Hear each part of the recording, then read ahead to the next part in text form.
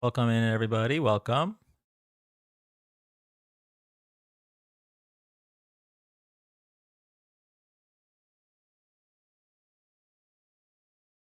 Welcome, welcome, welcome.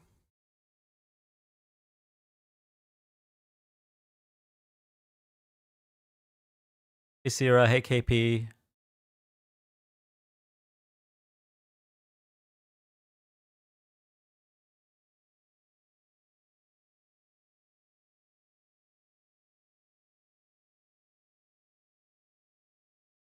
Everybody. Hey, Dave. Hey, Sid. Hey, Cola. Hey, Whitney. Hey, Melissa.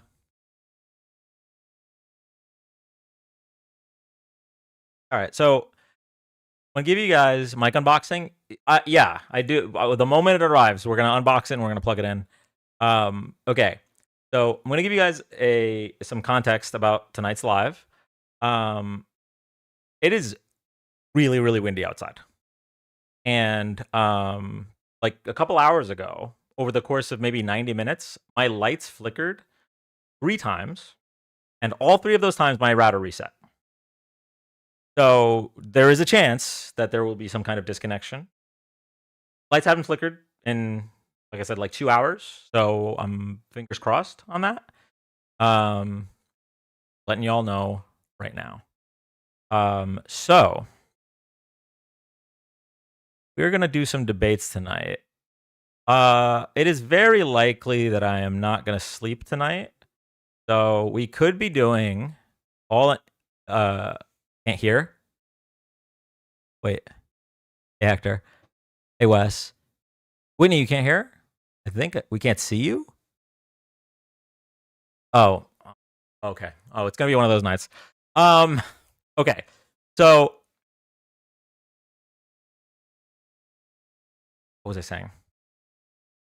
It could be that all in the course of this one live, we do debates, we unbox the new mic, we go over the Trump files, and we debut the Isaiah Jubilee video.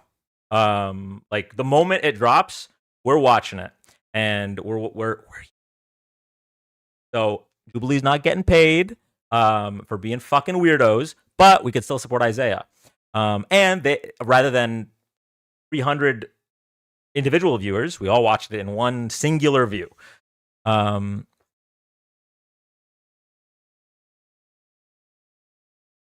ho, Mac. Okay, now, so what we're gonna do is we are going to bring up. Did you cover Isaiah owing 200K? No, I don't know anything about that. Hey, Kit. Hey, everybody. Will not last long this evening. No problem, Mac. There is a strong possibility. I'm not saying for sure. But there's a strong possibility that I'm going to be live until you arrive here.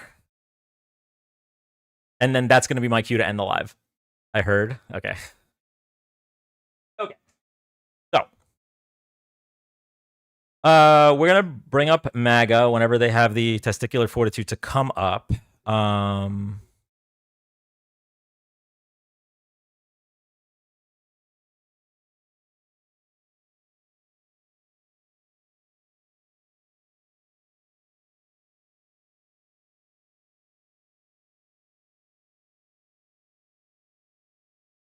West 2.0. West 2.0. What's your official main account? Because like I feel like I see the 4.0 more than the other ones. Did someone say they are peeing? I don't know. I couldn't hear them. Okay. Oh, no, wait, I'm peeing. I'm sorry. You're good. It's all good. I'm peeing. 2.0 is the main. Okay. They're there. I'm peeing. Yeah. I'm sorry. I'm peeing. Okay. I'm peeing. I can't stop peeing. Can't stop. I'm so sorry. I'm winning myself. Thank you so much, Shauna. I lost OG one of all my followers. Damn. I don't know if I, to be honest, I don't know if I ever followed the OG one. Okay. We're going to get started. Here we go. Nothing bad can happen. It can only good happen.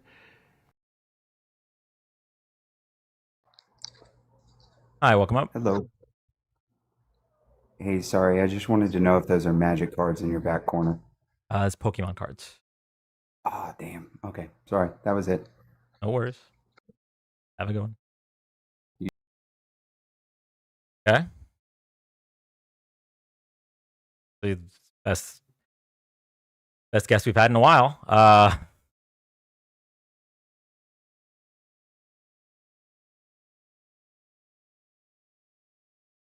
Valid question. Yeah, that's fair. MAGA. Hey, Erica. So you know how like these say don't put them in your ear, but like everyone does it.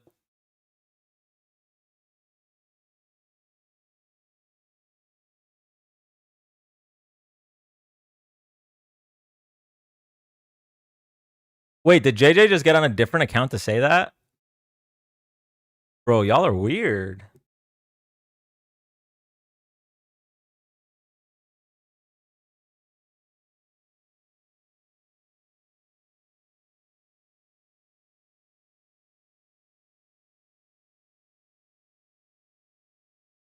MAGA voted for the Nussy. Have you read the immigration judge's report releasing the 5-year-old and his dad? Read it. Oh, yes, we are reading that tonight. Hi, welcome up. Hey, how's it going? I got invited to come up. What were you saying in chat? I was saying Isaiah Martin, 200K fraud. Do a. Did you hear about that? One of your boys. I hadn't heard about it until just moments ago. Are you like against fraud? An anti-fraud advocate? Well, I think that's kind of effed up, man, because he puts up a front on TikTok thinking he's the second coming, and it looks like that he does those kind of things. Okay, well, I just Googled it, and it looks like this was there was a lawsuit filed 10 months ago. Is that what you're talking about? I think it was maybe that. Yeah. Hey, Erica. Hi, Dan. Oh yeah, Erica was the one that told me to shut up. I am the one that told you to shut up. Oh, Erica, can you raise your volume? Oh, sure. Oh, that's way better. I don't know. I feel like I'm far. Is that better? Yeah. Okay, fantastic. Careful, Dan. King slurs. Is that true, King? Oh man, no, I'm way past that point. I don't slur. I just came up here to tell the truth. I was invited up to say, hey man, Isaiah Martin, one of your boys, looks like he's equally as political as all the politicians in the world, just taking money from the people. Would you so the lawsuit hasn't actually amounted to anything, right? I don't think so. I think they're continually the involvement. Okay. So would you say when someone gets sued for something, that means they're most likely guilty? I mean, yeah, if someone sues you, they're actually going through the work and effort and paying all the money to actually sue you. So it looks like something is Okay. up. So all those lawsuits about Donald Trump Oh, now sexual we're assault. putting it now. Okay, here's the pivot to Donald Trump. I just wanted to say about your boy Isaiah. Well, no, Martin, I just wanted to make sure that you were being logically consistent. Like you're Well, I bringing mean, up. I'm not talking about Donald Trump. I'm talking about Isaiah Martin. Yeah, no, I heard you. That's right. So What do the you think lawsuit was about filed that? 10 months ago. It sounds like you have a big you're a big proponent of rooting out fraud, right? So I'm just curious if you feel the same way about president. Like, do you hold a TikToker to a higher standard than the president of the United States? I'm just curious. No, I don't hold anyone to a higher standard than just who you are as a person, as a character trait. And it looks like Isaiah Martin fails to have that character trait Because he was sued?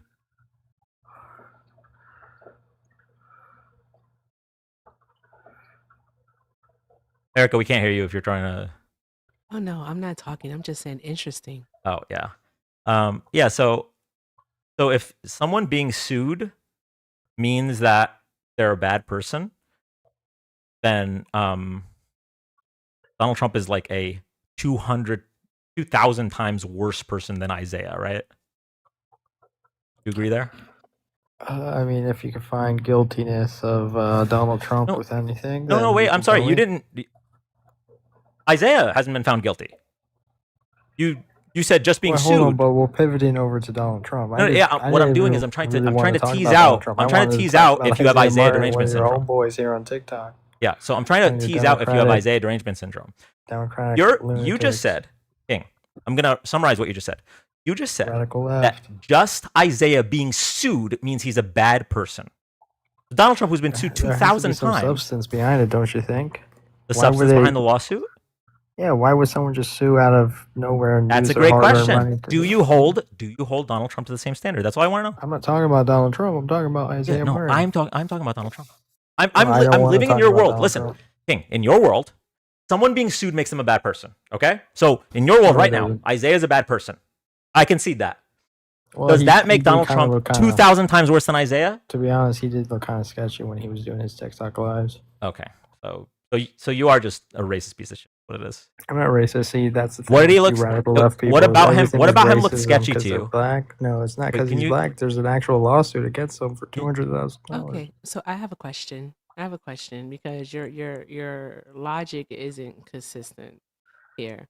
So what you're saying is that, all right, Isaiah's a bad person because he's been sued, is what you're saying. But you're not willing to say that Trump is a bad person because he's been sued multiple I times. don't know why you guys keep but bringing not up hold Trump. on one moment. I'm so sorry. I'm I not think talking we're about bringing up Trump. Trump because you're a Trump supporter. All right. And And you're still so, I'm not supporting talking Donald about Trump. Trump. Not talking And it's about not Trump. that Donald Trump has been sued. Donald Trump's been found liable for fraud. Okay. He's also been found guilty of fraud. Here it So comes. he Comes back. has, I'm so sorry. You have awful background noise. Like, put the bag of chips away. Thank you. Okay. I think What I was saying was- I don't think it was a bag of chips, Erica. I think he was literally emulating his daddy. Oh, he was doing that? Oh, okay, that makes sense. Yikes. But he was found liable in a civil court by a judge for fraud. All right. In the civil fraud case in New York, we know about that, where he lied about the money for his charity along with his adult sons. And then we know that he falsified business records 34 different times, which is an act of fraud because fraud is basically lying. Okay. But you still support Donald Trump, yet you're bringing up Isaiah, an allegation against Isaiah as if it's fact. But we have fact that Donald Trump did lie and Donald Trump is a fraud. Yet somehow, some way, Donald Trump is still a good person to you. Make it make sense, E. If this comes out true to be Isaiah Martin, would you classify Isaiah Martin the same thing as Donald Trump is? I'm not going to deal in your hypothetical. I want you to answer my Interesting. question. Make Okay. it make sense. Wait, You I'll don't deal wanna with deal it. with No, the you know what? color. I'll answer wanna that. So deal if it Go ahead. turns out that Isaiah defrauded someone for $200,000, I would 100% call him out. However, just to be clear, he still wouldn't have been found civilly liable for sexual assault, which personally I think is worse. Okay, well. if Okay, you so think that's now that worse, I've answered your hypothetical, you haven't done it this whole time because you're too much of a pussy to do so. I've answered your hypothetical. Can you answer? okay. Can you answer the reality that we're living in? No, if- I'm not going to answer any of your Yeah, because questions. you're a bitch. You're Yeah. you are. the Big thing one. is, you're submissive to your male authority figure. That's what it is. Donald Trump, No, I'm loyal. I'm You are not submissive. I'm loyal. Yeah, you're definitely submissive, bruh. Here's the thing, You're man. definitely If you submissive. you ever had like true You one cower. You cower and you bow down, all right, to Donald Trump. All right. Oh, man. Being loyal to someone does not mean that you don't call them out. You're I call literally him out. submissive. No, I call him out, but I'm gonna stand You by don't his call side. him out. Yeah, I You do. don't call him out because you wouldn't say whether or not, all right, him being found liable and guilty of fraud makes him a bad person. Yet you're saying that an allegation makes someone a bad person. Make it make sense.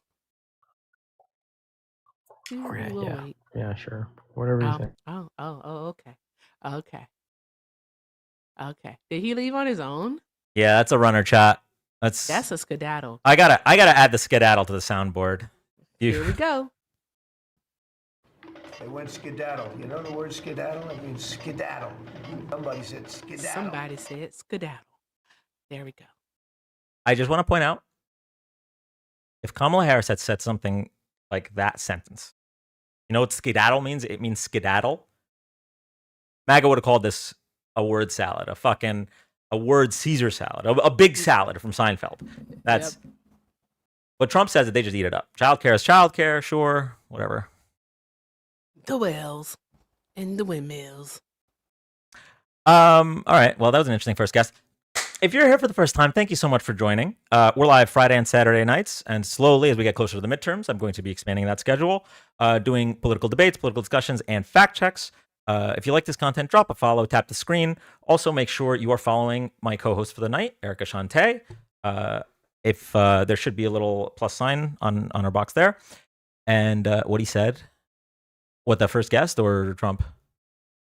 Basically, Trump was trying to explain that the word skedaddle means skedaddle because someone says skedaddle. Someone said that Trump's fraud case was thrown out. I'm trying to find a comment so I can invite them because no, it wasn't.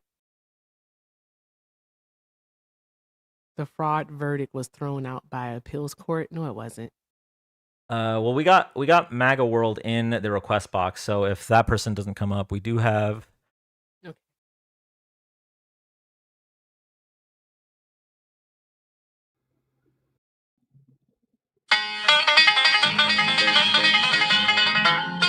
Wait, this guy was on Montana's live. Yeah, I know. That's what I figured. That's what they're gonna do. Like this is literally when he started playing that and she started dancing. This is when I said I said it feels like this. I feel like I'm at a zoo. Like this is just y'all live like this. Like this, is, and then fact still matter said the host dancing looks like ice cubes in a blender. Looks like ice cubes in a blender is wicked. Oh my god! I make money from Montana. I believe you. I believe you. I mean, Montana is a grifter. I read in her chat that she's being paid by the DNC and George Soros. Believe it or not, she's actually a psyop. I saw the check. Yeah. What did I say? I said, "Are we at the rodeo? Am I about to round you clowns up? What are we doing?" Good night, Mac. Good night, Mac. Trump has made me so much money. I own the left. You guys are weak. Can you come up and explain that? Maybe I'm wrong. Maybe I should be making money too. I feel like there's so many like Trump supporters in the chat, but they never request up. Because they're pussies. That's all there is to it. Tap the screen, y'all. Okay, while we wait for one of these Trump supporters to develop enough cognitive function to find the request button, we are going to. Oh, here we go.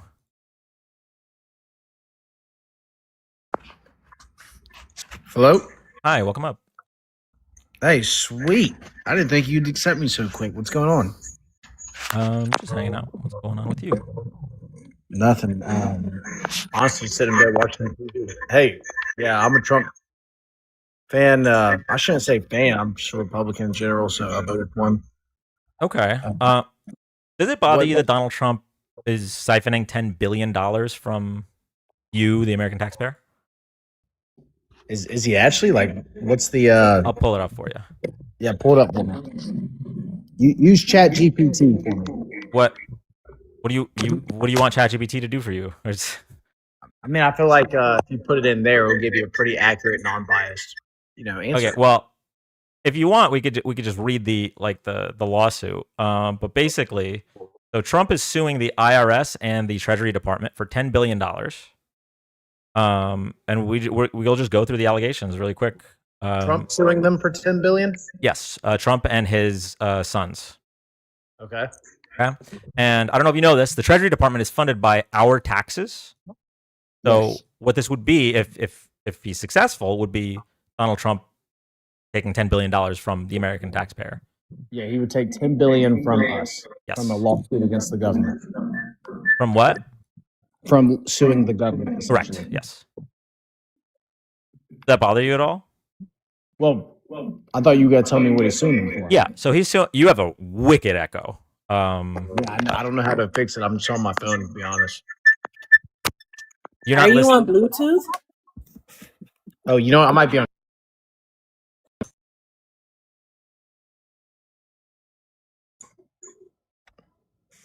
That fix it? Nope. Wait, that sounds a little better. Talk. Say something. Hello? Oh no, it's not better.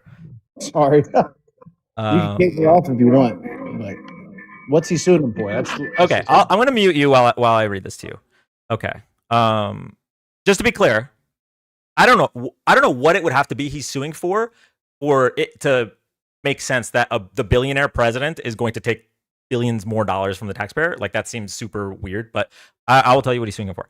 So, U.S. President Donald Trump and his two sons have filed a $10 billion lawsuit against the federal government over leaks of their business and personal tax returns.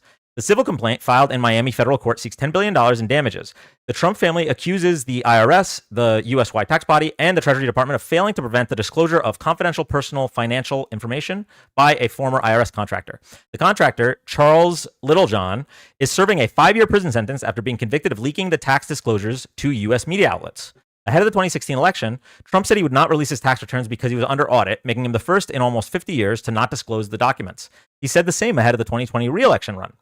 But then, in September 2020, just before the November election, the New York Times published an extensive report on Trump's tax returns, revealing he only paid $750 in federal income taxes the year he won the presidency, and no taxes at all in 10 of the previous 15 years. 2 years later, in 2022, Trump released the documents himself. The lawsuit states that both the IRS and the Treasury Department had a duty to safeguard and protect such disclosures from being shared publicly, but failed to take such mandatory precautions. Trump, his sons, Donald Jr., Eric Trump, and the Trump organization said in the lawsuit that they suffered reputational and financial harm, along with public embarrassment from the leaks to New York Times and ProPublica, which unfairly tarnished their business reputations. I don't know why your tax records would tarnish your business reputation. That's weird. Portrayed them in a false light and negatively affected their public standing, according to the filings. No wonder he doesn't want to release the Epstein files. It sounds like he just doesn't want any information out there, because it's not like they doctored his tax records. Don't get me wrong. He was wronged by them being leaked, just as any American citizen would be wronged. But I don't know why you would think that just your tax records being leaked would lead to reputational harm, unless your tax records showed something that would be harmful reputationally. But anyway, Littlejohn pleaded guilty in 2023 to stealing tax data from Trump and thousands of wealthy Americans while working as a contractor for the IRS. In 2024, he was sentenced to 5 years in prison. The lawsuit accuses him of weaponizing his access to unmasked taxpayer data to further his own personal political agenda, believing that he was above the law. Littlejohn committed these crimes because he considered President Trump to be dangerous and a threat to democracy, and that disclosure was, in Littlejohn's view, necessary due to political norms, the lawsuit says. So weird that the civil lawsuit wouldn't be against Littlejohn, right? The person who did this. Instead, he's going to sue the U.S. taxpayer. When asked in the deposition if Littlejohn was looking to cause some kind of harm to Trump, he said, less about harm, more about a statement. I mean, there's little harm that can actually be done to him. I think he's shown remarkable resilience. True. Trump resigned from his namesake company and hundreds of affiliate entities in 2017 before taking office in his first term. Okay, so. All right, so yeah, 10 billion is ridiculous for that, because you know that's not worth 10 billion. But he was wronged. He does have the right to sue. 5 years probably isn't big enough punishment for a leak of that scale. The IRS should be held more accountable. I don't think 10 billion is the right number, but I do think he should sue them. It just sucks. Okay. Sucks that we have to fund it. But why do we have to fund it? Isn't his whole thing that he's a billionaire and he can't be bought, and like, I donate my salary, my $400K, right? Yeah. So shouldn't you just be upset, even if he is wrong? And I'm telling you, as a U.S. citizen, you are wronged if your tax records are leaked. Why would you be cool with? He's a billionaire. Why does he need the money? Why would he take it from the U.S. taxpayer? I guess you can just, capitalism, you can never have too much money in theory. And you're okay with that? With him being a little greedy? With him suing a little greedy. Okay, very greedy. Yeah, 10 billion, Okay, extremely greedy. Yeah, are you okay with that? I'm not okay with the 10 billion, but I'm okay with him suing the IRS. Okay, so you're okay with with him putting his hand in your pocket just a little bit. I guess, yeah, he was wronged. He has the right. I'm not saying he should win it, but if the evidence backs his supported claim and he was wronged and we owe him money, that's just how it is. Well, okay. I mean, I think I don't so you agree. I mean, so you agree with the caption then, right? That I'm submissive? I mean, you're submissive to a male authority figure. You're just like, yeah, go ahead. Take my money. The judicial system of, someone broke the law, so other people have to pay for it, right? By submissive, you just mean like I agree with Trump, so that's being submissive, just agreeing with him? No. You are submitting yourself to him. He's unfairly trying to take your taxpayer dollars and put it in his bank account, and you're just fine with it. Like, you should be upset. If he didn't win the case yet, did he? No, he just filed it like a day or so ago. If he wins $10 billion, do you understand that is going to be us paying the president? You do understand that, right? Like, why is the president, who's already a billionaire, filing a frivolous lawsuit against the United States taxpayer? That doesn't make sense. I get you. Get it? I agree with you. If he won 10 billion from this, I would be upset. Very. If he won like 2 million from it, it's probably deserved. But 10 billion would be an outrageous amount to pay him for one guy leaking his stuff. He could have sued for whatever amount, or even he can even sue for some kind of injunctive relief. He doesn't need to sue for $10 billion. I agree with you. Am I still? How did you feel? I have a question for you. All right. What's up? All right. How did you feel in his first term when he didn't take his $400K a year salary as president? When he donated it? Yeah. I mean, I think he did that more so as a joke because he knows his net worth is so far over 400K, it doesn't even matter to him. So that doesn't even matter to him. So he did it as a joke. But yeah, Donald Trump's not okay. I mean, we can all admit he's not a good guy, right? You support not a good guy. So what are we doing here? What does that say about you? I'm saying, he's ended a lot of wars. He keeps us out of wars. He hasn't ended a lot of wars. Keeps us out of wars, bro. We're about to go to war with Iran. It hasn't happened yet. Have fun, Dan. I gotta eat food. This is crazy. He almost got a Nobel Peace Prize. Almost. I do mean this with a lot of disrespect. Dan, they are cucks. Yeah. They really are. It's wild.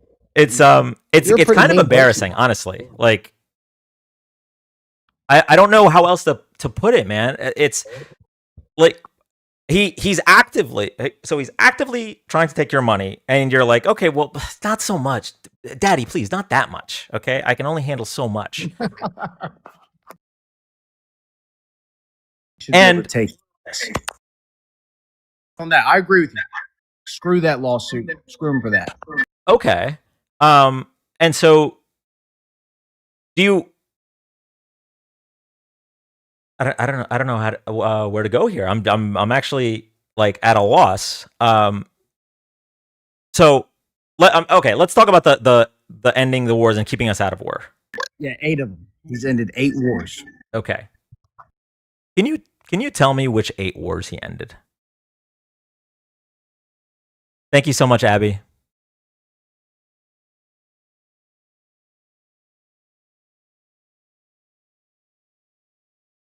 You still there? Hello? Hello?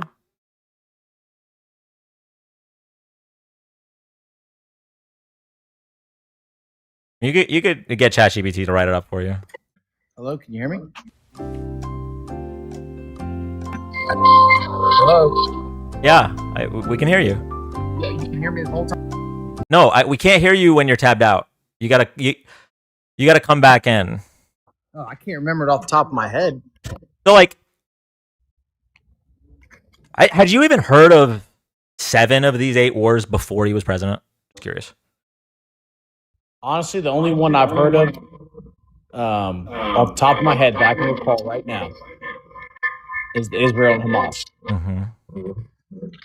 And how did he end that? He got them to agree a ceasefire for a small, very period of time. So the war isn't ended then, right? It started back up. Right. So he didn't end that war. Correct. He just ended it for a small period of time. Okay. So we just count those now? Like, we can count it. He ended it for a small period of time. Let's just count that. okay. That? He also promised to end the Russia-Ukraine war on day 1, and he failed. Yeah.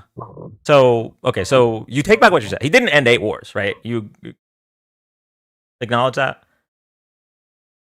Maybe he got some type of ceasefire in the 8 for a small period of time, but in some way, shape, or form, he does have a right to claim he paused 8 wars. How about that? Man, you are working it for him. You're busting it open for this man. It is wild. Let's say he has chain up, mommy, let it roll. Let's say he has pop, lock it, drop it for me, baby. We can go. You are fucking twerking hard for Donald Trump. All right, let me try and dial it back. Shoot that ass up. Let's say he hasn't ended any wars, right? Mm-hmm. Let's say I made the wrong vote by voting for him. Mm-hmm. Why should I have voted Kamala instead of him? So Kamala Harris had, I'm just going to go through some of my main reasons. So Kamala Harris had 4 separate policies for lowering the cost of living in this country. She had an 82-page policy document just about the economy. Trump's whole policy was 14 pages. But the 4 policies that she laid out was incentivizing the construction of 3 million new homes, which would increase the supply, reducing the overall cost. Policy number 2 would be to outlaw the use of predatory. I'm just going to mute you because of the feedback, but you can unmute when you want to respond. Policy number 2 is to outlaw predatory apps that use AI that slumlords and landlords use to absolutely maximize the amount of rent they can charge. Like, it literally analyzes all of the rents in a given area, and it says this is the absolute maximum amount you can charge before they're forced to leave. So she was going to outlaw the use of those predatory apps. She was also going to reinstate a rule that the Trump administration in his first term had peeled out of the Dodd-Frank Act, which would have made it so that companies like BlackRock and other investment firms had a waiting period before they could purchase single-family homes. And then she was also going to provide down payment assistance for first-time home buyers. So 4 separate policies to increase the cost or to decrease the cost of living. Donald Trump had 0, nothing, just a tumbleweed going across the Wild West. I like all those policies. Those sounded very good. And BlackRock's a big problem. Mm-hmm. So get rid of this guy. I'm sorry. I'm sorry. Going back on me. I thought I was on mute. Sorry, my bad. You're fine. Anyway, okay, so I'm trying to change my opinion. I say we let him, do his work. He knows his stuff. I'm trying to listen to him. Change your opinion. He's doing a good job so far. Okay, now personally, so I had 3 main reasons. I'm going to give you my 3 main reasons. For like I personally think Kamala versus Trump was like the easiest decision in my political lifetime. Like, it was easier than Trump versus Hillary. It was easier. Like, there's 3 main reasons. The first reason is policy. I just gave you one example, but there's a ton of examples where his policies were just super vague, right? Like, he had bullet points on his website. One of them was end inflation, One of them was we're going to make America great again. Okay, so that's not a policy, thanks. Like, it was 20 bullet points. Like I said, she had 82 pages just for the economy. And then the rest of her website was dedicated to other policies. So policy, she blew him out of the water. That's number 1. Number 2 is democracy. Personally, I don't know how any patriot can vote for Donald Trump after January 6th. And when I say that, I'm not even talking about the riot at the Capitol. I'm talking about the lead up to the riot, where him and his lawyers gathered fake electors so that he could try to pressure Mike Pence to either select the fake electors or send it back to the states because, oh no, there's too many electors, so we'll have the states do it, which would have essentially ended 248 years of democracy in this country because the loser of the election would have 244 years at the time. The loser of the election would have remained in power. Now, God bless Mike Pence. I disagree with him politically, but he followed the Constitution. He said it himself. He said the president wanted me to put him above the Constitution. And yeah, Kamala Harris would never do anything like that. Hell, most Republicans wouldn't do anything like that. And so that, to me, is like a no-brainer. So that's two. It's policy, democracy, and then the third one is character. Donald Trump was found civilly liable for sexually assaulting a woman. That, for me, is a non-starter for a candidate. Like, if you sexually assaulted someone, I'm not voting for you, Democrat or Republican. Not to mention the fraud lawsuit. Like, they defrauded a children's charity because they spent money buying like portraits of themselves. Like, it's the amount of when he sexualizes children. Like, he saw a 10-year-old girl and said, "Oh, I'm going to be dating her in 10 years." He sexualized his daughter, saying like, "Oh, if she wasn't my daughter, perhaps I'd be dating her." When he brags about not only the grab him by the pussy thing, but he was bragging about being able to walk into Miss Teen USA pageant changing rooms when they were half naked because he owned the place. Like this is stuff where it's a non-starter, even if you had good policy. Turn off the lights. Turn off the lights. Thank you so much. I don't know who sent that, but thank you. I'll see it in a second. Thank you, Shauna. Thank you, Shauna. Yeah, so like for me, it's threefold. It's policy, democracy, and character. And I think she trumps him, pun intended, on all three. Yeah, man. I hate to say this because I don't like to admit when I'm wrong, but I think big reason why I voted for Trump was just, selfishly, I was hoping the economy would go back to the way it used to be. I make a lot better money now than I used to. I work at the railroad. Now that you mentioned Kamala Harris's, BlackRock policy, I didn't know. I didn't know she had any to eliminate BlackRock. That's the main thing that's harming us from buying homes in America. Well, obviously, it didn't say BlackRock specifically. It said private equity, but that right. BlackRock is the biggest culprit. Yep. I'm sorry, man. You're right. I messed up. Sorry. I should have done more research. Chat, I don't know what universe we're in right now. I don't think I've heard a Trump supporter say that in like 8 months. So, listen.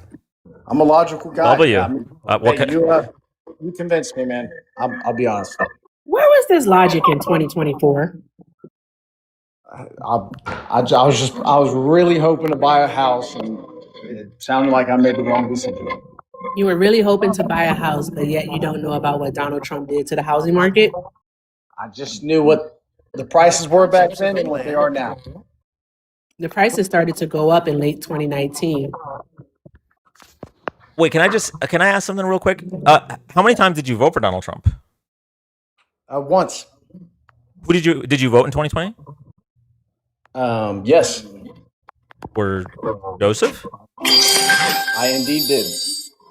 I am a Republican, but Trump, like you said with the character, I kind of knew he didn't have the best character, and I thought it might be better if someone else was representing the country. Okay. Who did he vote for in 2016? I could not vote in 2016. I turned 18 in 2017. Okay. I'm trying to give more of the benefit of the doubt lately, Erica. Okay. And I know maybe I shouldn't. Maybe I shouldn't. Okay. But if someone was a child in 2016, right? 17 years old, but yeah, okay. Yeah, I mean, I would still consider, you're a teenager, but I suppose I can see how, I'm just frustrated you didn't just go to her website, because this was laid out on her website, policy wise. So that's frustrating to me, but I can see, I guess, how if you were 17 in 2016, Megyn Kelly wouldn't. Jesus, I know exactly what you're talking about. I guess I can see it. as long as you listen, I appreciate you you did something that a lot of men cannot do, which is admit when they're wrong. And the fact that you did that makes me feel warm and fuzzy on the inside. So, Erica, do you have any? Hey man, you definitely convinced me. I probably made the wrong vote this past election, unless something crazy happens to the economy. I agree with you now, man, and maybe I guess you could get someone else on the live and try and convince them now. Thank y'all for your time. Thank you. Y'all have a good one. You too.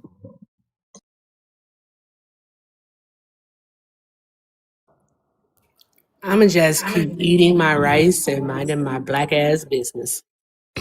That's what I'm gonna do. Cause never mind. You know what? W's Dan. W Dan. W's for Dan, y'all. I can hear in your voice the side eye. You can hear it? Yeah, You hear it? Okay. Okay. All right. All right. You know what? I'm curious. We got 550 people. We're gonna put it up to a vote. Okay, we're gonna put it up to a vote. Did the last guest genuinely just change their mind, or are they being disingenuous? Laughing emoji for they genuinely changed their mind, and Dan's changing the world. Crying emoji for it's hopeless. MAGA are not changing their mind. That was disingenuous. He wanted to save face from twerking on it earlier in the conversation.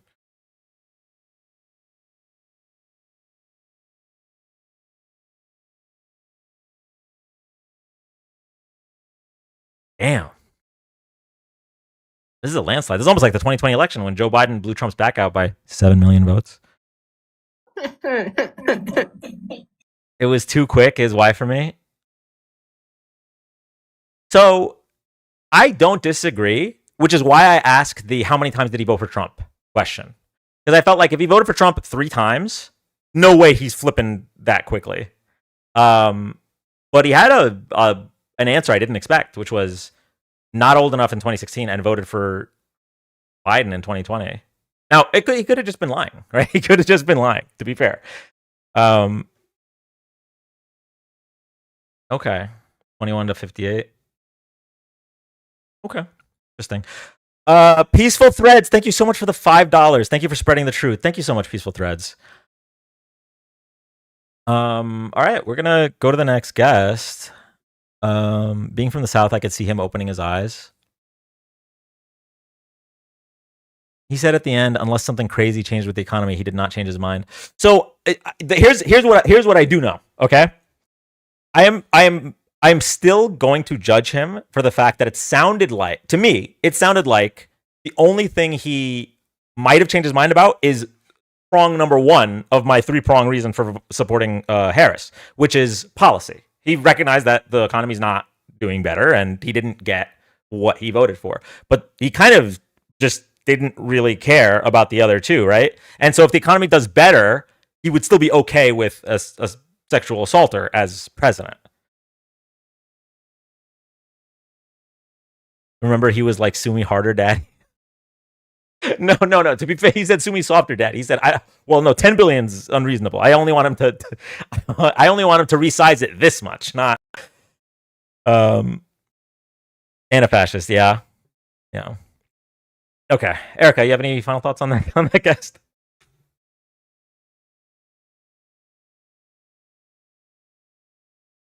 Nope.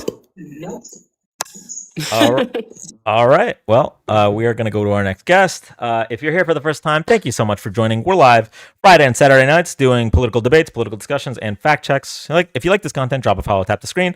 Also, we are going to be debuting Isaiah Martin's appearance on Jubilee pretty much when it drops. I'm probably going to be live all night. So the moment it drops, we're going to watch it and break it down, et cetera, et cetera. So if you don't want to miss that, make sure you're following. Did you look into the AI thing Santana brought up? Nope, I completely forgot about it the moment I left that live. I will. All right, here we go. Next guest. It is super windy outside, by the way, chat. So if it gets DC'd for either temporarily or permanently, that is why. Why couldn't Kamala and Biden release the files? Great question. There was an open investigation at the time. Additionally, it's not up to Biden; it's up to his DOJ. Presidents that aren't named Donald Trump generally have a separation between their Department of Justice and the executive office. That's why Merrick Garland took so fucking long. You are so nice. That's why that was a great question. You know what? Going to argue with the comments. Get in the box. Get in the box. I'm sorry. I am being a little too nice today. I don't know. I think I'm just in a good mood. We should. I'm so happy you're in a good mood. Get in the box.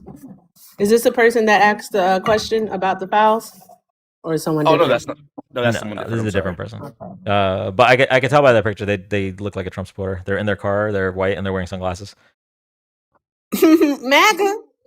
Oh, I'm a crayon. All right, not color-wise. No, I was actually confused though, because the last guy, he was on the railroad, and am I echoing too? No, you're good. If you hear an echo, it's actually a TikTok problem. I will mute myself, and that should fix the echo for you. You're good. It's not too bad at all. Okay. The railroad, he actually reinvested $2.4 billion from the canceled Right Road project into the actual other railroad projects to help fund it and provide. Trump did that? To provide in his administration. Which bill? I don't know the exact bill. I was just reading up on it while he was talking. Sure, it's not the American Rescue Plan, because I'm not sure. I know it was the California High Speed Rail. That's what he terminated from the $4 billion in federal funding for the project. Train to Nowhere, which he labeled Train to Nowhere. Okay, let me let me look into that, because lately I've been seeing a whole lot of Trump and his administration taking credit for bills passed by Biden and Congress. So, for example, the American Rescue Plan, the infrastructure bill, these are things that are now taking effect, and they just take credit for it. So, Train to Nowhere. Let's look this up. Do you know anything about this, Erica? I know he averted some strikes to. I'm sorry, my mom called. Sorry, for the Long Island Railroad. Oh, wait. In July 2025, the Trump administration officially terminated $4 billion in federal funding for California's high-speed rail. That's what you're saying. It's good that he terminated it? And then he redistributed $2.4 billion from the canceled California project into the new National Railroad Partnership Program to benefit other states. Because it was taking so long to even get the light rail into any kind of actual breaking ground. Okay. I could be wrong. I mean, all right. So this is from the Department of Transportation. Treasury Secretary Sean Duffy today announced the Federal Railroad Administration terminated approximately $4 billion in unspent federal funding for California's high-speed rail boondoggle. After 16 years and roughly $15 billion spent, not one high-speed track has been laid in California. This is California's fault. Governor Gavin Newsom and complicit Democrats, blah, blah, blah. In addition to canceling the $4 billion in unspent federal funds, Secretary Duffy has directed the FRA to review other obligated and unobligated grants. Doesn't say anything about them redistributing these funds. Let's see if I can find the link. I could Google it, but I don't want to get cast out by chat for Googling the source. I mean, it kind of sounds to me like he was just punishing California. Like he's done this a lot. Whenever like a governor or a state pisses him off, like he'll just cancel funding. So he literally last month he vetoed a bipartisan bill. This is not something he does often. When Republicans voted for this, he vetoed a bipartisan bill that would have funded clean water infrastructure for Colorado because Colorado refused to release Tina Peters from prison.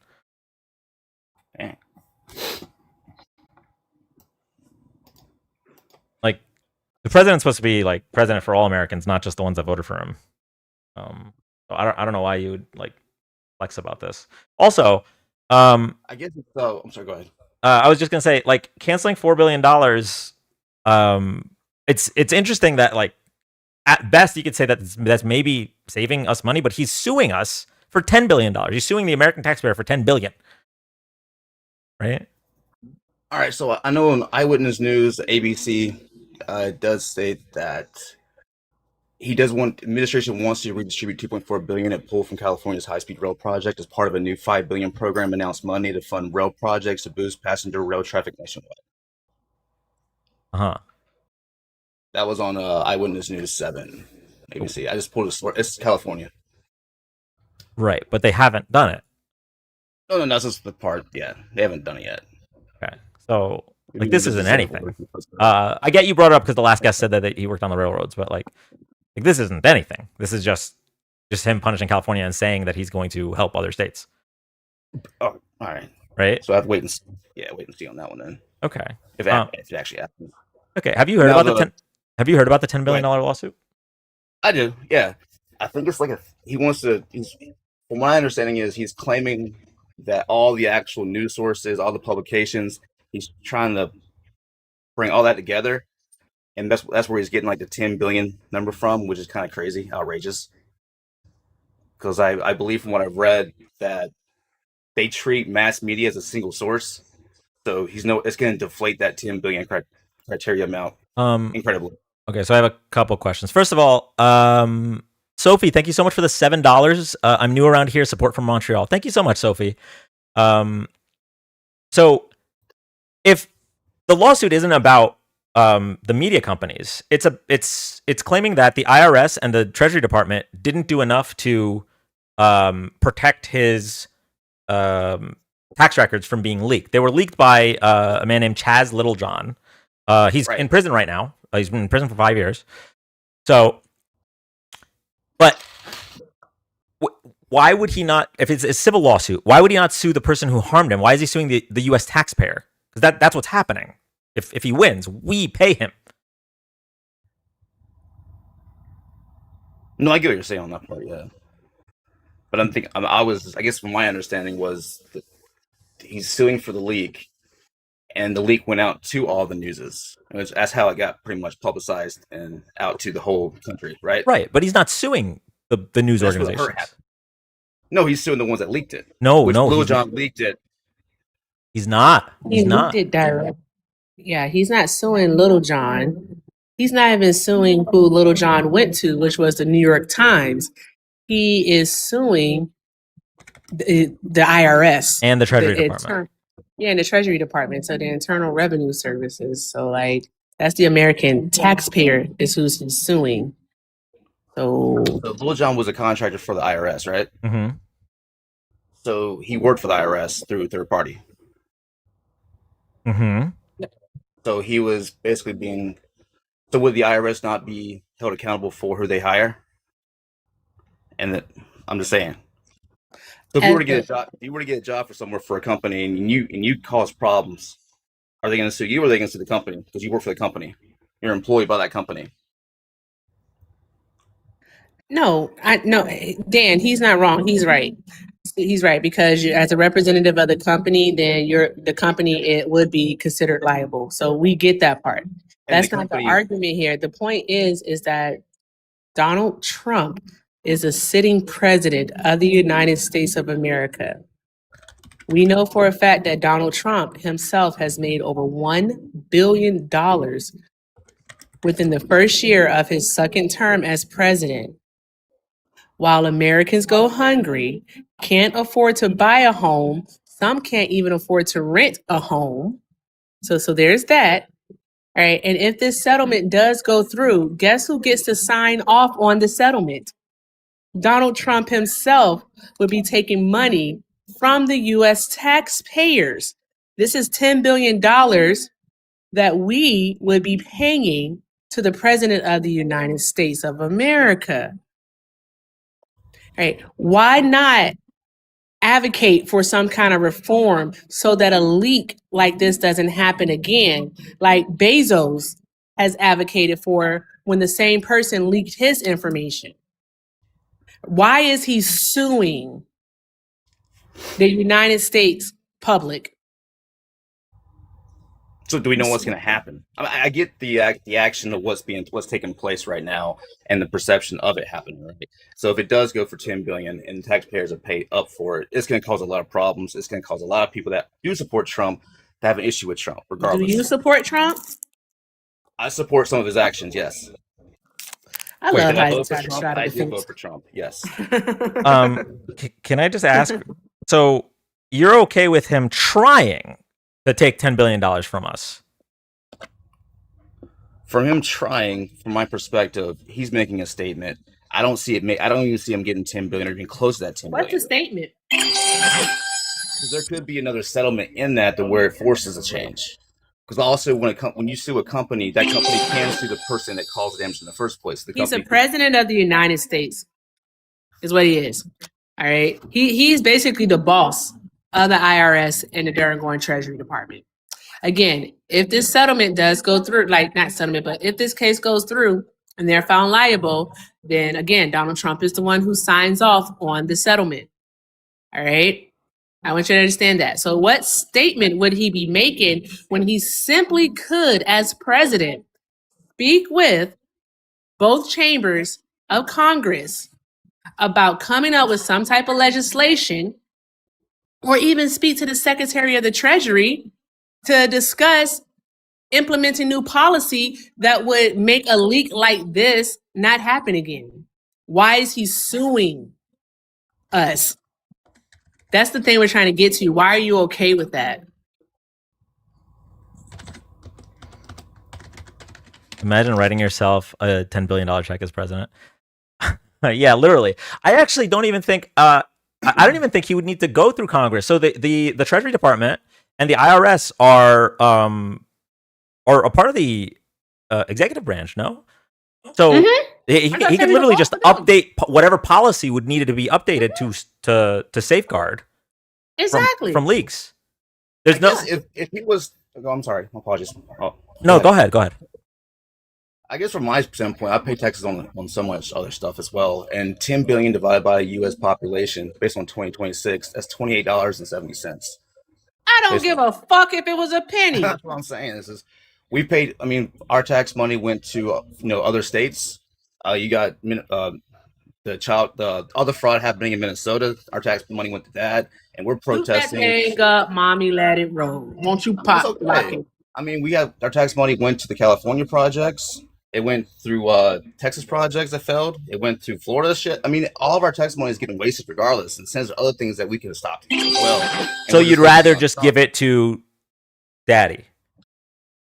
I'm not calling him daddy. That's well, I mean, it kind of sounds like you're proving the prompt when you defend him. Like, there's no reason. He's a billionaire, right? He claims that, I'm not doing this for the money. That's why I'm donating my presidential check. $400,000 a year. He donated in all of his first 4 years, and he said he's going to donate it in these 4 years as well. So just to be clear, as long as he's president for 25,000 years, then we'll recoup that 10 billion. So I just don't understand why you would be okay. You'd be like, okay, that's fine. The American taxpayer should pay him off $10 billion because of a statement or whatever. Like, you don't see how that's kind of like just submitting to his authority. Yes, here, your dad. They're like the class action lawsuits against major billion dollar corporations, and we all get $8 for it. The Treasury Department is not a corporation, big dog. No, I'm just making more examples in the sense when it comes to how you're dividing up the. But it's not analogous though. This is the federal government. All right. The federal government is not for profit. You do understand that government is not for profit, right? I do. So him suing, I don't know any other way to say it. He's not suing a business. He is suing the federal government, which he actually sits at the head of, because he's the president. And we pay the bill. That's what I'm trying to get you to understand, and you're okay with it. Bro did the math to figure out.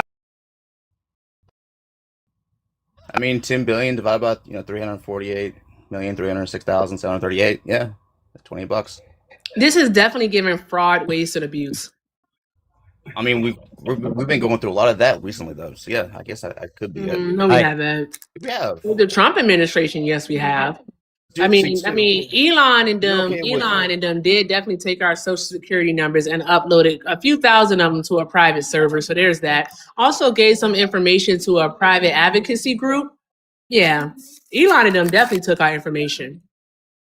I think we should sue. You could. Let's double sue them. Let's do that. For every person, man, woman, and child. I don't know. I didn't read what they brought the fraud, waste, and abuse. Yeah, literally. So, in terms of fraud, waste, and abuse, like they literally proved this whole Doge department proved no fraud. There's no one was indicted, no lawsuits. And in regards to waste, they actually had to spend extra taxpayer dollars rehiring people that they fired because they didn't think they needed them. Like, I don't get how you're just cool with. Okay, he's a billionaire, he's president, he can make it so that this doesn't happen again. So if it's not a statement, he just wants 10 billion of our dollars. It's only 28 from me. So okay, Mr. President, you can resize it this much, but just not this much. What are we doing here? Well, the 10 billion is going to be deflated quite a bit. I mean, that's well beyond his ability to get that much. He didn't have to sue for any dollars from the U.S. taxpayer. You know that, right? He did not have to. No, I understand. But if someone feels wrong, they feel wrong. I mean, I get your idea of his position. Fine. It could have been handled policy-wise, or at least, preventing it happening again, and call it fair. Yeah, I mean, given the guy who did it is in prison, right? He's serving a 5-year sentence. Like, what's the $10 billion in losses that happened? I want to know. That's what I'm saying. Because since he took presidency, he definitely got that golf course out there in what's that place called? Qatar. He got Qatar. He got the jet. He has the crypto. Dude, $1.4 billion is what he's made. I just want to know what money did he lose to be suing us for $10 billion? Well, Erica, the lawsuit explains it. It says that the release of his tax records caused him reputational damage because it revealed that he barely paid any taxes over the course of his presidency. So, just I want you to come reconcile with that for a second.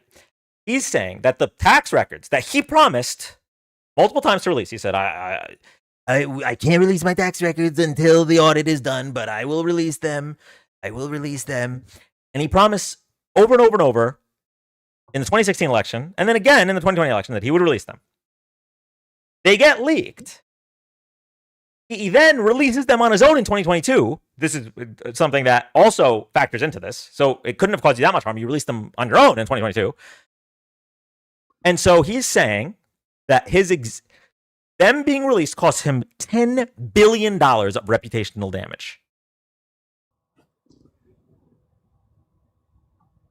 Bullshit. I think it's bullshit. I agree that number's bullshit. Any number is bullshit. He's the number president. Why does a billionaire need your dollars? Why? Like, why are you okay? You said it's $28. It's $28 per American is what you calculated, right? So that's the number you got. Okay.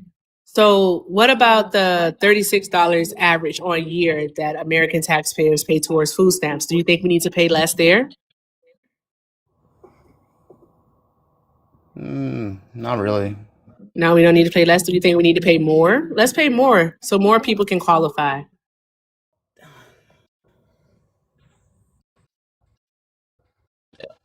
Also, I went ahead and double checked your math. It would be $60 for every U.S. taxpayer. 60. Yeah. $60 Trump tax. That's just $60. Yeah. You got to pay daddy.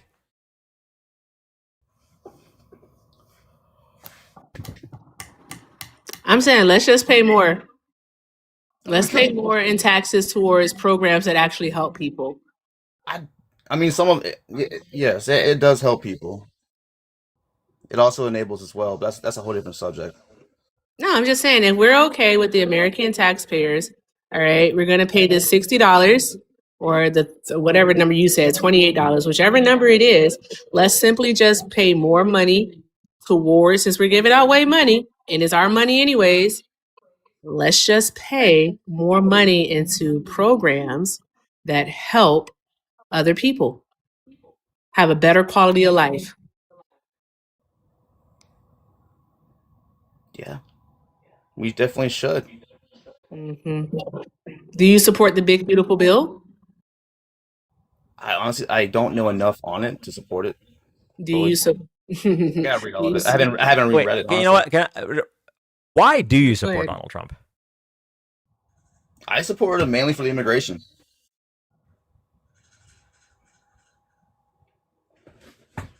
Okay. What about immigration do you agree with him on? I agree. I mean, when it comes to the deportation of illegal, when it comes to violent immigrants, Yeah, so violent strengthening up our border.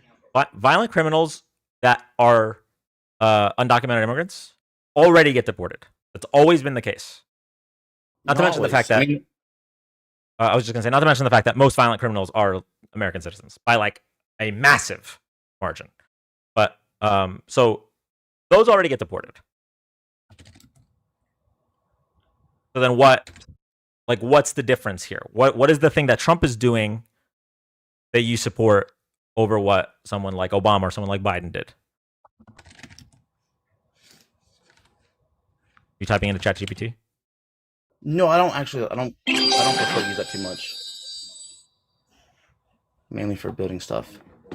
But no, I was just actually trying to Google it in the sense when you said that the immigrants that are already in jail automatically get deported. And they don't get re-released on bond or back in the streets. No, well, on bond means that they're not convicted. If you Right, but they get caught up in it because there have been plenty of cases. But I mean, I'm not sure. Have there been cases where the violent people that get locked up that are illegals get put back on the street and not deported? Okay, so if an illegal immigrant gets arrested and convicted of a violent crime, they do get deported. Okay. That's always been the case in every administration, Republican or Democrat. They're deported automatically. Yes, exactly. That gets broken down based on the city and state and where they are, and that actually gets followed through. You cannot hold someone indefinitely in jail. You can't hold them indefinitely. That's actually within the Constitution. Okay? You can't do it. So, if a person is charged with a crime, all right, they get their due process, they get to go before a court. If they are given a bond or a bond, actually, then if they can pay the bond, then they are released on bond until their court date. That's all that there is to it.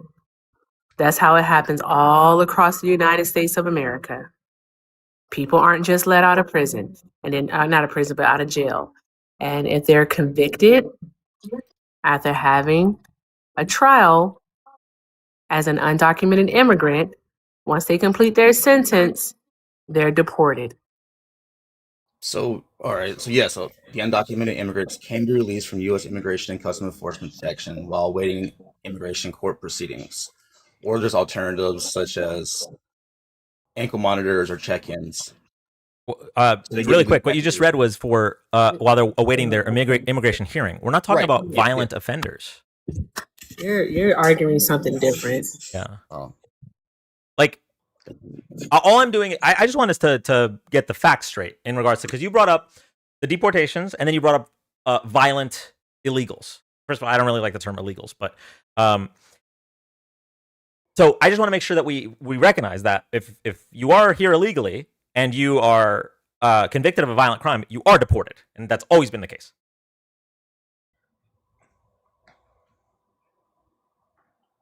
Can we agree to that? Yeah, I agree with that. Okay. So, what is Trump doing differently in regards to immigration over? So, what is the? Go ahead. I was gonna ask, what is the purpose of ICE then? What are they doing?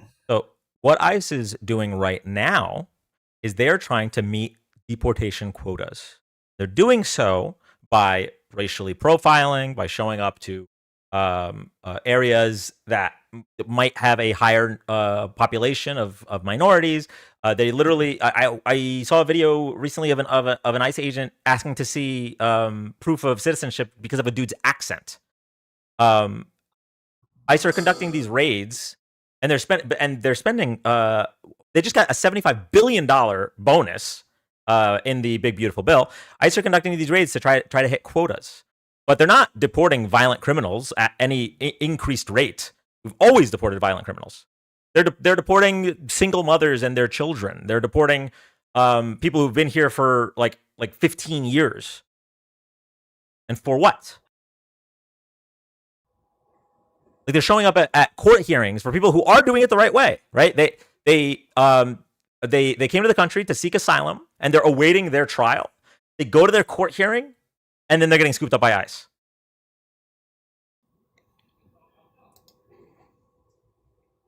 They're arresting people at their naturalization hearings and their green card interviews. These are people who are doing it the right way. That's what ICE is doing under this Trump administration. No, yeah, you're right. Yeah, he's going to provide $45 billion over 4 years to increase immigration detention capacity.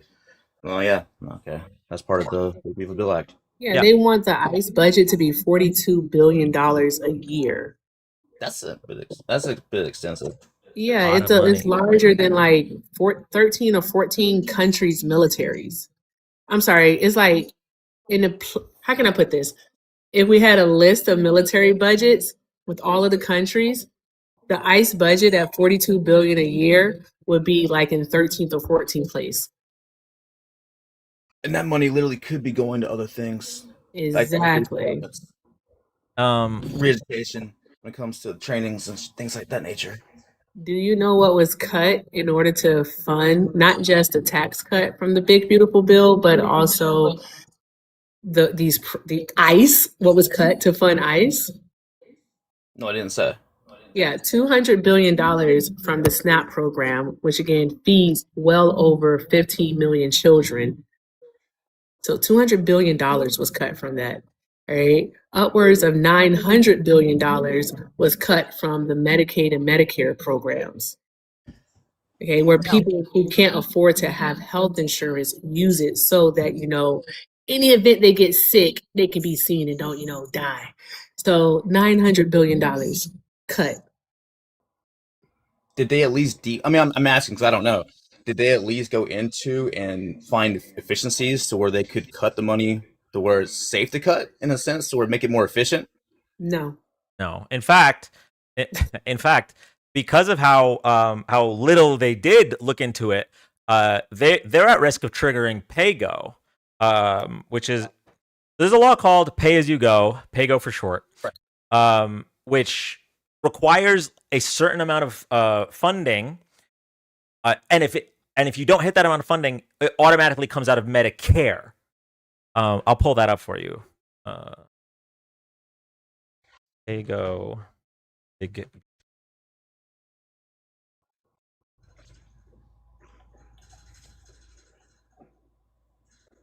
Okay. Congress to wipe $3.4 trillion. This is from Committee for Responsible Budget. Congress to wipe $3.4 trillion from PAYGO scorecard. Legislation to end the current government shutdown and temporarily fund the government would also wipe out the current statutory PAYGO scorecard, effectively forgiving $3.4 billion. Oh, this is actually news I did not see in November of this year. Forgiving $3.4 billion in 10-year borrowing, further eroding budget enforcement, and leaving annual deficits $150 to $200 billion higher than they would if PAYGO was enforced. Okay, so I'm reading something even worse than what I just read, which is that we're just increasing our deficit by $200 billion. What I was referring to was this one. Apologies, everybody. Okay, CBO's estimate of statutory pay-as-you-go effects. The Congressional Budget Office and staff of the Joint Committee on Taxation estimate that under the Act, deficits will increase by $2.1 trillion over the 2025 to 2029 period, and by $3.4 trillion over the 2025 to 2034 period, relative to CBO's January 2025 baseline, excluding any macroeconomic or debt service effects. Under PAYGO, the OMB is required to maintain 5 and 10-year scorecards that it updates with the estimated cumulative changes in revenues and outlays generated by newly enacted legislation. So basically, if the legislation that you've passed is not paying for itself, then that's got to come from somewhere. So will sequestration occur under the 2025 Reconciliation Act? In accordance with PAYGO, OMB will estimate the average increases in deficits over the 5 to 10 years and record those amounts in PAYGO scorecards. OMB has not done that yet. By CBO's estimate, the average increases in deficits stemming from the act will total $415 billion over 5 years and $339 billion over the 10-year period. Without enactment of sequestration legislation that would offset the deficit increase, sequestration means to offset, waive the recordation of the bill's effects on the scorecard, or otherwise mitigate or eliminate the statutory requirements, OMB will be required to issue sequestration order not more than 14 days after the end of the current session to reduce spending by $4.5 billion in the fiscal year of 2026. This would come directly out of Medicare. So that's how little they did in regards to research of where they can responsibly cut. Because the big, beautiful bill doesn't just cut things, it also increases spending for tax cuts, for ICE, for other pet projects that the president might have. Most notably, it's not that it's increasing spending; it's decreasing our tax receipts. So it's giving tax cuts to the top 1%, and then it doesn't make up that money in the rest of the bill. Yeah, no, I'm reading it. Yeah, with new federal limits on Medicaid, eligibility likely increase the number of uninsured, and it's going to cause problems with the states and not being able to raise funds for their Medicaid. They're going to have to cut more optional benefits such as home and community based first. So they're going to have to shave off things they're doing in their state just to fund their Medicaid for their people. And so, like, all of this is so that they can cut taxes on the rich, and so that they can 10x the budget for ICE to do a worse job than previous presidents have done. Like, literally, if you look at the actual deportation numbers, Obama and Biden deported more than Trump has, but they not only did it for less money, they spent less money. They did it without having to terrorize communities. Like, it was literally just deportations that happen at the border for people that just got here, not people that have been living here for 10, 15 years. Right. Like, why would we? And with due process, that's the most important thing too. So, like, what are we doing? Why are we doing this ourselves? Yeah, because from what I was watching or reading, that the only issues we've been having with immigration was from the sanctuary states or cities in those states that weren't allowing ICE to cooperate with the police and pull them from the jails. So since they weren't cooperating, they had to go out into the streets to terrorize, based on your vocabulary in that sense. Because other states, they were having ICE go to the jails and then deport and grab them from there. And then, like, for example, I guess up north, they were having the protesters intervene, and that's when the terrorizing was happening. Can I ask you a question? From what I was watching, if somebody has been here for 15 years and has never committed a crime, do you think it's worth it for us to spend money on ICE finding that person, or for them to continue paying taxes and maybe have a pathway to citizenship? What do you think makes more sense? as long as, I mean, okay, it would go two ways. If they weren't working towards a pathway, then I don't agree. But if they were working on a pathway in the process, doing what they have to do, then they should be able to stay. But if they weren't working towards a pathway and they were just here, then no. Okay. So just so we're clear, the Trump administration canceled like asylum claims and temporary protective status for hundreds of thousands, if not millions of people. So they were doing the process, and then they just said, nope, doesn't count anymore. Because he did cancel the asylum for the Venezuelans, right? Temporary protective status. Yeah, two status. For Venezuelans, Nicaraguans, Cubans, and also Haitians. Reminder, he was the one that he gave Venezuelans temporary protective status on his last day in office in his first term. Almost. He did extended deferred deportation, is what he did. on his last day. Biden is the one who gave them TPS because with the deferred deportation, they're allowed to stay in the country and basically have that withheld. But TPS allows them to work legally in the United States of America so that they can contribute to our economy. So that's what Biden did. So it makes sense to give all of those people TPS status. Thank you for the Right. correction. And then Yeah, Donald Trump came in and stripped it away. And the only reason why I think he did that was because he did take out the dictator, right? What? Mandora, right? I'm not speaking for everyone in that category. He took away the TPS status early in 2025. Him kidnapping Maduro didn't happen until January 3rd of this year. Right. But with the issue out of the way, that country's on recovery to where they can go back to their home. How so? When they have his vice president, like Delcy Rodriguez is Maduro's vice president. That means that she's in line with what it is that he was doing. They didn't have a regime change or anything of that nature. Oh, I thought they were still in the process of working on electing a leader. No, Delcy Rodriguez is the president of Venezuela at the current moment. The U.S. could have backed the candidacy of what is it, Machado? Maria Machado, who won the Nobel Peace Prize and was the opposition leader, but they didn't. They didn't. Donald Trump didn't think that the people would like her, is what he said, which is weird because her person, Armando Gonzalez, he's the one that people believe is the rightful president of Venezuela. But back to the point is that Donald Trump is creating undocumented immigrants in the United States of America just so he can arrest and deport them. Also, the claim you made earlier about sanctuary cities and jails doesn't seem to be entirely true. The Trump administration claims Minnesota jails and prisons are releasing the worst of the worst instead of allowing ICE to immediately detain them for deportation. But many of the detainees highlighted by ICE haven't been behind bars in Minnesota for several years or haven't served any time at all in the state, according to court records reviewed by Fox 9 investigators. The records undercut DHS claims that ICE agents are having to pick up people recently cut loose by county jails. The Minnesota Department of Corrections said federal officials either fundamentally misunderstand how the system works, are incompetent, or are deliberately engaging in propaganda. I think it's probably a mix of the three.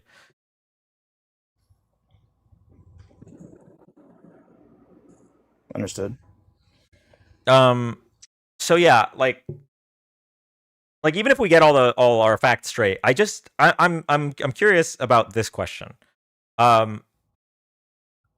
Do you think it's worth it to deport somebody who's been here for over a decade, has been paying taxes, has committed no crimes, he has a family?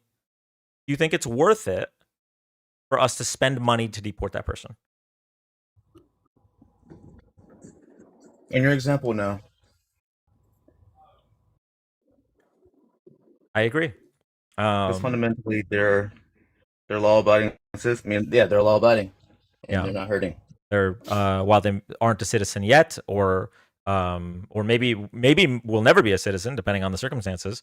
If that's the case, it just doesn't make sense to like hunting them down in the streets. I have no problem with a strong border. Honestly, this is probably where I disagree with people further to the left of me, but I have no problem with a strong border. And deporting people that just arrive or are trying to enter illegally. But like, what is the point of spending billions of taxpayer dollars to then remove taxpayers who have been doing nothing wrong other than existing? Like, that boggles my mind. And the studies show, like, there were studies before the election that showed like the economic impact. I'll pull one of them up for you. Economic impact of mass deportation came out before the election.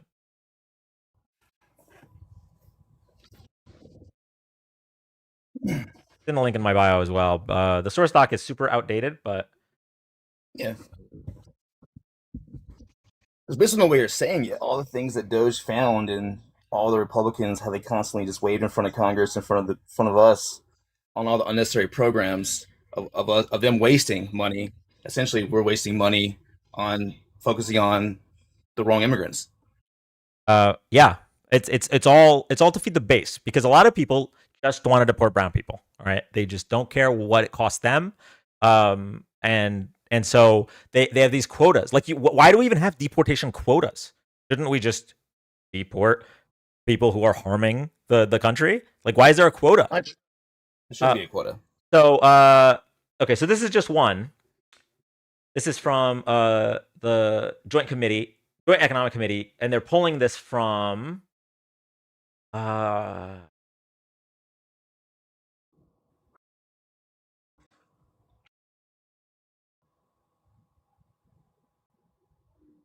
gonna pull the source really quick.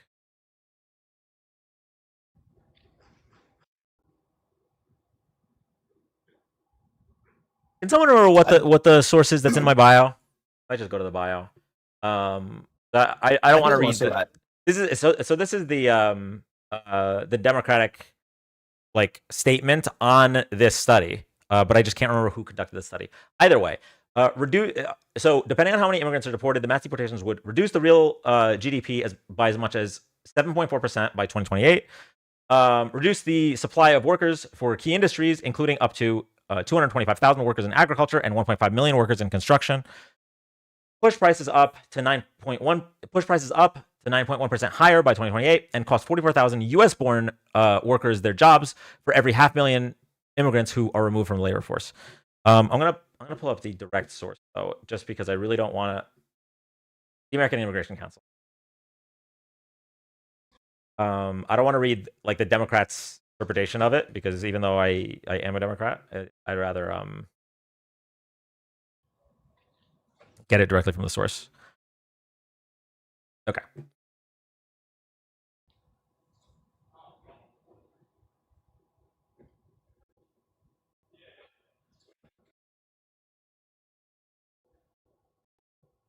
Okay, draws from 2023 census data and shows the broad ways that immigrants are helping make the United States a more prosperous and thriving country. And here's the numbers. Okay, so mass deportation would separate millions of U.S. citizen children from their family. Some 4.1 million U.S. citizen children live with an undocumented parent. So that's like the moral reason not to do it. Then we have the economic. So in 2023, undocumented immigrant households paid $89.8 billion in federal, state, and local taxes, and held $299 billion in spending power. In total, immigrant, both legal and undocumented, households paid nearly $16.8 billion, or $16.80 in every $100 of tax dollars collected by federal, state, and local governments. Immigrants inject trillions of dollars of housing wealth in the United States. The vast majority of immigrants are not dependent on state governments to guarantee them housing. In reality, they are putting back vast sums of money into the housing market and revitalizing neighborhoods. In 2023, immigrant households paid over $167 billion in rent in the housing market and held over $6.6 trillion in housing wealth. Immigrants help ease key labor shortages and are driving innovation and business creation. The two main industries that we're referring to here are agriculture and construction. Almost 1 in 4 entrepreneurs in the country are immigrants. About 46% of the Fortune 500 companies were founded by immigrants or their children. Elsewhere, immigrants are helping ease the labor shortage in the healthcare industry, where nearly 16% of nurses and 28% of health aides are immigrants in 2023. No, that's a lot. So honestly, I mean, a big compromise could have just. Why were the corporations applying for the visas for the workers? That could have just helped out so much as well. Instead of wasting all the money to deport, they could have just, the corporations that the illegals were working for, they could have applied for the visas for them, right? And it actually helped them become legal. So sometimes it's not always that easy, but yeah, I mean, however you slice it, whether the corporation should have done something different or the government should have done something different, the reality is okay, would you agree with this? I would like less illegal immigration and more legal immigration. Do you agree with that? Yes. Okay. So that is something that needs legislation. And we had legislation that could have helped that. And Trump blocked it because he wanted to run on immigration. He knew that he'd be able to stoke the fears of voters about illegal immigrants. And so he blocked this bill. This is the Langford border bill. I don't know if you've heard of it. He told them, don't you dare pass anything until after the election. Didn't want to solve the problem. He just wanted to use the problem. Yeah.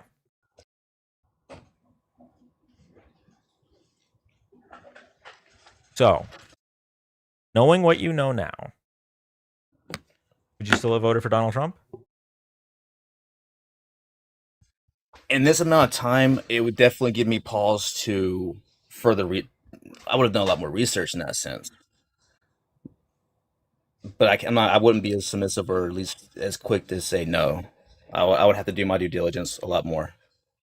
But it's definitely opened my eyes where there's a lot more I need to read and find out for the next Republican or whoever runs for presidency that I need to actually deep dive into, if that helps. Because clearly I didn't do enough in that sense. So there's definitely some things that I could have done better. Okay. I mean, we didn't exactly talk about this, but you do know that before the election, he was found civilly liable for sexually assaulting a woman, right? He was found civilly liable, yeah. You still thought that was a guy worth voting for?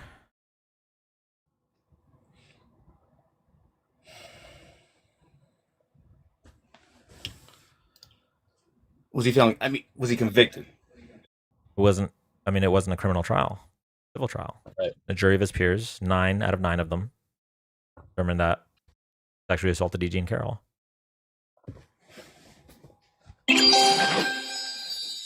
Thank you, everybody, for the roses.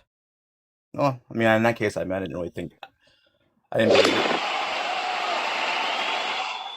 Sorry, TikTok's loud. Say that again. I'm sorry. Right. No, I guess I didn't believe that part. I didn't believe it. Why didn't you believe it? I mean, that's basically was hearsay. That was her word, right? You look at the evidence in the case. Also, Erica, I don't know if you're talking, but I know. I'm just over here being flabbergasted. You keep doing the Lord's work, Dan. okay, thank you. Did you look at any of the evidence in the case?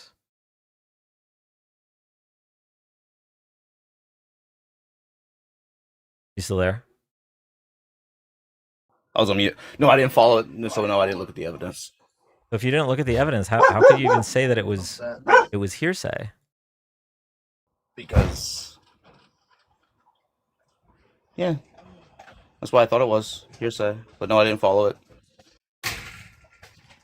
Like, for all you know, given that you didn't look at the evidence, there could have been a video of him sexually assaulting her, and you wouldn't even know, right? I mean, that would have came out a lot more in the media, right? Well, there was a lot of things in the media that it sounds like you didn't know. Did you know that he could have exonerated himself by submitting his DNA, and he had 2 full years to do it, and he declined? No, I didn't know that. Yeah. So something tells me that even if there was a video, it wouldn't have changed your mind, because you got whatever media environment you're consuming is obviously giving you like the fake news. Like we just debunked the Minnesota thing, and fuck, that was debunked by Fox. So that means it must be patently false. I just yeah, I don't know. I feel like when I vote for somebody, especially if there's these types of accusations about the person, I would look into it before voting. And I'm just a little flabbergasted that you didn't. Yeah, Erica, go ahead. I have a question. If we had to vote tomorrow and there was a video of Donald Trump, can I just say the word? Go for it. I know you're going with A video of Donald Trump raping a girl. When I say girl, I mean a girl that is under the age of 18 years old. Would you vote for him? Or would you vote for Kamala Harris? I vote for Miss Harris. Because, I mean, even, despite the age, I mean, that is horrible. He wouldn't be allowed to run in that case, right? I mean, no, I would not vote for Trump then. You will still be able to run. rape underage? I mean, any kind of rape, no matter what the age. There's wouldn't nothing be in our rape. Constitution that says that he wouldn't be able to run. He's still qualified. He's a convicted felon, 34 counts of falsifying business records, a no relationship with a prolific human trafficker by the name of Jeffrey Epstein. All right, found civilly liable for sexually abusing a woman. 27 total counts against him for sexual harassment, rape, or sexual assault prior to winning in 2024. All right. Also, what else was he? What was known in 2024? Same guy who on the Howard Stern show said that he would date his daughter if she wasn't his daughter. Same guy on the Wendy Williams show who said that he and his daughter have sex in common. This is the same guy. This is the same guy who lied, over 30,000 times in his first term? And this is per the Washington Post. This is the same guy. I'm really trying to understand. What did you know? Like, how old are you? 0? 26. Okay, so who did you vote for in 2020? In 2020, I didn't vote. Who did you vote for in 2016? Couldn't vote. 2016. You couldn't have, right? Because Well, of his age. he would have just turned 18. 2024, the 26. first time you voted? Yeah. Yeah, I mean, everything Erica said is just this was an open book test, and like it just sucks that so many people failed it. I also I appreciate Erica asking that question. We haven't asked it in a while, but to give chat some context, so far I've asked that question on my live 11 times. Of those 11 times, only one, this would now be 2 if we believe him, but only one of those 11 said that they would vote for Kamala Harris over Donald Trump. One of them said they would still vote for Trump. And then the other 9 said they wouldn't vote. Even if there was a video of Trump raping a child, they wouldn't vote for Kamala Harris. They would just sit out. Just to give you an idea of who lives amongst us. Damn, that was the numbers. I mean, that was they would just sit out. Yeah, so you'd be the 12th person that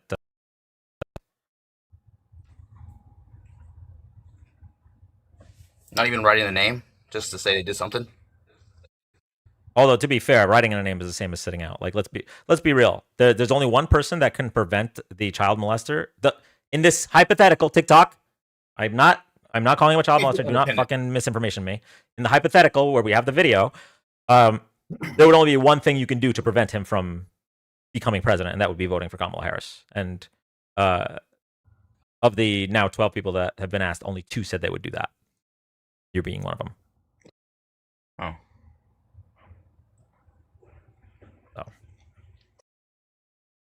So, I guess all I can say is it sounds like you might need to just like do more research before for sure voting, like a lot more. Yeah. Yeah. I don't have anything else. Erica, you have anything? Nope. Just do more research, be more inquisitive, and be more inquisitive. Absolutely. I mean, thank you for your time. Thank you. Of course. All right. You guys have a great night. You too. All right. Guys, it is 530 people up in here. I'm going to need you all to do all of the good things. Let's go ahead and get Dan up to 250,000 likes ASAP. I think we can do it within the next 10 minutes. So tap the screen.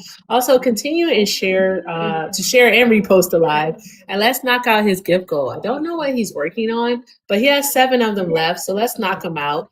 And I'm pretty sure we might get a cool sound with it because I'm definitely about to send some heart hands. And yeah, just like do all the good things. If you'd like to show Dan some love, you can do so. He doesn't ask, but I will because Queen Grift is here. Queen Grift is here. Links are in the bio. Dan Politics is the name. He has PayPal, a Venmo, and you have a Cash App too, right? No, I got banned on Cash App. Oh, me too. They don't like me either. Okay, so he just has a PayPal and a Venmo like me. So show him some love. This labor ain't free. He just converted 2 of them, guys. 2 of them. Hopefully, hopefully. Although given the poll, it looks like chat did not believe the first one. Thank you, Erica, and thank you everybody to the league balls. If you're okay, so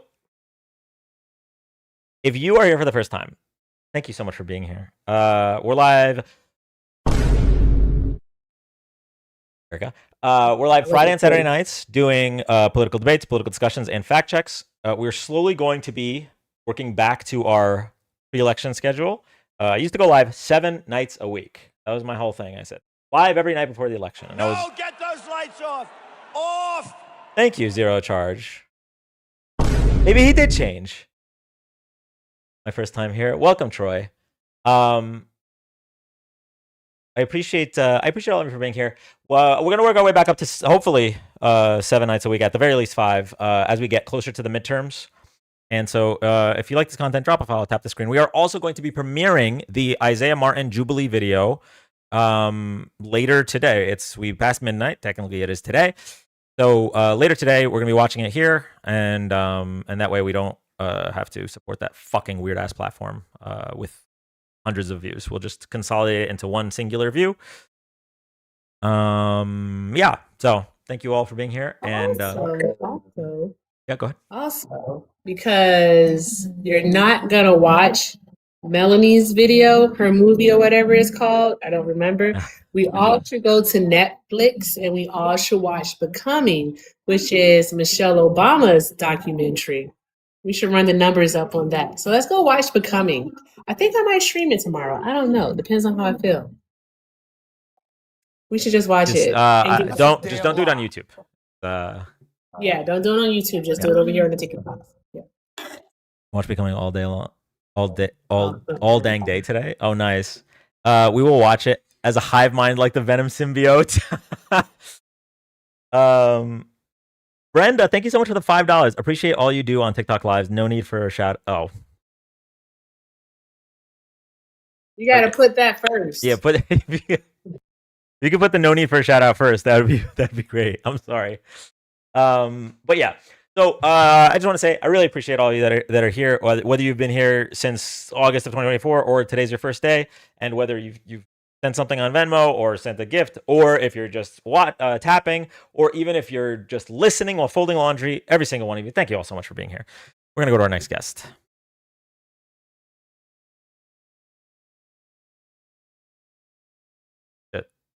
Here's our next guest. Okay. You clocked me folding laundry.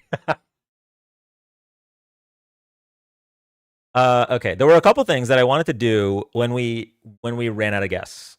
I wanted to go over more of the Epstein files. I also wanted to cover some of what's going on in Iran, and I really want to cover the Fulton County raid. Oh yes, and the judgment. You know what? We'll start with that, Robbie. Thank you. Thank you, Shauna, for the stinging bee. For those that are here for the first time, a lot of the gifts are attached to sound bites, and the carousel above will tell you what the sound bites are. So, for example, nothing bad can happen; it can only good happen. Or, Look at that guy, how handsome he is. I'm beating him off. Thank you, Erica, for the hand hearts. We should read the court order about the boy in Minnesota. Yeah, that's what I'm beating him off. Thank you, Olivia. Who had just said that? I agreed with doing that first, because that's I read portions of it. I didn't read the whole thing, and I was like, I think I'm in love with this judge. Like, okay. So the little boy's name is Liam. Minnesota Liam.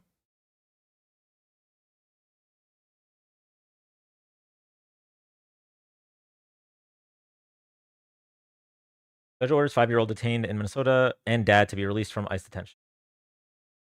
The actual order. Okay. really like getting our directly. So just give me I love one Tesla. Thank you, Shauna. Y'all remember when the president of the United States was shilling fucking Teslas in front of the White House?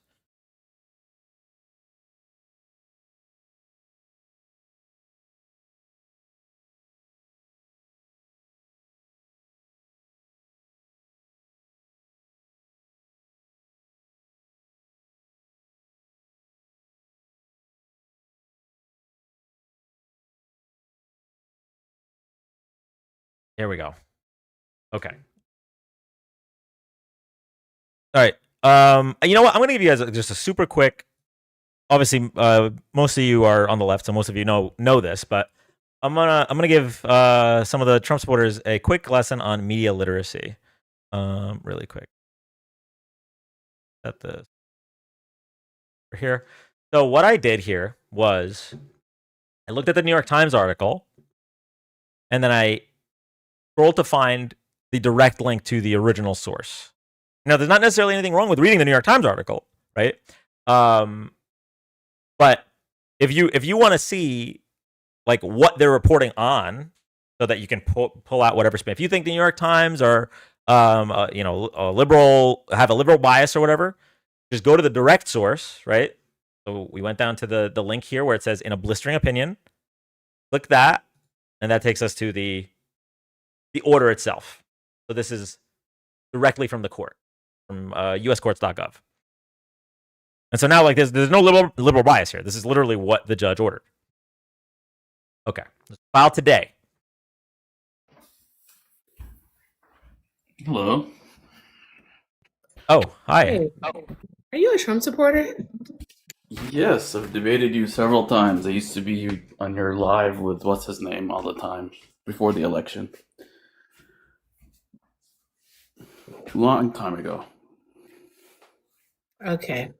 I went profiling. What's up? I was talking to Dan. I went profiling Dan. Uh-huh. Yeah, and I found this guy. I debated you like 2 weeks ago.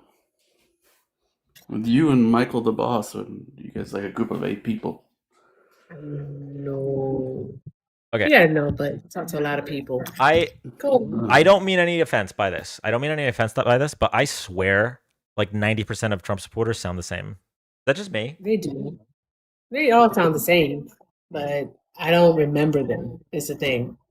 Okay. I think I sound like shit, so I'm surprised other people sound like me. Okay. Erica, you pulled them up, so this is yours. Okay. So why are MAGA men so submissive to male authority figures?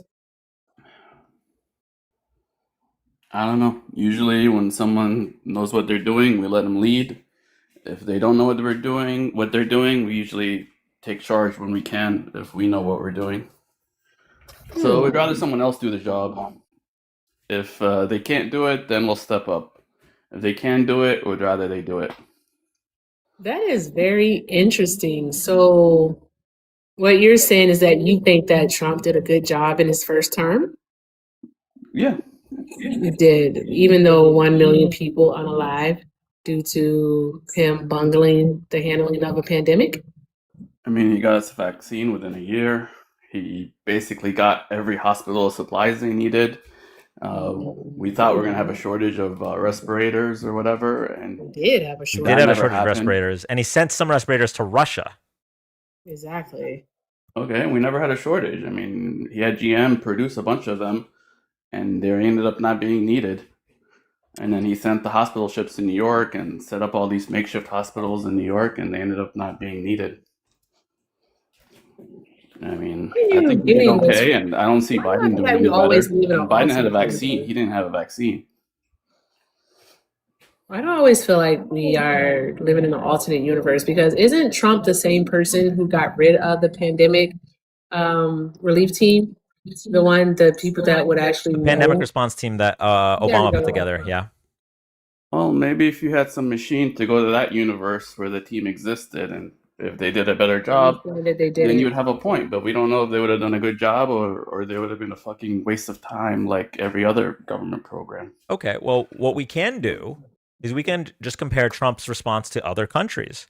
So Donald Trump found out about how serious the pandemic was going to be 5 weeks before he lifted a finger. In that 5 week time, countries like Korea and New Zealand took advantage of this knowledge, and they started doing contact tracing, and they started doing testing so that they can get ahead of it once it officially reached their shores, and their hospitals wouldn't be overrun. Donald Trump did nothing. In fact, he just downplayed it. Yeah, because we didn't know how serious it suggesting was. that it would disappear. I mean, we didn't know anything at the time.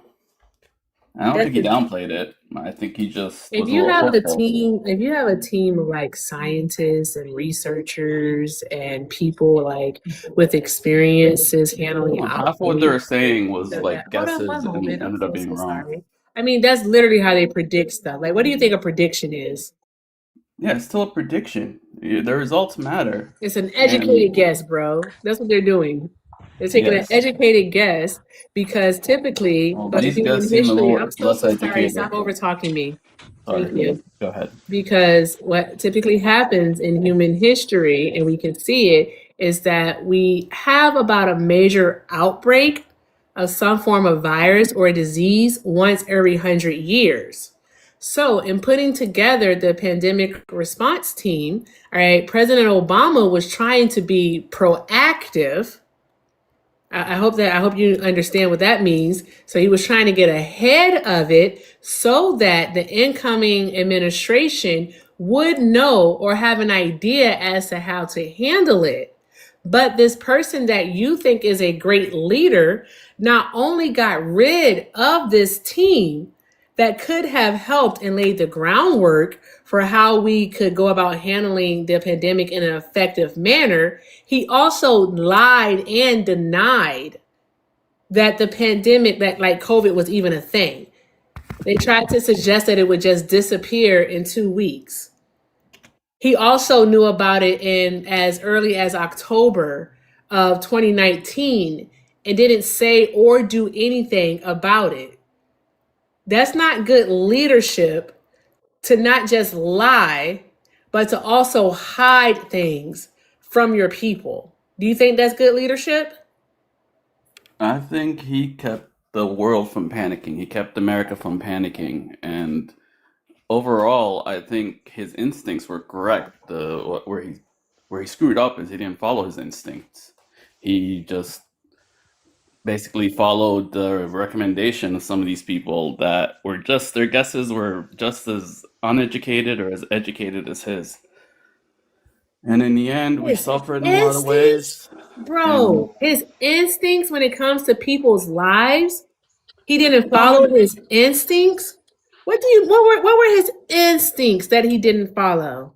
Well, not to close down our economy and not to close down our schools.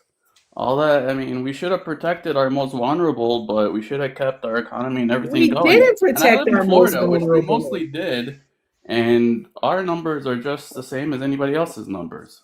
No, they're not.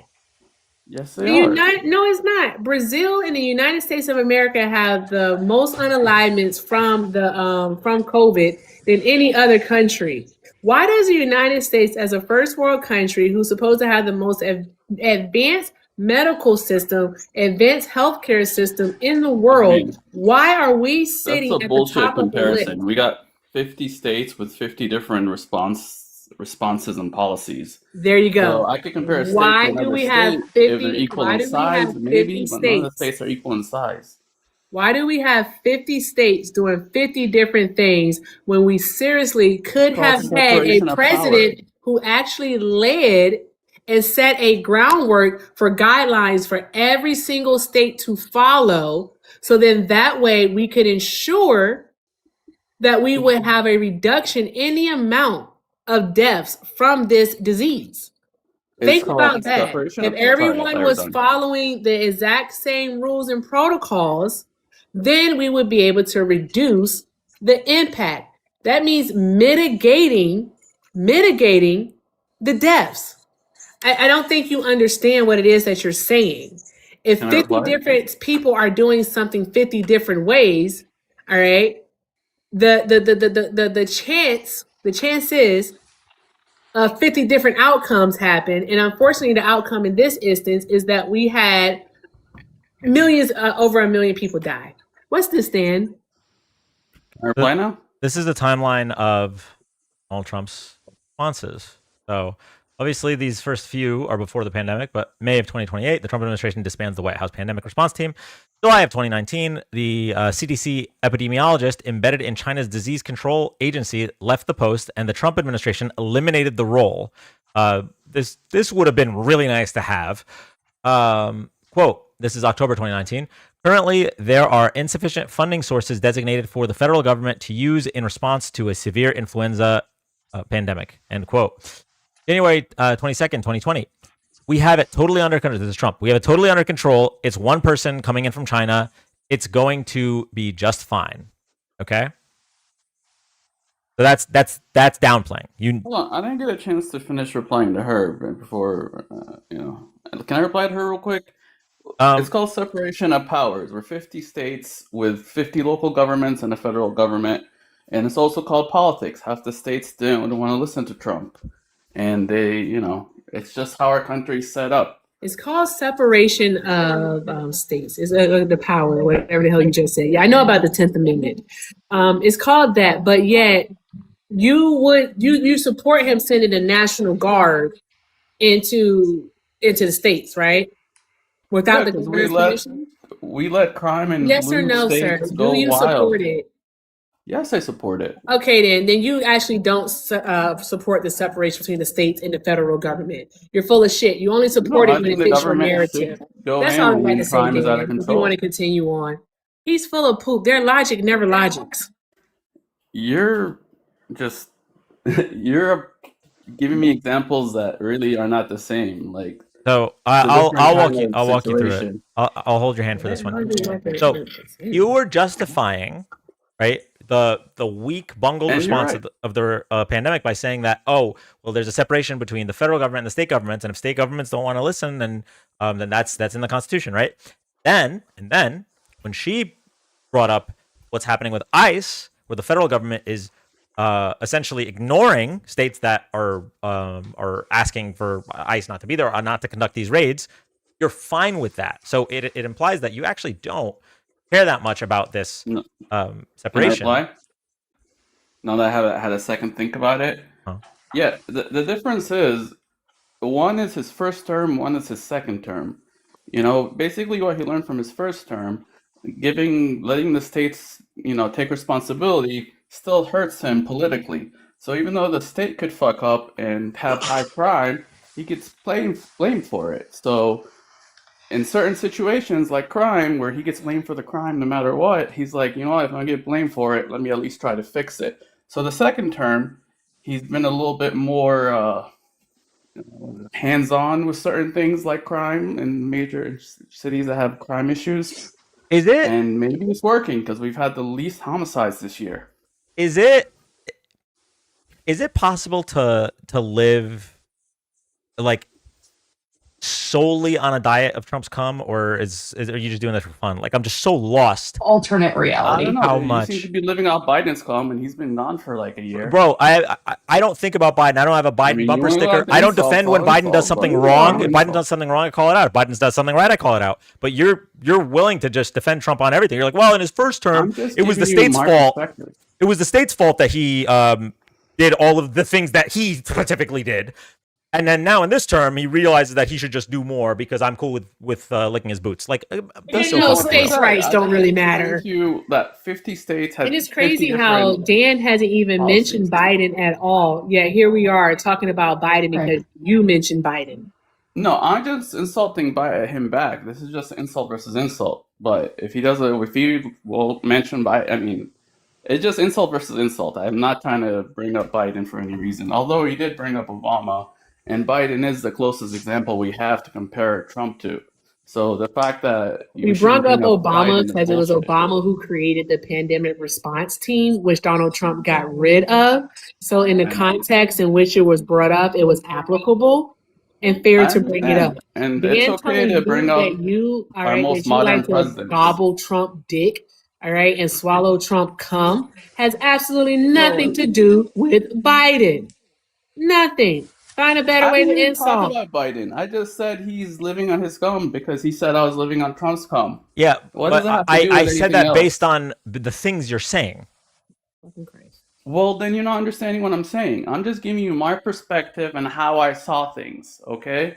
Can I jump in here for a minute? Yes, It's absolutely. gonna be 3-on-1. It's already 2-on-1, but okay. No, and I won't stay up here long because I don't come up on panels. I'm not a content creator. I'll be happy to hop back down and hop back up with some actual data if your feelings get hurt about this. But I was a COVID ICU nurse at the beginning of COVID in a hospital that got some of the first patients in the country. If you think that we were in any way prepared, that we weren't running low on any kind of equipment or help or medicine, I don't understand what reality you were living in. That's not what I said. I It is said what you said. You It said it is at what the you start of said. the You call. Yeah. said that we were not running out of protective equipment, that we didn't even have to worry about that. Let me tell you something, motherfucker. I had to sit through meetings with FBI agents every night. Did you know that we had FBI agents assigned to our patients? what is this regarding? What do you mean? As far as what? So, do you remember when there was a cruise ship off the coast of California for like 2 weeks, but because no one would let it dock anywhere? Yes. Okay, so their solution was to put a bunch of people who'd already had COVID for like a week, who were already borderline unaliving, fly them across the country to Atlanta. You can look this up. They flew them to Atlanta and they put them in barracks, empty barracks at an Air Force base. And overnight, we got hundreds of these patients with no preparation, no extra equipment, no extra training, nothing. I had coworkers that passed away because we didn't have enough PPE. I now have permanent chronic health problems because I got it, because I was wearing the same mask for weeks at a time, that they had us dropping off in paper lunch bags at the end of our shift with our name written on the inside of them. They'd spray them with some hydrogen peroxide and give them back to us when we came back in. We were working 7 days a week, 14, 16-hour shifts. And I had to go to training to learn how to attach more than one patient to a ventilator because we didn't have enough ventilators. So don't sit up here and say that we had enough equipment, everything was fine. You have no idea what you're talking I about. never said everything was fine. You said that we had nobody had to worry about having the equipment that We we had needed. no shortages. From what I've seen on the news, he had GM produce ventilators, and as far as I knew, there was no shortage that of was like ventilators. 6 months in. That was months in. Listen, I trust Trump to do logistics better than anybody else, especially Biden and especially Hillary, which would have been in charge during this If thing. he She would have hadn't won. gotten rid of a pandemic plan that was already in place, we What would does have that have to had do with those things. logistics of bringing what you need from the Because the private pandemic sector from plan, China? I'll explain it to you. The pandemic plan had things like stockpiles of PPE that were planned to be placed in different parts of the country and plans for how to get them to hospitals when they needed them. Dude, we had FEMA tents collapsing on patients in our parking lot in the middle of storms. We didn't have enough, they didn't do anything to send us any extra nurses for months. You have no idea what you're talking about.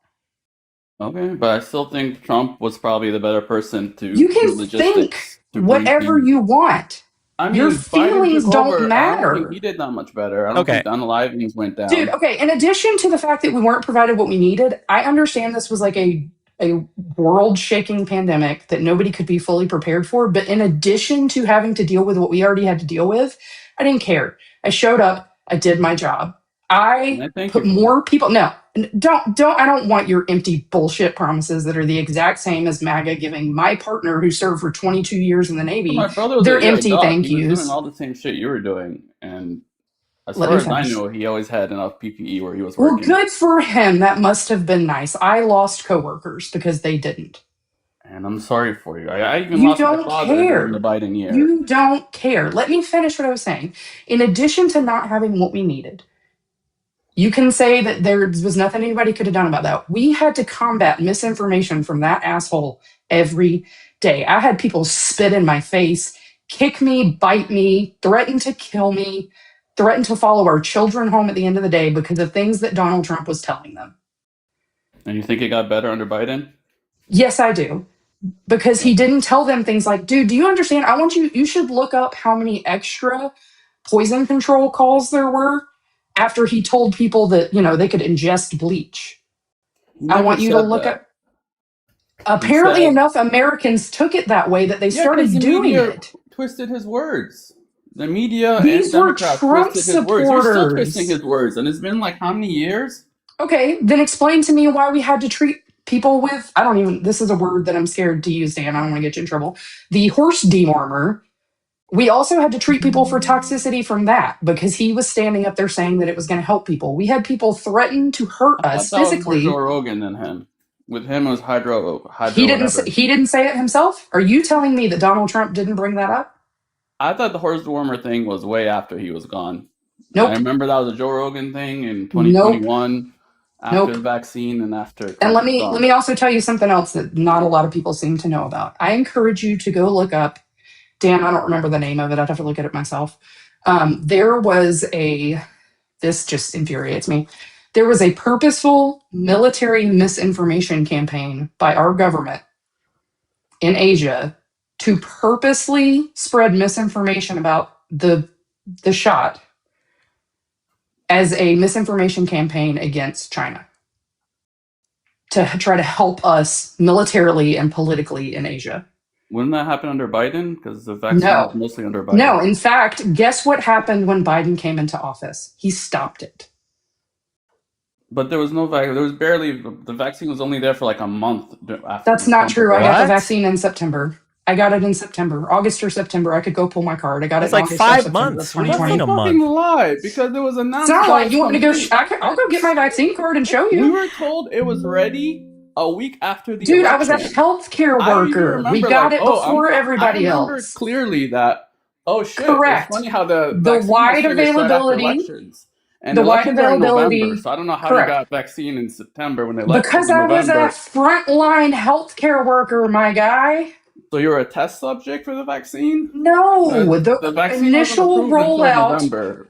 That's not true. The initial rollout was for healthcare workers to include EMT, firefighters, doctors, nurses, which they actually prioritized ICU nurses first, which I was. So what happened the week after elections? Elections were done. Biden is the winner. Then they announced a vaccine. What was that date then? Because that's from what I remember when they said the vaccine the was wide basically ready. availability was more like December or January. They first rolled it out to healthcare workers and emergency first responders to include police officers. The next rollouts were people over the age of, I believe, 65 and with pre-existing conditions, especially lung conditions, and especially people who were waiting on transplants, like lung transplants. So yes, it took multiple months before they rolled out to the general public. But why was it announced? Why did you get a vaccine before it was even announced? I gotta look this up. It wasn't not announced. I don't know if you remember this, but there was. I clearly remember it was announced a week after. There are elections. There were logistical holdups in regards to administering it to that many They had people. to be able to make enough of it.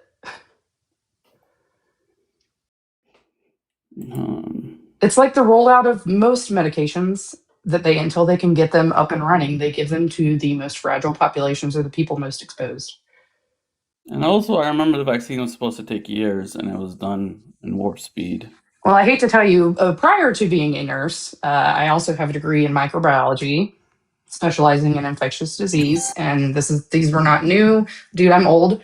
I graduated with my first degree in 2010, and they were already studying mRNA shots when I was in college. No, they weren't for coronavirus, because coronavirus prior to 2020 typically was a mild upper respiratory infection unless you were immunosuppressed. Okay.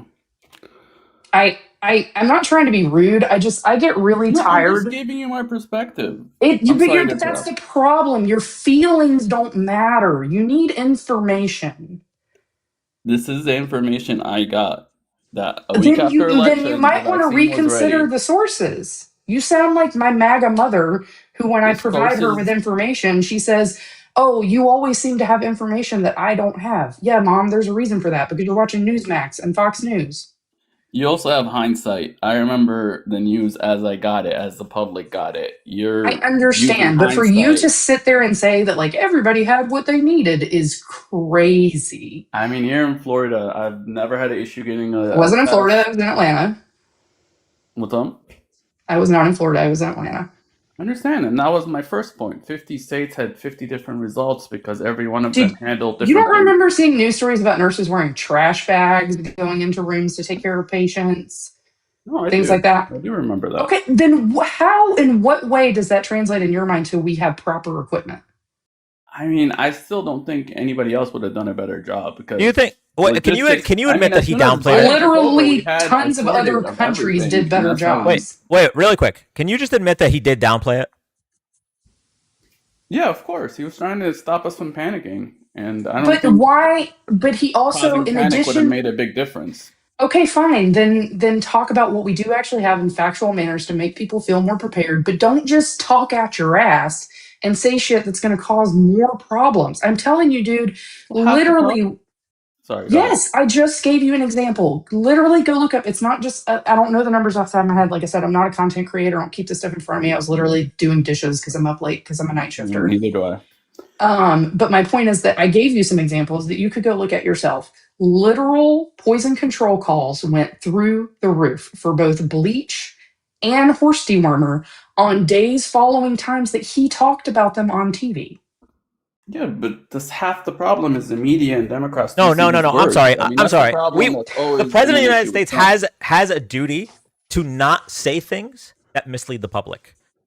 I know, like you live live most of your life in the era of Trump, where like he could just say whatever the fuck he wants, and you'll still defend him, right? But when Again, you I'm have just giving you my perspective.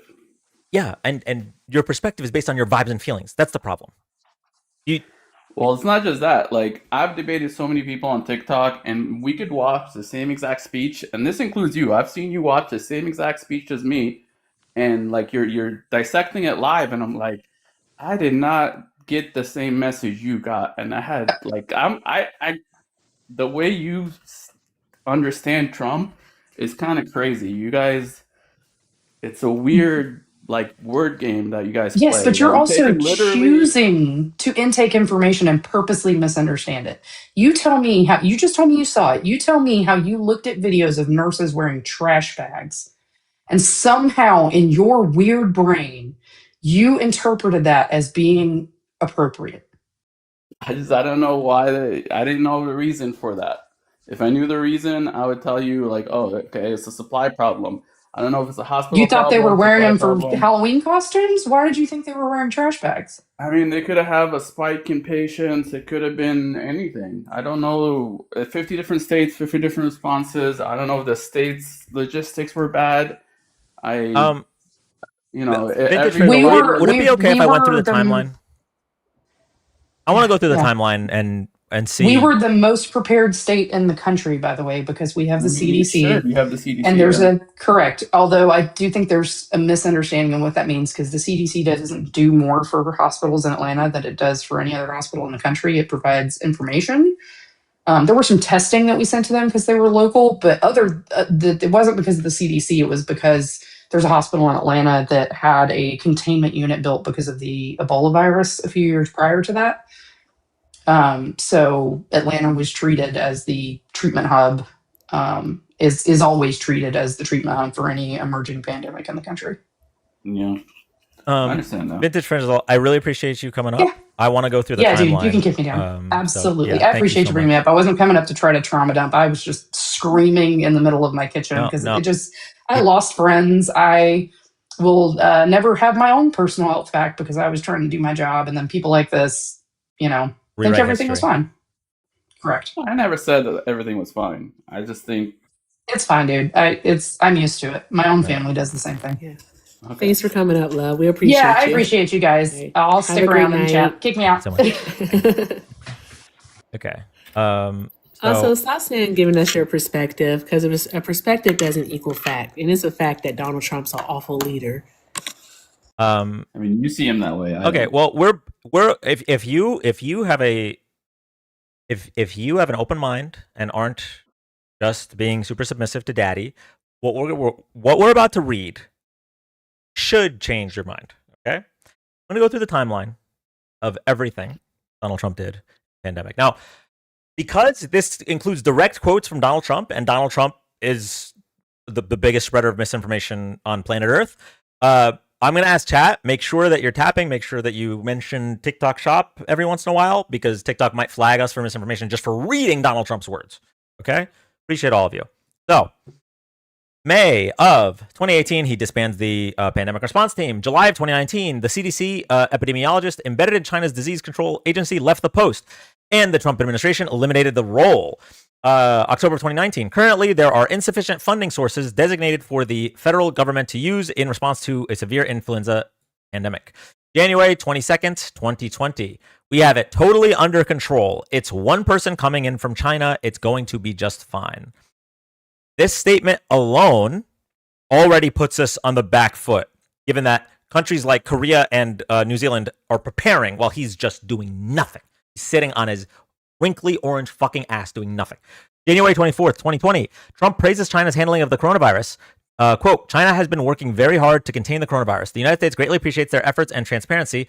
It will all work out well. In particular, on behalf of the American people, I want to thank President Xi. January 28th, 2020. This will be the biggest national security threat you face in your presidency. This is going to be the roughest thing you face, Trump's national security advisor says to Trump. January 30th, 2020. The lack of immune protection or an existing cure or vaccine would leave Americans defenseless in case of a full-blown coronavirus outbreak on U.S. soil. This lack of protection elevates the risk of coronavirus evolving into a full-blown pandemic, imperiling the lives of millions of Americans. This is a memo from Trump's trade advisor, Pete Navarro. Okay, so Trump is being warned months before we actually started doing anything. Constantly, okay? February 2nd, 2020, we pretty much shut it down coming in from China. This is what Trump said, and this is cap as fuck.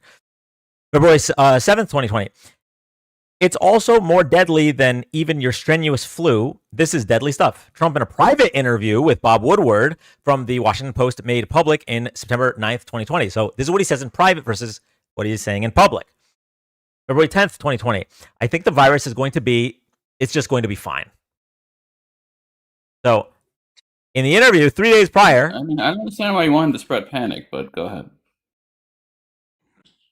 Also, February 10th, looks like by April, in theory, when it gets a little warmer, it miraculously goes away. What theory? February 24th, 2020. The coronavirus is very much under control in the U.S. The stock market is starting to look very good to me. February 25th, CDC and my administration are doing great job of handling the coronavirus. Also, February 25th, I think that's a problem that's going to go away. They have studied it. They know very much. In fact, we're very close to a vaccine. This is a bold-faced lie, right? What do you mean? We got the vaccine in under a year. It's supposed to take 5 years. I think so that's a problem that's going to go away. They have studied it. What is he talking about? Who is they? The CDC? I don't know. The CDC is not saying that this is just going to go away. Why is he lying to us? Well, he's saying we're going to have a vaccine. At the time, the debate was, is it going to take 5 years for a vaccine like it normally does, or is it going to be a year? Nobody said that. He was betting on a year, and he was correct because we got it in a year. We didn't have to wait 5 years. Not betting on it. I never said like a year. Where are you even? You're literally just. This is role play. Like I know you write Trump fan fiction in your brain. Stuff as you go along. Am I living in a different world? Was that not the debate that it's going to take 5 years for a vaccine? Okay, do you have a quote or anything from Trump? Okay, on or around February 25th of 2020, where he said that the vaccine was going to take a year. He was always saying, because in this quote that Dan just gave us, he says that they're very close to a vaccine. A year does not mean very close. A year is 12 months. 365 days. Up here, they had it by August, and she had it in September. So that's 6 months, really. He's saying this in February. He's in February. She says the So vaccine now, was Dan, what she we got in have to September, what and we're going to end up arguing, Dan, is what does he mean by very close? So we only can put our own spin on it. well, So versus there's 5 years, that. 6 months to a Okay, all year is right, very close. we got it. We got it. Everything is I basically mean, I your was watching the perspective of news what every he fucking day. I says. remember what I saw. That's what it is. It's literally just Are you trying to everything is gaslight me? based off Like, of come your on. perspective. That's all that it is. Vintage Frizzle, thank you so much for the $20 on Venmo. Thanks for letting me up. I'm so exhausted with having to correct stuff. Keep up the work. Thank you so much, Vintage Frizzle. Okay, we're just gonna keep going Your and own see. person just said. I Sorry, want to see. I want to see how far you're willing to go. How much you're willing to arch your back. How low you're willing to go for this man. But was this argument in my head, the 5-year versus 1 year thing? Because I remember that very clearly. Yeah, I mean, maybe it was an argument on Twitter. I have no idea. I don't go on Twitter, especially back then. Especially back then. You just like it now that it's filled with Nazis, right? Okay. No. So the only time I go on there is if I need a video that I can't find on YouTube. It seems to be very good for finding hard to find videos. Other than that, I never liked Twitter. I want to correct YouTube something guy. before you continue, Dan, because he seems to can't get something like correct. Right? He's not able to follow what Vintage Frizzle said. She was a frontline worker. Okay, that means that she had access to certain things like the PPE equipment that the public didn't have access to. One of those things that she had access to was in fact the vaccine as a frontline worker. She worked as a nurse in the emergency room. Okay, that's why she was able to get it in September. The vaccine itself was not made available to the public until mid-December, like right before Christmas of 2020. February to December is not a short time. That is not something that is readily available. That is not close. I don't think he said it was going to be readily available. He literally said, we're very close to a vaccine. That is the quote. We're very close to a vaccine. I understand. This was after denying it. Now, again, no, I don't want to argue your perspective. I only want to deal in facts. I don't want to argue your perspective. Your perspective isn't factual. Did you not hear that at the time, that it's going to take 5 years to make a greater vaccine? I don't know what you're talking about. And it's I did not. And even if that, listen, by the way, I don't know if you know this. A lot of times, the bootlickers in chat will say, Dan, do you agree with anything Trump did? And Project Warp Speed is something I give him credit for. So, I don't know why you think that just getting the vaccine quickly is absolves him for bungling the first 6 months of the response. It's like, okay, yeah, he needed a learning period. There was a learning curve, right? And yeah, he didn't have the pandemic response team. And yeah, hundreds of thousands, if not over 1 million Americans died that didn't have to die, right? It was definitely, no matter who was president, people were going to die. But the needless deaths are the problem. So I'm just going to keep reading, okay? And I'm going to see how you defend some of the other stuff here. So that was February 25th. February 26th, the 15 cases in the U.S. Within a couple days is going to be down close to 0. Okay, so that's obviously ended up being wrong. February 26th, we are going very substantially down, not up. He's just saying shit. Bro's just typing shit. February 26th, well, we're testing everybody that we need to test, and we're finding very little problem. Everybody that we need to test. What the fuck does that even mean? February 26th, this is a flu. This is like a flu. February 27th. Sorry, can you go back? I was still looking up the estimated timeline for the vaccine, because Google says that they thought it was going to be done by 2022. So their estimate was 3 years, but it says that there were some estimates for longer. But go ahead, just repeat it. Sorry, I missed it. I don't want to miss anything. Just everything? You use it against me. No, there's so much. Don't worry. He's going to have so much stuff. We'll just keep going. Okay, it's going to disappear one day. It's like a miracle. It will disappear. February 27th. The ineptness with which the Trump administration approached this problem is not only serious, it can be deadly if not changed in the approach. This is from House Representative Lloyd Doggett. during a hearing where he questions the HHS secretary on Trump's refusal to take the virus seriously, warning about mask and test shortages. Right? So this is February. This is before we did lockdowns.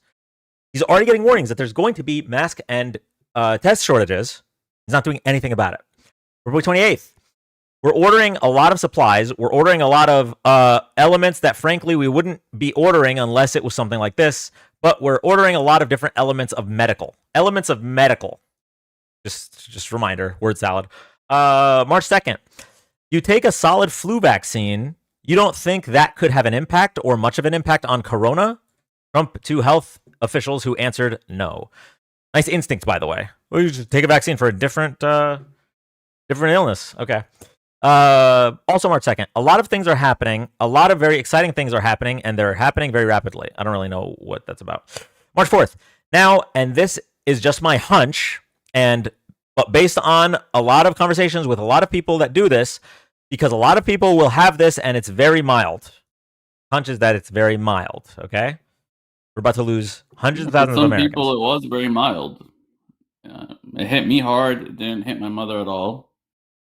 So March 4th, if we have thousands or hundreds of thousands of people that get better just by, sitting around and even going to work, some of them go to work, but they get better.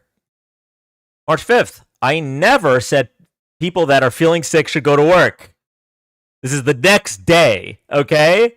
Where the media was probably questioning him. They're like, wait, you're saying that people should go to work when they're feeling sick? And he said, I never said that. And he said it on March 4th. Oh, what did he say? Hold on. Okay, so March 4th. If we have thousands or hundreds of thousands of people that get better just by, sitting around and even going to work, some of them go to work, but they get better. And then March 5th, I never said that people that are feeling sick should go to work. I don't know what he said. That was such a weird sentence. Okay. March 5th, the United States has, as of now, only 129 cases and 11 deaths. We're working very hard to keep these numbers as low as possible. March 6th, I think we're doing a really good job at keeping this country at keeping it down. Sorry, a really good job in this country at keeping it down. A tremendous job at keeping it down. Also March 6th, you have to be calm. It'll go away. Also March 6th, anybody right now and yesterday, anybody that needs a test gets a test. They're there, and the tests are beautiful. The tests are all perfect, like the letter was perfect.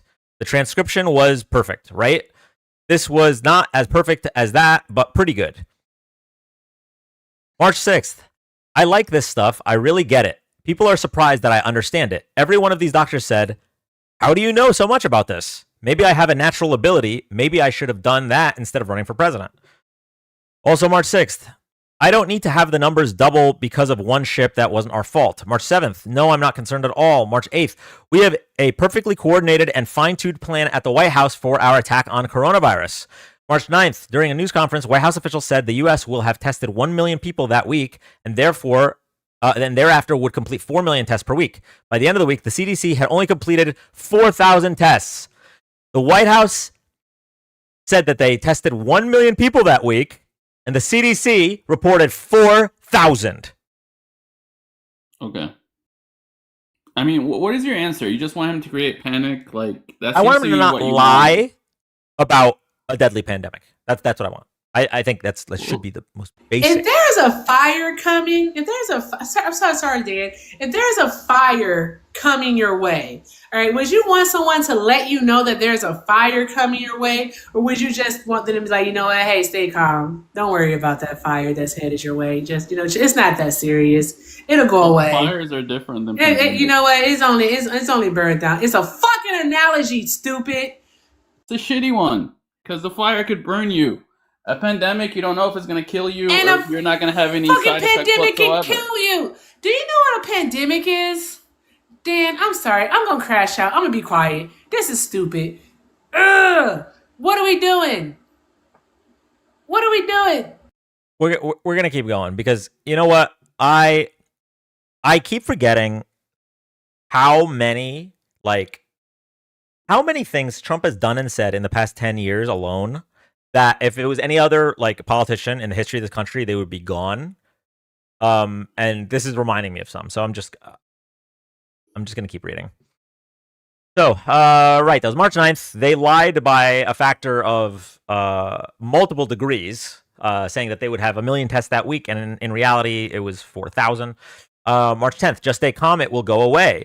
March 11th, the WHO categorizes the coronavirus as a pandemic due to its alarming spread and severity. March 11th, it goes away. It's going away. We want it to go away with very, very few deaths. March 11th, the vast majority of Americans, the risk is very, very low.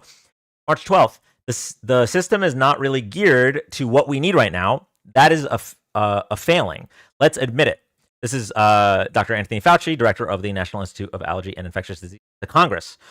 March 12th, you see what's going on, and so I just wanted that to stop as it pertains to the United States, and that's what we've done. We've stopped it. This is March 12th. We've stopped it. March 13th, I don't take responsibility at all. Of course he doesn't. March 13th, The Atlantic reports that less than 14,000 tests have been done in the 10 weeks since the Trump administration had first been notified about the virus. So Mike Pence had promised the week prior that 1.5 million tests would be available by this time. March 14th, I'd rated a 10 in his response to how he'd rate his coronavirus response. Okay. March 15th, relax. March 15th, this is a very contagious virus. It's incredible, but it's something that we have tremendous control over. March 16th, respirators, ventilators, and all equipment, try getting it yourselves. The fuck? That one I give you points for. Okay. March I 17th, don't know the context, but the only thing we haven't done well is get good press. That's 100% true. Well, it's not the only thing. He wouldn't need us to. We wouldn't need to get our own fucking ventilators if he was doing things well. What do you mean? I'm sorry. It's not the only thing. I felt like it was a pandemic long before it was called a pandemic. Oh, now okay. You know why he said that though? You know why he said that? Because Donald Trump has this thing where he has to be first. He has to be first at every single thing. It's a part of his malignant narcissism. He has to be first. He's done this in other instances, just like when he announced he had to be the one to announce Charlie Kirk unalive. I'm not trying to pivot. I'm just saying he had to be the one to announce that. What else? It was something else that happened. The thing that happened with Iran. What happened with Iran in May or June, the 12 days war. Mm-hmm. He had to be first in announcing that. He does it all the time. It's something else that he did recently where he just had to be the one to say something about it. He's just a ridiculous person. Oh, the Rob Reiner thing, that was horrendous. He had to. We're not talking about that. Dan's going to keep reading the timeline. Yeah, this is going to take a while, chat. I'm sorry. I apologize, but I think we need to get through this because a lot of people have just collective amnesia about what happened in 2020. It's really, really insane. 9/11, where it's the same morning, and he's bragging about how he now has the tallest building in New York. But anyway. In the interview, the private interview with Bob Woodward, I intended, quote, to always play it down. March 20th, I say that you're a terrible reporter. That's what I say. I think it's a very nasty question, and I think it's a very bad signal that you're putting out to the American people. Response to a reporter's question, what do you say to Americans who are watching you right now who are scared? He's trying to limit panic. I think that seems to be his... I mean, I understood that as his goal, and not to take him literally like you guys seem to have taken him. But I want you to that imagine... was my understanding, listening to all this rambling of his, that he's just trying to limit panic. And, I don't go to him for pandemic advice. I just go to him. What you don't understand is that around March 16th, that's when they started shutting shit down, right? I remember this specifically because I had a kindergartner, all right, who still lives with, but was living with ADHD and autism, who needed specific services at school with his speech therapist, his occupational therapist, in his social groups and stuff. And they closed down the schools because that's when they started spring break. I remember that here in Arizona. And what they did was they announced that the day that they closed down that they went on spring break, that they were closing down the schools until further notice. I remember that. And I remember thinking, what the fuck am I supposed to do with Bubba until they open up the schools because he has all of these services that he needs. Also, so yes, people were scared and people were concerned, and for the president of the United States to say something like that is not a sign of good leadership. Also, for the It's record, simply at this not. point, only 88 people have died. So Really the quick, death okay, number is okay. still nothing. Oh Really, my really God! Really quick. I think he just gets off on the cruelty. I think so, but I've two quick things to say. Again, another tagline. Good job that you got it in. Two quick things to say. What did he just say? I don't know what he's talking about. Thank you for Gets the off $8 cruelty, on. and they're not Christian. That's all. Thank you for the $8 on YouTube. I can't see your username because of the interface. I'm sorry. It says caller could have Trump tell him to run into a wall, and the caller would run into the wall, and the caller would still blame the media when he wakes up. Literally, yeah. Literally. If you, I don't know if you can comment. Oh, Rohit, thank you so much for the $8. That's the first thing. Second thing I was gonna say is I want you to imagine for a second. Barack Obama gets asked this question. What do you say to Americans who are watching you right now who are scared? You know damn well he's about to have a heartfelt answer that not only is stern about what's happening and that this is going to be hard, but also that we're going to get through this together and the steps that we're taking to get through this together. This guy crashed out about it being a nasty question. This is like embarrassing. Like genuinely. A reminder, everybody, for what the caption is today. And it's being proven over and over and over again. Wait, how long have I been muted? I wish he had Obama's charisma. That would be the perfect president.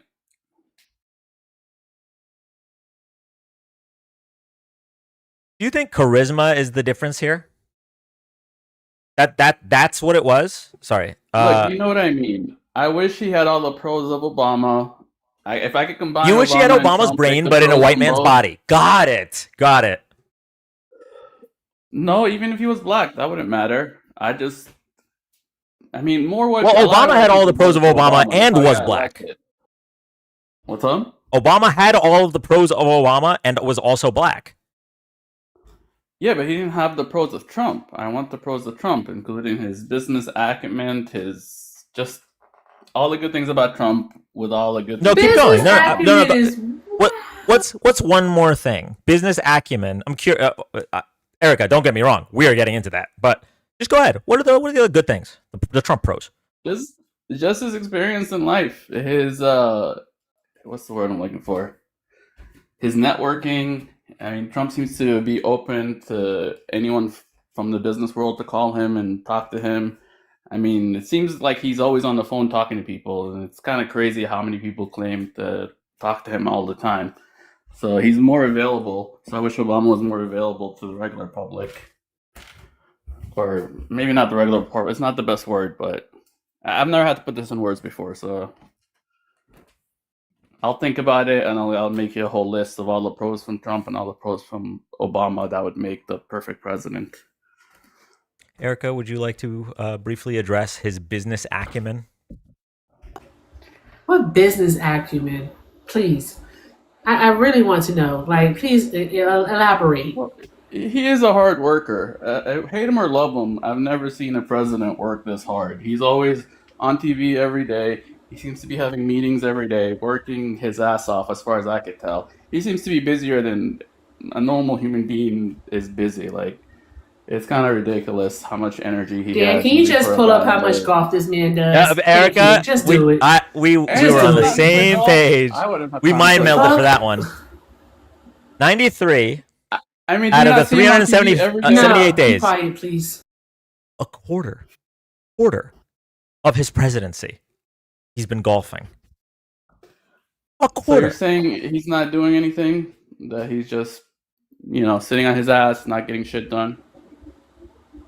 Bro, 93 days is 3 months. He's been in office for 12. That is 3 months. 3 months. That means he spent 9 months being the friggin' president and 3 months golfing. Are you serious? Well, if he's golfing all the All right, time, and just then because this dude is showing up on TV every day to try to convince you that he's working hard. This dude is literally falling asleep at meetings. He's falling asleep he fell asleep in on one TV. meeting. Biden Not was one asleep in all of meeting. them. He has fallen asleep in multiple meetings. Multiple meetings. Like, let's be so Yeah, if freaking you had as many serious. meetings with him, I would fall asleep in those meetings and in so court. sorry. Hey, MAGA Reacts. I really do have a question for you, for real. Like, seriously, right? All right. There's two questions. The first question is, have you ever met or heard a lie from Donald Trump that you don't believe? Yes or no? Yeah, he lies all the time. Like most He people. lies all the time. You just take it, right? You like it when he lies to you, right? It depends what he's You lying like about. it when you like it when he lies to you, don't you? It depends You know, what we're when talking about. when he says that he's going to end the war in Ukraine on day one, I mean, and he ended the lied war to in you and he Gaza, and didn't, seems to be and you constantly was like, he working on didn't the end the war in Ukraine, Gaza. He including didn't end the trying to- war in Gaza. Palestinians are still being killed by Israelis, so no, they're Well, still being officially killed they by the have a IDF. ceasefire. So there's I don't know what that. to tell you. So the war You guys isn't over. would've took that to the bank. Yeah, So- no. Grocery prices are higher. So there's that. Well, oil prices are lower.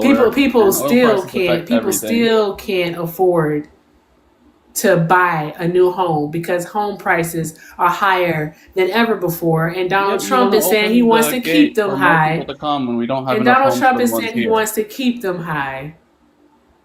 So there's that. Also, you Yeah, just because told a people lie. lose their money if you just think the economy. You just have to. You can't just deflate things, okay? Deflation's also bad, so you have to balance. So I have a quick question. Right?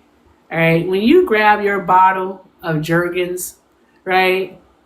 Do you say, "Oh, press me harder, Daddy"? Is that what you say? Is I that don't know that's how what I've been gets you off, oppressed. or do you How have you been oppressed? "Tread on me harder, Daddy"? Like, what do you say? What do How you has say? How does he tread on me? How did he tread Like, on me? How did he tread on what do you? you say? Where did Trump touch you?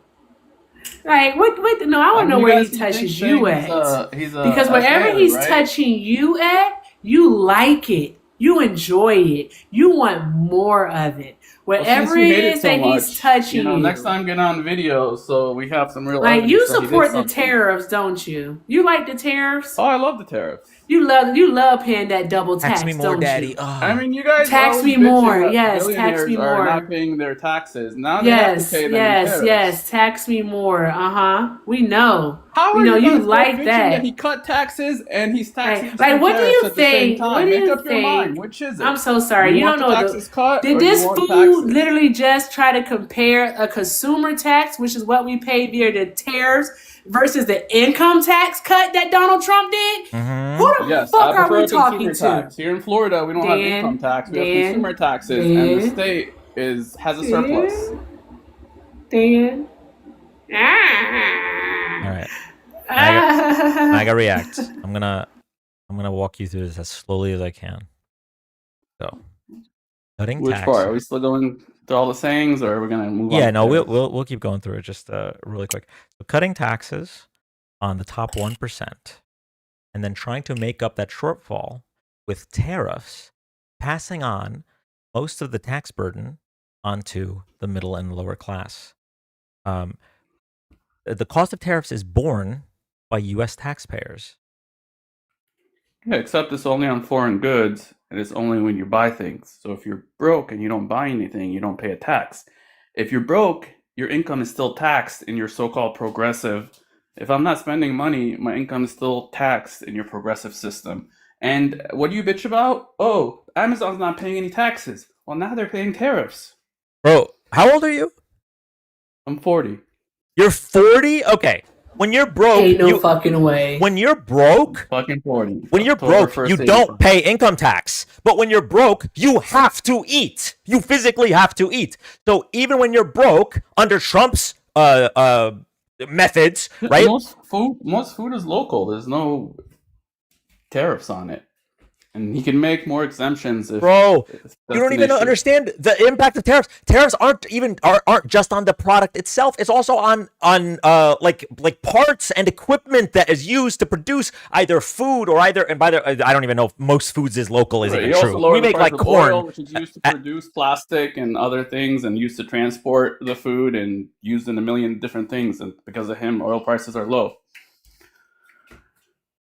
I mean, I know he's added Sorry, what did expenses Donald with the Trump do tariffs, to but he's bring also down cut oil expenses. prices? The same Because just to taxes are wrap being this cut. whole bow, And put a bow on this whole tariff conversation, it's not just the product itself that we see an increase in cost in, it's the operational cost that we also see an increase in. All right. What do you think that people who are poor, they don't buy shirts? They don't buy pants or shoes? You most think they tariff don't do things are that? not You don't bought that think often. that people who are poor, you don't think that they have to, let's say, I don't know, maybe buy furniture? You don't think that they have to fucking eat? I'm They so don't have to buy happy I can't furniture hear every your fucking responses day. because you're stupid. So there's that. But with that being said, because having this conversation with you is literally like talking to a fucking toddler. The problem is, I've been We're up listening to here them for trying a to while, convince so I already you know all that the shit one you're gonna plus be say. quiet, I'm talking. We're trying to convince you that 1 + 1 = 2, yet you're telling us that 1 + 1 = fucking 37. No, I'm telling you Okay, just so because this he is took crazy. one from So one what did side Donald and moved it Trump to the other do to side. It's about bring balancing the down? equation. What did Donald Trump do to bring down the cost of gas? What Well, he policy went did to he his friends in the implement? Saudi Arabia and told them to increase production, and they seem to be happy to increase production. When And did he he go changed to it from his friends in Saudi Arabia? When did he go to his friends and tell them to increase production? When did that happen? Show us the What do you mean? He had a whole directive, tour of the Middle no, East. you He be even came back with quiet. a free airplane that you No, I guys are don't mad about. care. No, that's not how this works. Show us the proclamation, the directive. Show us something. Okay? Give us You're saying something. the Saudis No, didn't give production us something. when he became president? Causation. You're saying he doesn't have a good relationship with the Saudis where he could ask them to keep This production up and correlation they haven't reduced does it, not even equal though the oil prices causation, are low? sir. I really need you to understand that. I really need you to understand. You're oh my god, you're I'm gonna use a D word. I swear I don't want to. You're not smart, okay? Yeah. Give us You wish I something was stupid. tangible. You are stupid. You And wish the I crazy was. thing is that you have the hubris to believe that you aren't when you truly are. And it's really, really There's smarter sad. And people it's than me. kind You're of just not scary. one of them. You're more prepared There than me. are people that are smarter than me, and You're I definitely know more that there prepared are. than me, and that's why I'm you okay with always people get these being other smarter than MAGAs. me. And when people are smarter than me, I don't try to pretend that I'm smarter than them, like you're I'm not. doing right now. So All I'm doing is again, giving you my it's perspective. not about being prepared. It's not about being prepared. No But one you gives are a fuck prepared. about your perspective, sir. Again, your perspective are not facts. I don't give a Okay. fuck if you That's why I think said it's Donald my Trump. I perspective. don't give a fuck if you think Donald Trump brought down gas prices. That's not how reality works. How so? Like you need a. It is factual that Donald Trump has done nothing to bring down gas prices. Nothing. He's done nothing. So he's not good So friends with the again, Saudis. And if you are the Saudis saying didn't put $2 million that or $2 he, billion in his if you are son-in-law's saying account. that he brought down gas prices, then by all means, give us the proof. What was the policy or what was the directive? What was the proclamation? Give us something. If you can't give us something, then I'm going to conclude that we do not give a fuck about the feelings in your tum-tum. No one cares. But the Saudis are good friends with him. He gave them The everything Saudis to are good choose. friends with him. And they're Oh, producing a lot of God. oil. Even though oil prices are low and it would benefit them to reduce production, they're still maintaining You're high making up production. fan fiction in your head, bro. That's what you're doing. You're Those are the literally facts on writing the ground, are they fanfic. not? Did they not You're bribe him writing with an airplane? You don't think they're going to bribe him by fanfic. keeping oil prices down?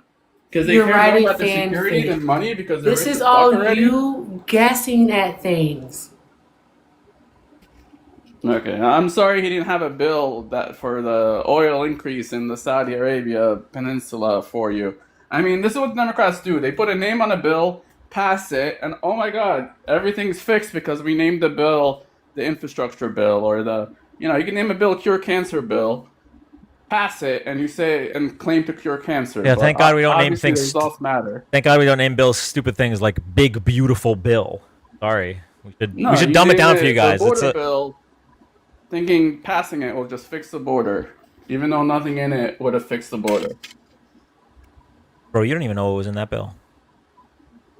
Increase people to do more asylum, increase judges to process more asylum, and a limit on border crossings that was higher than the current numbers on the fucking at the time. There was no limit, and then it would set a limit. There's a 5,000 people limit from the understanding. There from was my no perspective. limit before the bill. From my perspective, There wasn't a 5,000 people limit every day. When the number at the time was 2,000 a day. I'm gonna walk you through this. I'm gonna crawl you through this.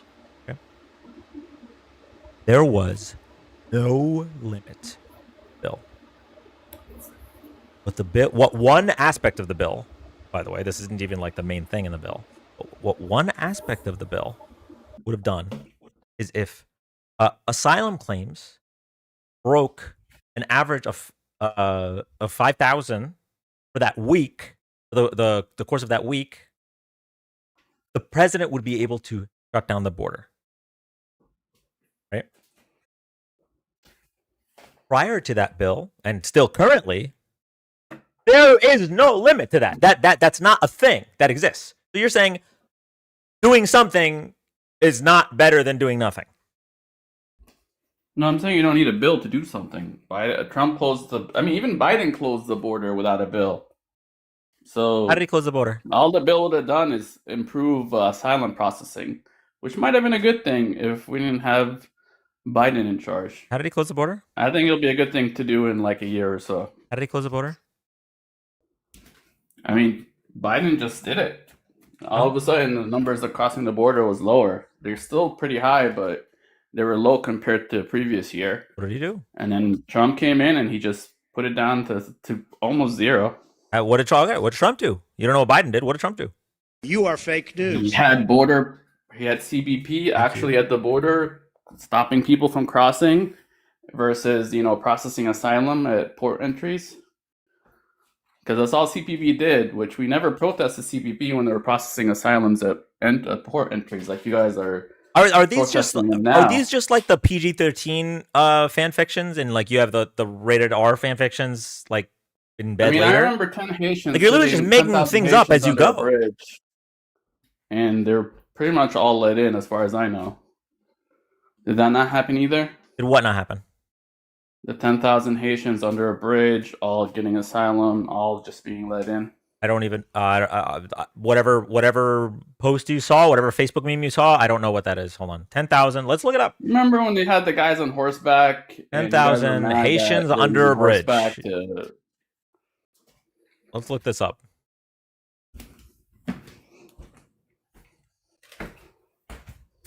Okay, September 2021. Between 10 and 15,000 migrants, primarily from Haiti, created a major humanitarian crisis by gathering under the Del Rio International Bridge in Texas. Migrants, including families, lived in squalid conditions, seeking asylum due to insecurity and disaster in Haiti, resulting in a state of emergency. What's the issue here? What are Haitians doing at the southern border? They should be flying in through using airplanes. How did they come from? Where did they come from? Where did they come from? From the island of Haiti? They should be at a water port. No, stupid. Or an airport. They came from South American countries like Brazil and Colombia. Do you know why they came from Brazil and Colombia?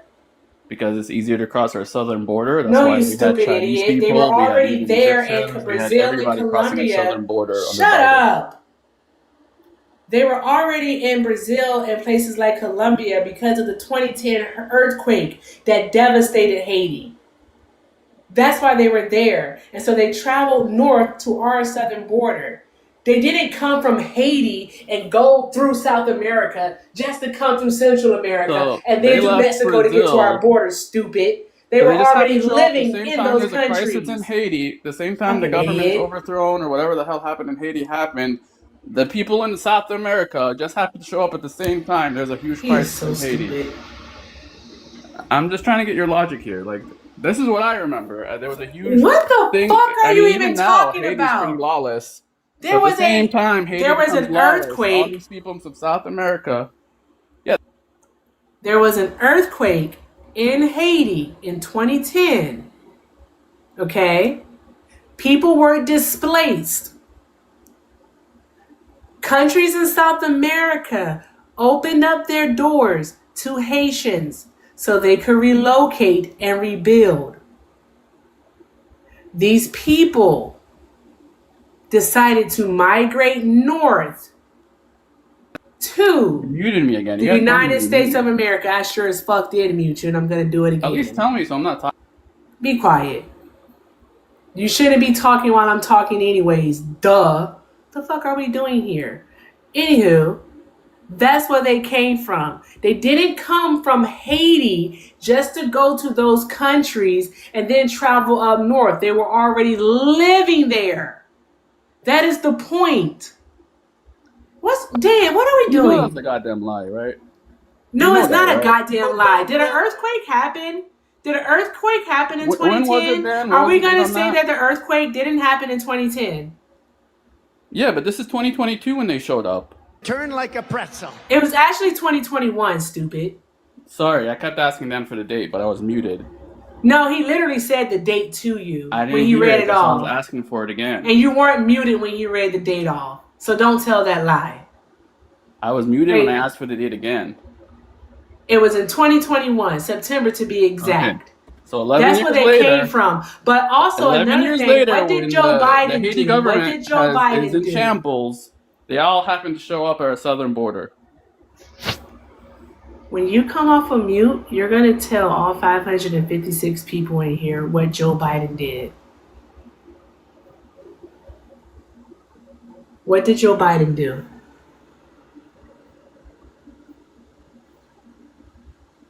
Are you asking me or Dan? Was Dan on mute? No. I'm talking to you. You're 40 fucking years old. Follow the conversation. You put me on mute. How do you want me to You're reply? older than mute? both I'm of so us. confused. Follow the conversation. What did Joe Biden do? I want you to answer. I don't want Dan to answer. I don't want the chat to answer. As far as I know, and sent them to Springfield. Prove that he gave them all asylum. What do you mean? There's like Prove that he 15,000 gave people. them all asylum. Do you not remember Where's the article? Where's the document? report? Where's the Where did all directive? those Where's the Haitians come from? proclamation? Give us the proof that he gave those 10,000 Haitian migrants So the 10,000 asylum. Haitians in Give Springfield, it. where'd they come from? Give us the proof The fact that there's Joe Biden, 10,000 I'm not leaving this. Haitians You're not still in answering the Springfield. question. You don't get to talk. My apologies, Dan. I know you're not a fan of that, but I'm tired of him making claims, and we have to keep pulling up fucking evidence, and he pulls up nothing. He hasn't cited a source or anything. All of this has been nothing but the fifis in his tum-tum. Give us a source. What did Joe Biden do with the migrants at the border? Let's find The out. Haitian Let's Google it migrants. together. Go, Google it then. No one said that you couldn't, but you're going to provide a source. Well, if I lose attention for a second with you, I'll probably miss something. I gotta be on my tippy toes because you guys are good at what you do. I'll give you guys that.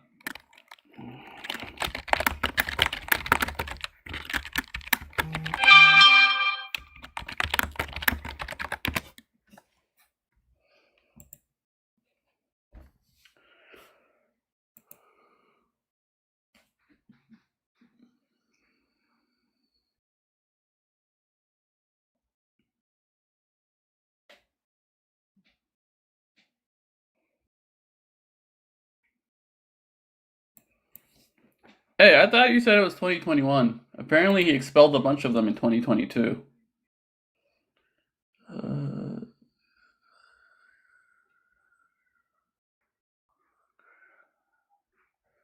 So where did the 10,000 in Springfield come from?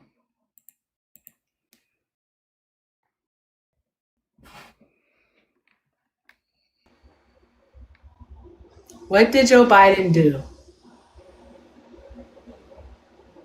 Supposedly, he used Title 42 to expel a bunch of them.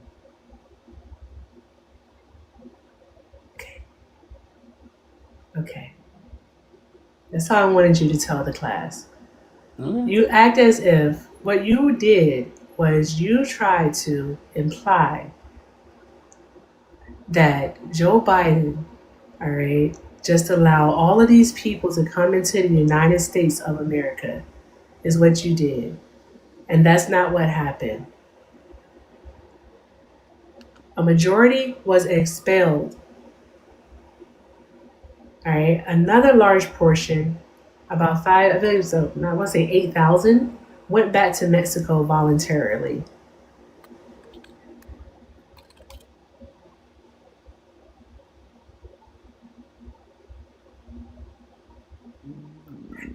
And then I'm going to talk to Dan for a moment. Dan, would it be worth asking, even if every single one of those people were allowed into the United States of America, what would be the negative? Should we even ask that question? Nope. Because what would be the negative? There wouldn't be any. I mean, I'm pro-immigration, but that all depends. Yeah, supposedly in the case of Springfield, they needed them, so I'm actually cool with that. But if there's a shortage of housing and you're bringing more immigrants until A before shortage fixing of shortage, housing? isn't that the big headline that So there's a you shortage of haven't housing in met a California and all lie. these other places? Yeah, you haven't met a lie from Donald Trump, nor his administration that you don't believe. Well, I got that one from what's his name, Ezra How Klein. is there a But shortage in sure. housing? How is there a shortage in housing? If one of- the immigrant is renting the home, that means that the house was available. So how is there a shortage? You only can rent a place that's available. You only can buy a home that is available. I mean, do you want me to explain supply and demand, or? But yet we still have over 14 million vacant homes in the United States of America. I think Where? that's crazy. I think But so, some way, so the- somehow, they're What are these causing a vacant homes? shortage I'd like to buy one. all you across the can't. country. You can't buy any of these homes, and here's why. This was yesterday. Again, existing housing, people that own their homes, we're going to keep them wealthy. We're going to keep those prices up. We're not going to destroy the value of their homes so that somebody that didn't work very hard can buy a home. We're going to make it easier to buy. We're going to get interest rates down. But I want to protect the people that for the first time in their lives feel good about themselves. They feel like that they're wealthy people. And I want them to understand it. There's so much talk about, we're going to drive housing prices down. I don't want to drive housing prices down. I want to drive housing prices up for people that own their homes. And they can be assured that's what's going to happen. Support journalism you trust.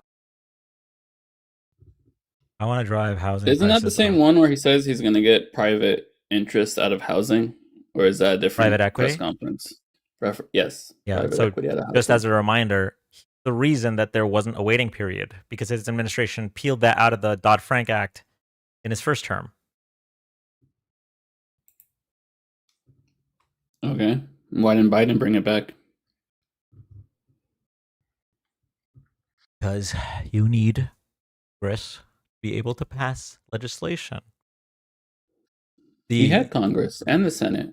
Was I don't know. about that? I don't know if you've Did I met bring Joe that up Manchin and too? Kristen Sinema. Also, I don't know if you know this, but in the 2 years that he did have a majority in the House, we were dealing with a pandemic at the time. That wasn't like We also had John McCain and other people being a pain in our ass. So it's just the way our system works. Bro, John McCain When was did John not McCain alive. die? No, I'm did John talking about when McCain we had die? the House, his first term. And we have people a pain in our ass right now. Especially When with did such John a small, McCain die?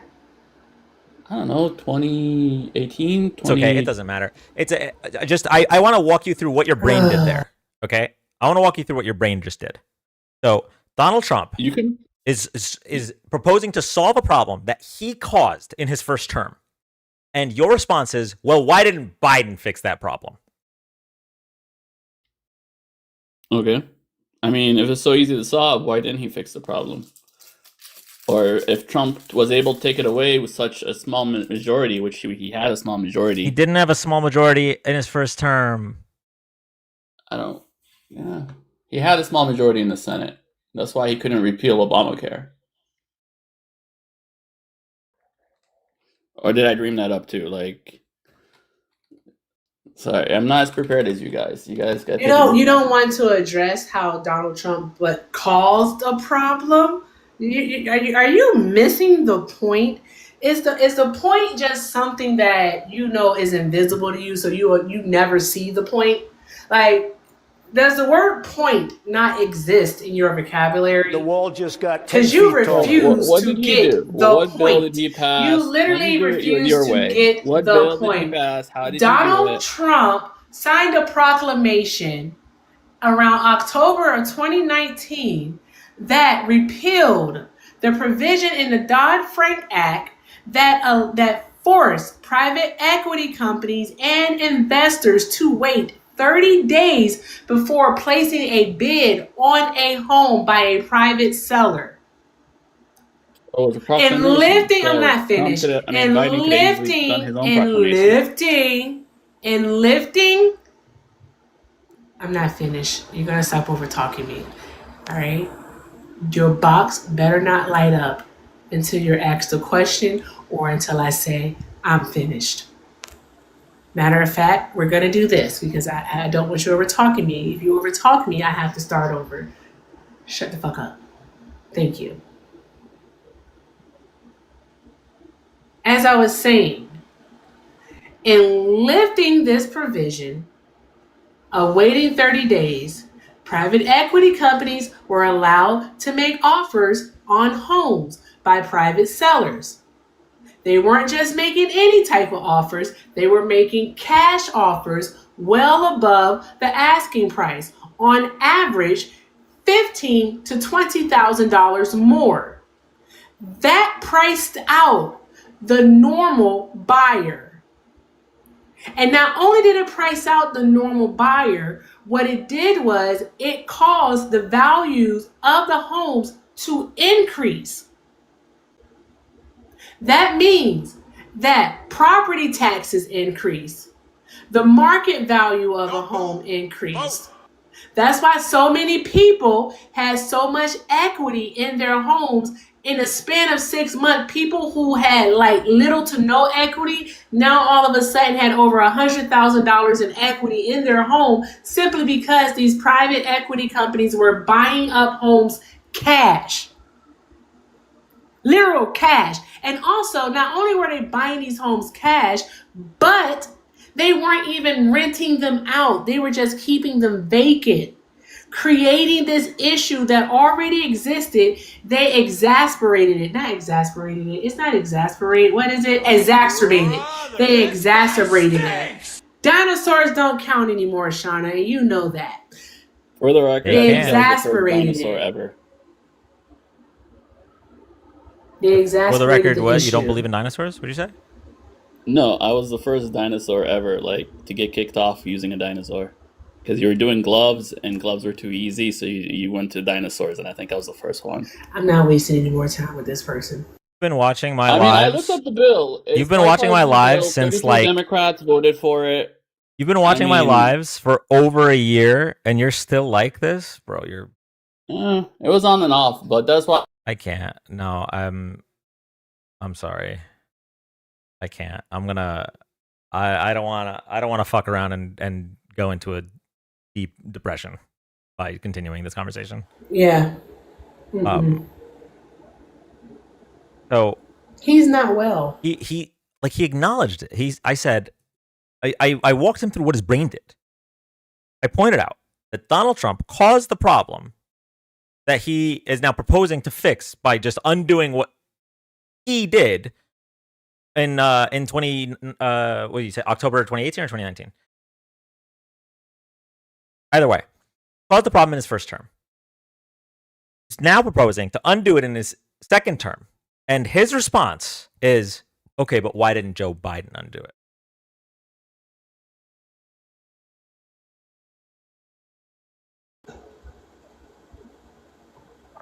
I got nothing.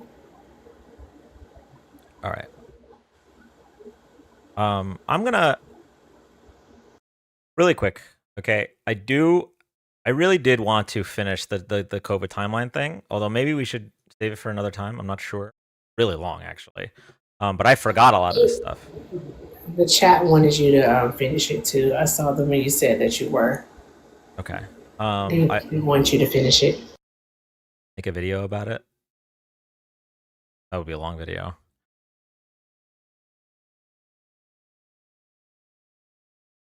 Okay.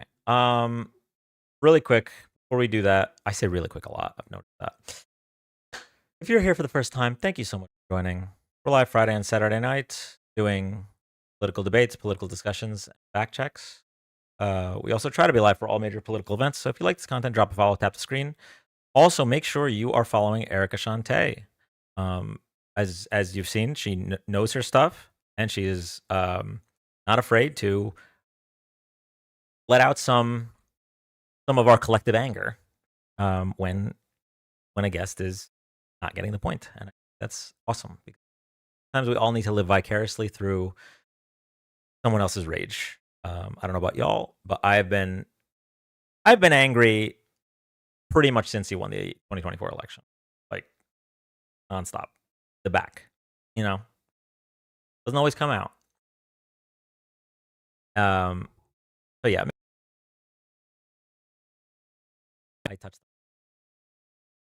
I should not have touched the mic. Okay, all right, good. The mic is supposed to have been here by now, by the way. I don't know if the weather is causing a delay because we have extreme. Okay, so right now it feels like 27 where I live. We have like these extreme cold warnings.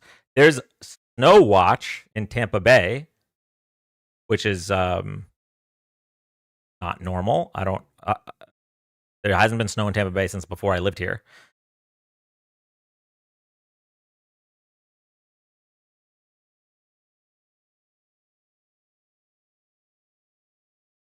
Been angry since the Biden debate when I knew Trump was going to win. Yeah, I felt the same way, but then we had some hope with Kamala. It was like 78 degrees here today. All right, well, Erica, I appreciate having you up. Fair. Damn, are you prepared for snow? I was just thinking. No, if we do get snow, it'll be like a light dusting. Now, don't get me wrong, a light dusting shut off the city of Atlanta 10 years ago, or whenever that was. But I'm not commuting. I worry about Mac though, because she's over in 12 hours. So, but I don't know if it's actually gonna snow. She won that debate, just didn't do much. Yeah, I mean, she throttled him that debate. It was embarrassing. Kind of didn't matter. There was just so many hurdles for her to get over in that election. Number one was the correlation causation hurdle, which is pretty much every election all around the world after the global inflation crisis. The party in power either lost their election or lost seats because people assume that inflation must be that person's fault because they're in power. So like this isn't just a U.S. thing. This happened in elections all over the world. There's the fact that she had 107 days to run a campaign, or as Donald Trump's been running his campaign for 10 fucking years. She also needed to get over a massive hurdle, which is that she was not only a woman but a woman of color. all of this while also needing to get over a hurdle that Donald Trump had the richest man on earth turn the biggest social media platform at the time into a propaganda machine. Like, there's a lot. A Democrat won a seat today by 14%, that Trump won by 17%. Yeah, listen, if In Texas, right? the special elections, if the results in the special elections the past year carry to the midterms, it will be a bloodbath. Now, of course, a lot of factors that go into that. For one, obviously there's going to be more Republican turnout in midterms than in special elections. Number two, I'm not super convinced that we're going to have free and fair midterms. There's a lot of things, both legally and illegally, that Donald Trump and his administration can do to prevent that. For example, one of the legal examples is the districting, the redistricting, the gerrymandering, which would have been illegal. Reminder: if you think gerrymandering is unfair, and if you think that, if you're on the right and you think that California shouldn't have done it or whatever, reminder: in 2021, Democrats proposed a bill. It was the HR 1, the For the People Act, that would have banned partisan gerrymandering. Remember, it's done. We're done with gerrymandering. Republicans didn't even let it hit the floor. Senate Republicans just blocked it indefinitely. So, it's. I mean, y'all are just. The Republicans are on the wrong side of literally every issue. There's not a single issue that Republicans are on the right side on. It's really flabbergasting how easy it is to pick which party is better for any given election. Like, I don't know how we got to this point that it's just every fucking issue they're just wrong, but we are. 15 in Georgia. Oof. Okay. That's cute. Dan, you know what I was thinking? Because it'll be April before we know it. I think we should have a reunion. It doesn't have to be in Texas. It can be somewhere else. But we should have a reunion. Well, there's going to be some people that are not invited. Oh, yes, most definitely. They can't come. Totes not coming. At least 2 off the top of my head, but probably more. No, at least 3 off the top of my head. Yeah. I can list a whole bunch of people. But yeah. So we should definitely do that. We should do that. I think that would be cool. April is, if we do like a on the 1 year anniversary, that it's a really, really bad timing for me. I think my brother might be visiting. Oh, cool. Probably set something around that time. I'm down. I need something to do in April. Hey, I'm still here. Wait till I leave. Talk about me, LOL. She's joking. Dan started racking his brain like, what? No, oh wait, Erica, I need to give you like mod access in the Discord. You might already have it, actually. I don't know if I just don't know. But I posted a meme related to that a couple weeks ago. I think you'd get it. I might have actually just sent it to you directly now that I think about it. So never mind. Anyway, okay. What are we doing? We were doing the COVID timeline. Yes. Okay. I'm gonna try to get through this quickly because there are a lot of things I want to cover tonight. Chrome. We're gonna do the COVID timeline. All right. We're gonna read the ruling that will release Liam and his father. We're definitely gonna read that. I'm gonna read this first. Actually, we're gonna read this first really quick, and then we'll go back to COVID. Okay, so this was filed today. Opinion order of the court. Before the court is the petition of asylum seeker Adrian Conejo Arias and his 5-year-old son for protection of the great writ of habeas corpus. They seek nothing more than some modicum of due process and the rule of law. The government has responded. The case has its genesis in the ill-conceived and incompetently implemented government pursuit of daily deportation quotas, apparently even if it requires traumatizing children. This court and others regularly send undocumented people to prison and orders them deported, but do so by proper legal procedures. Apparent also is the government's ignorance of an American historical document called the Declaration of Independence. 33-year-old Thomas Jefferson enumerated grievances against the would-be authoritarian king over our nascent nation. Among others were, 1. He has sent hither swarms of officers to harass our people. 2.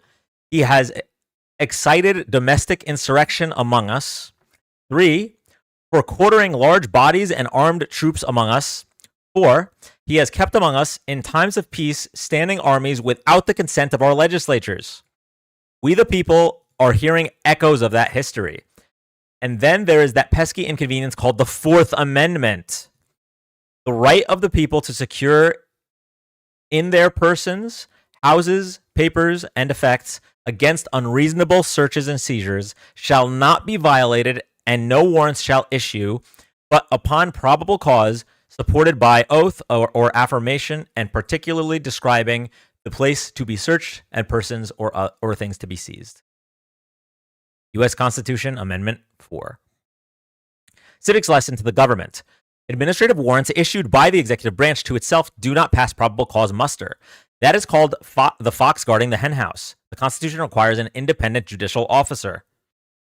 Accordingly, the court finds that the Constitution of these United States trumps this administration's detention of petitioner Adrian Arias and his minor son LCR. The Great Writ and release from detention are granted pursuant to the attached judgment. Observing human behavior confirms that for some among us, the perfidious lust for unbridled power and the imposition of cruelty in its quest knows no bounds and are bereft of human decency. Perfidious means deceitful.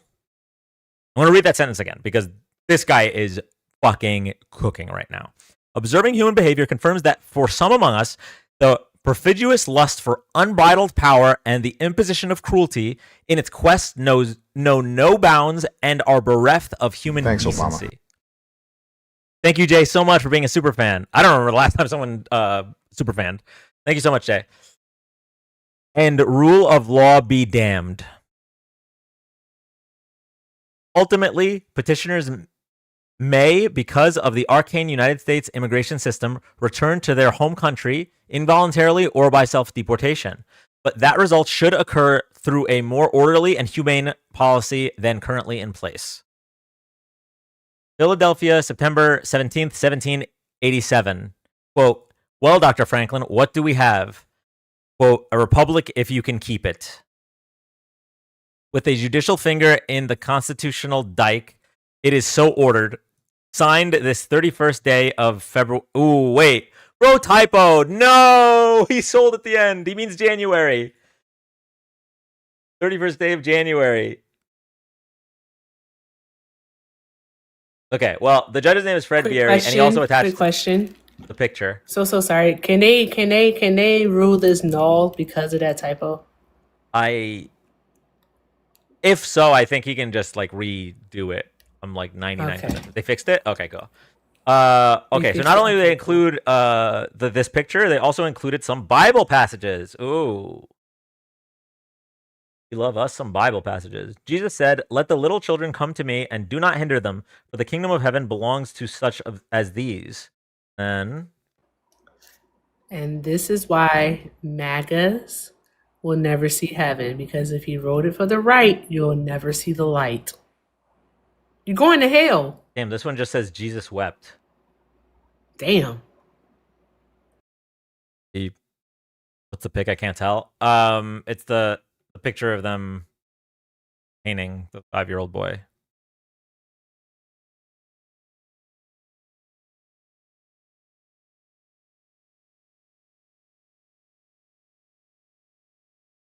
Okay. I have some really bad news. I think I bit the inside of my lip. And the more I talk, the more it hurts.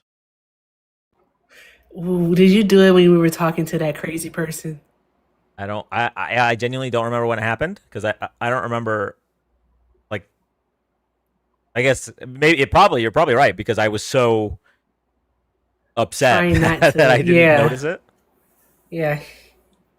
He was literally making my head hurt. Like I legit had a headache talking to him. Never the fuck again. So yeah. You cannot leave. Um We the people say no push.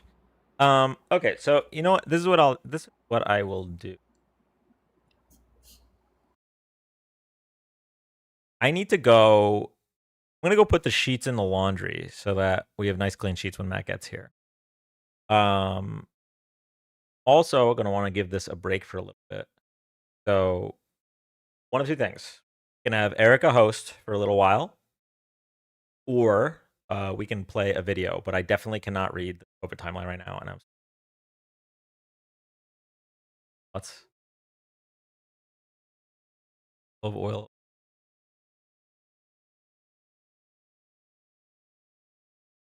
Well, I was thinking of maybe using some mouthwash to like effect. That would I don't know. I don't know if that would help. Warm salt water helps. Erica's the captain now. I can't hear Erica if she's talking, by the way. Erica host. I'm not talking. I was on mute. Peroxide. I don't have peroxide. The oil is never even heard of these oil. Yes, Listerine for mouthwash. Here for it. Oh, wait. Posted something in Discord for us to watch. I'm not gonna hold you guys. I'm sleepy. I am. So I guess we're leaning towards option 2. Yeah. Okay, well. About time for me to hit the sack. Everyone, I would like you all to help me in thanking Erica for being here tonight. This is 2 days in a row, okay, that I was supposed to have Erica on the live, and I didn't go live until 1,000,000 o'clock, and I feel so bad about it. Now today wasn't entirely my fault, okay, but I still could have probably gone live a half an hour earlier than I did. And yesterday was my fault, but regardless, although she didn't read the text, that's you know what? Actually, yesterday was a mixed bag. I did not. Can I tell the story? Yeah. Okay, so I went live, right? And as far as I knew, Dan was gonna go live around 9 p.m. And I was like, okay, cool. 9 p.m. his time, which is 7 p.m. my time. And I normally end my live around 7:30, 8 o'clock. So I was like, okay, cool. I can just send Dan a raid. So when the time came and I'm looking and Dan's not live, I'm like, why is he not live?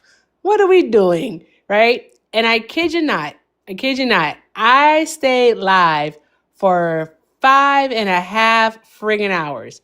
I think that's the longest I've ever been live before, and it was just a lot. It was a lot. I was like, why am I still here? What are we doing? And then as soon as I was about to end, I got a notification that said Dan is live. And I said, ain't no fucking way, right? Ain't no way. And so I go to text him because I was going to go yell at him, right? I was just going to go yell at him. Why did Dan text me at 4:30 my time saying, I'm so sorry. I'm going to be about 2 hours late. He said, I'm so sorry. Wait, what? The first thing you said in chat was so wild. And then you checked your text. I was like, I just saw your text. So there's that. But yeah. And I was like, oh, I'm not going to yell at him. My bad. I was like, and you know what's so crazy, Dan, is that I was like, Erica, check your text messages. But like, I didn't because I suck at multitasking when I'm live. And so I didn't check my text messages. And I knew I should have checked my text messages. I should have. But yeah. So Dan did not leave me out in the dark. Dan kept me updated. I just didn't check my messages. That's on me. But I'm tired. I can't join no more panels tonight. I'm going to sleep. I mean, I'm gonna listen to you and go to sleep. you were already putting in the work in that state ladies panel. Montana, Oh, Idaho. Idaho.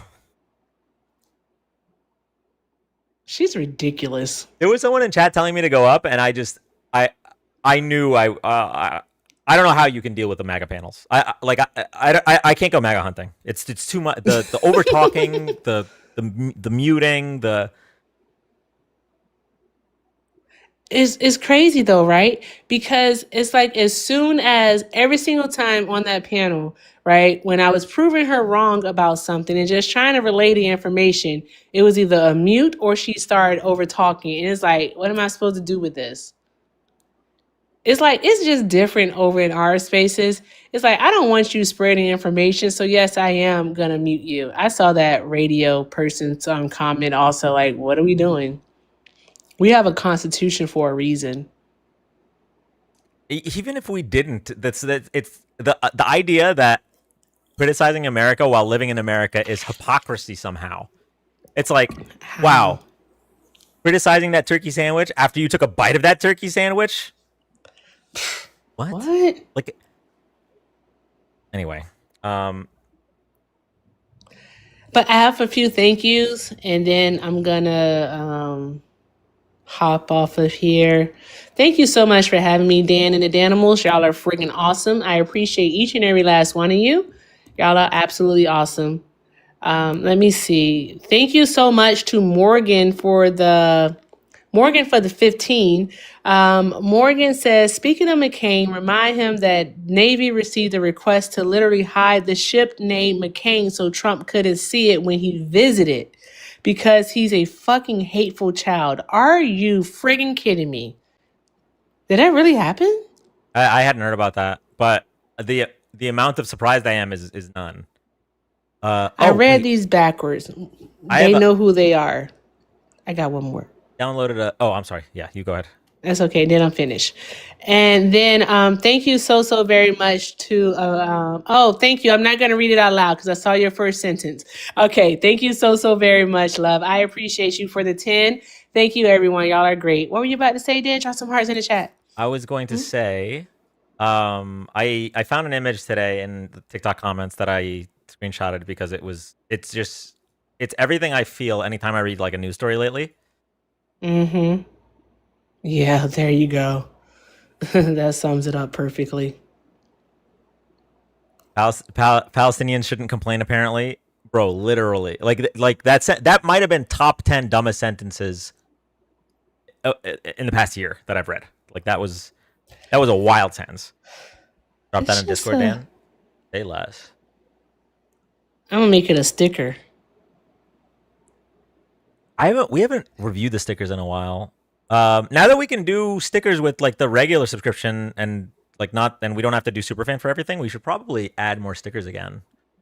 Yeah, I am thinking of starting the TikTok subs again. It was just easier for me, but another mutual, my friend Hector, he does it on Discord, Discord subs. And that just seems to be a whole lot better because I want to open up my Discord to everyone, but have like a sub only space. I don't know if that makes sense. I have a sub only space, but yeah.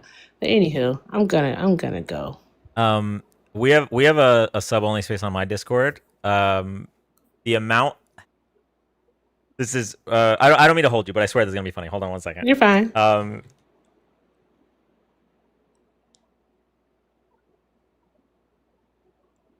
Yes. Okay. What is this? Wait, is my screen sharing? Yeah. Okay. Get a good tab. Yeah. Okay. So this is the scrutiny check if they actually subbed. Literally anyone that says I subbed, I just let them in. And the worst part about it is nobody uses that channel. That is funny. I love this gift so much. All right. Very let's get some thorough. W's in the chat for Erica. Erica, thank you so much as always. Of course, thank you.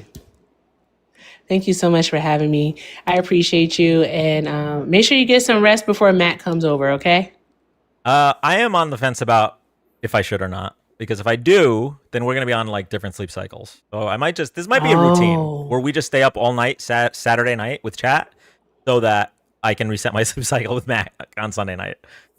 That's This fair. is like the second time that this has happened. And this is my fault. This is my fault for just not keeping a regular sleep cycle over the course of the week. I could just be a normal human with sort of Normal's boring. regular functioning brain. But from YouTube normal chat, is you're amazing, boring. Erica. Sleep well. Thank you. Thanks, Dan and Erica. Thank you. The show's not over. I'm just dropping, guys, but the show's not over. Dan has some more information he wants to go over with you, and you never know. He might get another. I almost had a moment. He may get another Trump supporter, all right, who's going to show how they drop it low or, toot that thing up for Donald Trump. Depends how the night goes.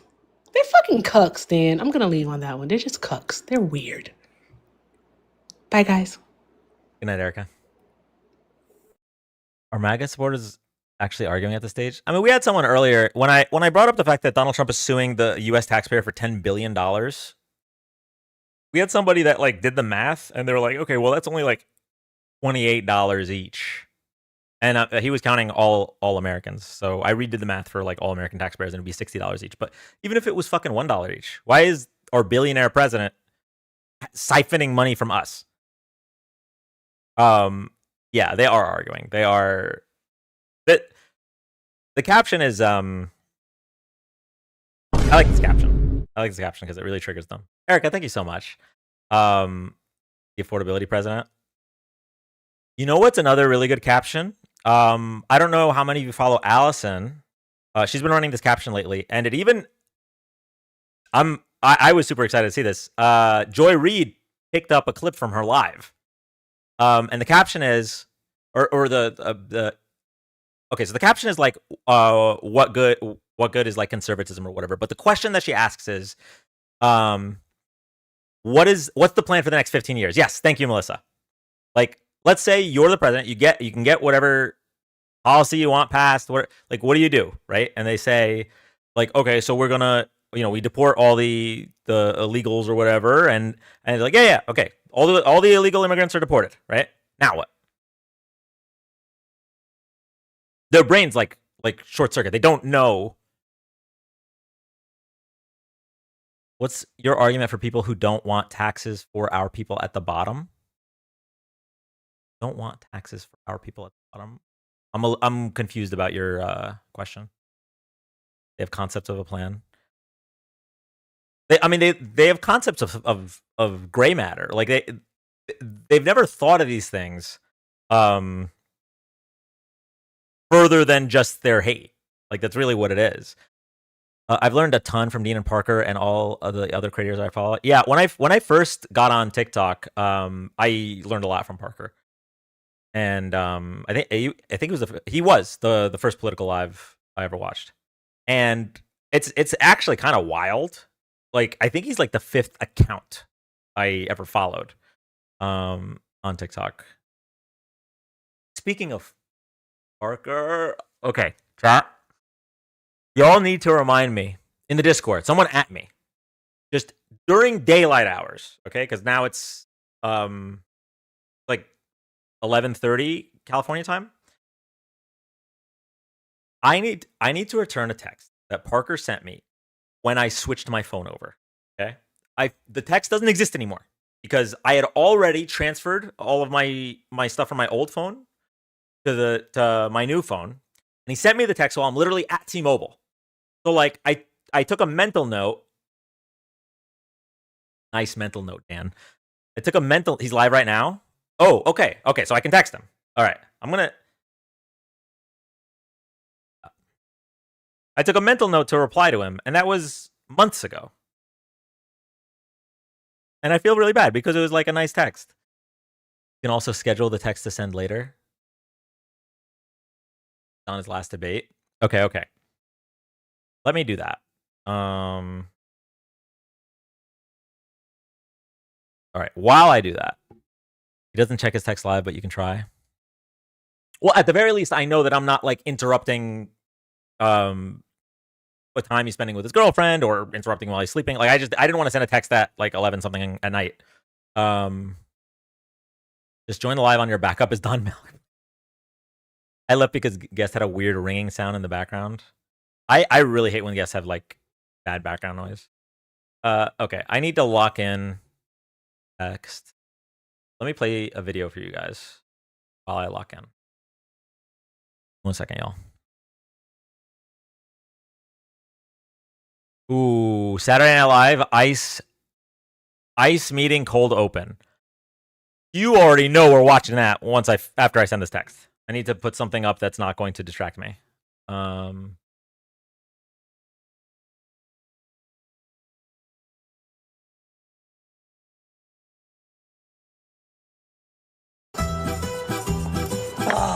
Arigato. Yes. Arigato. All right, 2 seats at the sushi bar.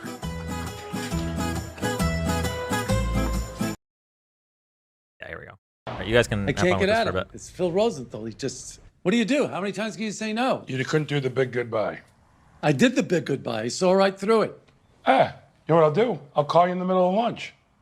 Say it's an emergency, you gotta go. I did that the last time I had lunch with him. Oh boy, that guy's relentless. We on for golf on Saturday? Yeah, Arnie Norton asked if he could play. I'm not playing with him. He's a Trump supporter. Never play with a Trump supporter. Really? See him around town with that hat. Make America great again. I don't need that crap. He makes me want to not be anywhere near him. I don't know. You can check with Carl, see if he wants to play. I gotta go. Oh, hello there. Hi. Hi. I'm Phil Rosenthal. I have a 12 o'clock. Oh, yes, Mr. David's already here. He is? Yes, right this way. Wow. Very impressive. He was early.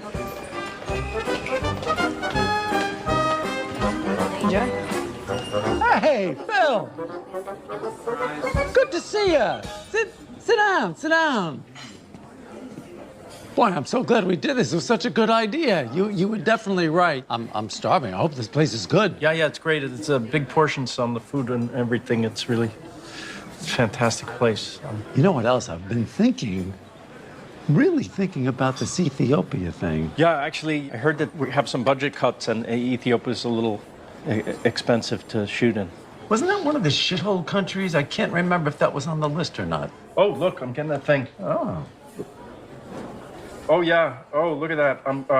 My son's flight got in early, and I gotta get him. I gotta go get him. Really? Yeah, no, really. Let's send an Uber or something. He needs to see me because he has a little anxiety. No. You know what, Phil? No. We'll something.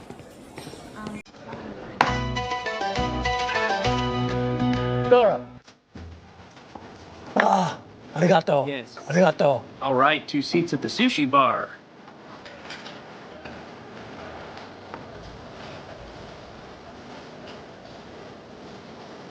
You know what? Actually, I think we'd prefer to sit at a table, please. Sad. Very sad. Sad.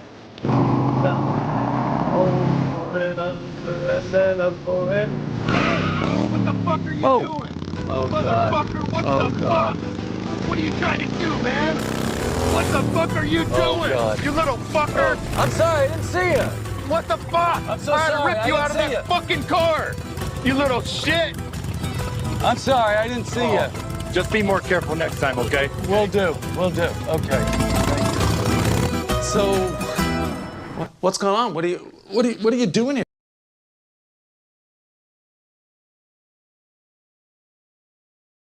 We are back. Sent the text. Okay. Text is done.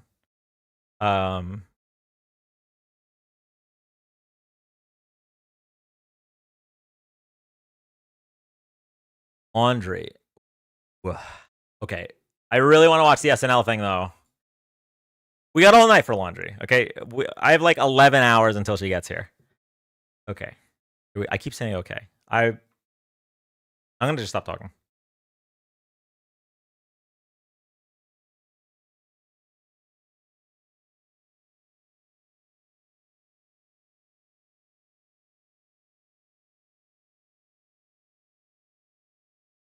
I was muted the whole time. Sweet.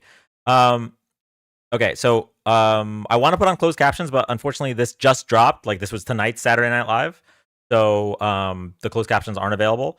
Also, to the person that asked about Larry David, no, Larry David is very not MAGA. The joke was that he could wear a MAGA hat in California to get out of like going to a lunch with a guy he doesn't want to go with, or get a better seat like at the bar of a restaurant because people will just move away from him. So like he was making fun of like MAGA. Anyway. All right, everyone. The volume's loud, right? I need to lower it. Lower it. No? Fine on YouTube? I'm fine. Fine for me. Okay. Never mind. Fellas, look, you got to do better. Look, I'm Tom Homan, okay? I am. I'm the separating families at the border guy. I'm the on-film taking a $50,000 bribe guy, and y'all are making me look like the upstanding, reasonable adult in the room. That's crazy! Literally. All right. Let's go. Oh, I caught it right before it, because if he finishes saying live from New York at Saturday night, I think YouTube would have turned the live off. Because YouTube usually shuts down my live until I stop watching SNL. So I think we might have dodged it for that one. Okay. So here's what I'm gonna do. Dan, you just said it though. Okay, yeah, but I'm not in. You got me there. Still here, we made it. All right, cool. Okay. I want to put. All right, there's a few things I need to go over.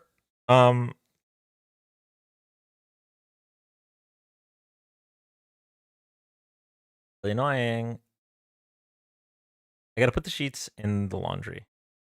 Also, I'm not sure. Okay, I'm not sure. But there's a strong possibility that the past 21 hours, I've only eaten 3 cups of black coffee. So I might have to eat something. Now, that being said, I really don't want to eat anything because I'm worried that I'm going to bite my lip. Yeah, I kind of just forgot about. So I ate after live yesterday.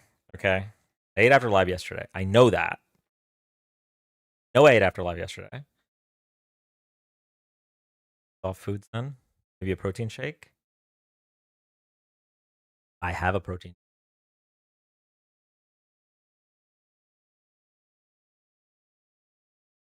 Probably eat more than your own lip and coffee.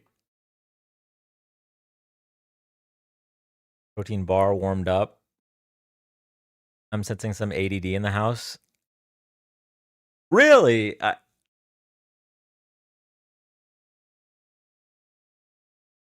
great protein bar. Okay. All right. So what I'm trying to say is I need to step away for a few minutes to get my life settled. What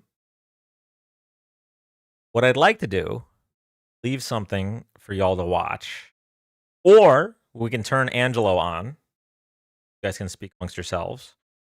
And update. No, okay, the thing that I leave you guys to watch should not be something that I also want to watch. Then I'll want to rewatch it. Now there's a third option. Okay, secret third option. I'm doing lentil soup and crackers. Çorba ades. Is a secret third option, which I didn't do the Wordle.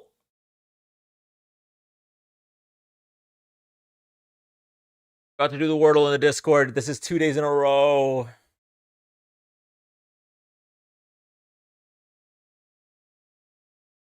Secret third option is I just end the live.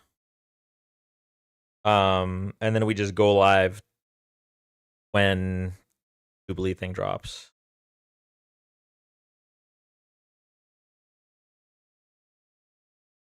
Watch Pisco versus Hutch. What did they debate about?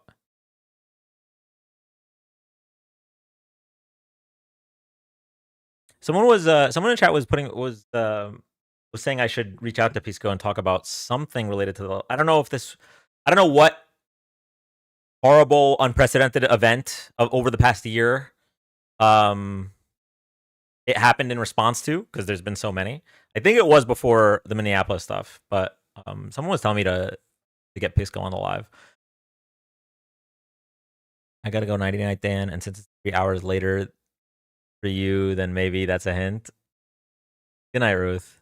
About Kyle Kalinske and lefties. You were debating about Kyle Kalinske and lefties? Honestly, if you have missed several meals, just take time for yourself. No, okay. I will say, normally I don't eat like breakfast anyway. Like normally I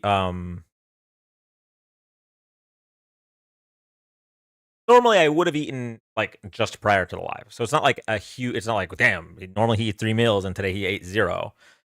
This is more of like I missed 1 meal. Does it drop at midnight Pacific? I have no idea. But just coffee is long. All these traders in chat, sheesh. Wait, what are they saying? Who are the traders? Okay, we gotta do something. Okay, you just woke up. No, I didn't just wake up, but I did wake up late because I went to bed super late. You know what threw it off? I will tell you what threw the whole day off. And I'm not saying that this is a problem, okay? Because it was fun. Santana inviting me on his live earlier today threw my whole day off. Because what was supposed to happen was I was supposed to have coffee, do the dishes, and then take a shower. What actually happened was I was just talking to Santana for an hour. And I don't think I had made my coffee yet. So just the whole thing was out of whack. And again, I'm not saying it's a bad thing. It was fun catching up with Santana. We talked about a little bit of politics. We talked a little bit about nostalgia, you know. But like, this is all kind of Santana's fault.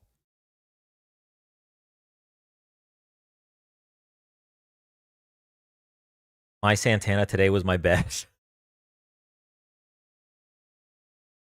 Oh yeah, I feel that if I get a call or something before I get going, I get thrown off all day. Yeah. Watch the Hassan versus MAGA parents. Wait, which Hassan? Hassan Minaj or Hassan Piker? Because one of those I do not like.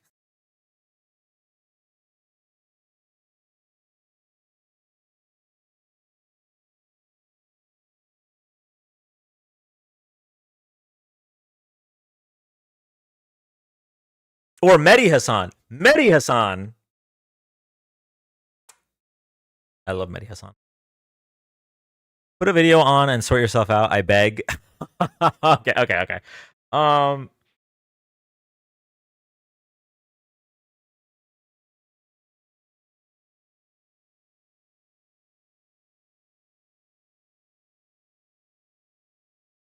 This video is sponsored in part by YouGov. Hey, I'm a person named Mr. Beat. You may remember me from films such as The Revenge of Abe Lincoln or The Wackiest Wagon in the West. You may also remember me as the guy who's made a video about every single presidential election in American history. And I also wrote a book about every single presidential election in American history. Look, there have been some close presidential elections in the United States, but most of them have not been in recent years. In this video, I'm counting down the 5 closest presidential elections in American history, looking at both the electoral vote and the popular vote. But first, hey, remember at the beginning of this video when I said that this video was sponsored by YouGov?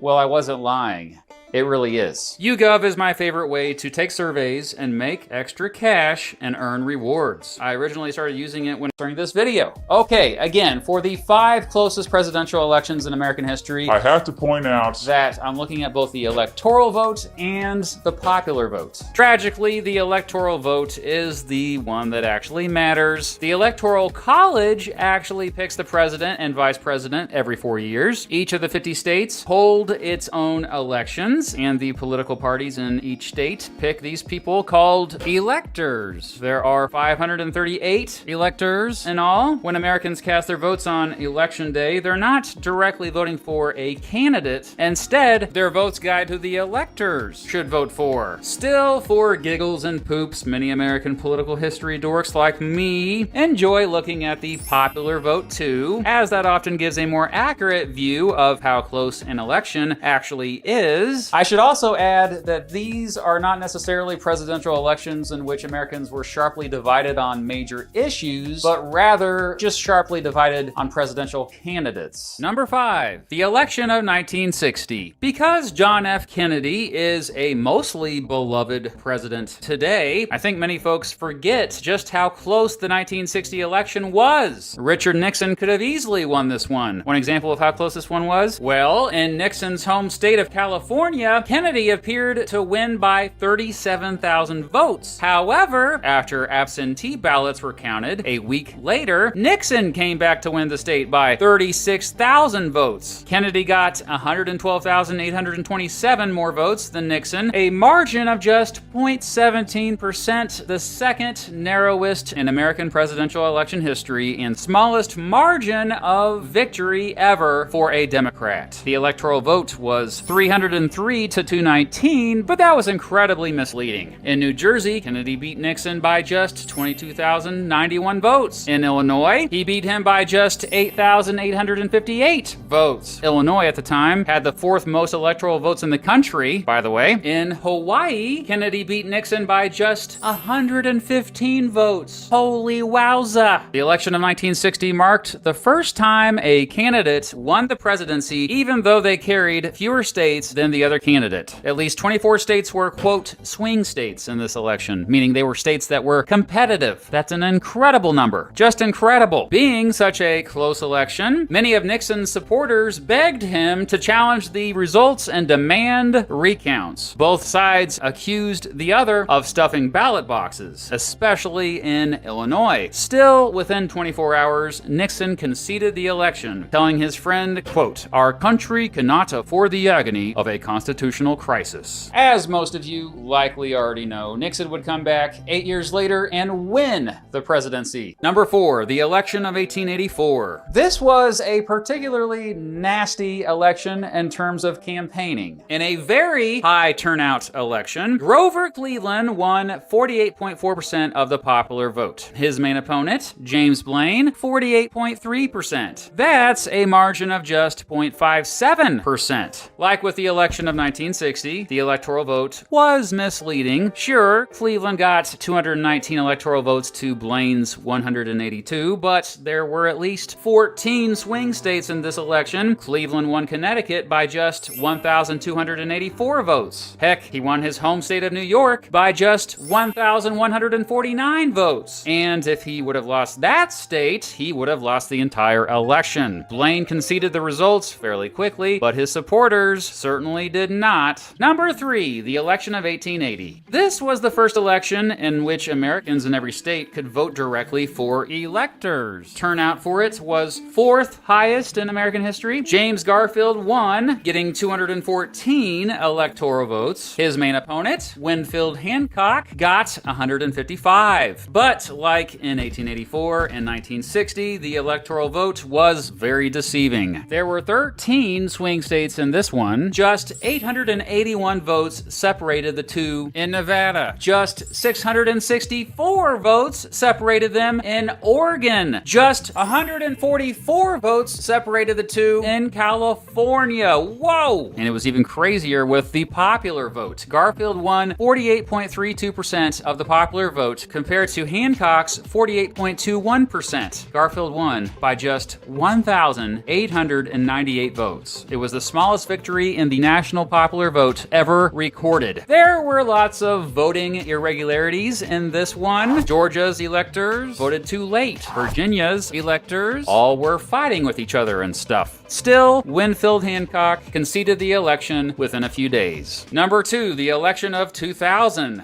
Ah yes, the first presidential election in which I voted in. It was a doozy, let me tell you. First of all, Al Gore won the popular vote. He got 48.4%, and his main opponent, George W. Bush, got 47.9%. Gore got 543,895 more votes than Bush. But again, that doesn't matter. Bush won the electoral vote, but only by 5 electoral votes, and it all came down to the electoral votes of one state, Florida. After Election Day, out of the nearly 6 million ballots in Florida, only 1,784 votes separated the two candidates. Because it was so close, Florida law said there had to be a machine vote recount. After the recount, it was even closer. Now Bush's lead was just 327. After another recount, Bush's lead officially was just 537. But because Gore thought the recounts were rushed, he sued Florida Secretary of State Katherine Harris. Long story short, the case quickly went to the Supreme Court and it sided with Bush, arguing the recounts were not fair. And don't forget that there were at least 17 swing states in this election. In Iowa, Gore beat Bush by just 4,144 votes. In New Mexico, just 366 votes separated Gore and Bush. Gore conceded the election on December 13th, 2000, nearly 5 weeks after Election Day. Number 1, the election of 1876. First of all, 82.6% of all eligible voters showed up to vote, the highest voter turnout in American presidential election history. It's pretty incredible. Rutherford Hayes ultimately won the presidency, but he was incredibly lucky to win. He won by just 1 electoral vote over his main opponent, Samuel Tilden. It was 185 to 184, the closest electoral vote margin in American history. And Tilden won the popular vote, an impressive 50.9% of the popular vote, as a matter of fact, compared to Hayes's measly 47.9%. There were at least 15 swing states in this one. There were allegations of widespread voter fraud in many of those swing states, as well as lots of threats of violence against Republican voters. In South Carolina, somehow 101% of all eligible voters got to have their votes counted. Also in South Carolina, Democrats there straight up murdered an estimated 150 African American Republicans over the results. Hayes got lots of death threats. Someone even shot into his home as he sat down for dinner one night. By January, the 19 electoral votes of 3 states, Louisiana, South Carolina, and Florida, were still in question. Not only that, but both candidates had refused to concede. The Constitution had no solution to this crisis, so the U.S. Congress rushed to pass a law to form a 15-member electoral commission to settle the results. Hey, good luck with that. The commission had 5 U.S. representatives,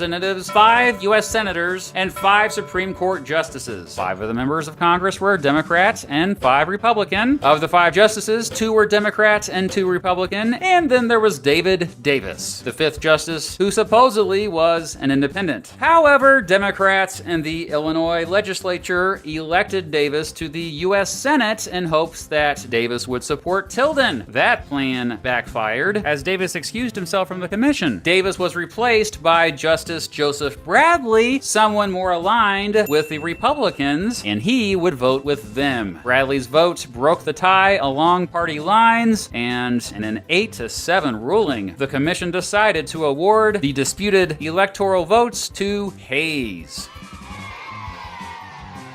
Of course, this made so many people angry that some even talked about a second civil war. To make the Democrats happy, the Republicans agreed to withdraw all remaining federal troops from the South, which officially ended Reconstruction. This informal agreement became famously known as the Compromise of 1877. The election of 1876 nearly ripped the country apart again. It was arguably the most disputed presidential election in American history. Tilden wouldn't concede the election until June 13th, 1877, more than 3 months after Hayes was sworn in as president. So there you have it. Those were the 5 closest presidential elections in American history, in my opinion. 5 times in which the country was sharply divided. You may have noticed that 3 of the 5 closest presidential elections in American history were back to back to back. Look, the 1870s and 1880s weren't really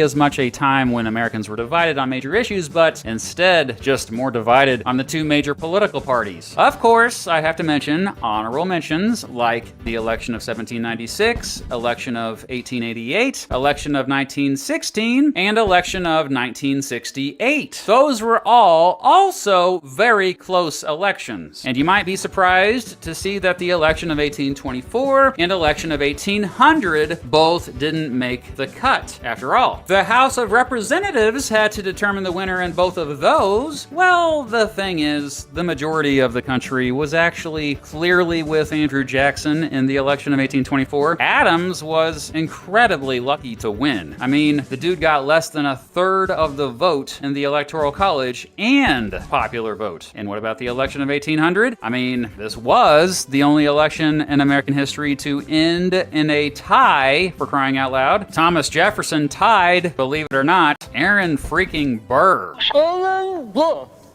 Excuse me?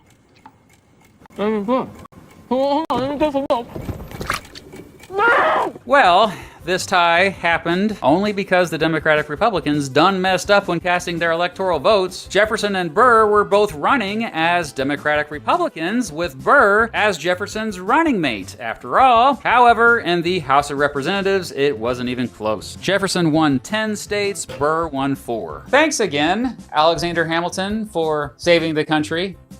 By the way, heck, Jefferson won 60.5% of the popular vote. Some also might be wondering why I also left off the election of 2016. Well, I definitely went back and forth with this one. After all, Trump comfortably won the electoral vote, but lost the popular vote by nearly 2.9 million. I ultimately decided to leave it off this list because the electoral vote is, again, tragically, in my opinion, what ultimately determines the winner of a presidential election. But what do you think? Am I full of garbage? I mean, what do I know? I've only been obsessed with this stuff since I was in 3rd grade. Let me know how much of an idiot I am down in the comments below. But thanks for watching. It's pretty awesome that you watch my videos, especially if you're still watching now.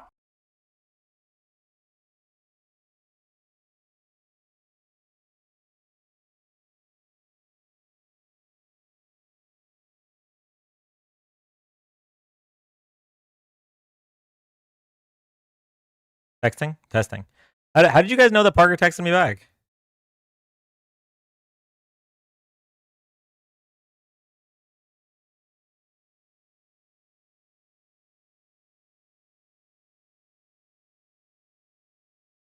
Because he said that? Oh, on his live he said that. Oh, got you.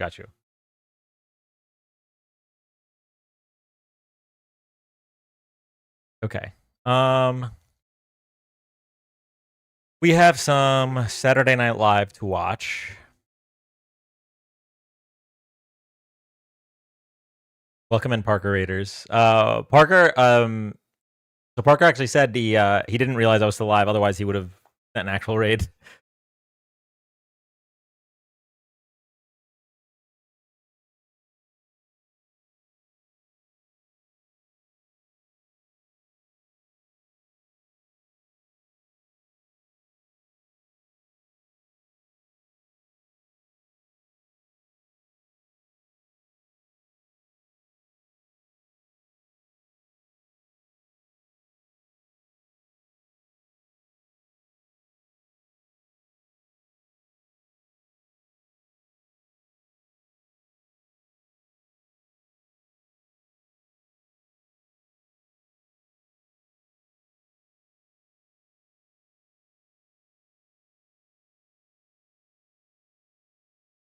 I touched the mic. Are we good? Okay, we're good. You know what? It's actually better that Parker didn't know I was still live, because the new mic still hasn't arrived, and it would be super duper fucking stuffed live for him to send people to. But for those that are Mike arrival was by the end of yesterday, but so 3 hours ago. I don't know if it's delayed because of the extreme cold or whatever. But okay.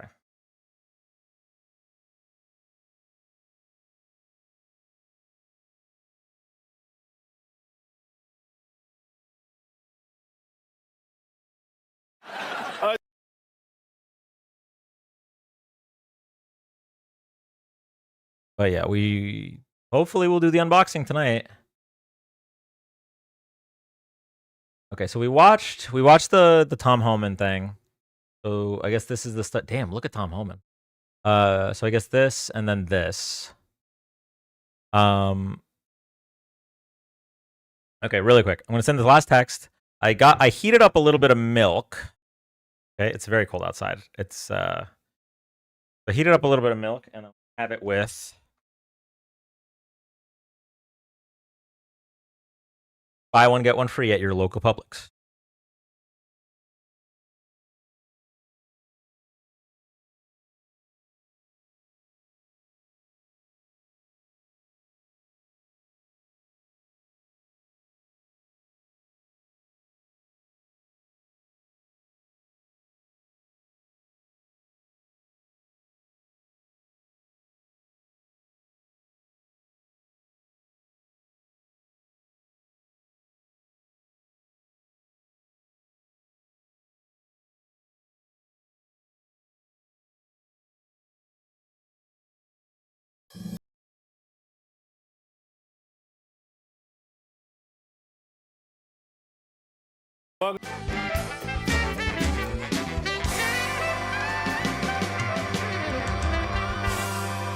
Brandon.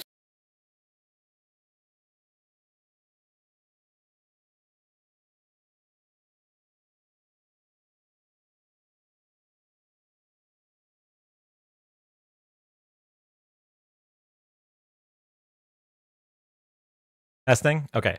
Really quick, I think we have a birthday in YouTube chat.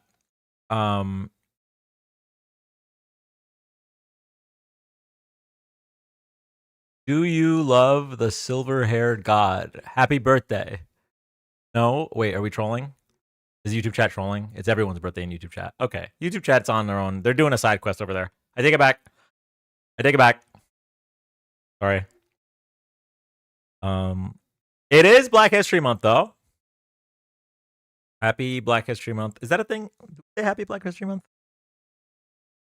I do want to do, at some point over the course of the month, I want to do the same thing, or obviously something similar that we did for Pride Month, but for Black History. I think that would be super cool. Yeah, LOL, sure. Okay. All right. Happy Black History Month. All right, let's finish the video. Also, I am super locked in on not biting this again. I don't know if you can see it. Super locked in on not biting my lip. So if you see me focusing, it's not on SNL. It's on this. It's not happy, so it's a bit weird.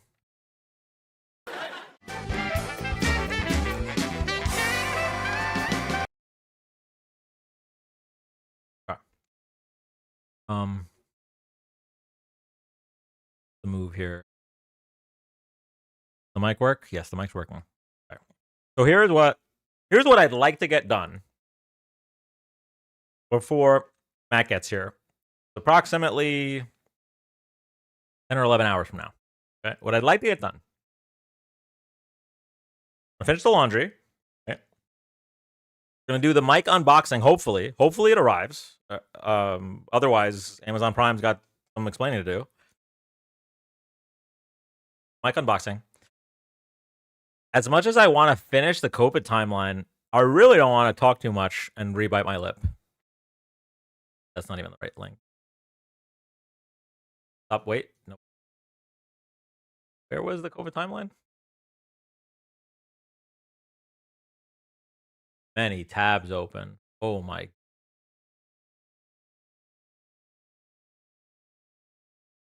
You track the package. Let me go look at it right now. On drivers don't deliver after midnight. Is that the wait? Okay, all right, hold on. Adam Khan's here. Needs to see it.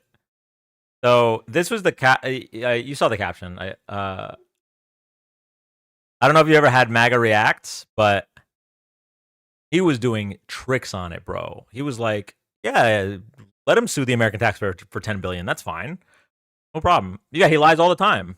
He just takes it.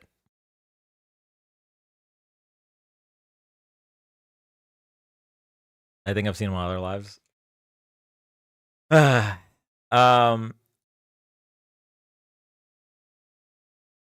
So, all right. So yeah, we want to finish the laundry. We want to avoid me biting my lip. So I'm going to try not to talk too much. I'm going to postpone finishing the COVID timeline. We're going to watch Isaiah on Jubilee. We're going to premiere it the moment it drops. We are stealing 300 views, 446 views from Jubilee. Moment it drops. In a video game. I don't mean that sincerely. Okay. There's that. Two of the smartest young people I know on the planet just met each other. Adam Khan and Lovey. This is a momentous occasion. Let me get this off the screen. Is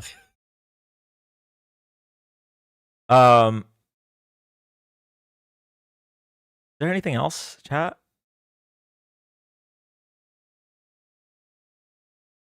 I might be forgetting something.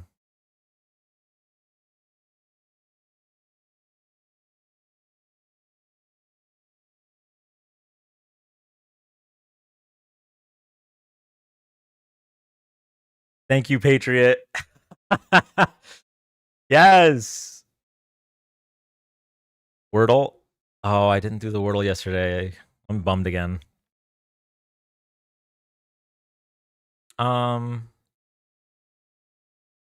Isaiah's Jubilee. The laundry. Definitely forgetting something, chat. Erica went to bed. Can I ask y'all a serious question? Do you consider fence sitting or not talking about politics just as bad as being MAGA at this point? I don't want to say just as bad, but I don't think it is an ethical option at this point.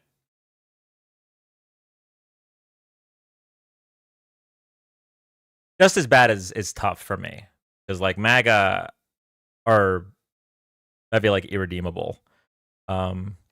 You see Schultz do a full 180 on Trump? Nope, but you know what? I gotta finish my cereal, so.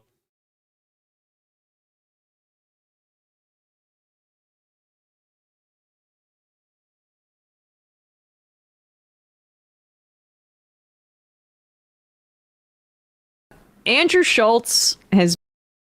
That was loud. I'm sorry. Okay, we are going to, I think,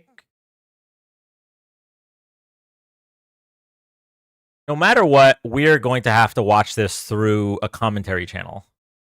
So it's either going to be TYT or it's going to be Majority Report. I think I probably prefer Majority Report, but I will leave it up to y'all. I'm only seeing it through either Majority Report reacting to it or TYT reacting to it. Definitely Mad Report, bro. Okay. This is going to be loud for just a moment. I'm going to lower it. It's going to be loud for just a moment. Brace yourselves. Andrew Schultz is putting his finger to the wind and seeing that, oh, wait, it's going in the exact opposite direction as when I had Trump on my podcast and was basically on my knees filleting him and was giving him the softest ball interview ever because that's where the money was at the time, buddy. That's where all of his right-wing chud male fans wanted him to orient his coverage. Not why he voted for him, because he gets more pussy than Joe Biden, right? Or oh, I forgot about that. That was no. That was my yes. That was the best. That was the best clip. That was the best clip because he said that more. back Bill Clinton used to get pussy, and now the Democrats are like lame, and Trump is like getting pussy, and it's like. And the truth is, that actually, the getting pussy thing is another way of putting they're both sex pests. Exactly. Yeah, no, exactly. No, and I think that's so important to emphasize because they will pretend like they're running away from that in general, but what they're running away from is the Epstein stuff specifically. They liked that Trump was a sex pest. Like a lot of these people liked that Trump made the uppity kind of like stereotype of a lib lady who Something a co-host, even though they were dragged to it unwillingly. If you see it with your own eyes, you know exactly what happened. And there's something disgusting that's happening, not only in Minneapolis, I'm sure it's happening in other parts of the United States, where it's ICE is under the guise of security, right? Under the guise of safety, because that's what they're doing, right? Is every time something horrific happens, they keep going, but look at the pedophiles we got. Look at the murderers we got. Look at all the violent criminals we got. I looked at the numbers. It's 5% of the people they deported are violent criminals. Yes. There's probably more pedophiles in the Oval Office. Exactly. No, exactly. If you bring up another fucking pedophile about deporting and you're not releasing an Epstein list, just shut the fuck up, all of you. Yes. I don't want to hear anything else about, oh, we got to deport the pedophiles. They're right here. Yeah. They're right here. They're a list of them, and you're not exposing it. Okay. Helpful. We'll take it. But you are a massive hypocrite.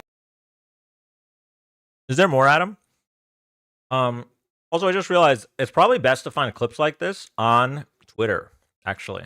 I hate using X, obviously, but come out more on the actual episode. What's the name of the show that he was on? Or is it even worth watching? Like, we kind of all know, right?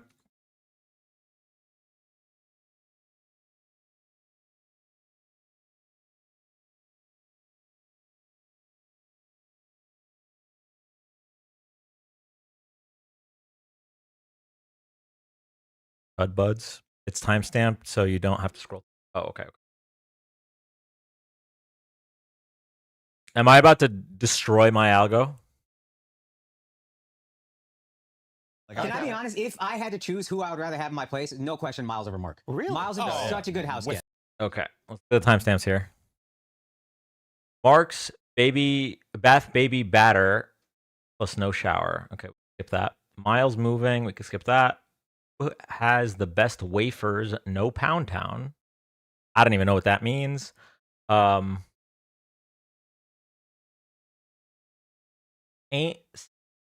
Great guy, never bully. Plus Miles was cool. Ain't see enough D's.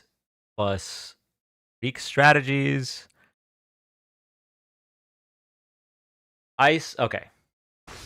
All right, let's do it. Let's talk about what happened in Minneapolis. ICE murdered an American citizen in cold blood, and then the Trump administration called him a domestic terrorist. Yeah. That's it. Yeah. Like plain and simple. Yeah. I see the administration trying to spin it, and it's fucking disgusting. It's like they didn't even have a moment where they're like, hey, we're reviewing the footage. We're going to try to see what's really happening. All of them, Trump and all the cronies, put out collective statements that immediately blamed an American citizen that was exercising his First and Second Amendment rights. Right? He has the right to protest. He has the right to carry a firearm. He's a legal gun owner, right? There's no question about this whatsoever. And the administration immediately comes out and they try to gaslight the public, which you cannot do when we have 15 different videos of what happened. Yes. And that is what they do, though. But that is what they do. Yeah. And I think that governments have probably been doing this for centuries, millennia. And now you have a public that is armed with phones and we can see what actually fucking happened. And you're not going to just lie to us, plain and simple, like that. And it's just, I mean, to me, it's like you can have, first of all, I know we've had Trump on the podcast. I know there's probably people like you guys are the last ones that want to hear talk about this. I don't think any of us are having this conversation to like curry any like goodwill or, get people to like us or something like that. This is something that is. I think people like this, especially Joe Rogan, but also Andrew Schultz and any of these other podcast bros that are like, I didn't vote for this, whatever. I think they need to do more than just no longer support him. Like, what's the phrase? Like, it's not enough to not be racist. You need to be anti-racist. It's like they need to try to use their platform, or their wealth, or whatever it might be, to undo some of the damage. They should have to take accountability for their mistakes. Yeah. Like just saying, "Oh shit, I was wrong," is not even the bare minimum. It's below the bare minimum. Okay.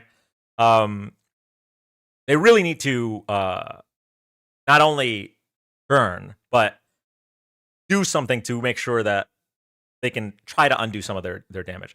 Genuinely, in my heart of hearts, I think it's possible that Joe Rogan specifically, okay? Like, I go back in time and talk to myself 15 years ago, and like, hey, see that guy that's making people eat scorpions for money? He is going to lead to the fall of American democracy in 15 years.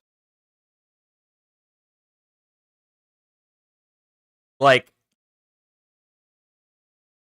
absolutely wild. And it's clear that they had an effect, right? I'm not going to say for sure if it swung the election, but it's clear they had an effect given where the demographics swung. In young men, so much swung to the right. Better late than never, but can't just pretend like they didn't help cause it either. Yeah. I used to tune into Flagrant, then they platformed Trump. I don't know if I've ever watched this. A long time ago, I used to watch some of the Joe Rogan podcasts. Not really the political one. Like I used to watch him and the Joey Diaz, and like Tom Segura before he became like a elitist asshole or whatever. Well, I used to watch it as like a comedy thing. And then y'all know what happened.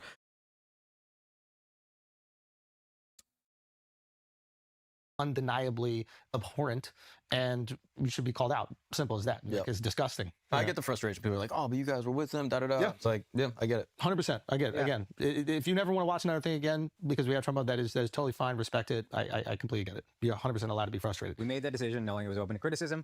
All right, there it is. No knock on any criticism. That being said, like moving forward, we don't just like stay silent when something has this. Like if we do have a platform, there's people that we're talking to, and we see something that is just so blatant. There's no like partisan bullshit with this.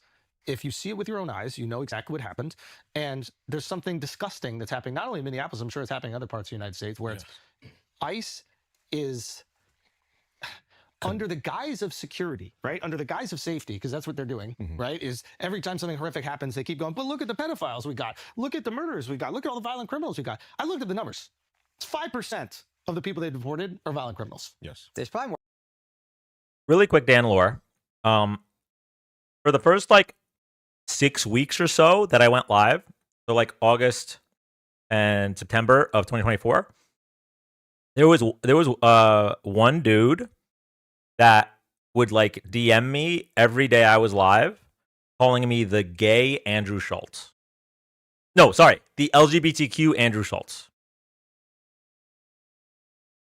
And I didn't really know who Andrew Schultz even was at the time. Bro, yep. I don't know what happened to that person. Also, you just reminded me because I didn't watch any clip. I just saw that Andrew Wilson was on Joe Rogan's podcast, but that's probably a bad use of your platform. If you're not providing any kind of pushback. Or pedophiles in the Oval Office. Exactly. If you bring up another fucking pedophile about deporting and you're not releasing the Epstein list, just shut the fuck up, all of you. Yes. I don't want to hear anything else about, we got to deport the pedophiles. They're right here. Yeah. They're right here. They're a list of them, and you're not exposing it. And this is the thing that we've been asking for even before Trump was in office. Yep. Anyway, point being is you see this act, and then you see ICE, and the way that ICE is operating, right, with, masked guys. No name tags. I 100%. I heard people bringing it up, and sometimes people are trying to go oh, you're exaggerating. No. You have to understand. It's you have a government-enforced militia with no accountability. Poor training. Inexperienced, poor training. Obviously, you saw from this circumstance, no effort to de-escalate. If anything, efforts to escalate the situation. And yeah, it's absolutely disgusting. And then when you see the administration defend it, you go, well, where will the accountability ever come from? This is a government-enforced agency, and the government is backing them immediately without even reviewing the tapes, saying that they did nothing wrong. So you have guys that you don't know their names, you don't know what they look like, that the government is backing with impunity. What do you think is going to happen? More of this is going to happen. Yeah. Joey's from Minneapolis, obviously. He was saying they have more ICE officials or whatever than they do law enforcement, like actual police officers in Minneapolis and St. Paul. Yeah. And apparently they have a quota of people, and that's why they're in such a rush to arrest as many people as possible. They're doing things that objectively, objectively, I don't care which side of the aisle you're on, objectively are unconstitutional. So no matter which side of the aisle you would like to uphold the Constitution a little bit, right? Like you can't enter someone's home without a warrant, and not some like federal administrative bullshit warrant that they're trying to like skirt around it. Yeah. You cannot enter someone's home without an actual warrant. I think it's like the judicial amendment It's the Fourth Amendment. Yeah, yeah, exactly. So it's like, and they're just entering homes. Dude, I saw them arrest somebody for having an accent, and the ICE agent that arrested him had an accent. Yeah, I know. Did you see that video? And the guy was like, "You got an accent too." Exactly. And it was just like, you're seeing these.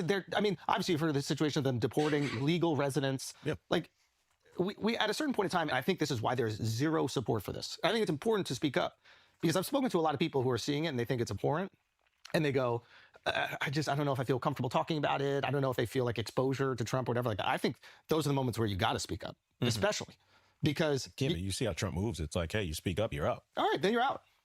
Who gives a fuck? And that's the problem. Everybody in his administration wants to be there. Well, then I'm not even talking about people in the administration. I'm just talking about regular people that were sympathetic to some of the immigration reform that Trump was talking about, and then are realizing no, this is not what they wanted at all. And now they're just kind of quiet because they're worried about like getting licks or getting public lashings or criticism on the internet. Yes, you do. Get it. Get it. And anybody who wants to criticize us for platforming, 100%. That is fair. 100%.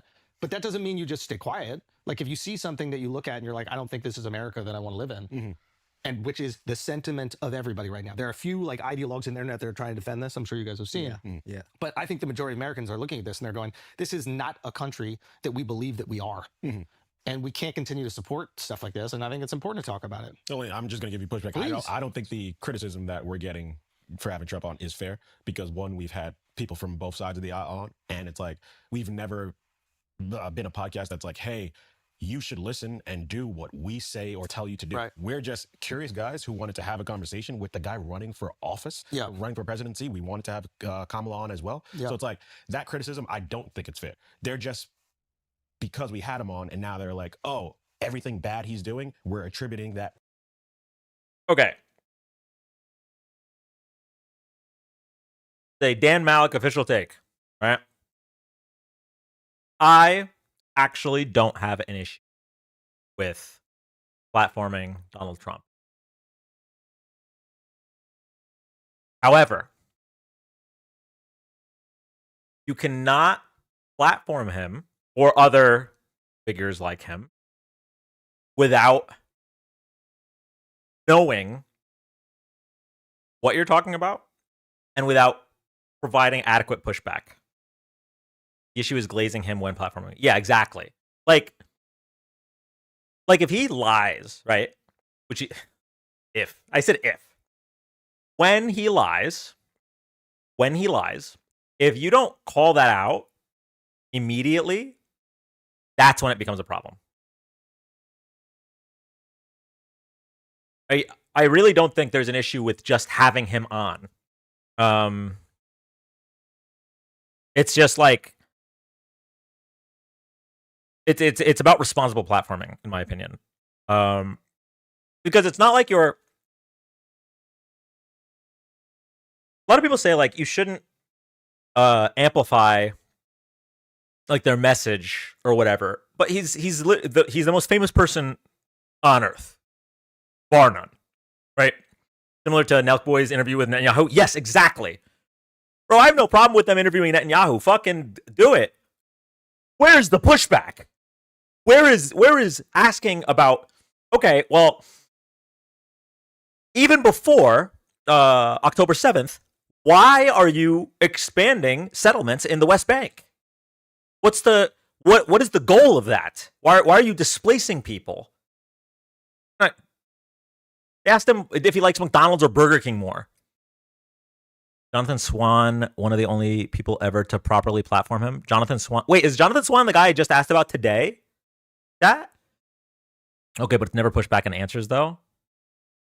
I mean, listen, if I had Trump on my platform, okay, let's assume that I am not a diamond tier Trump hater, okay? That I don't have terminal TDS. Let's assume that I'm just my podcasts are about One Piece and Super Mario Sunshine, okay?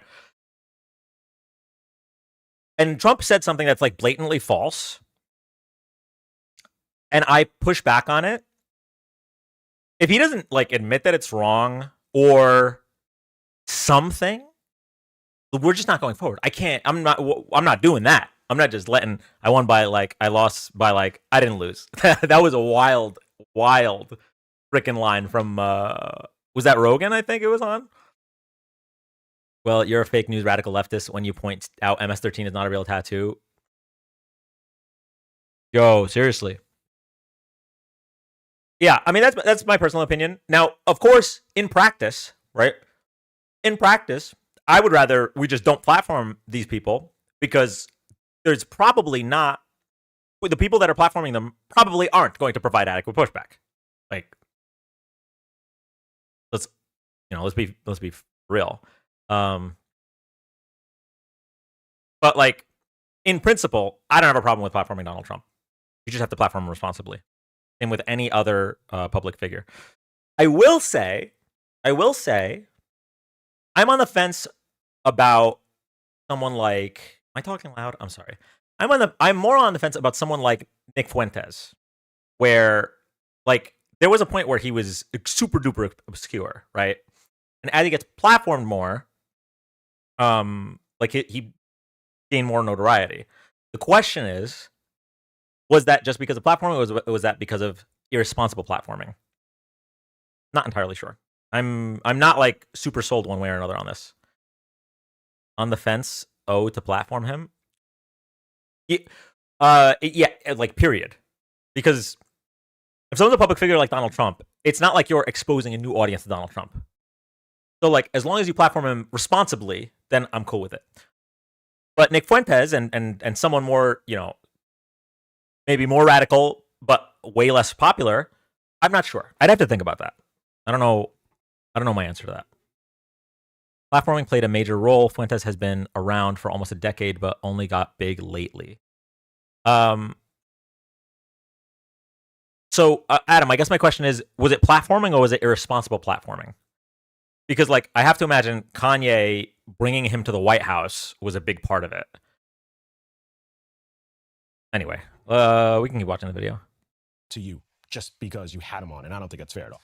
Because that's not what you wanted. If he came in here and said like, oh, hey, we're going to forcefully remove all of these illegal immigrants the way that they're doing it, we wouldn't be for that. And it would have been a lot of pushback. I mean, we specifically pushed back. I specifically told them, I was like, dude, you hired illegals. Yeah. Like I was taken care of by illegals. Like, let's have a pathway decisions, let's have some empathy. And he's like, we're going after the criminals. And maybe I naively believed that he would do that. But it's very clear, like just by the numbers, that that's not what's happening. Yeah. And they're using this bullshit of like, we want to make sure you guys are safe and secure. How is this more safe? Tell me how this is more secure. I don't feel any safer. Walking in any downtown of any city I perform in, it doesn't feel any safer. Yeah. It bugs me when there's like a false dichotomy where people are like, yeah, dude, but you can't just let like the borders be completely. That's a really good point. Fuentes has his power level. So, like, if he's platformed, he might say things that are kind of reasonable, but then once people start checking him out, lets the mask off. That's a really good point. I swear I'm not defending the folding podcasters, but if they didn't fold, wouldn't Trump walk? Wait, I might be misreading that. Did Destiny first platform him? I don't know if he was first. I know he did platform him. I don't know if he was first. Yeah, I guess I'm like putting myself in their shoes. So let's say I am my actual self, right? I would interview Netanyahu. I would interview Trump. I don't know if I would interview Nick Fuentes. And so obviously I'm not going to hold someone else to a standard that I don't hold myself to. That's kind of why I was on the fence. But that's a really good point. So like you would have to responsibly platform Nick Fuentes, you would have to call out his hiding power level / masking / unmasking thing. And it's probably better to just not platform him and let him just scream into a void. Laundry time. Dean did well in his debate with him, to be fair, so there's ways to do it. Good point. He is more likely to look bad if asked the right questions. Yeah, like it's tough because when I think about someone like Trump, I guess I wouldn't say this about Netanyahu, but someone like Trump is like this guy's like stone cold stupid. Like he's not going to get the better of anyone that gives him proper pushback. And I won't remember to remind you What I'm gonna do is I'm going to put this in the sink and also change the laundry at the same time. Open, so this has to happen. It's like, well, there was a time when, you know, people were coming in illegally and then they were deported humanely. And that I think there is a way to do both, right? Yes. Like Obama deported people that was done with civility and like keeping human integrity intact. Whereas this seems like it's intentionally cruel. Yeah, and intentionally chaotic. Yeah. And Like, I don't know, if someone comes in illegally and like, you know, they get caught and then they get deported, it's like, I think most people are like, yeah, you know, kind of, you know, GG's. Like, And they were aware of that risk when they came illegally. Right. Yeah. And again, I don't want it to happen. I wouldn't want it to happen to my friends. Like, I think 100%. what ICE is doing is awful. But again, it's the cruelty, and like that cruelty is a feature of the system. And it seems to be rewarded by the administration. Right, exactly. Or at bare minimum, defended. Yeah. With zero reflection or accountability. I was shocked that they each echoed the exact same sentiment. Not a single one of them was like, hey, we have to look at the footage. Immediate knee-jerk reaction. It was like a group text went out like, hey, show strength. That is exactly what happened. Yeah. Group signal text went out. Yeah. Guarantee you. And that's the most concerning thing to me, because like we can see in like the line of duty, like shit happens, right? Like, Yeah, I don't think the ICE officers are going out, how can we shoot an American citizen today? right. I mean, yeah, I think they're going out to like intimidate people, but like as far as like killing goes, I don't know. But as far as like the recourse that happens after an event like this, you would hope that there's going to be some type of fair third-party investigation and holding people accountable. Yeah, right? but Trump, the grossest part of the Trump like that's what statement, you want to happen. That's what you want to happen. The But grossest we've part of it- seen his first administration. He doesn't like being held accountable for anything. And I don't think it's any The different. part that got me in his statement was immediately deflecting to Ilhan Omar and how she has so much money, which is a thing. But like, someone is dead, and then within 2 sentences, you're trying to deflect onto Ilhan Omar being crooked with money, which I do. I think she probably is. Look But into that too. Yeah, this ain't the fucking time. I think she probably is. I guarantee you he hasn't looked into it.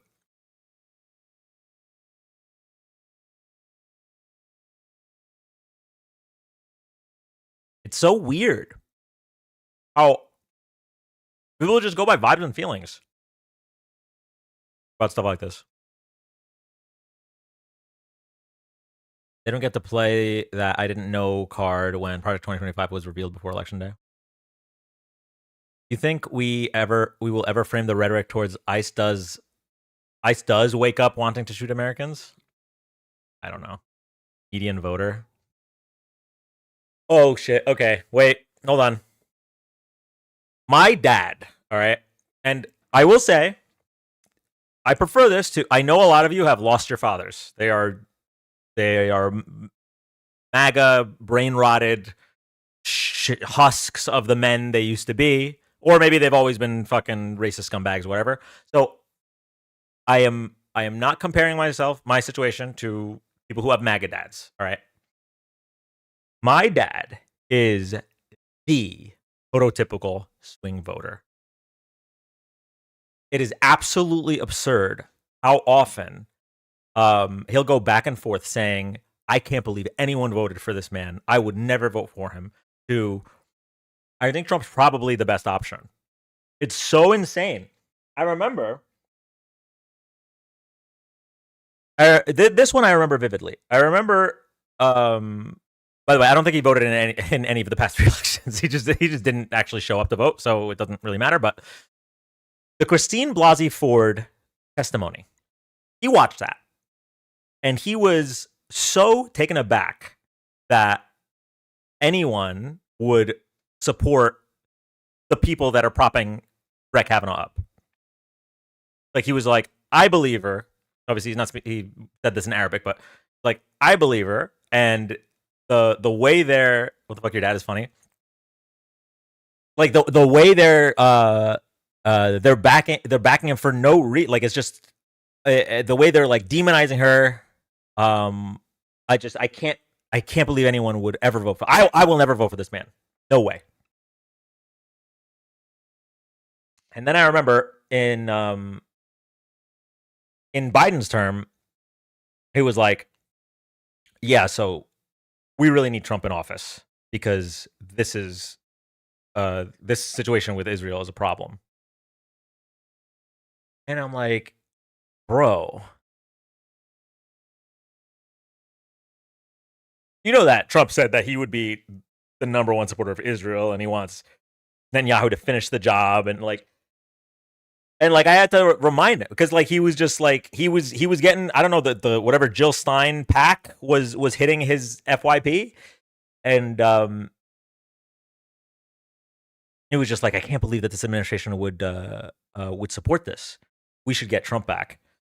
There are voters who went Obama 08 and 12, Trump 16, Biden 20, and Trump 24. Those are a lot of those voters, Adam, just won't vote for a woman. I'm not saying all of them, okay? Because there's definitely voters who are just like, I want change. This change was bad. I forgot about that bad change. I want this change. Like, I get that. But like the coincidence, the big common denominator there is that they voted for men every time. Difficult for men to vote for a woman because they've been told we can't do it for so long. There are like a lot of, I feel like a lot of men have complexes about this. I don't know what it is. I don't know why they think that being like submissive to a man is better than supporting a woman. But like, it's really, we had a lot of them before the election. So many like, how is she going to deal with like other foreign leaders? Aside from the fact that we already have women as other foreign leaders, and there hasn't been a problem because of their gender.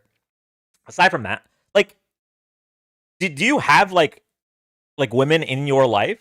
Do you ever think like, I don't know how my mom would deal with like other adults? Do you ever think like, oh, I don't know how my sisters would? No, like, I mean, maybe you do. I don't know, but like, it's so strange how they likely lived around very strong women, and then the idea of a Kamala or Hillary Clinton being a strong woman, just women break fragile male egos and then they lash back.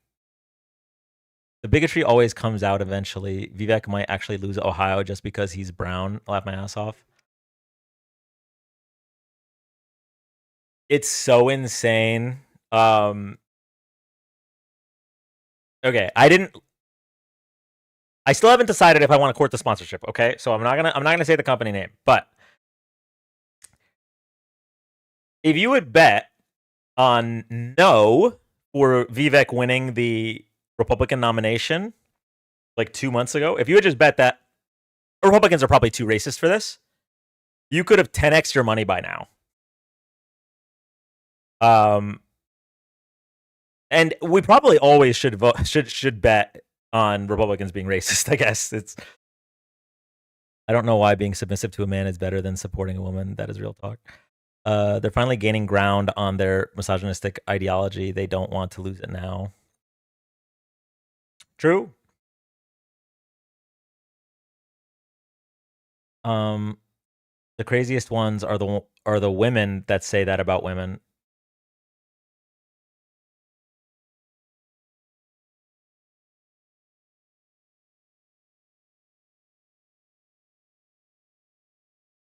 It's so difficult.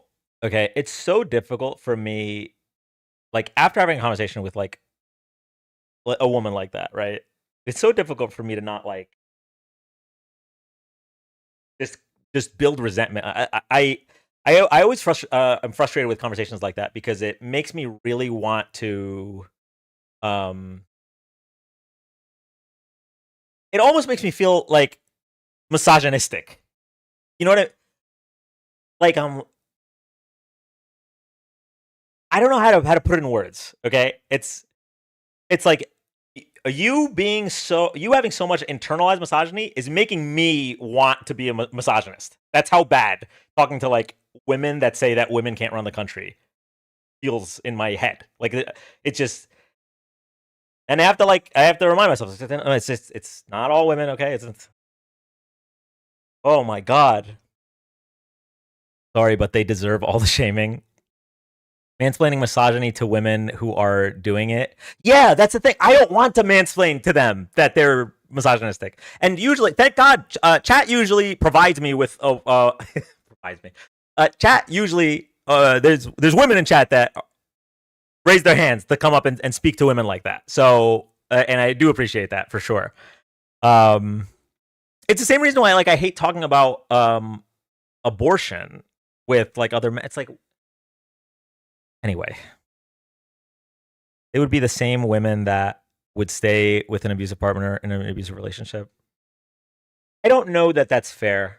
I think there are women that don't necessarily hate women that stay for like trauma reasons. I don't know if that's a fair assessment.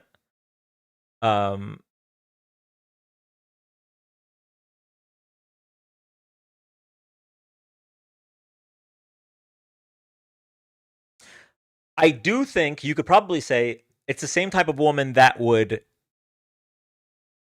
give their friend advice to stay in an abusive relationship. That I think you could probably say. But I don't know if I would agree with your original statement there. Sometimes they just have to wait for a safe way out. Yeah, exactly. I wouldn't put that on victims of domestic abuse. Someone said something I wanted to respond to. Hold on.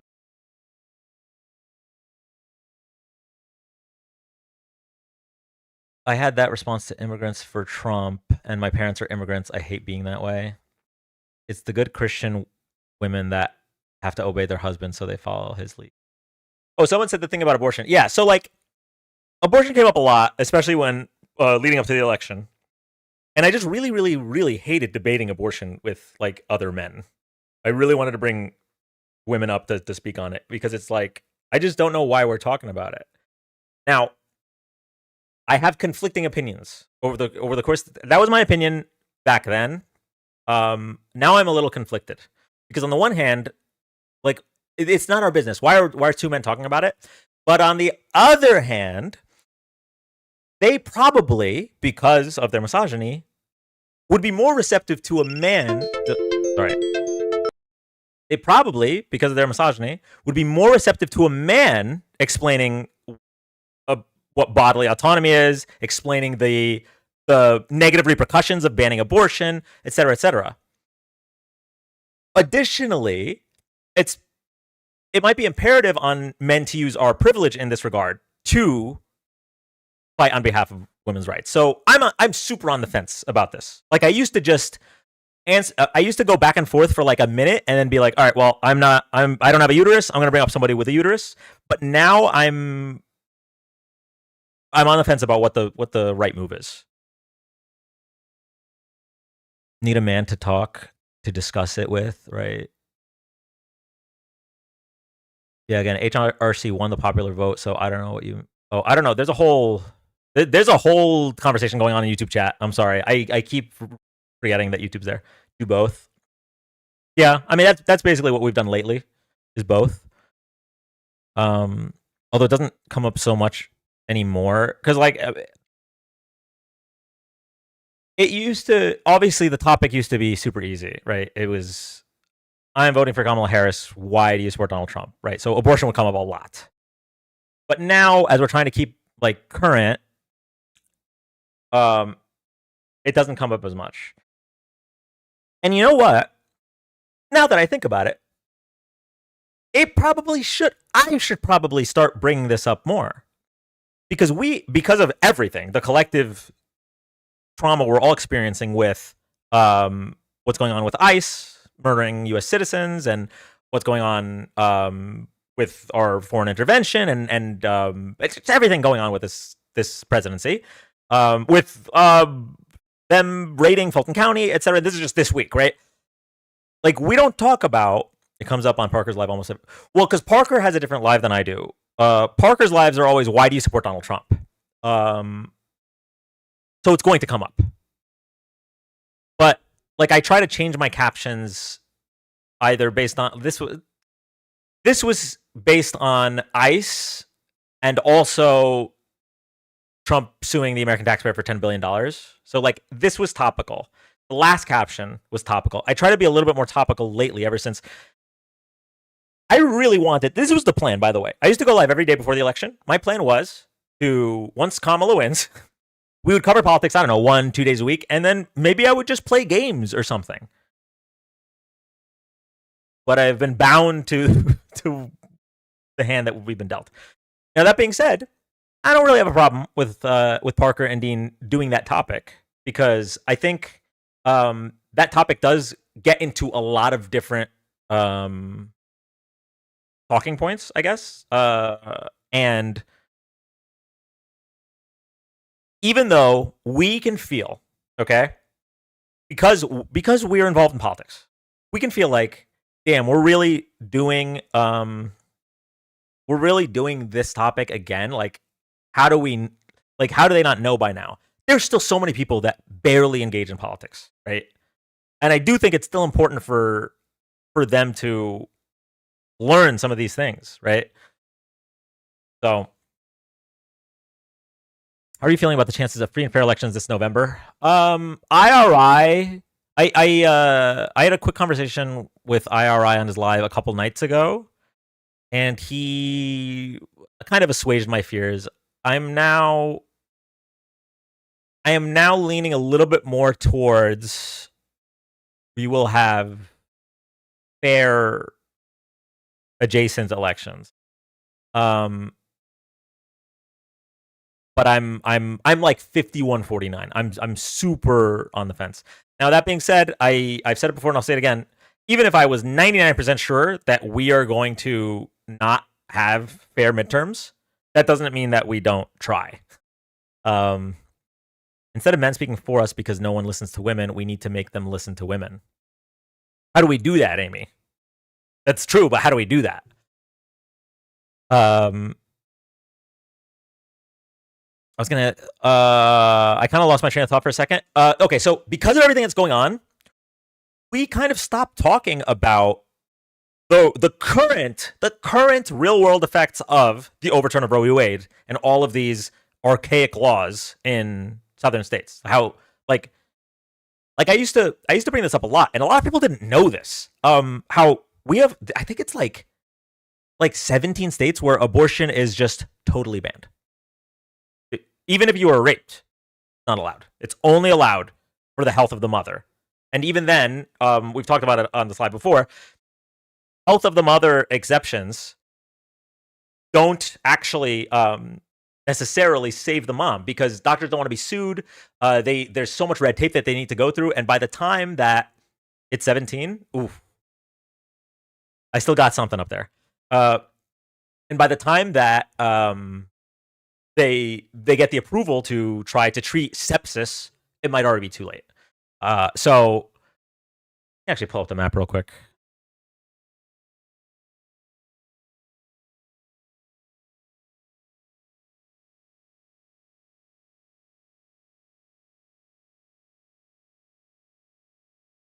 This one.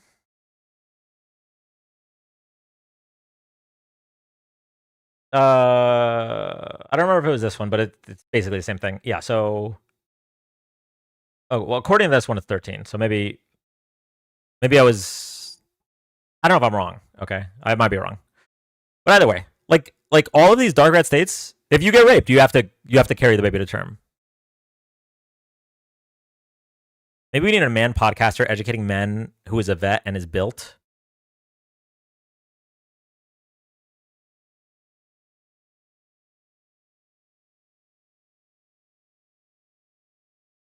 Yeah.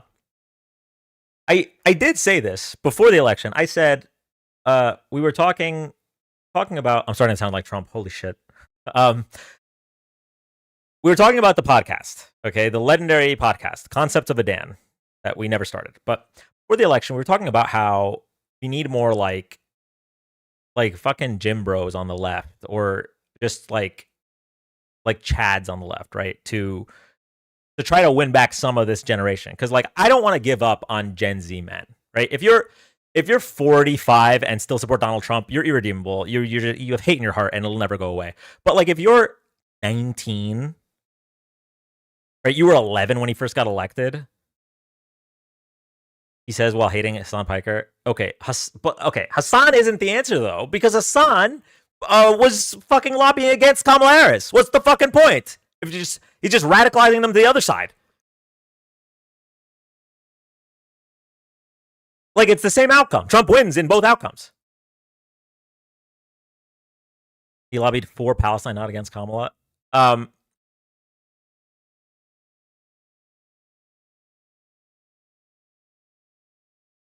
He literally had a video, okay, where he just spread right-wing propaganda about her. No, Hassan. He didn't tell people not to vote. He just didn't endorse her. With a platform as large as his, and the stakes as high as they were, I'm sorry, he's not gonna get a pass. Like I just also he allegedly electrocutes his dog, but like that's not enough. Like we're literally descending into fascism, and it's like, well, I'm not gonna endorse her, bro. Nut up.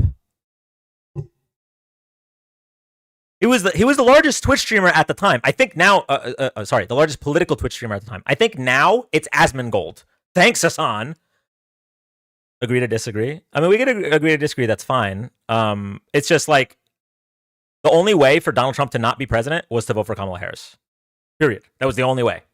So, if what you're doing leading up to the election, his real viewership is like 20K. I genuinely don't know what goes on Twitch. So he platformed other people who talk shit about her with no pushback. On the map I use is from, that was the next one right here. The one that has 17.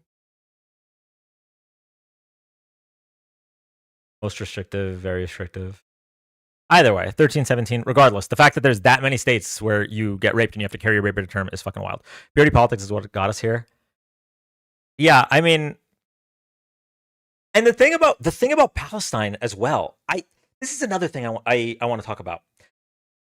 Kamala Harris wasn't supporting Palestine. Wasn't supporting the genocide in Palestine. She literally, there were reports that she would push back Biden constantly. This was happening before the election and before he dropped out. A lot of things that they took that people like Hassan took umbrage with was at the DNC her saying that we need a powerful military, a lethal military, and that Israel has the right to defend itself. I think that was couched right afterwards with like humanitarian efforts for Palestine. Those are seems like BP. But like those are the things that older Democrats who vote in every election like. They do like that. And frankly, I don't have a problem with wanting a strong military, by the way. I think a lot of people on the left really took offense to that, and I didn't really understand why. We can still have a strong military and also reduce our military budget. Seems like VP played virtually no role in foreign policy under Biden. Yeah, well, because that's not what her role was. Is there non-lethal military? Yeah, that's fair. Postcard. Okay, also fair. Yeah, I don't know. I think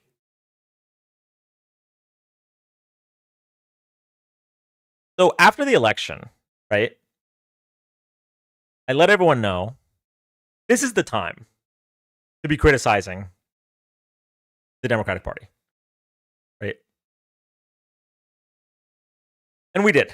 We've done a bunch of Democratic Party criticism. I still am upset that they caved on the last shutdown. I'm still upset about Nancy Pelosi's endorsement of Henry Bueller. I don't know if I'm pronouncing that right. And there's a lot of criticisms I have of the Democratic Party, but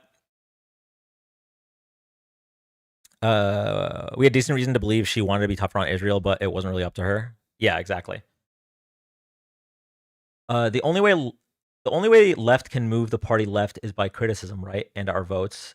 No, we don't. We don't have any reason to believe that. What the hell? Okay, hold on. Sorry, I'm reading on YouTube.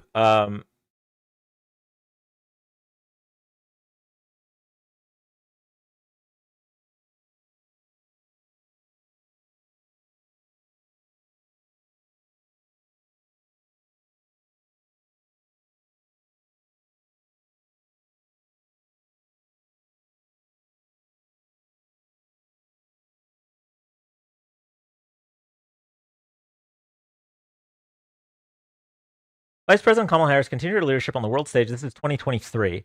While in the United Arab Emirates over the weekend, where she engaged in an intensive round of diplomacy on the conflict between Israel and Hamas and gave her most extensive remarks to date on the conflict. During her 15th foreign trip, the vice president held a series of key diplomatic talks with Arab regional leaders, outlined guiding principles for post-conflict Gaza, proposed areas of focus to accelerate this day after planning, and spoke to the scale of civilian suffering in Gaza while making clear that too many innocent Palestinians have been killed.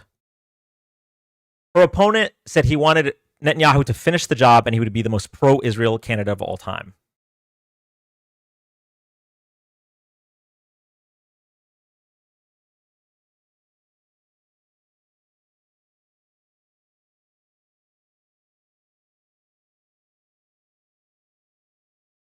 That being said, yeah, I agree that she would be better for Palestine for sure.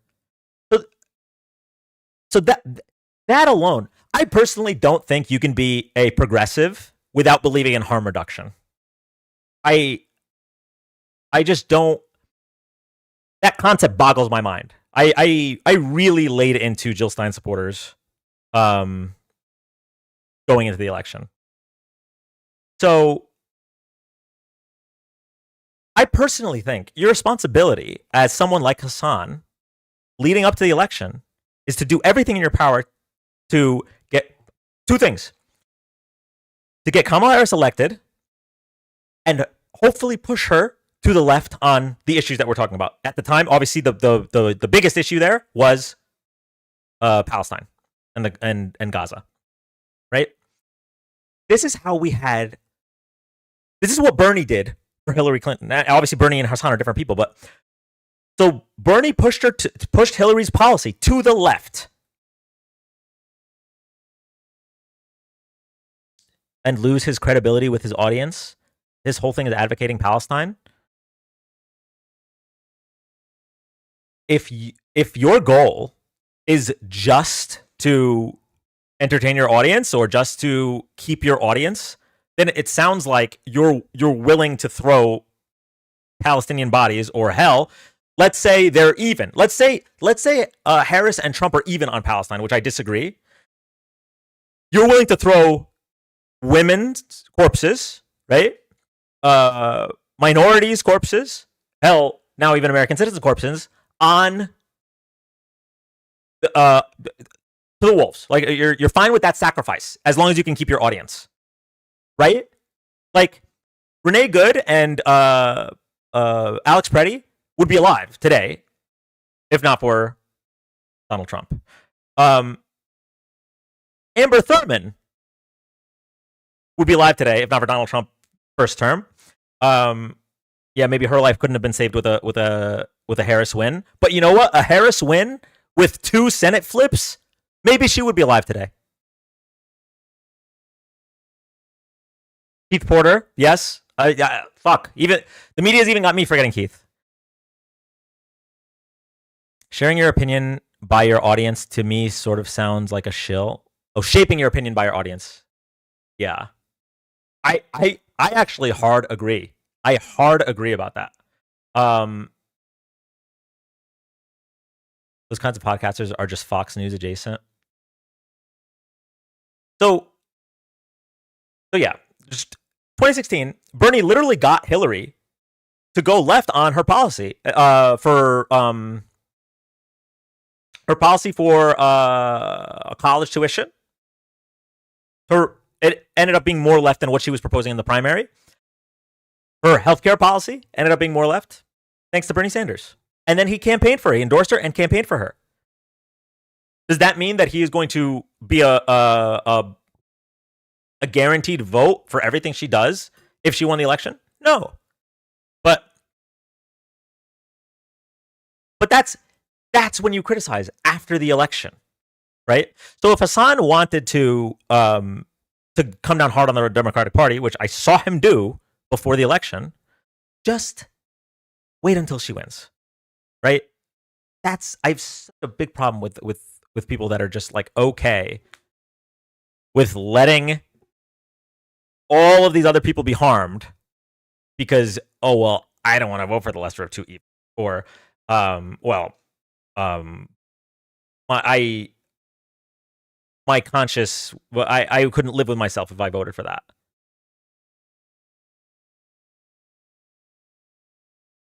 Wouldn't have a Russian asset making dealing in our foreign affairs. Yeah, wouldn't have RFK. Well, RFK would not be our Health and Human Services Secretary right now. Well, that's the amount of bad shit that's going to happen because of this.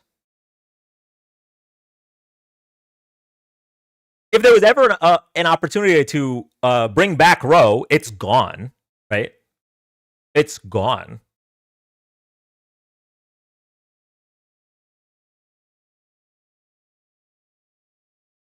And yeah, I mean, I just think, like, I think when you have a platform that large, you have a bigger responsibility than just not telling people not to vote.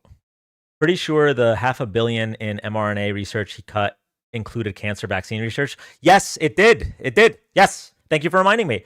Also, the Doge cuts that have led to millions of deaths around the world.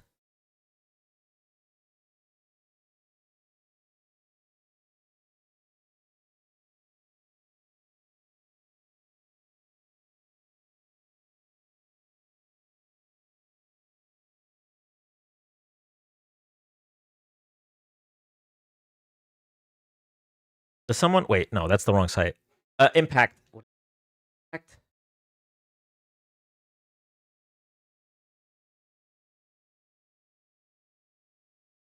I have this posted in the Discord somewhere.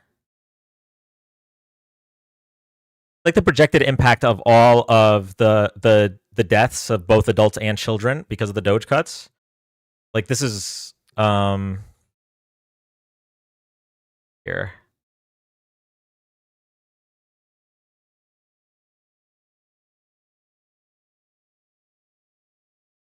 Really, really quick. I'm gonna turn off streamer mode on Discord so that I can search. Means that you might hear Discord pings every once in a while. 30 Dan in election sources.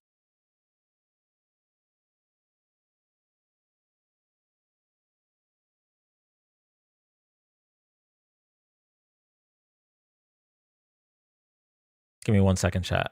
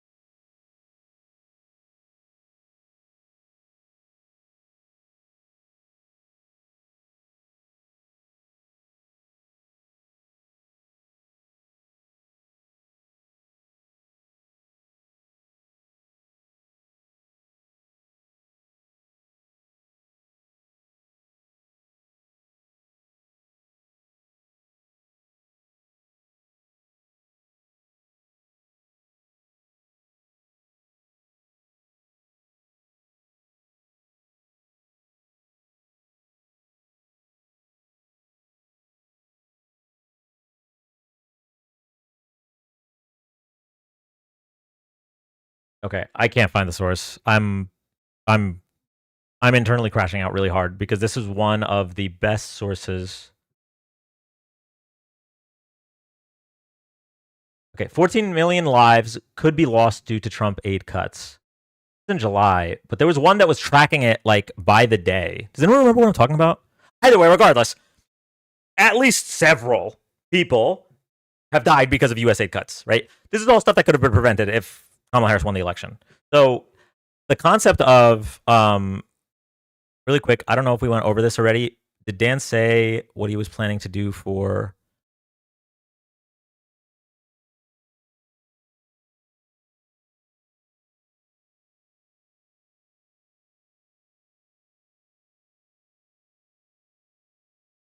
Okay.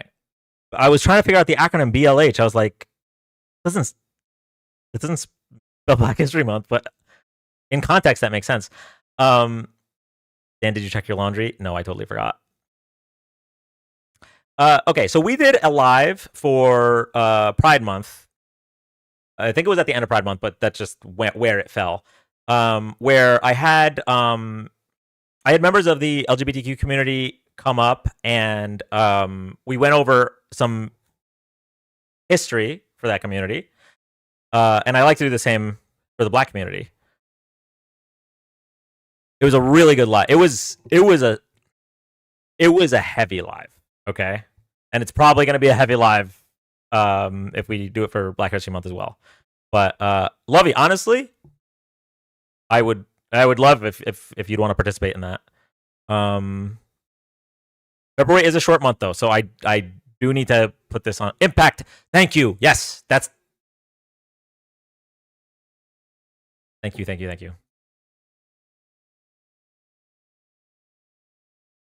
W. O'Thryan. I don't know why I was unable to find this. Okay, so 254,000 adult deaths and 529 children deaths is the current estimate.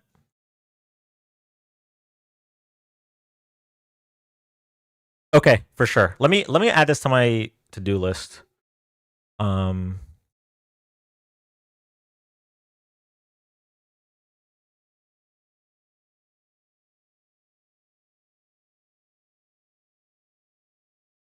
Okay. I don't want to leave that to the last minute. Yeah. And then it goes over like the methodology, where these which funding led to what. So like malaria, tuberculosis, general child health, HIV. Excuse me. So yeah.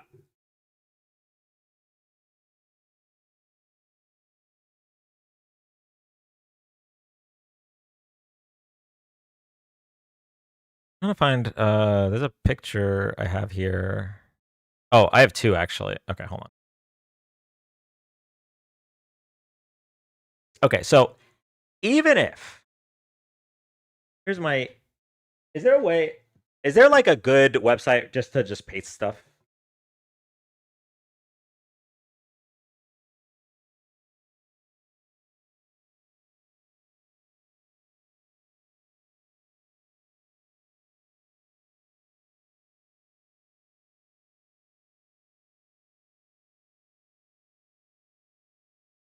That can't be right. I don't know why it would even Sketchpad? Let me paste. Oh, yeah. Okay. So I don't know what I've done here. Try that again. Like, even if we lived in a world where Kamala and Trump would have been equally as bad,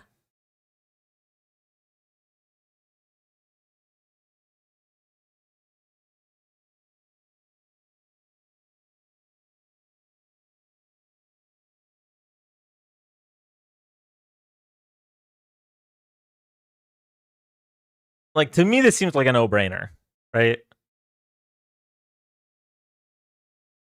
Oh God, he's gonna trolley problem my ass, bro. What do you want me to do? Like, that's just how my brain works. There's two options. One is really fucking bad, really bad. If this one's not perfect, I still gotta go with that one. Like, to me, it seems super obvious. Bro, you've already usurped the whole live. Oh fuck, he kind of did. Did I get one guide?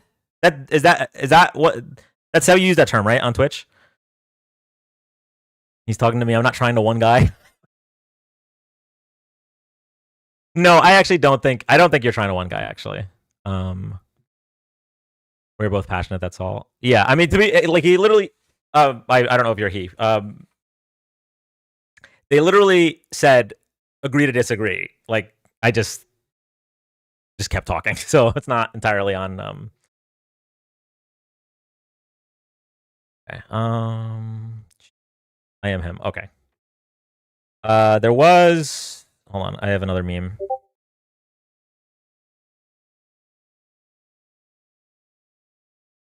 Did I really X out? All right, chat, hold on.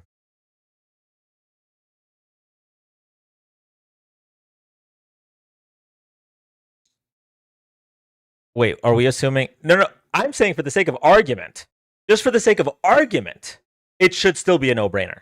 Like if we assume that Harris and Trump are the same on Israel, which obviously they wouldn't be.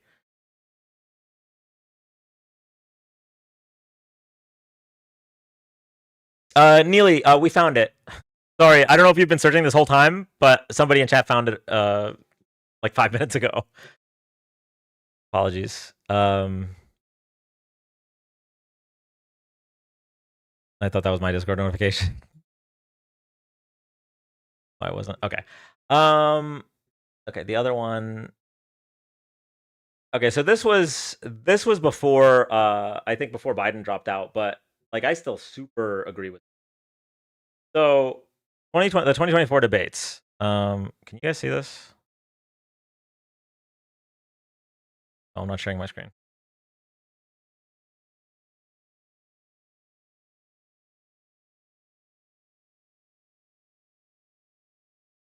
'24 debates.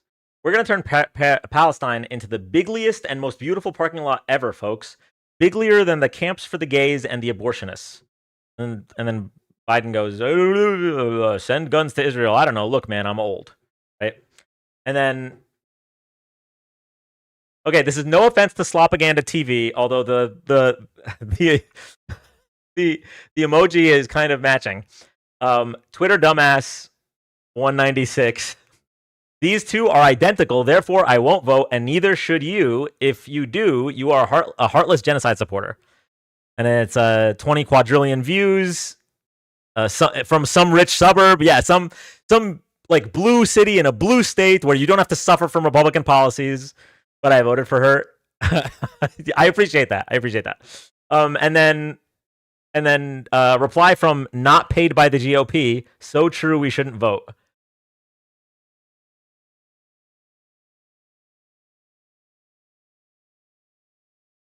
Okay.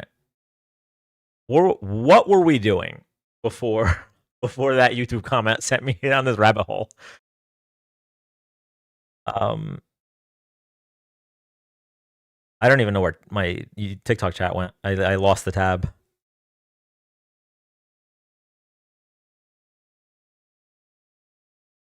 And she only lost by 2 million votes. She did, yeah. So the right is framing it like a landslide. It really wasn't. Okay, like she lost by under 2%. She lost by less than Trump lost by when he won 2016. Right? Hillary beat him by 2.6 million. She only lost by 2.3 million. And the other big thing they say is like, oh, he won every swing state. First of all, no, he didn't, because New Hampshire's a swing state, and he didn't win that one. Second of all, Georgia and Arizona were turned into swing states because Joe Biden was such a fucking badass, okay? They were not swing states, and he turned them into swing states. Also, the idea of the winner of the election winning all the swing states is not unheard of. It's kind of how it goes sometimes. Plus, Elon helping or whatever. Yeah, I mean, that's a whole other thing. Wait, are we not watching / reacting to the Schultz podcast anymore? Was that what we were doing? 250K votes decided the election in Michigan, Pennsylvania, and Wisconsin. Yeah, so don't get me wrong, that is more than what it was with Hillary. I think it was 40K votes or 80K votes in those 3 states. But yeah, it wasn't a landslide. Is Adam still here, by the way? It would have taken a lot more work to rig that many precincts. Cumulatively? Yes. Yeah. But also don't listen. Oh, okay. I'm reading 2 different things. Okay, here we go.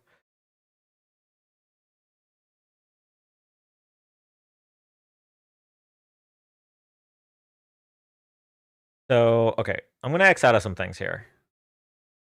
I'm a little bit overwhelmed.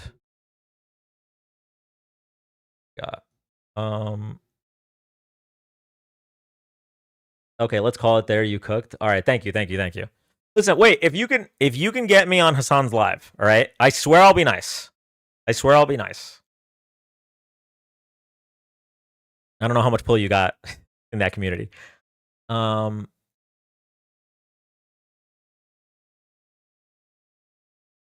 How do you keep track of time, internal clock, or sun?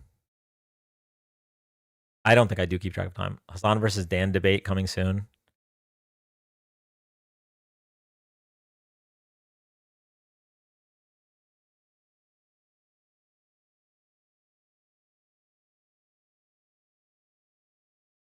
I'm trying to think of how that would go.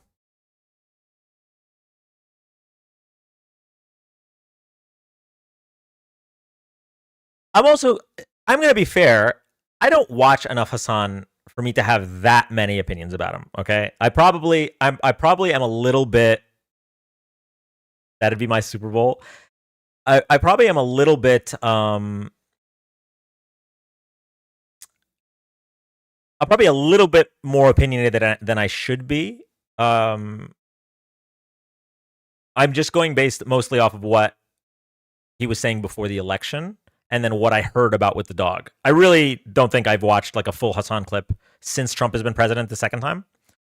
So that's but if I were to have a debate, obviously I would. I just don't know how it would go. Like because I'm not going to debate him on like Israel and Palestine because like I agree with him that Israel's committing a genocide, right?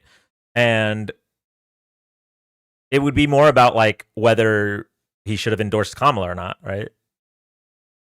Are we talking about Hassan shocked his dog? Hassan. Okay, I'm gonna go with chat. Listen, I don't know if that's baseless, but everything I've seen about it seems like it's true. The problem is, I don't know if that's being posted by people that care about dogs or the right jumping on the bandwagon. You know what I mean? Because he could be a victim of what Hillary Clinton was a victim of, right? Like there were a lot of Bernie people that started believing like the right-wing fucking fake news about Hillary. So same thing I imagine could happen to Hassan. The right jumps on like a polarizing figure on the left, and so it's coming from Destiny and H3 stands mostly. Don't those two hate each other as well? Is that like a three-way hate triangle? What is going on Twitch? Is PETA involved? I have no idea. Actually, not gonna lie, he definitely did shock his. Yeah, I don't know. I guess it doesn't matter. Ethan is on YouTube, so it's Twitch versus YouTube. Oh yeah, it's not even. Wait, it's not even.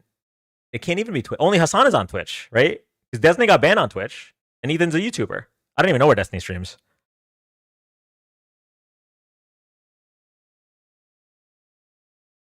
I guess probably on YouTube too, right? Destiny is on Kick. You know, I was gonna simul stream to Kick with like right now we're on TikTok, YouTube, and Twitch. I was gonna simul stream to Kick as well, but I needed to pay for like the premium. Like I could get 2 simul streams for free, and I was like, I'm not paying to stream to Kick to one viewer. Like I was, I don't know, but Destiny is nowhere near as great as you do. Just saying. Oh, I appreciate that. He did some type of stim to his dog. He has a private platform, I think, but he streams private platform. I think he streams on Rumble. Really?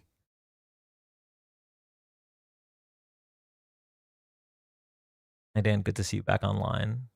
Hey, good to see you too. Okay. Enough talking about Twitch politics or YouTube politics or internet politics. The politics of people that talk about politics. Politics. Rumble has Fuentes and all the crazy people. Yeah, I didn't think Destiny was on Rumble. Did you ever finish Mario Sunshine modded? No. I beat the game, but I didn't 100% it. And I do want to 100% it.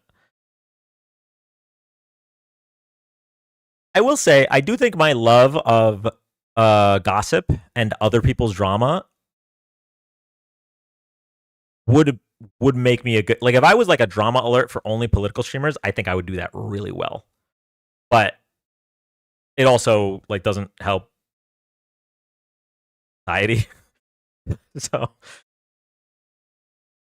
Destiny tried defending Ethan against Hassan. Then Ethan turned on Destiny, and there's talk about Hassan and Destiny rebuilding the bridge.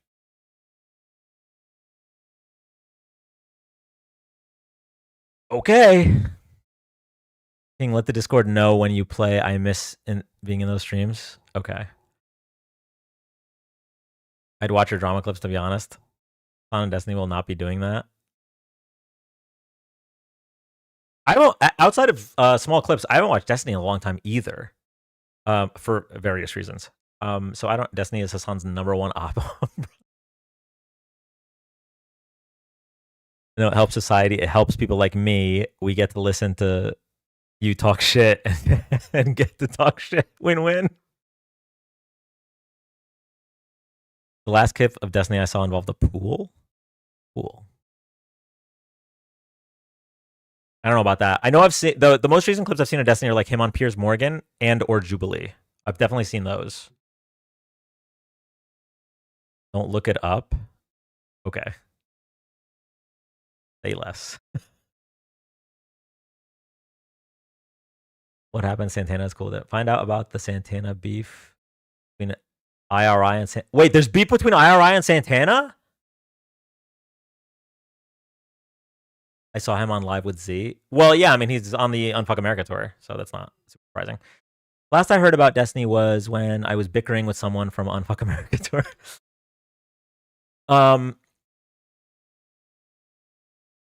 IRI is very upset when I suggested we raid Santana. Really?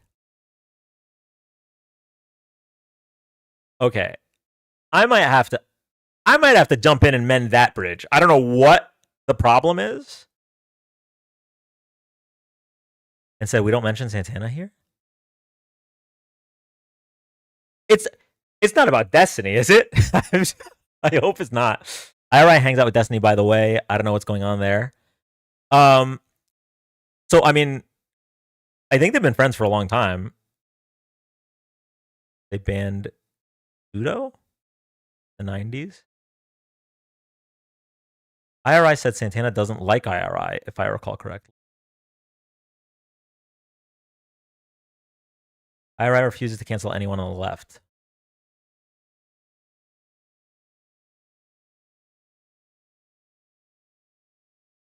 What the hell is IRI? It stands for I'm Really Important. He's a political streamer like myself. I like him. I think he's super knowledgeable. He's also, I think he's probably the only guy left that doesn't crash out and can stay like calm in debates. But I can see how, damn, so many characters. He's also an actor and a rapper. Yes, he is the white guy from Pretty Fly for a White Guy by Offspring, the music video. I think IRI finds Santana to be too woke.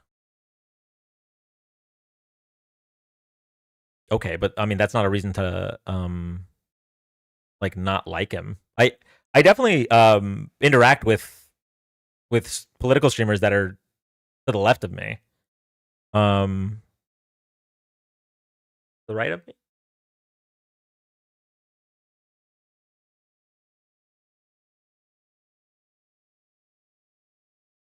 Am I center left?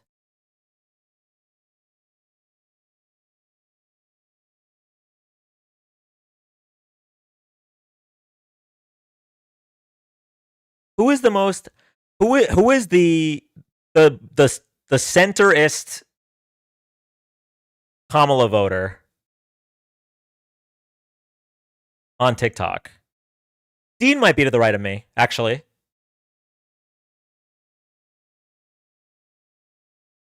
Destiny's not on TikTok. I've never interacted with Destiny. I think Dean is to the right of me, actually, now that I think about it. Barely.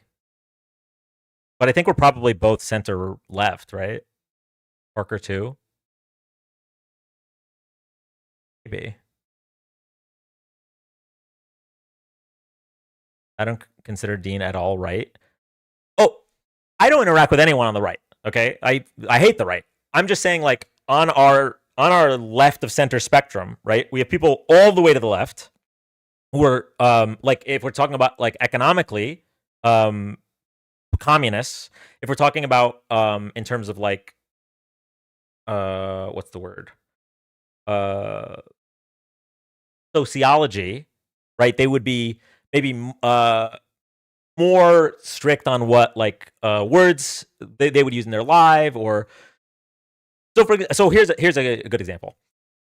I really Destiny has some controversies. Yes, that is a wild understatement. Yeah. I really don't like when people on my live say illegals. It triggers the fuck out of me because it's like, what does your political compass test say? I forget it every time, but it's somewhere in the bottom left quadrant.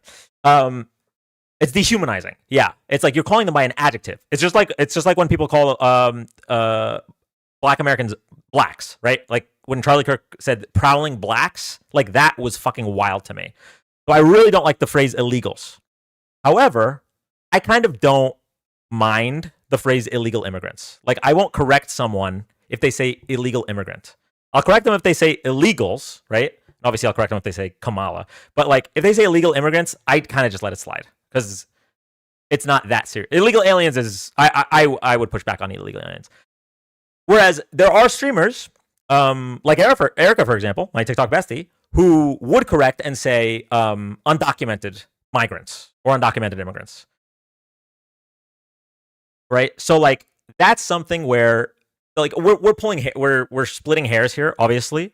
If we're trying to define like a left and right spectrum of already the left.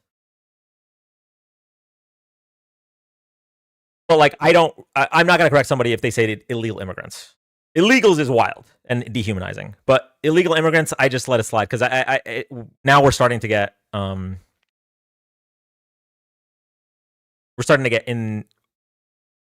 the weeds on something that I don't. When someone says illegals, you know that they're not even seeing them as people, right? But if they're saying illegal immigrants, they could feel that way, but they could also just be describing like an immigrant that came here illegally, right? Yeah, no human is illegal, right? And that's like a cool phrase, and I agree with it. But I'm not gonna stop the conversation to correct somebody from saying illegal immigrant. Yeah, but it's like equivocating a misdemeanor with like an actual crime. I could call everybody an illegal driver. Yeah, don't get me wrong. I'm not saying that the term is ideal, and generally I try to say like undocumented immigrant. But that's also a little bit of a misnomer because some of them are documented, right? So like when we're talking about people that are here illegally, some of them are documented. So that's kind of illegals feels like a slur. Yeah, no, it really does. It really does. Like illegals triggers the fuck out of me.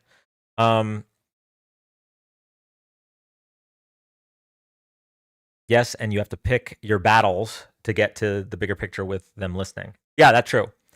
Even undocumented may be incorrect without authorization. Yeah. So yeah, there's also like ranges in regards to like canceling or like platforming or whatever it might be. So you might have somebody that no matter what, they wouldn't platform somebody on the left that doesn't have X opinion, right? I don't know what X opinion would be in this circumstance. Okay, I'm just gonna use this as an example. I don't know if this is like a super relevant example, but like, let's say if you don't believe in reparations, right? So like, you might believe in reparations, right? Like I'm cool with reparations, but I'm also not gonna like bar somebody on the left who doesn't think reparations is a good idea from coming on my live. And I would probably consider somebody a little bit to the left of me if they would do that. And the left is such a huge umbrella covering so many people.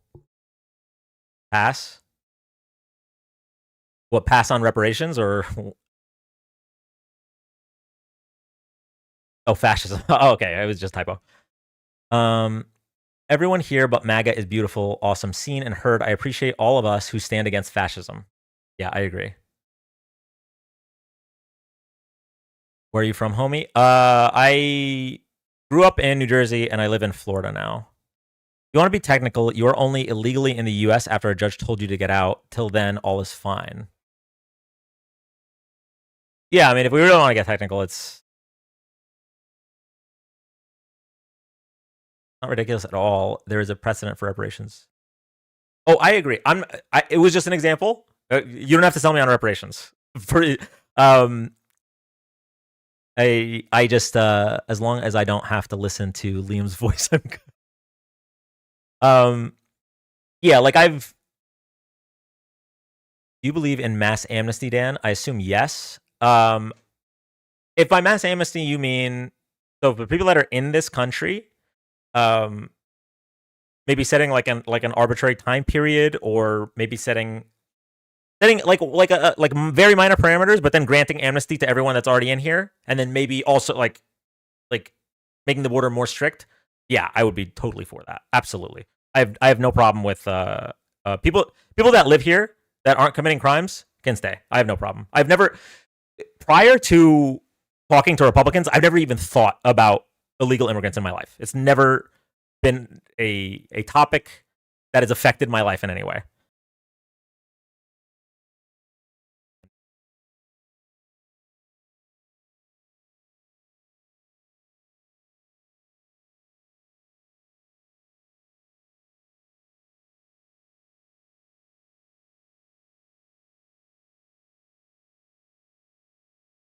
Sorry, I touched the mic. I don't know what the considerations would necessarily have to be, because I'm not an expert on this and I haven't like researched mass amnesty. But I don't know if it's something like you have to be here for longer than 6 months, or you have to have like no criminal record, even if it's like something minor. I don't know what it would be. That's something that could be debated among the non-ghouls, right? Among those that see them as humans. Like that's something we can debate. But yes, I am for mass amnesty. I was believed to open DACA back up and make it a way to citizenship. That I thought that was a no-brainer, honestly. I feel like DACA is like the perfect litmus test for like if you are a total scumbag or not. So like a child is brought here by their parents. This is the only country they've ever known. Why would you want them removed? Has to be like the easiest, no-brainer decision. Reagan did mass amnesty. You can look up just how he went about it. I do remember Reagan being like pro-immigration and like also sympathetic to those that were here illegally. I don't know the entire, so that is something I will look up. They don't have brains, Dan. They don't have hearts, actually, I think is a little bit more accurate on that front. Like, it's so wild to me. Like, I don't care if they're a child, they're here illegally. Like, bro, what?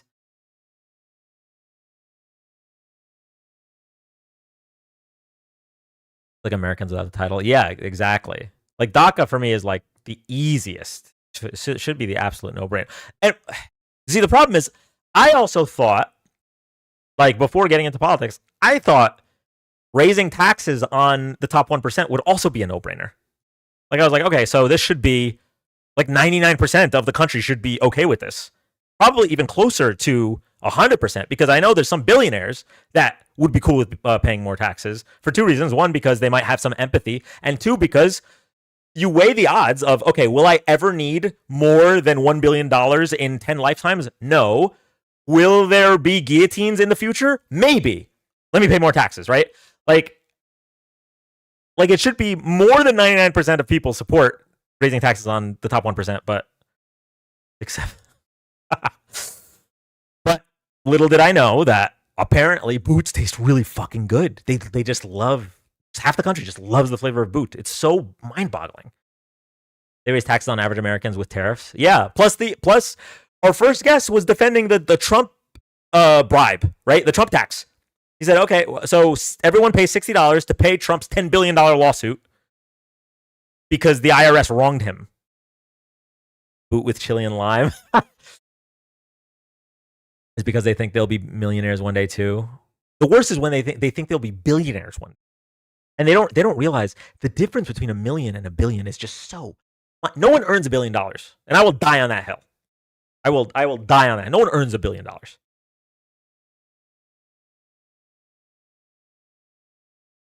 Have you ever seen Gary's economic YouTube videos? If I have, I don't remember the name. That time for you, Dan. I think I'm just gonna stay up until. Oh, I was gonna check the tracking on the new mic.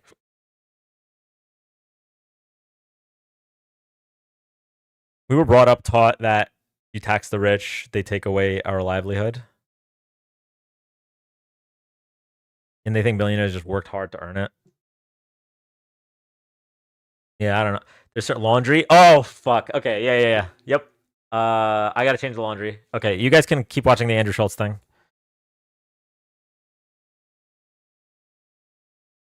I'll be back.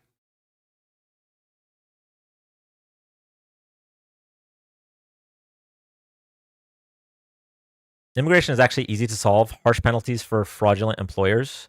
Notice how no one is suggesting that. They need a scapegoat. That is interesting. I would need to think about that. But that is super interesting. It's definitely better than what we're currently doing.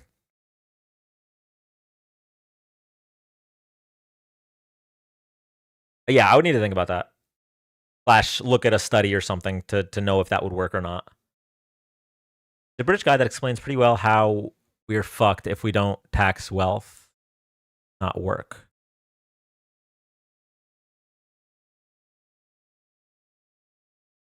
I also don't care if they did earn it. Forced sharing to ensure betterment for others. Yeah, I mean, the concept of marginal utility to me seems like super basic. It's like, once you get to a certain point of wealth, every additional dollar is not changing your life. Similarly, like if you take away $39 billion from Elon Musk, his life is exactly it's unchanged. It's unchanged. But millions of people's lives get better. Like, this should be a no-brainer. I'm going to be honest, and I'm not proposing this, but I don't know how we haven't just, like, pinated him at this point, right? Like, just...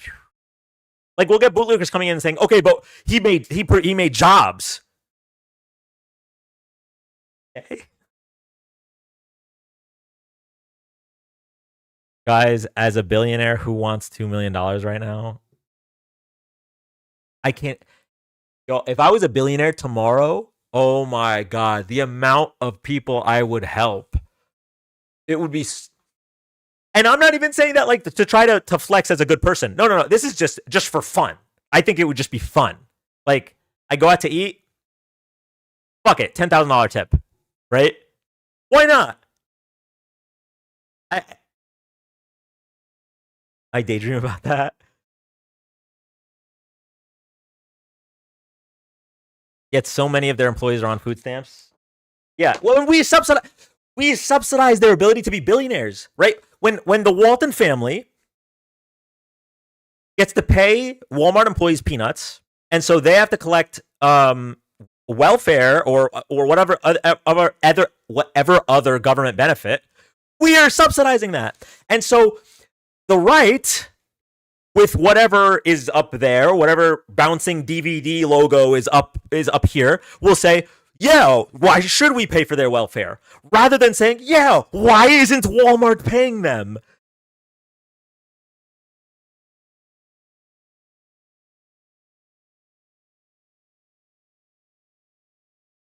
Hi, Publico. Who provides the public with that demand is irrelevant.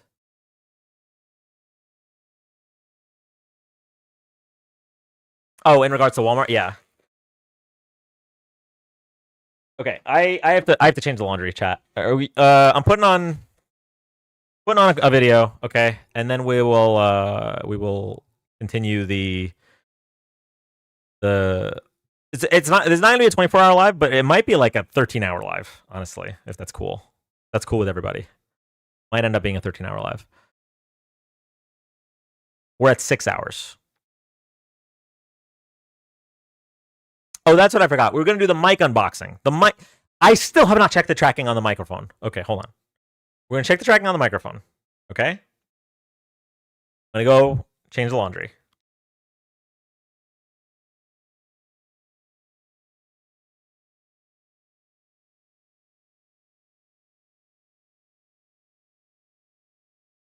It says out for delivery.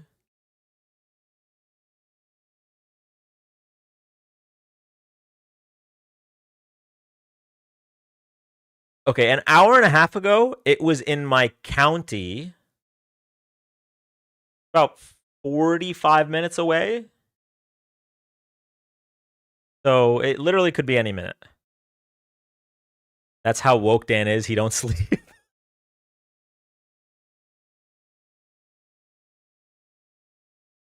You're never getting that package.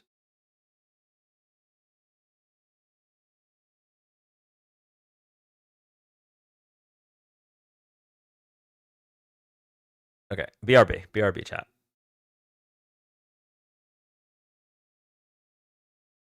I'm in the same statement. But just as you want accountability for her, if that is fucked up or if it is crooked, then we want accountability for this. Yeah.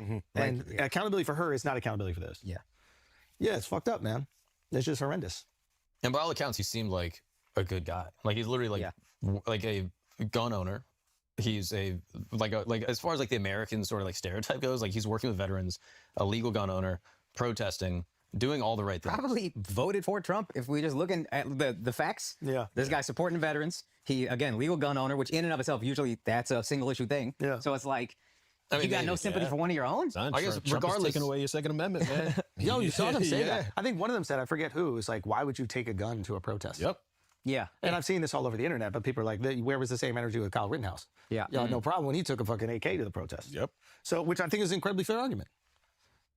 Yeah, it's yeah, even talking to like my conservative friends, it's like, imagine in the future, which this probably wouldn't happen because I just don't see it being a feature of the Democrat Party. But like, imagine 2 cycles from now, you have a Democratic president that's like, hey, we want to make sure every gun owner in America has the right paperwork, all the right registration for their instead weapons. of going after illegals, they're going after gun owners. But you just want to make sure everyone has the right paperwork. That's and all. they're stopping you in the street. They're like, you look like a gun owner. And they're sending mass people around to people's houses that have guns. They're like, hey, we just want to make sure you have all your weapons. Is that cool? Da da da. Like it would be pandemonium. Like everyone would be like, why are you doing this? And You'd be furious. I don't want to push back against that too. I don't want to live in a country where you just have like masked agents going around like checking people and rounding people Yeah, up. but because it's happening to brown people, people voted for it. Mm-hmm. Like he said he was going to do this, not in the manner that they're doing it, but he did say, "Hey, I plan to deport as much people as possible." Like I think the argument would be like deporting people that are not legally here in a humane or kind way would be much more digestible than this horrific shit that we're seeing. Mm-hmm. And not saying that those people that are deported couldn't then get legal status at another time. Me personally, I would rather a pathway to citizenship. But if somebody goes, hey, we need a strong border and we should have laws, and if you enter the country illegally, you should be removed and then try to re-enter legally. If somebody said that, I wouldn't go, you're crazy. Yeah, and Fareed Zakaria, who is a liberal who I think is awesome, came on here and said, yeah, the Democrats gave asylum to too many people. It was just like a very easy excuse to get, and we just let everybody get asylum. We shouldn't have done that. So again, I don't think what was going on before was good, but what is going on now is so undeniably bad. And I don't know if you remember, like 5 years ago, we were talking about police reform during COVID, and I was like, if this was happening to white people, it would get a much different response. And I think Black Lives Matter should highlight the times when there was like police abuse or whatever toward a white person, a U.S. citizen. And I think that's part of why you're seeing so much outrage. And I think that's the one silver lining of this thing is you're seeing abuse to U.S. citizens, white dudes, and it hits people differently when they look like you. That's just what it is. If the guy looks like, you're not a bad person for feeling this way. Yeah. When you see yourself reflected in a guy that's a victim that's getting brutalized, it hits you differently. And that's the one like kind of silver lining of this very dark cloud is like, oh, now you're seeing it happen to everybody. It happens to everybody. And now maybe we should do something. I mean, like, couldn't you just think about it? Like if your face was shown on all those videos that are out there, if your name tag was present, if your badge number was there, wouldn't you act differently? Yep. And if it wasn't, if this probably hits super hard if you're already concussed. if you were a completely anonymous human being, you would also act differently. And we have to accept that given these circumstances and given the support, and I would even say like the push of the administration to behave in a certain way, you're just going to get more of this if you don't change it. Like this doesn't stop today. If they don't change it drastically, we'll just have more and more of this. Plain and simple. And it's probably safer for federal agents, right? Like if they have their body cam and they're accountable to the law, they're going to operate in a way that's going to not get them caught up in shit like this. So I feel like it's just better for everyone if you are operating within the law. I mean, I feel like that's kind of dumb that you even have to say it. But no, say it. I just think it's important to say. I think it's important for us to say, and it's like, yeah. how do we get the current administration to stop conducting themselves in the manner that they're doing it right now? Well, I think that protest is the way to do it. I think you're already seeing them start to back off from it. Like Trump's really? Trump's gonna fire. Maybe he might fire fucking. I mean, he'll. I think Bovino already got swapped for it. So Bovino got swapped. Homan's going in. Maybe he fires Noam or something. Somebody's gonna have to take the fall for it. And I think that he's like, I had a great call with Waltz, the guy he called retarded for the last 3 months. He goes, I had a great call with Waltz, and it looks like we're on the same page. But this is the example. I didn't make it last winter. So these are people that had Trump on their podcast, and like he voted for Trump, and like just now they're changing their mind. So like I don't know if this is the best podcast to watch. We're just watching it because I don't even know why we started watching this. I think Adam Kahn brought it up that Andrew Schultz did like a total 180 on Trump. Like if I were gonna put you onto somebody, I'd put you onto somebody who's been on the right side of history for the past 10 years and not just the past 10 minutes. And the power of respectful protests. Another thing you do is vote and like contest. That's the other thing. Midterms are coming up. They're going to get absolutely washed in the midterms. If they even try to defend this or continue to defend this and continue these, right? They're going to get. They were already going to get smoked, and it's going to be a fucking bloodbath if this continues. It's not popular. Have you met one person, like an actual human being, not some like ideologue on the internet, like an actual human being that goes, "Yes, this is exactly what I wanted." I haven't, but we're also in a fairly liberal place. Yeah. I don't. Couple. How many viewers do we have on YouTube right now? Because I feel like YouTube chat's been popping all night. Okay, a couple comments on YouTube. Andrew Schultz is just Bill Maher with a mustache. I don't know what is going. I don't know how long Bill Maher has sucked ass, but everything I've heard about Bill Maher for the past like at least 5 years has been awful. 35. Okay. I like Sam Cedar. Sam Cedar.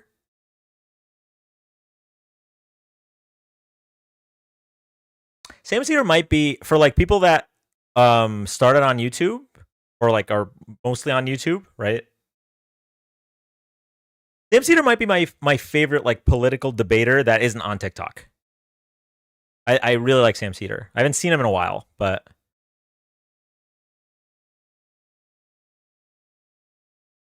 Tim Heidecker does a fun parody of Bill Maher Club Rando podcast too. Bill Maher turned into a typical "get off my lawn, you damn kids" old man. I see. Yeah, because I used to watch Bill Maher. I think it was like in 2016. He put me on to Bernie Sanders. That was the first time I ever saw Bernie Sanders in my life. Was on Bill Maher's show. Tim Jubilee is possibly the only good Jubilee. And so I used to watch him in 2016. And then like I stopped watching him. And then like I start seeing clips of him being really fucking weird about like a lot of just really being not based.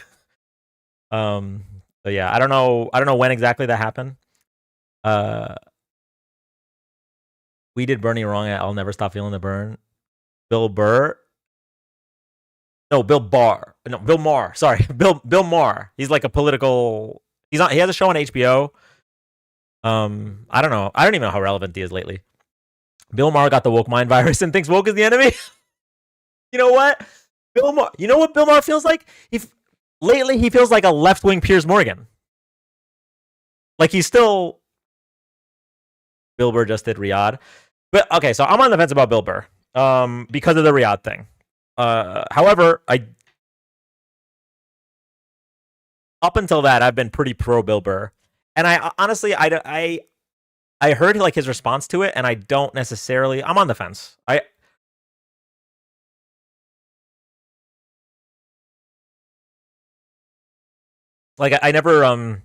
I never did a deep dive to determine if I want to like fully cancel him because like what am I? It's not like I'm watching him anyway. I don't watch anything. But and then he just became such a jerk during the pandemic. Was it during the pandemic? Because I watched him a lot in 2016. He's handled the criticism super poorly. That's fair. I can see that being.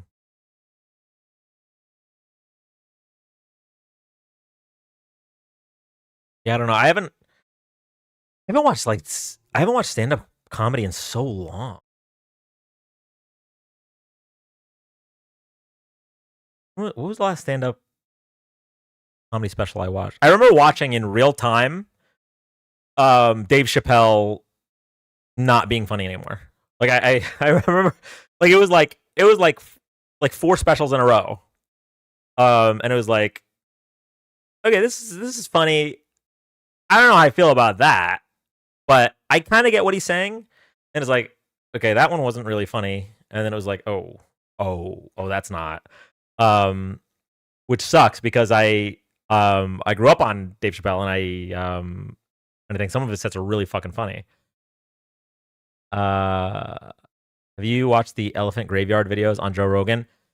Yes, yeah. Slopaganda. I tried to watch it with chat, but they didn't like it. They they said it was too weird. But I did. I watched it off stream, and I agree with. I like he cooked. He cooked with that. I don't know if there's multiple videos. I've only seen one. The one where it's like how Joe Rogan's reality warped comedy to making it suck ass. What was it called? Hold on. I don't know. Maybe the 5 a.m. chat will appreciate it more.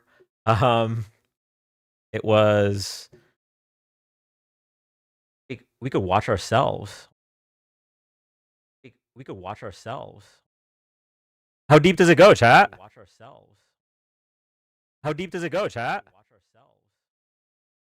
How deep does it go, chat? How deep does it go, chat? How deep does it go, chat?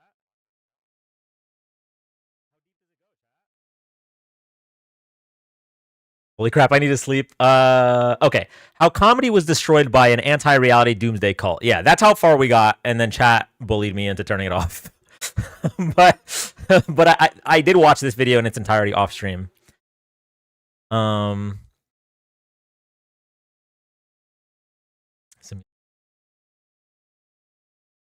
Yeah, so like I feel like I haven't watched a comedy special in the past at least 4 years. But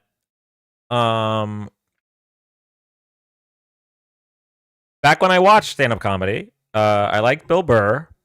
I used to really like Louis C.K. Like, I think his first 4 specials I really liked. It was a half-hour special, and then there was 3-hour specials that I really liked. But who else? Dave Chappelle, like I said. Sebastian Maniscalco, I liked for like a little bit. Some people have said that I kind of look like him. I don't know if that's true, but I liked him for a little bit. Tom Segura, I think, was really funny for a while. I haven't seen him lately, but I've heard he's kind of a dick in real life lately.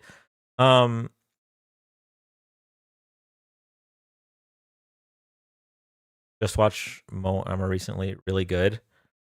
I think I watched him on Netflix like a while ago, like 5 years ago or whatever, from way back in the day about Robin Williams. I thought Robin Williams' stand-up was okay. If we're gonna go like far back, I thought Richard Pryor was funny as fuck. George Carlin was also good.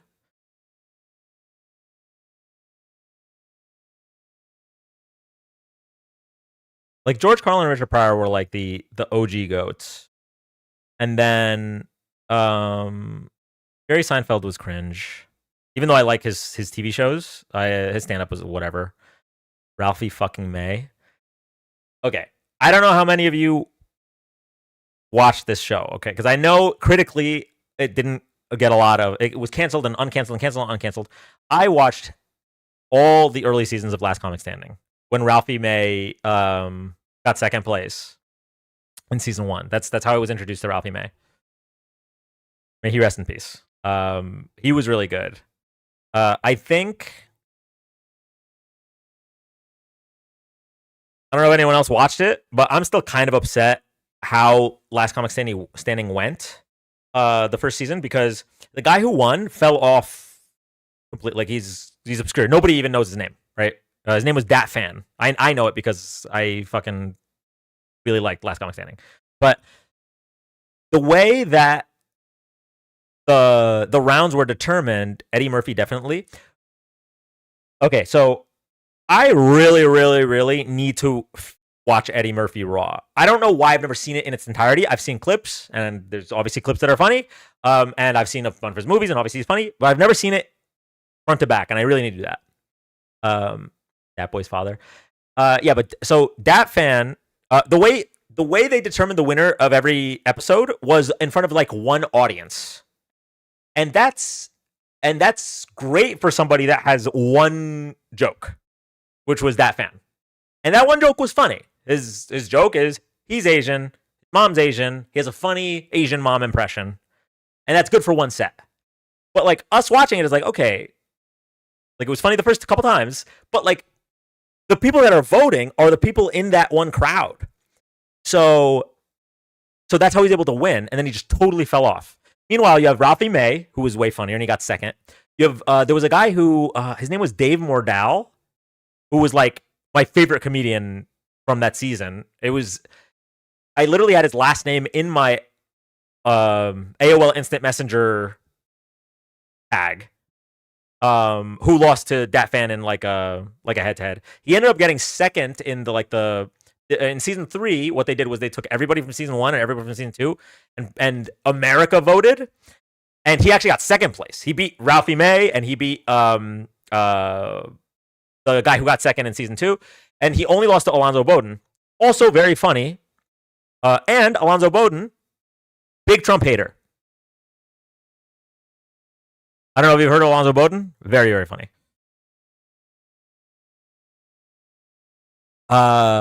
Anyway, so that's my last comic standing rabbit hole for just a moment.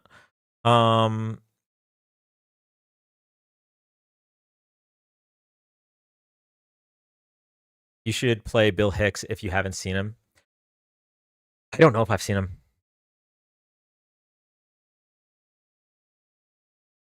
I can't recall Bill Hicks. Who else? Oh, you know who's funny? Nate Bargatze is funny. If I'm pronouncing that right. I'm trying to think of anyone else recently.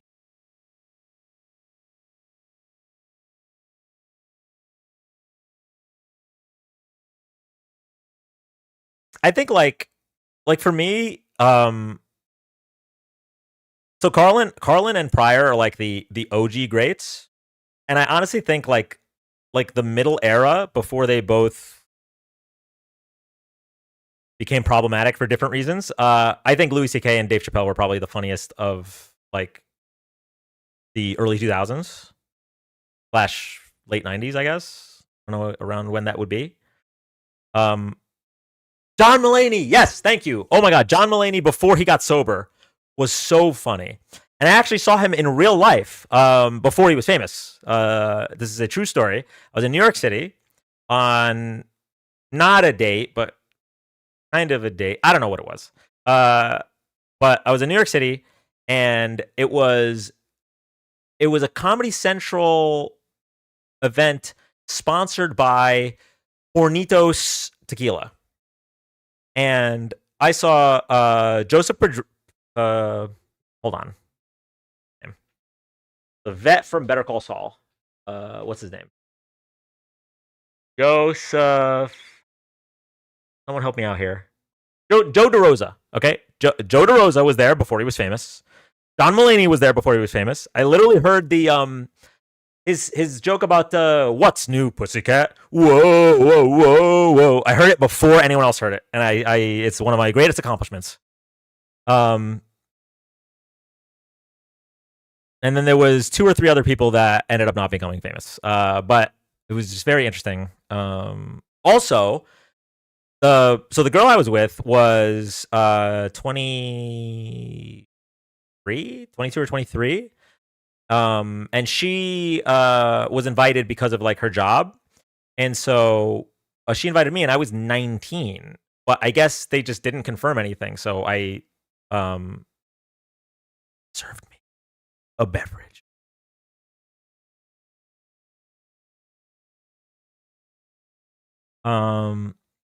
Louis Black used to have me rolling. I don't know if I've ever really watched Louis Black. Someone said Josh Blue. I haven't seen Josh Blue outside of Last Comic Standing.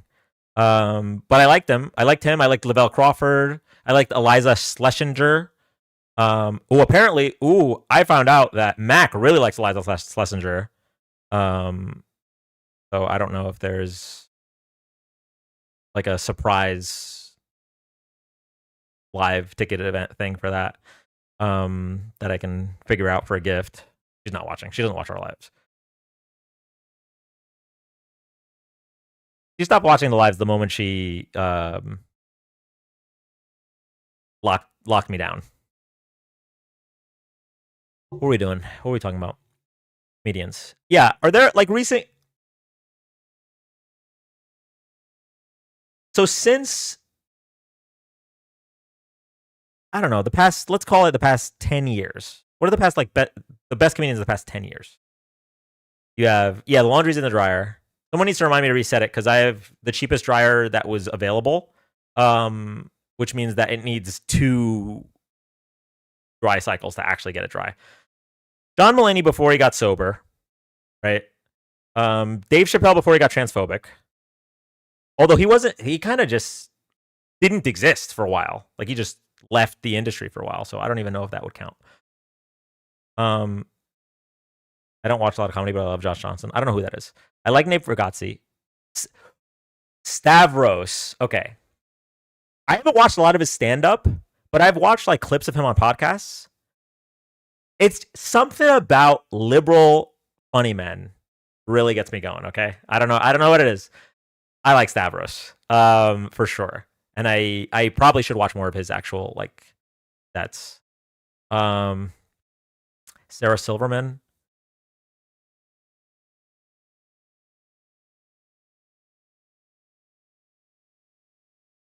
He's okay, I think.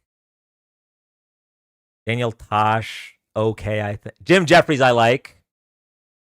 He had the one segment about like school shootings or about just mass shootings in general, maybe. And it's relevant literally every time there's a mass shooting. Definitely like Jim Jeffries. But I haven't seen anything recently, so I don't know.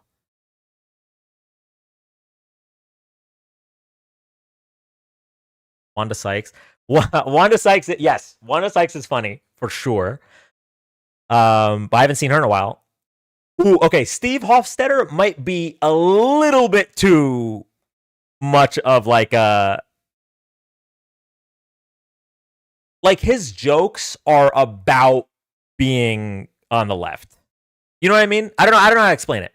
Like Jim Jeffries and Stavros, right, are on the left, but their comedy isn't necessarily about it. It works its way into their comedy. Whereas it's almost like that guy, Steve Hofstetter, like he tries to work comedy around the politics, and I think that makes him less funny.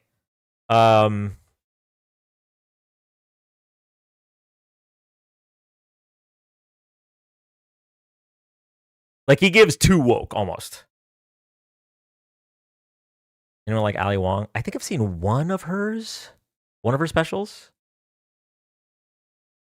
What about popular crowd work, guys? I don't know either of the 2 people you just named. Sammy Obed and Gianmarco. I don't know those people. Bill Hader. I didn't even know he was a stand-up comic. Renee Vaca. I don't know her. That Indian guy, Nimesh something. That Indian guy. Oh, Russell Peters had a chokehold on middle school boys. Okay, we loved Russell Peters. We also really loved Dane Cook for like a moment. I don't know if either of them hold up. I think Dane Cook definitely doesn't hold up. I don't know if Russell Peters holds up. I don't even know if he still does anything. Jeffrey Asmus, check him out. Never heard of that person. Jordan Jensen. Wait, that sounds super familiar. Hold on.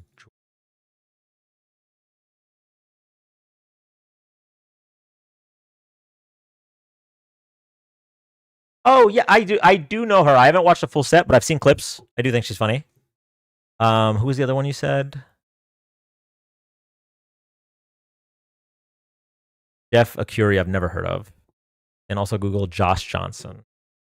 There's a chance, by the way, that I guess there's a chance that some of these names are Like I've seen them and I just didn't know their name. Josh Johnson. Oh, I know Josh Johnson. I've definitely seen his clips. Yeah.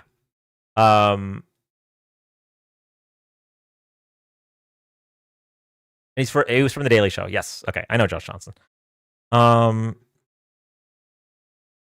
George Carlin, super goated. I think I like Pryor a little bit more than Carlin, but it could also be because he has more material. Like he had more. There's just more for me to consume. Nikki Glazer. I think I like her in roasts. I don't know if I like her like just regular stand up, which is really good at roasts. I keep missing Carissa Hendricks on tour. For her to Carissa. Aziz is lightly canceled, bringing weird-ish after Master of None show came out. Oh, someone said whatever happened to Aziz Ansari. There was like a story about like a date that he went on that was really weird. I don't know the full details. Greg Giraldo was a great comic that was only known for roasts. Yeah, I actually. Oh, okay. The thing I went to, the Comedy Central thing where I saw John Mulaney, in the gift bag.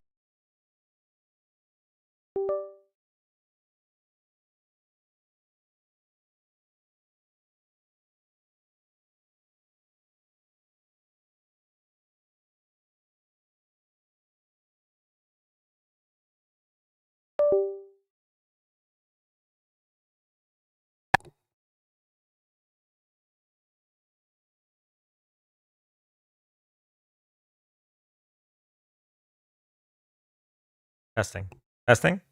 Are we back? Okay. Sorry. It's out for delivery, chat. The new mic is out for delivery. It's like 20 degrees in Tampa Bay. I'm sure the UPS driver is driving very slowly. Okay, so Kumail Nanjiani. I'm trying to remember if I've seen his stand up. He was definitely funny on the show. Also, that show. So it definitely fell off. I don't know if I ever finished it, but there's a scene where they talk about like the most efficient way to jerk off a whole room of men, and that had me dying. And TJ Miller did something crazy too, didn't he? Yeah, no, TJ Miller did something worse than Aziz. I don't know what it was. I can't remember what it was, but it was bad. Like really bad. Anthony Jeselnik is good too. Yeah. Also, I don't think I've seen his stand up, but he's definitely good at roasts. Are you talking about Silicon Valley? Yeah, I was.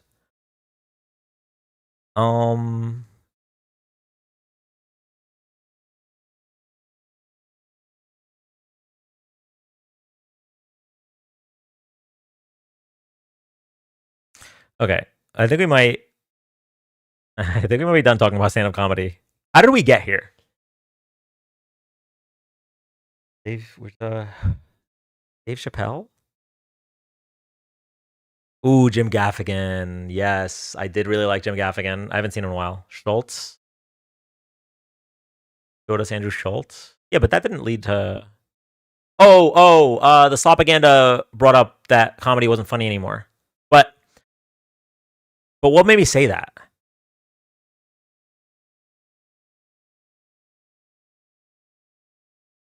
How did we get here? We can rewind this chat. How did we get talking about comedy?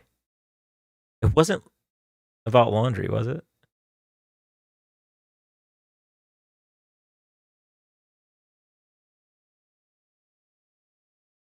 That's why Elon wants to make comedy legal again. God.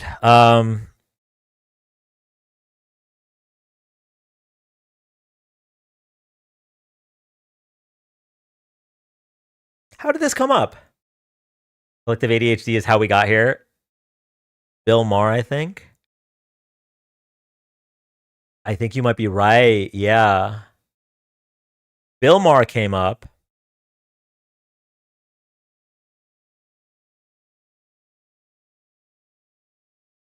But what's the connection? How do we get from Bill Maher to Ralphie May? I know the rest after Ralphie May. How did we get from Bill Burr? Yes. Thank you. Bill Burr is how we got here. Okay, we were talking about Bill Maher. Bill Burr came up. And that got everywhere else. Okay. Cool. Thank you. Okay. All right. We did a chat. Have a great night.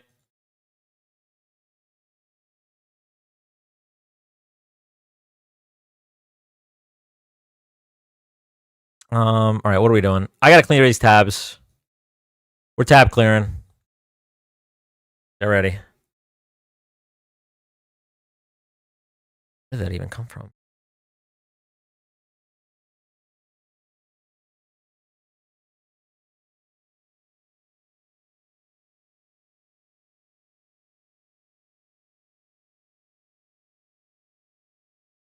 We're saving that one. That might come up. Excuse me. Oh, we're saving this one. The COVID timeline. I haven't bitten my lip yet. It's still annoying every time when I talk, but I have not bitten it again. Cool. Hold to clear tabs with an audience. I mean, this is my stream Chrome account. But I don't know if there is. The only thing I'd be worried about on like my regular account is doxing myself. I don't think I have watched porn in a long time.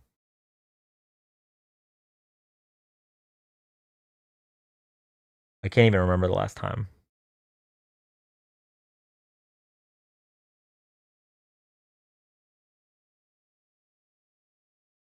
And I don't like say the N-word in chats or anything. So I'm not worried about that. What's this? That would be me. I'd be showing my taxes or something. Yeah, that's the.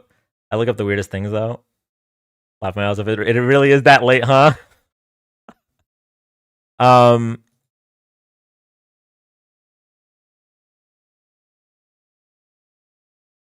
Yeah, like I could definitely leak my social security number, but I think sorry. I think other than that,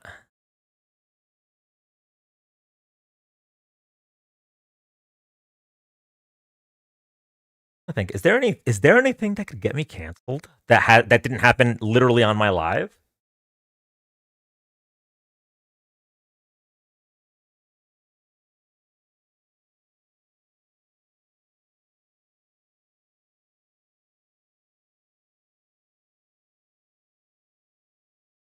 Drama number 1. No, sorry. Drama number 2 saying many slurs. No, I'm not worried about that one. Probably eating the protein bar. That happened on my live though. That's what I'm saying. Like everything cancelable. Drama number 2 happened on live. It's just I deleted the VOD, but it happened on live. Drama number 2 is probably the only drama that is my fault. Dramas 1 and then 3 through 10 are just everyone else's fault. Mostly. Oh, things that you actually do. Okay. Oh yeah. That's what I mean. 7-hour live about a woman. That happened. That's still on my YouTube. It's that's still there. We're leaving that. We're saving this clip. This clip's gonna come up for sure. I'm leaving this tab. Advocating for trans rights. That gets you canceled nowadays. Whatever happened to Alina? I think she still goes live, right? I don't know. I have not been on that part of TikTok. I have not even though thought of that dude in 20 years. Which dude?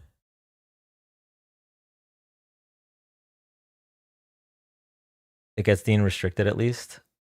Wait, what are we talking about? Oh, advocating for trans rights. Oh, yeah. I mean, if you, there's certain words that if you say enough, like TikTok will be fucking weird about it.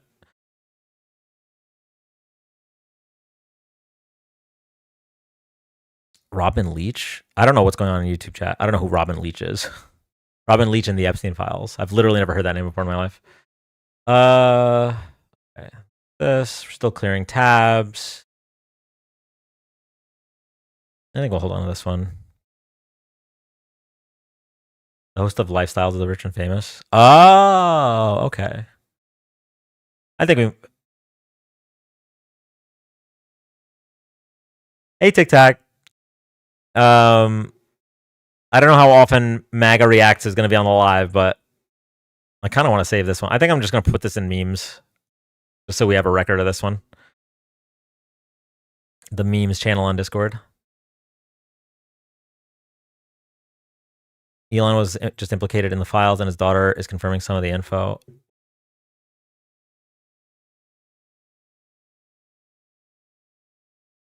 No comment. Wait, I do have a comment. It's this.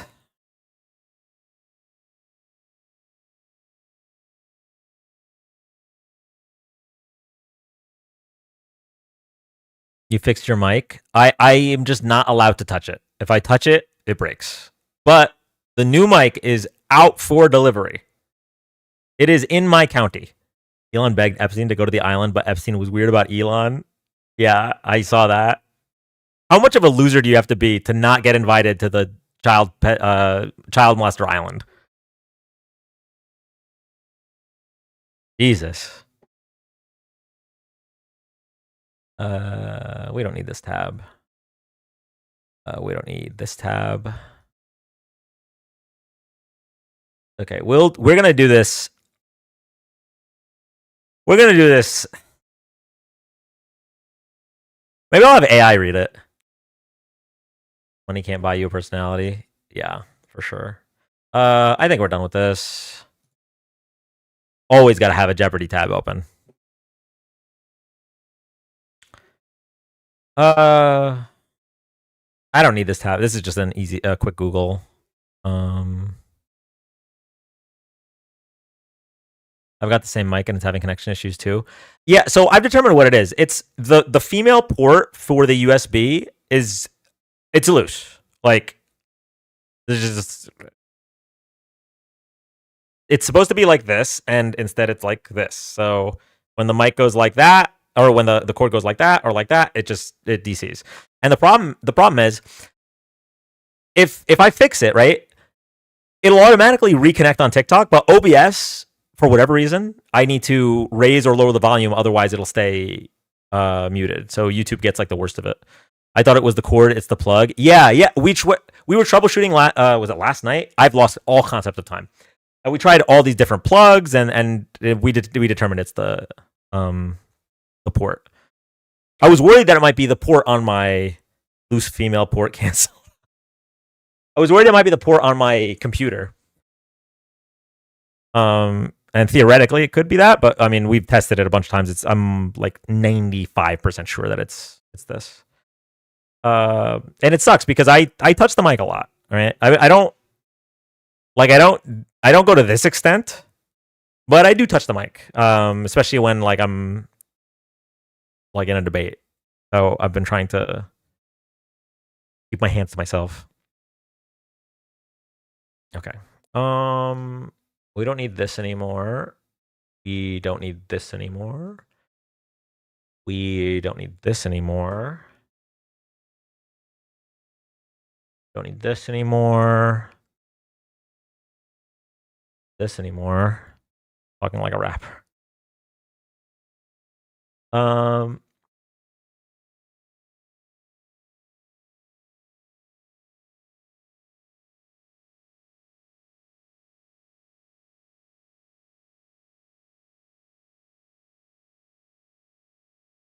We don't need this anymore.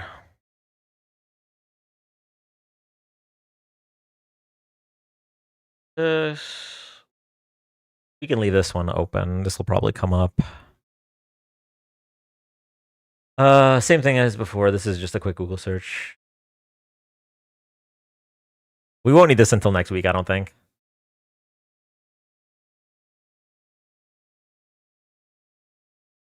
Okay, we got down to, what is this? 8 tabs? I think we started at like 30.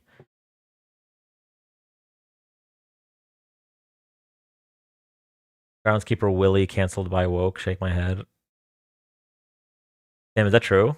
I have concepts of a plan. Thank you, Kit. Your live thumbnail says live title has been restricted. Wait, there was one thing I really wanted to check. Every year on Groundhog's Day, I watch Groundhog's Day. I want to see if it's available on YouTube.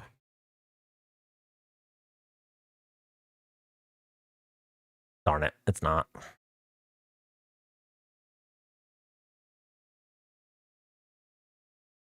I like that you respond to your comments. I mean, I try to. Right now, obviously, we don't have as many people because it's 0 o'clock. But I try to when I can. Just us all hanging out at 5:25 a.m. Yeah. Okay. What are we doing? Dan, try Plex. You didn't hear it from me.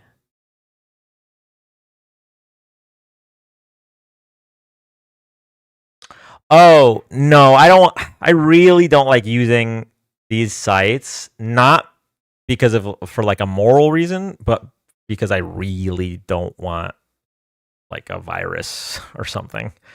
I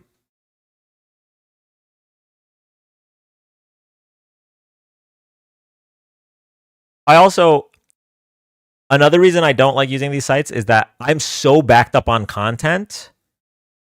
I could just watch the legal content that I need to watch. Also appreciate the engagement with chat.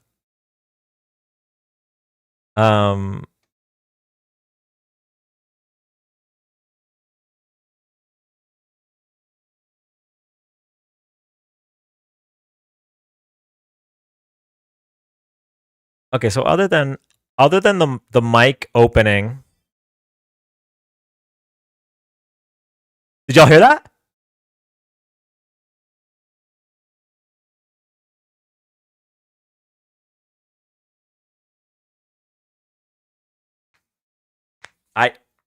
If it's not the mic, then I'm in danger. Right? It's either the mic or I just got swatted. Those are the only two options. Michael phone. Okay. Probably just the kitties. No, they're inside. The feral cat would come up on the camera in the back, not the front. Check the laundry too. Oh, okay. I will reset the laundry as well. Thank you. Who's delivering at this time? Fuck is there, bro? Chat roll up.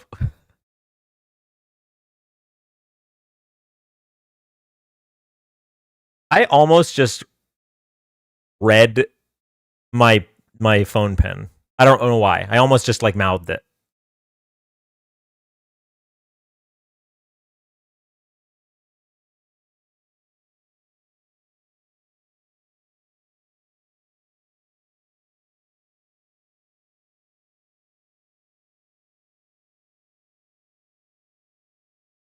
They literally aren't supposed to deliver between 12 a.m. and 5 a.m.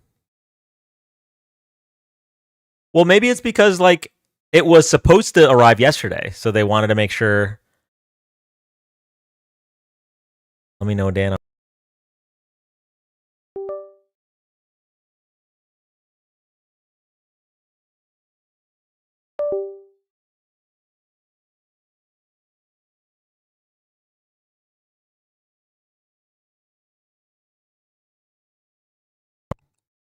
Chat.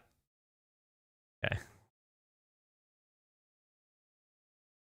That might be the last mic DC of this mic ever. I did touch it. I'm sorry. Okay. All right. I'm gonna reset the dryer, and I'm gonna get the mic, and we're gonna open it.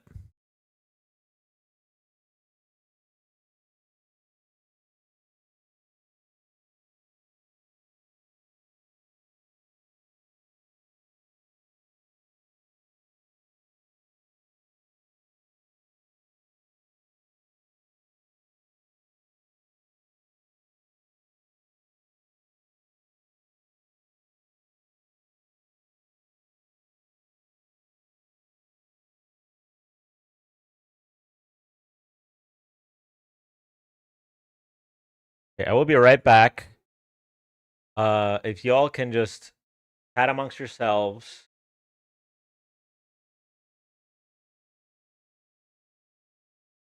Go.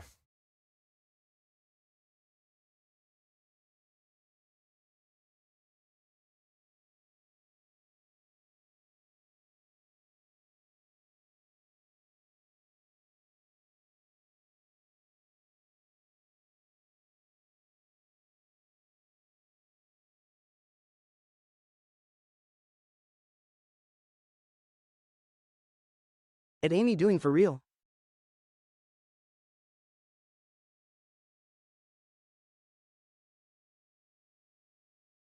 Where is everyone from? Oh, Angelo is on LOL.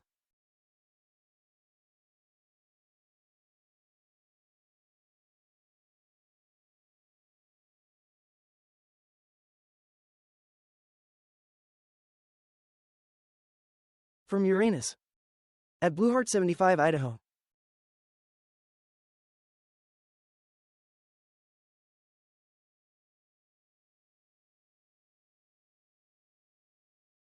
At Amy doing seriously. Greece. At Miss underscore Casey underscore 1 right. I fell asleep at 7 p.m., woke up at 1 a.m., and here we are. Texas, blue state but gerrymandered. The instant silence was spooky. 877 cash now. CEA.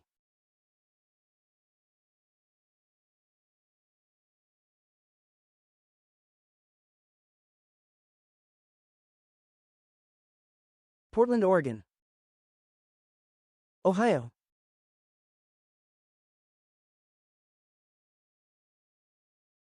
Have to beat this level of my game so I am not chatty lol. SoCal. Ohio here. Kentucky. Salem, Oregon.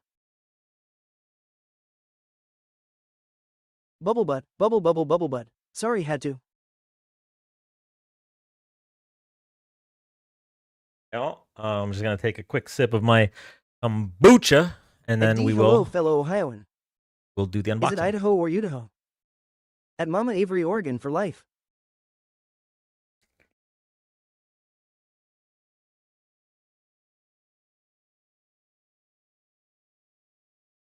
Ohio.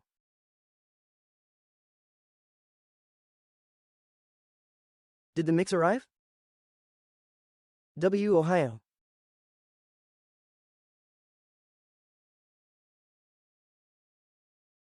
At Catastrophe Lotus, born and raised.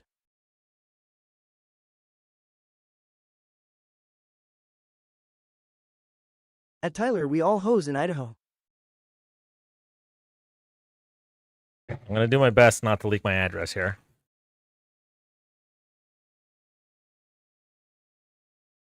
Did you check out Moldbook? We are Charlie KK Kirk. Ohio needs to stand strong for Springfield, Ohio.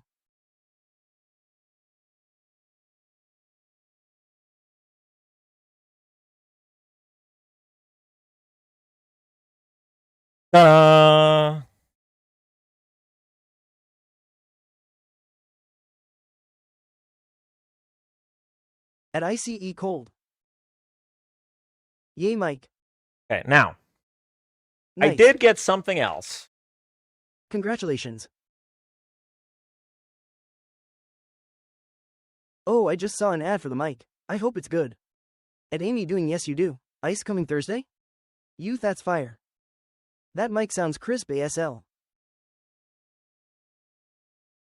I also got a cord that converts USB to XLR. I don't know if that can salvage this mic or not. I figure At Mama Avery Wednesday. I figured I'd get it up as I'd get it as a backup. Probably. But I'm kind of curious.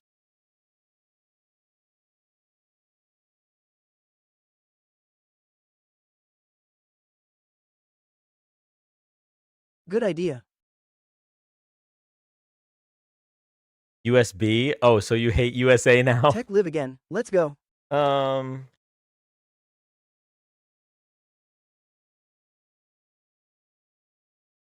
Shure SM7B is a crispy ass mic. Okay. We're just this is an experiment. I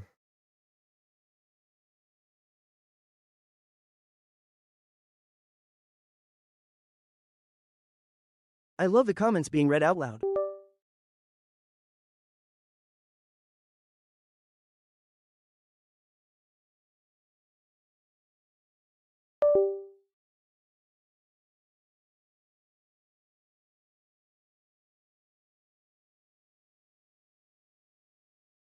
Erica's not here to save you this time.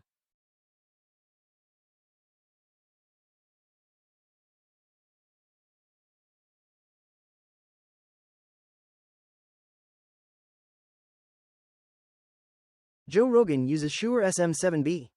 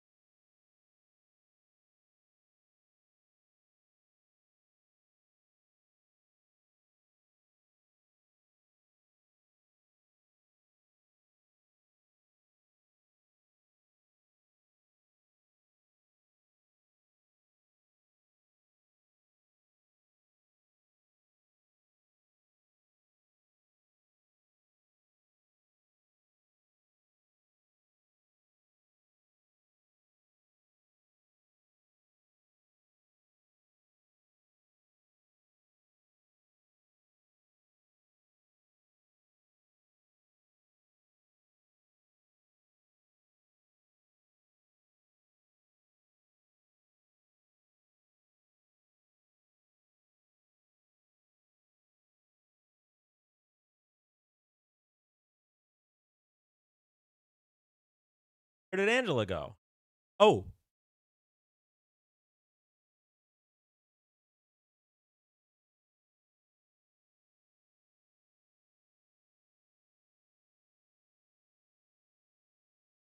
I can't hear. Output got picked up by the.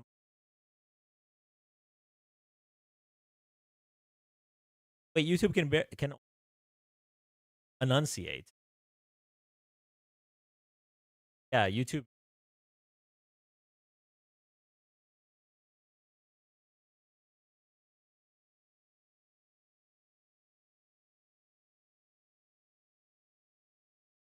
Oddly, the buttons are not. It's not lit anymore. Like it's not.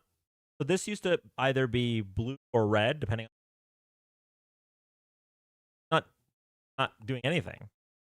These used to raise and lower the volume, but I don't think they're doing anything. Testing. Oh, they are doing something. I don't know.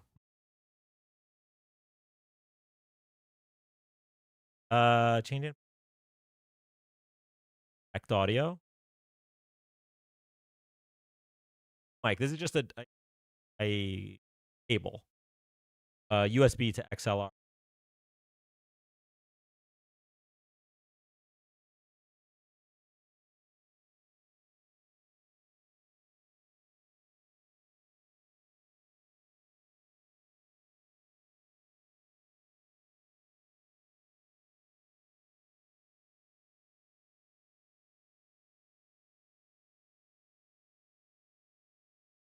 Well, let's see how we say that. Nope. Off now.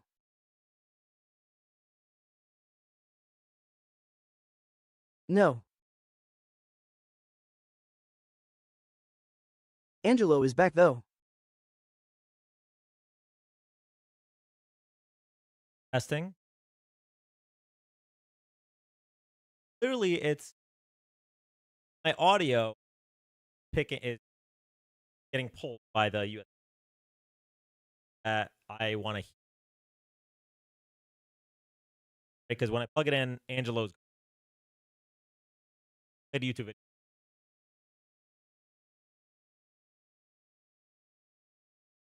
Now, additionally, noise gate.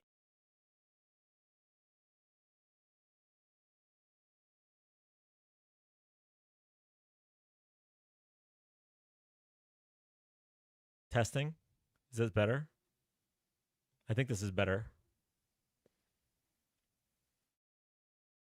Okay, how do I sound on YouTube? How do I sound on TikTok?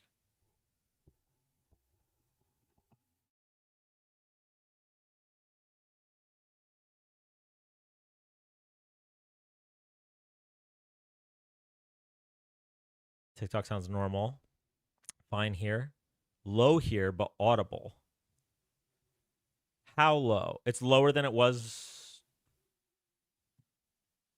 You are lower than before? Okay, I can fix that.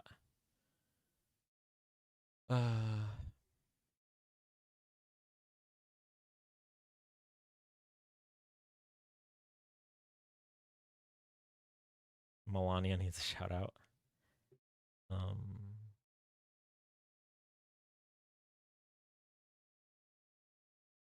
Okay, testing on YouTube. Am I louder? YouTube test.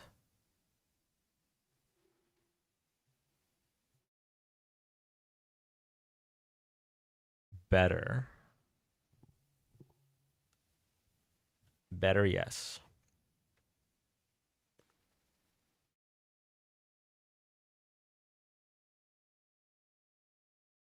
I feel like it needs to come up 30%. Okay, what about now? How does YouTube feel about this now? And also, like, what if I'm talking a little bit further from the mic? You know, I'm eating my cereal or whatever. How does it sound? Much better? Okay. Okay. So this is interesting because this means, hold on one second.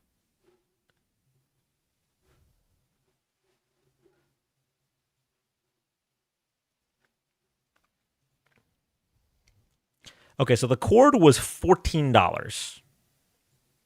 The cord was $14. So this means one of two things. One of three things. Okay, one of three things. Option number one, we set up the new mic and return the cord, but at least now we know for other people that have this mic that it's just a $14 fix, right? Like Tic Tac, if you're still here, you could probably fix your mic as $14. That's option one. Option two, set up the new mic and keep the cord so that this mic is a backup for whatever reason, right? It's option two. Option three, we don't set up the new mic until we need to. Slash,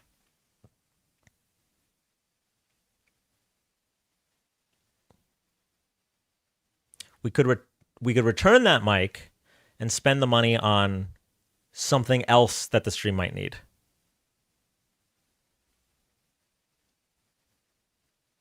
Chad did pay for the new mic, yes. So,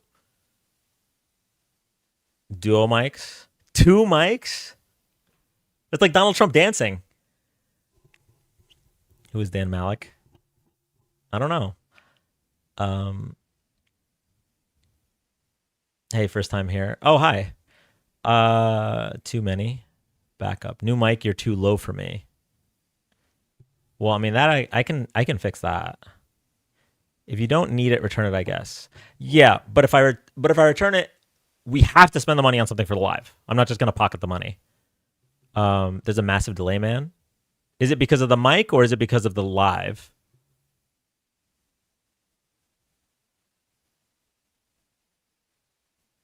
Light show.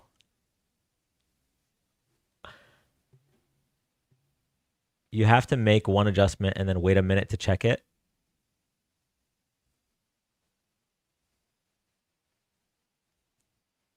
How big is the delay?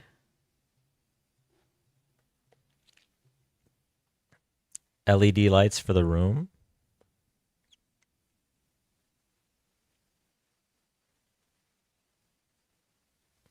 Probably I probably should have a light there, right? Like in front of me. Like, I don't know about the whole room. Redundancy in tech is pretty common.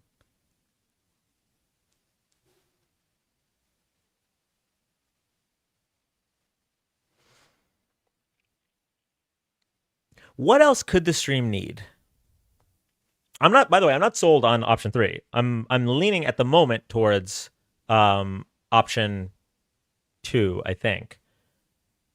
But if there's something else that the stream could use, it might make more sense. I never like to be wasteful. Yes, we hear you, but you're cutting in and out. Am I still cutting in and out on YouTube? Or are you... Maybe you're just watching delayed, Brenta. Like, maybe you're watching like 10 minutes ago. Do you want a chance that your other mic breaks midstream and you don't have a backup? I hate this mic, so I vote new one. Liam got us this mic.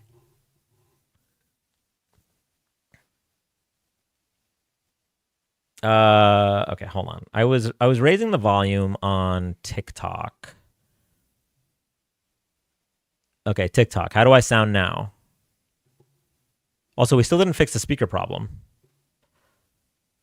No, no. Liam is a mod on TikTok. Good. Okay. Now we have to fix the audio problem. We got to go to our settings.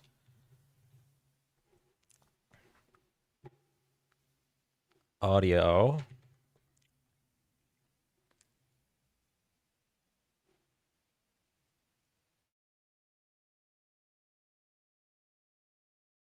Okay, we should hear Angelo now. Somebody say something.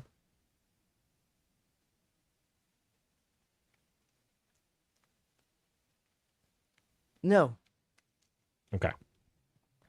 Okay.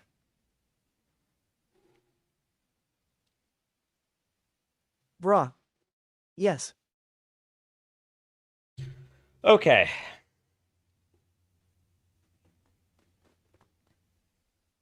Something. Angelo. Check.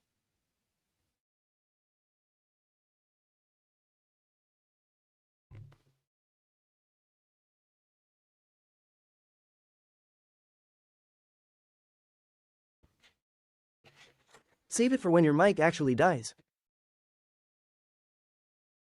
Rock the Casbah. Cuckoo Kacha. I don't know what's going on YouTube.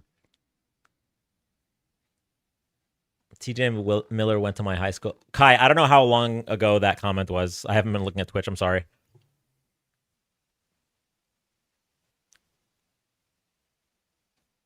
I vote new mic now. Give Pinky a break.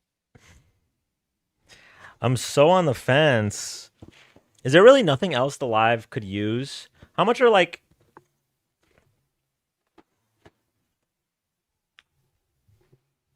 Like if I wanted to be like a professional streamer, right? Like what do they have?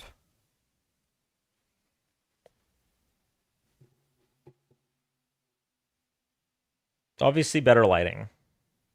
That's a given. But I could probably just get like a ring light. Those aren't very expensive. Bisexual lighting. Tacky neon sign in the back. True. Sony TV.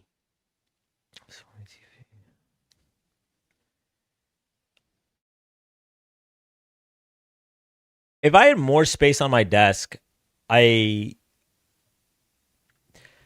ever seen those monitors that are just wide? Light. Those wide ass monitors? Your setup is cozy and your lighting is fine, Dan. I wouldn't change it personally. I kind of want to take down the posters. I feel like there's too much going on. A cute pet always on screen. A cat cam. How would we set that up?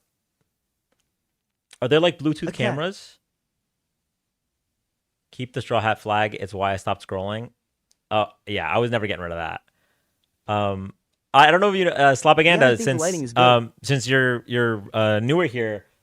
So like it used to be where it was the US flag and the straw hat flag. And then, like, slowly, I had just been moving it. And then when Renee Good was murdered, I just covered the whole flag because I was ashamed of the country. I collect Blu-ray movies and my wall is massive. Yeah, I think the lighting is good. Really? You know what's funny, by the way? The lighting is different on YouTube and TikTok. I still haven't figured out why. And you're both saying it's good. So somebody's wrong. so someone has to be wrong. I think the lighting is a little harsh, to be honest. Okay, maybe it's YouTube that is... So maybe the lighting on TikTok is good. But the lighting on YouTube is bad. I still have a filter, by the way. Let me turn that off. Okay. Buy bots and sell mods. I don't know. I don't know what that means. I collect Blu-ray movies and my wall is massive. The shelf on stage right is overexposed on YouTube. The shelf. It's actually not a shelf. Those are boxes of Pokemon cards. But yes, they are pretty bright on YouTube. And I don't know what to do about that. It's not very bright, but I would think that would be annoying for you and doesn't make a difference.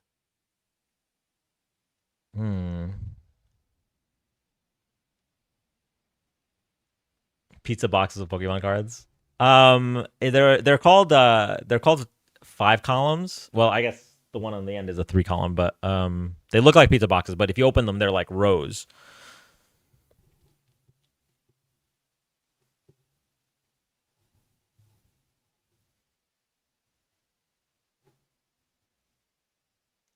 Kai, are you still on Twitch? Us neuro-spicy people like the not blinding lighting. You need to trash your house and grow a neck beard. Is your chair comfortable enough for you? Ooh, okay. That's a good fucking point. Because the answer is no. Do you just use the room light for your lighting? Yeah. New chair would be up. New chair. I actually should. Okay, so take care of yourself first. Mac and I are planning on finally doing like the wire management. Too expensive. The wire management under this desk. Hold on, I want to turn off. 1 second. Get mods for the chat and a call screener. We have mods in the chat. Oh, we could just pay bonuses to the mods. New chair is an investment if you want to do it right.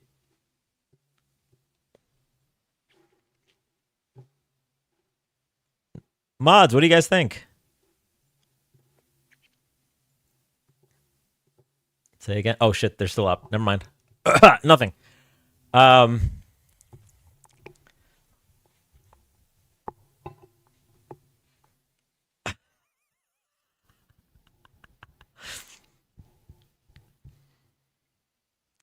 I like to believe that both of you were like sleeping next to your phones and then heard that and perked up, but no, I'm pretty sure you've both been here for a while.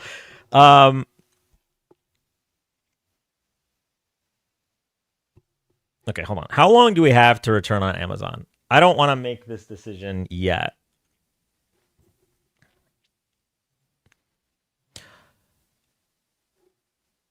I have to look up the menu before I go to a restaurant because otherwise I will hold up the whole table. I am really, really bad at making... I'm not bad at making decisions, but I take very long to make decisions about stuff like that. I don't know why. I think getting banned from streaming platforms seems to be popular. Getting canceled works better when you still do $1 million tours, though. What are you guys talking about over there?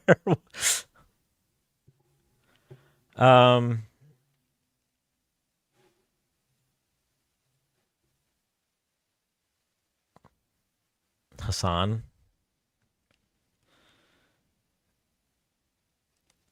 Okay. What was I saying? Oh, right. Okay. So Mac and I are planning on finally doing the wire management under this desk. The reason that's relevant is because I got a new backup battery so that I could fit all of the additional plugs because she got me for Christmas, she got me this like mat, it's like a big ass mouse pad. And the left side has like a little charging, like a wireless charging for my phone, and it also can like you can charge like at a slant as well, which is kind of cool. I put it in the other room because it smelled too much like rubber and it was giving me a headache, so I wanted to let it air out. But either way, I needed an additional outlet for that. And my backup battery was getting old anyway, so anyway, long story short, but right now, because I didn't feel like doing all the wire management stuff, I have like half the things plugged into just a random power strip. And so if I put the desk into standing mode before we do that, the speaker is going to fall. I kind of want to stand up. It's been a while, but oh well. Keep the mic, Dan. It is better than the old one. But like, do I sound bad now? Like, if I don't sound bad,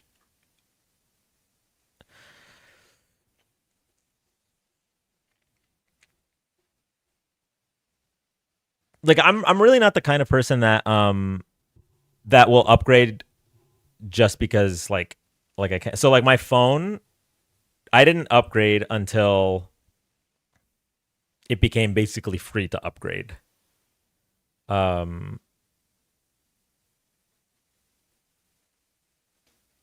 And then the one before that, I didn't upgrade until I broke the screen. No, it's clear, but the biggest problem with this mic is you keep muting yourself. If you think you're going to keep doing that, definitely swap the mic out. Wait, I keep muting myself. We fixed the problem with this. I was muting myself because of the cord. Open it and let us hear the new one. You can still return it if you don't want it.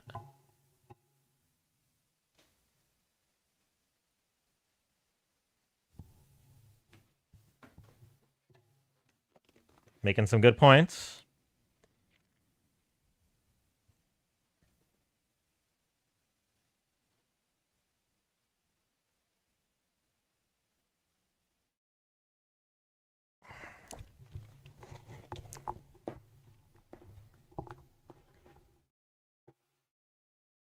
But yeah, so as I was saying, if the desk was bigger, I think I could get some use out of one of those wide boys, you know, the really wide ass monitors. But then your prompt won't be a lie either. Wait, which prompt? Well, I don't know what your first comment was because you said then. I don't know what you said before the then. I sent you a link to the light, and it's not that insanely expensive. Okay, I will check Discord. Honestly,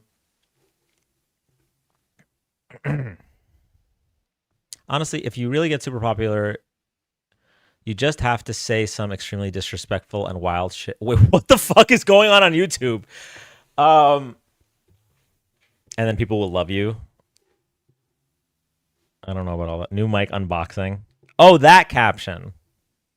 So the thing about that caption is, what caption? Start yelling at YouTube chat. Okay, hold on. Let me just look. Are we sure? Like, I can open this and still return it to Amazon, right? I'm pretty sure, right?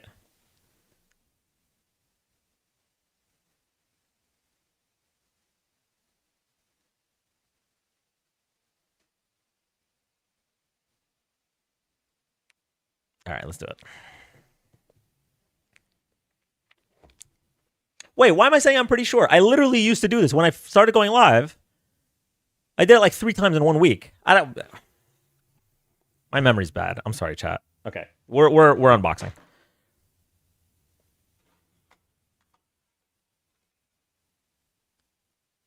My dirty razor blade.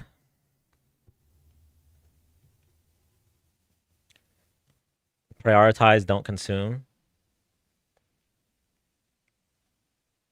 Well, the thing is, I have to consume something. Unless the people who donated to pay for this have other suggestions for what to spend the money on, I'm definitely not going to return it and then just keep the money. That's not an option. Like if someone wants to send me money to keep, then I will keep it. But if someone's sending me money for the purchase of something, I'm not going to then just keep it.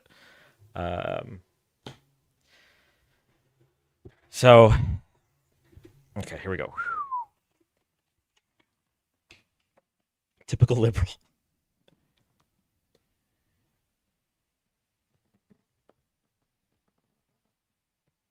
That's no way to grift.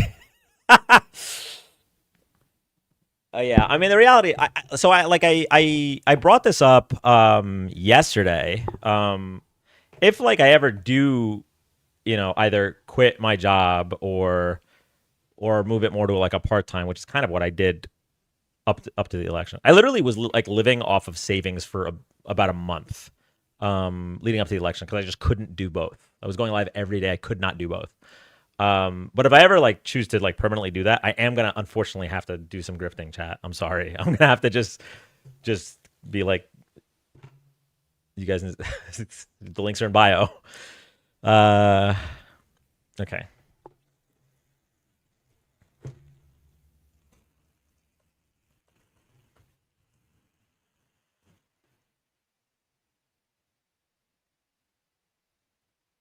It is very cold.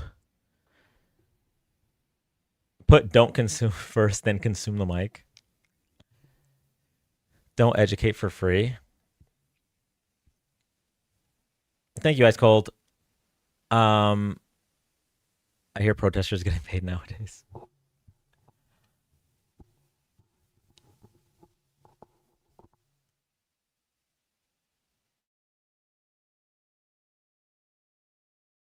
Okay. So we got this. So my goal actually, I know I'm not gonna put it on the table.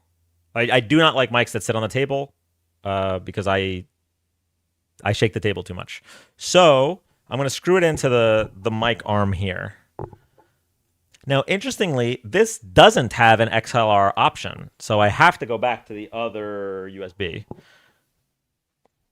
Mike, Dan, don't be scared to join us on other platforms. We have, quote, all quiet on Twitch in front and the YouTube zone. I'm so confused by everything you just said.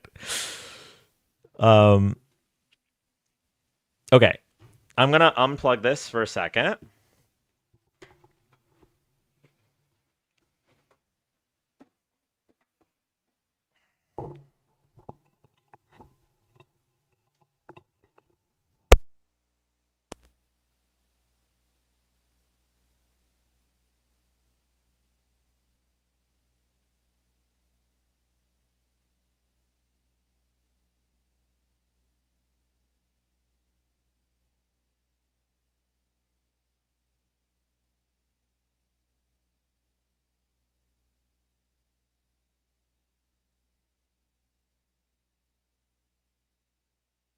YouTube being the Twilight Zone. If y'all could hear the sounds right now.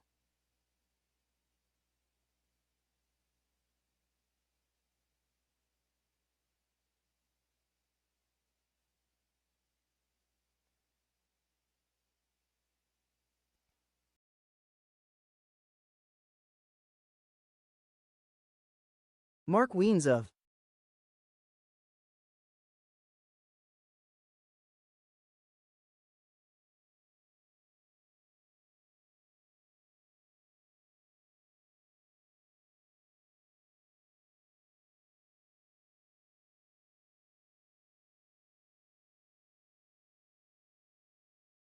I like the way he gripping the thing.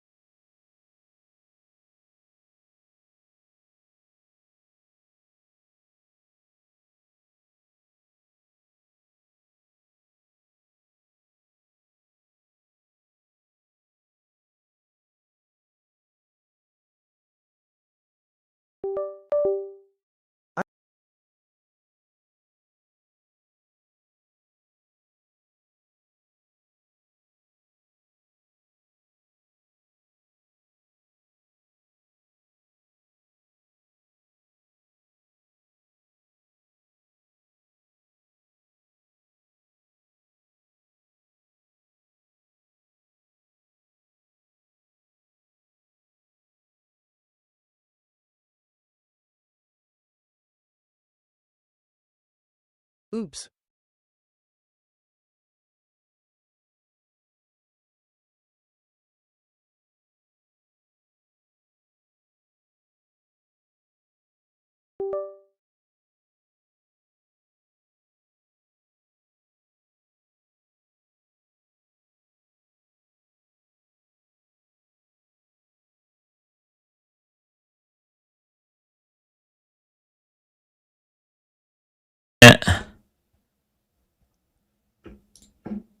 Okay, testing on YouTube now. Testing, test. Loud. Okay, hold on.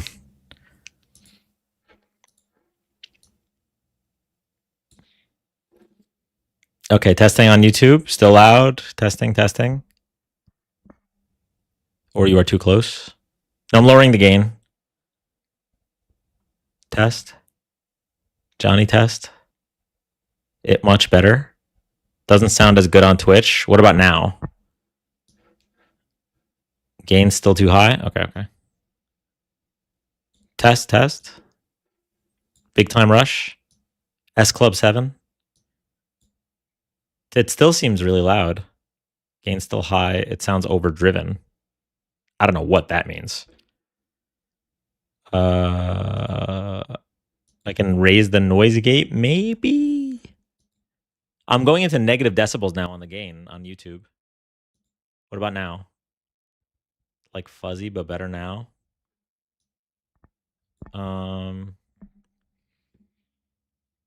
Okay, I can't hear Angelo, but that's an easy fix. 1 second. Audio settings. Or sound settings, rather. Sound settings. Okay, we're gonna switch that to my speakers. There we go. Okay. Someone say something on TikTok. Negative gain isn't a bad thing. It seems deceiving. Oh, okay. Hello. Okay. Cool. TikTok. Gay. All right. Let me. Something. Okay. Now what I'm gonna do is I'm gonna listen to what it sounds like on YouTube myself. Okay. We're gonna watch ourselves here. Okay. So, Dan, you're about to hear this. Future Dan, you are about to hear this. Okay. Let me know how it sounds. Go back in time and tell me how this sounds. Okay. Here we go. Go back in time and tell me how this sounds. Okay. Here we go. That's not that big of a lad. Time and tell me how this sounds. Okay. Here we go. That's not that big of a lad. Time and tell me how this sounds. Okay. Here we go. That's not that big of a lad. Time and tell me how this sounds. Okay. Here we go. Okay. Wait. Was it really too loud? Because now, hold on. It's getting close to how it sounds on TikTok. I feel like it's really low on YouTube, though, no? I feel like it's really low on YouTube, though, no? I feel like it's really low on YouTube, though, no? I feel like it's really low on YouTube, though, no?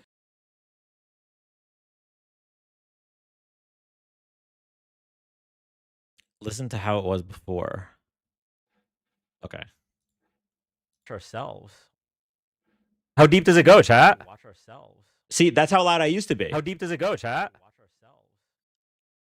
How deep does it go, chat? How deep does it go, chat? I am really, really bad at making I'm not bad at making decisions, but I take very long. Oh, how not okay. How loud the new one was.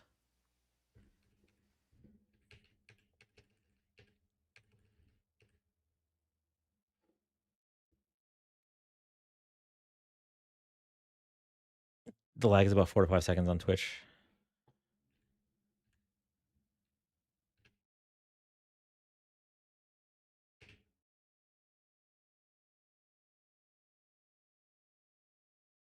Or are you afraid to debate future Dan?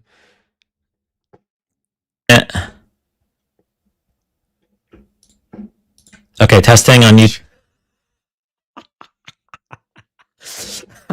wait.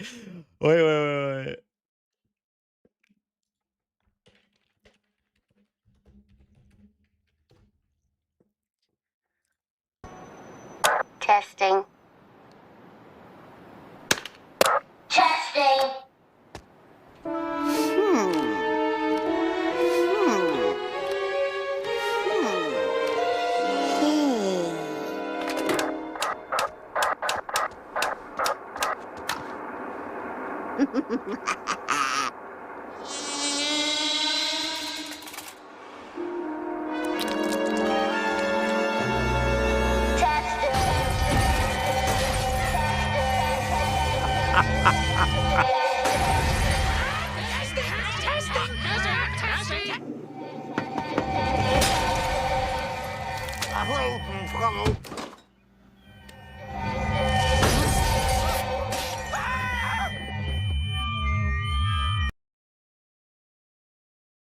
Conan O'Brien, Donald Trump, December 14th, 2005.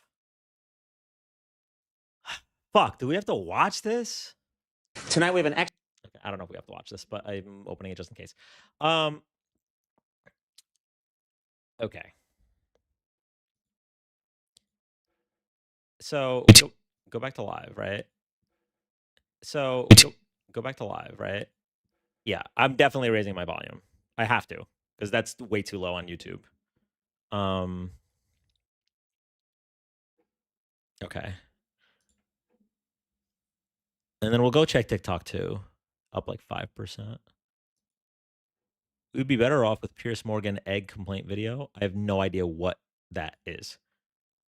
That sounds like an ad lib or a Mad Libs right now.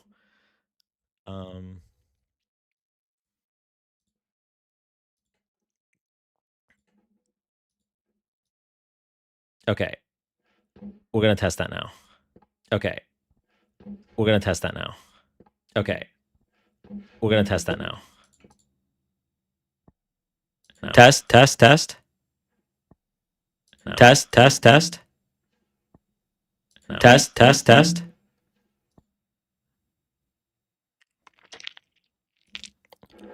Test. Test. Wait, you guys can hear my mouth sounds. Hold on. Hold on. Hold on.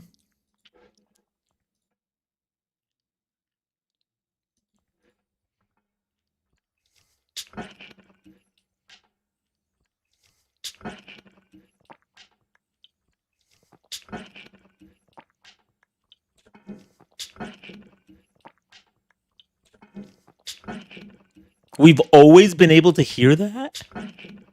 We've always been able to hear that? We've always been able to hear that? We've always been able to hear that? We've always been able to hear that? I like the old mic better. We're all here for ASMR mouth noises.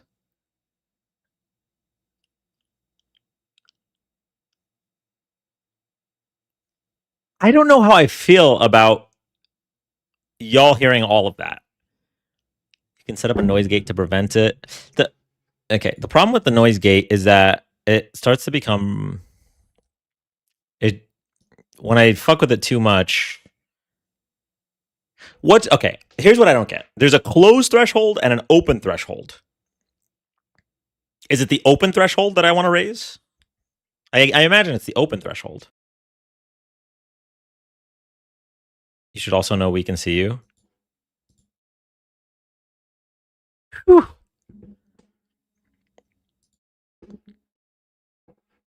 Okay. Okay. Okay.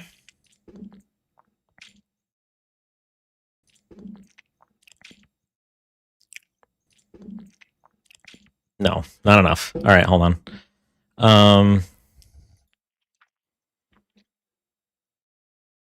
I can basically hear your digestive system.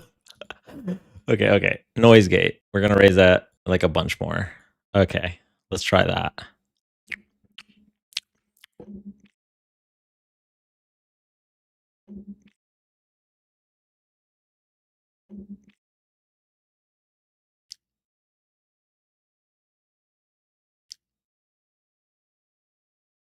Testing. Testing. Testing. Have a constant background recording of awful mouth noises. What are your current closed and open thresholds? Okay, so right now closed threshold is at negative 54 decibels. Open threshold is at negative 36 decibels. Before they were both at negative 54 decibels.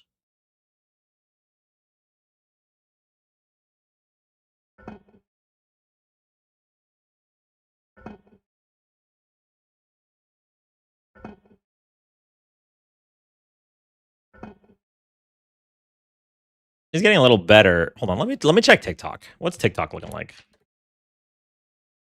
Or sounding like, rather.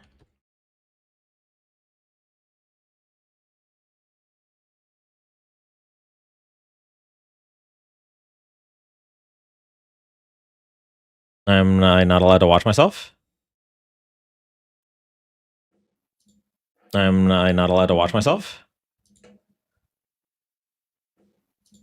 Am I not allowed to watch myself? Okay.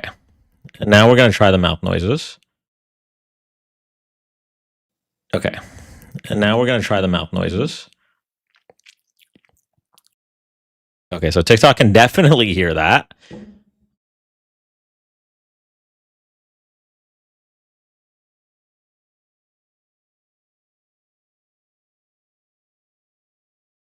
Try moving the mic to the side of your mouth. Like here. It's so cold.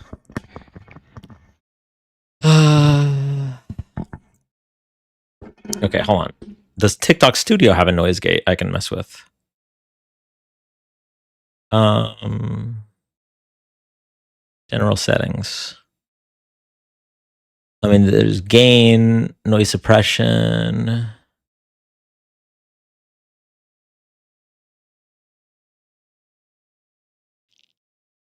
I'm just here for the mouth noises. 6 to 8 inches from mouth. 6 to 8 inches.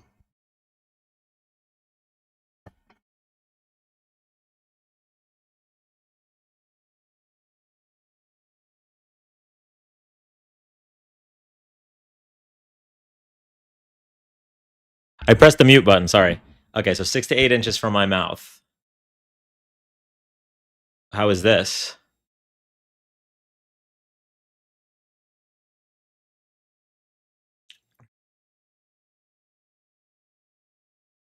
Still the mouth noises?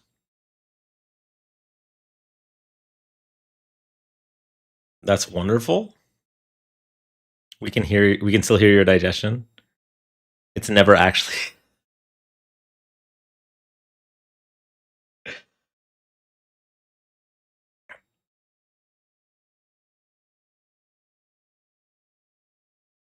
8 inches is absurd, right? Just so we're clear.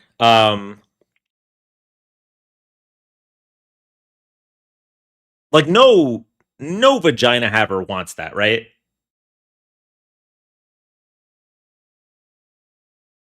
It's 8 inches from my pancreas. Don't be a hater. Or goes a long way.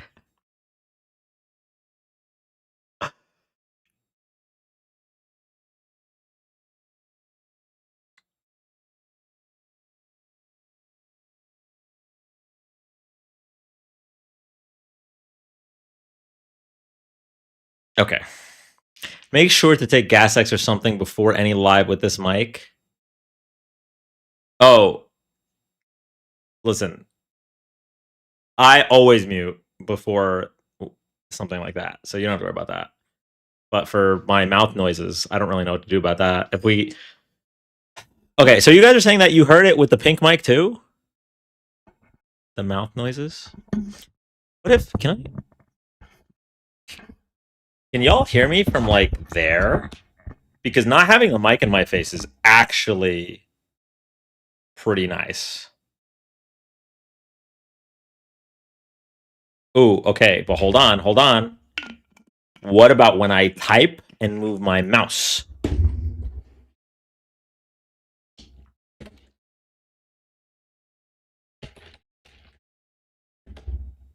Yeah, but you lose a lot of lows. Ooh, I hate that. What about when you digest? I think that mic is made for that. It's directional, so you don't hear anything.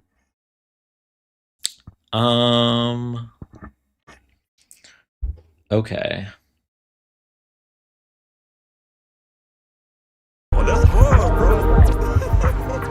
That was crazy, bro. No, I think I got something for you, actually. Yeah. I know what vibe you're looking for sure.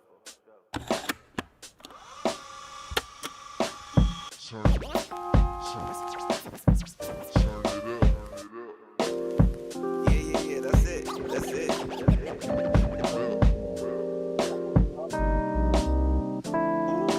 I got something for that.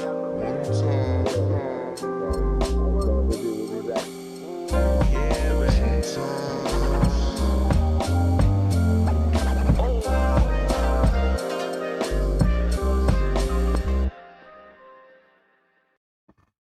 Okay.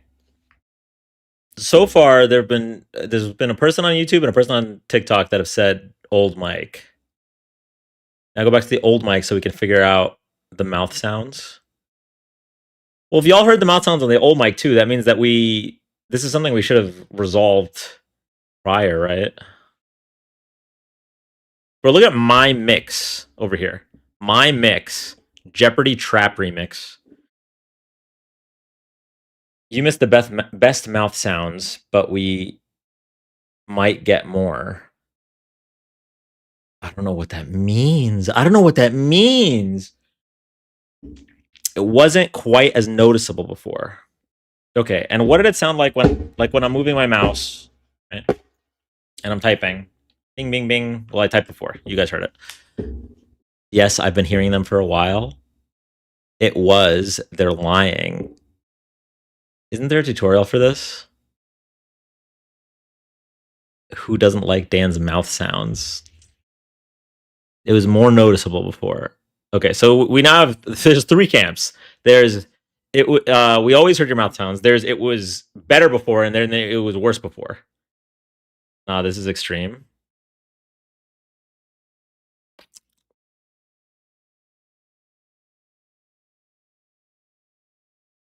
I feel like I should be charging for the ASMR. I followed for the mouth.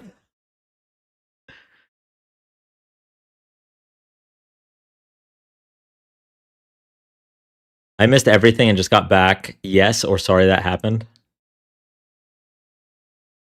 Okay, what do we think? Do we switch back to the old mic? Remember, switching back to the old mic has a bonus of us being able to spend that money on other things to improve the live. Is this the only Dans you were talking about? The only Dans poll? Yeah, we could do a poll. It's more relevant to try crash out on the new mic, Dan. Okay, that's true. Someone make me crash out. No, the only Dans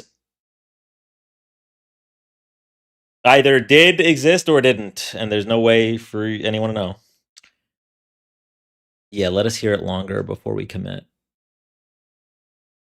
I thought we were able to resolve the connection issues thanks to, by the way, the person who sent me the link to that cable, Carmine. W to Carmine. And also, Tic Tac wasn't here. I want to let Tic Tac know that the issue is resolvable with the Dan Iceberg. Yo, a Dan Iceberg would go so fucking insane. Okay. The issue is resolvable with a $14 cord. So I'm definitely gonna. I might just get it for TikTok. Actually, let me.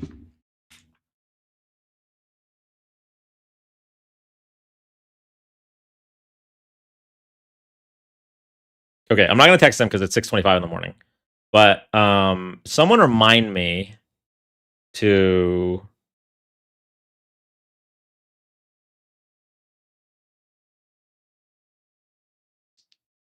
I'm 100% gonna get him the cord if he still wants to use whatever mic he was talking about. The question is like if I also don't know where he lives, so I can't do that without that.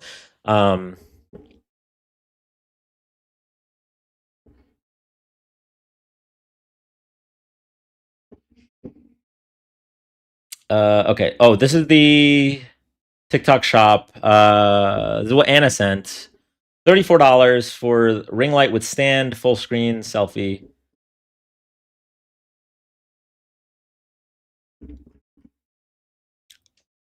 I think I'd rather get it on Actually, I mean, I guess both have pretty good return policies.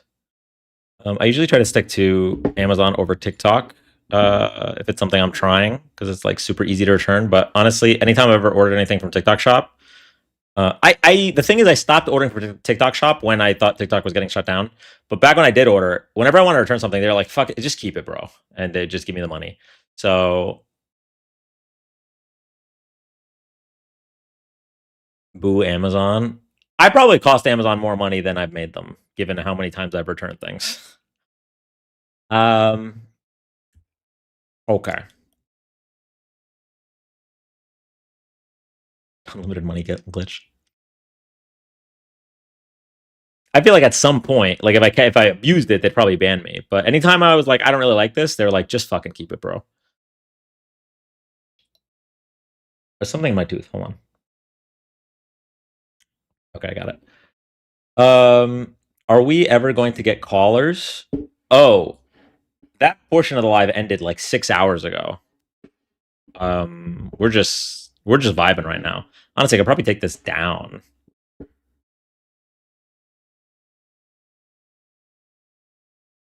Yeah, Brenta, you're about 6 hours too late. I'm sorry. Noise suppression.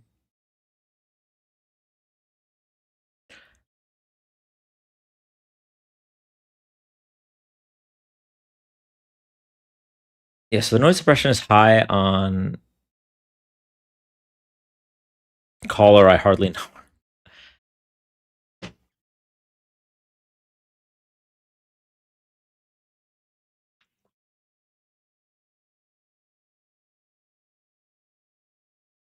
Dude, we were told DHS will be at my job soon checking people. Damn.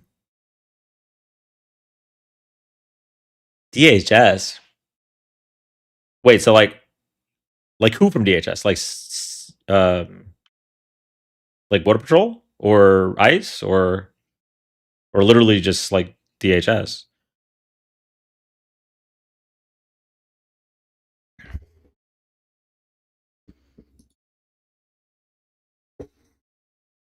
At Dynamite, I know I get it. Overall, you know where you stand and who you are.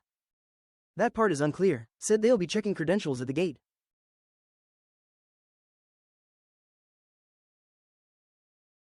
Christy Gnome is coming to Chris' job for a photo shoot, I think. At Dynamite 1 purchase won't change that. I am still up. Erica's still up. Erica, we unboxed the new mic. But there's information. We have information. I started working on something and here I am. Elite mouth noises. Melting face gnome. Oh yay. Okay, so... For context, I am in a refinery and we are in turnaround right now. Tons of people there now. And discovered that Dan's digestions is wild. Okay, here's the information. Carmine sent a link for a $14 cable, which is a USB to XLR converter. I bought that cable with the microphone just in case. The cable solved the problem with this. So that's good news for a couple reasons. One, Tic Tac mentioned that he had a similar problem. So as long as he lets me, I can resolve his mic issues for $14, and I'm super excited to do that because Tic Tac really deserves it. But two, it opens up some options. So we could either just use what we learned, right, and return the cable. I'm probably not going to do that. Option one's trash.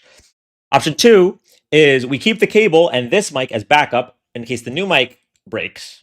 But option three is we use the cable with the old mic because it works now, return the new mic, but use that money to buy something else for the live. We were looking at like lights, or somebody suggested a new chair or something. I don't know.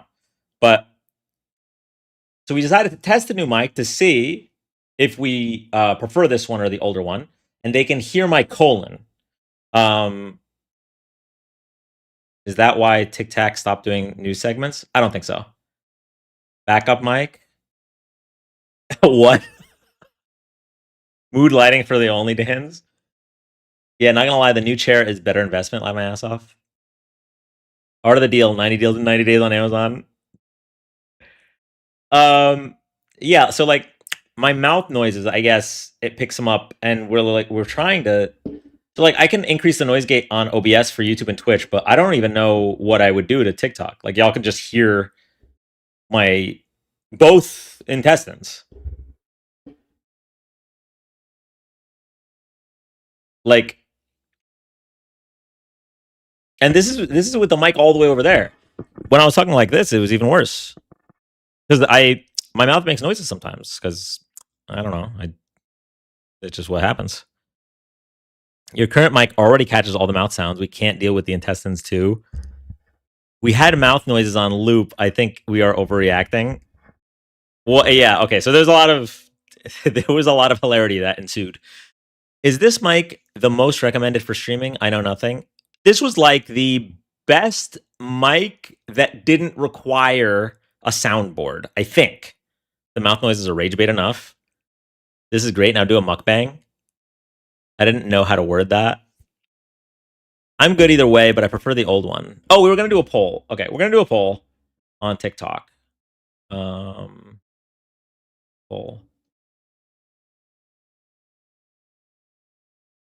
What about the screen/filter you attach to the mic? This didn't come with one. Wait, what if... Is this any better? I took off the condom. You don't see it here. You and Hector have the wettest mouths on the internet.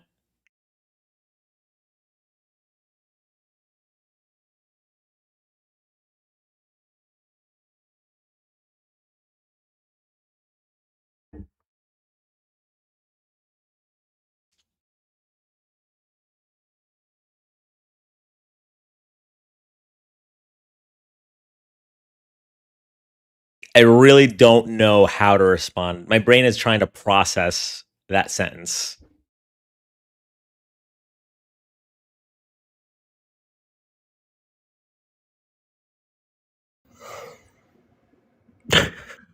Hello. Hi. So the condom that's just it's a pop filter. So Windmills are basically driving just the whales crazy. Obviously. P sounds or B sounds, like things like that. Chris, thank you so much Oh, for the shit. whale diving. Okay, so P sounds and B sounds. Yeah, things like that. So it's not gonna do anything with your P sounds and B intestinal sounds. You Relevant can as get water. there's always like you can get bigger ones that like are better at doing it or whatever. But that you don't really need that. What I would suggest. Oh, hold on one second. Chris, thank you so much. Sorry, I wanted to adequately thank for the whale diving. Oh no worries. What I would suggest is I'm pretty sure Shure should have some sort of audio mixing software. And if you do it for that, like the audio, I just woke up. So if you do that, it should be fine for both OBS and TikTok Studio. Okay, so Does the that make problem, sense? the only issue for the sound mixing software is several months ago, to resolve some kind of issue like this, I downloaded something called like Voice Banana. What? It was like a free sound mixing software. Voiceometer Banana. Does anyone know what I'm talking about? I know Voice Meter. Does it? Did you do like some sort of? Is there like a voice changing filters and stuff on it too? Well, that's part 2 of my sentence. I was never able to figure it out. Didn't your mic come with software? Well, I mean, this is soft and the mic does wear it, but it doesn't necessarily come with it, but sure, the company, I'm like 90% sure, should have some sort of, my computer's on, just give me a second. Miss Casey said, no offense, but Dan's mouth noises aren't what I think about when I just woke up. I think about a lot of things about Dan. Yeah, just give me a second. Oh.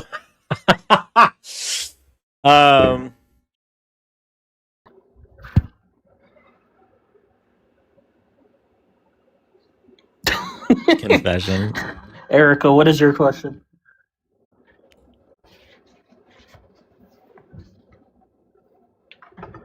What are those? Oh my god, I'm looking at the viewers and so many of these people are asleep. Oh no. So many.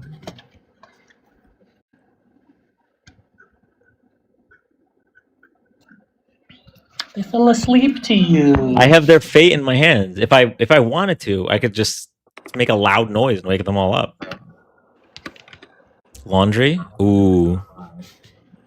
True. I was asleep earlier and my earbuds fell out. Stress test that mic. Don't you dare, do not. Say things and make them have weird dreams. I don't even know what I would say. Yep, it's right here. Mewtwo driving a car. I just woke up. LOL, good morning. Good morning. No, where are you? Give me a second. I'll send this to you. There's sleep to mouth sounds ASMR. What is this thing called? Hold on. Ignore that ping.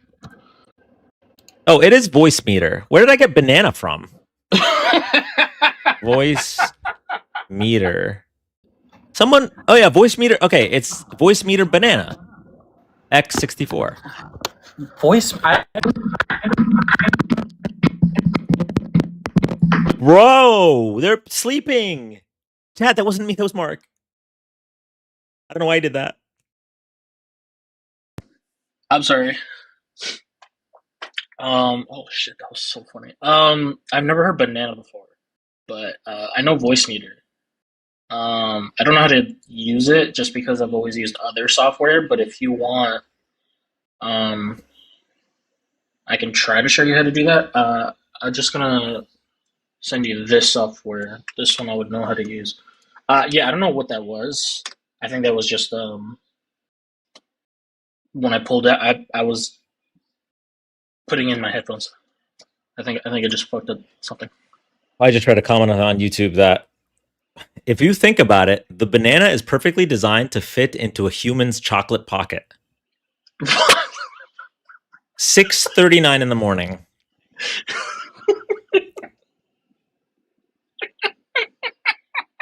That felt like he needed a life alert. I'm going to bed. I'm on my way to work, but I'm going back to bed. Oh my god, what is happening? YouTube comments are always so wild. I feel like just restart the day. Okay, there's a chance that I just have ignored YouTube so long that I didn't notice, but like I feel like YouTube's been more active today.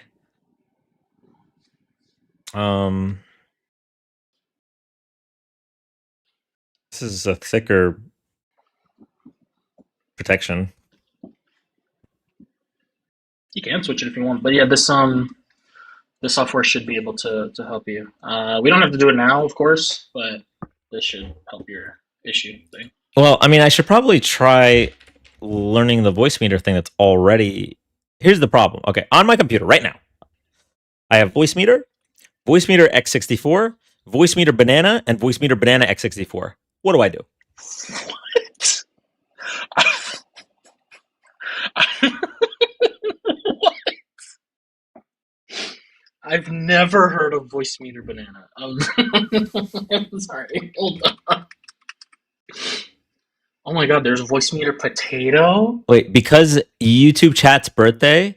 Wait, is it? It actually might be the 1 year anniversary of YouTube. No, we've been on YouTube longer than a year. Never mind. Their YouTube chats. They're on something over there. Maybe try voice meter cucumber next. Yeah. Okay.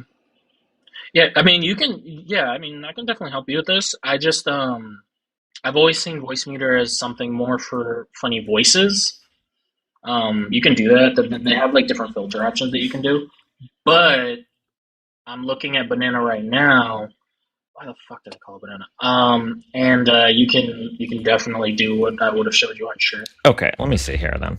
Voice meter, banana. All right, so what's the X64? It's just a 64-bit. I mean, does your computer? I mean, most likely your computer does 64-bit. So just do it with X64.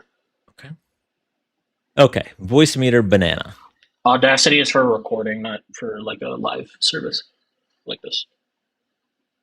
This may as well be the control panel of a spaceship, is what I'm looking at right now. I'm looking at it too. I know. It looks like you don't. I trust me. I know Okay, how to, all right. So now that I'm looking at what do I? Which one of these knobs? Which one of these doohickeys do I?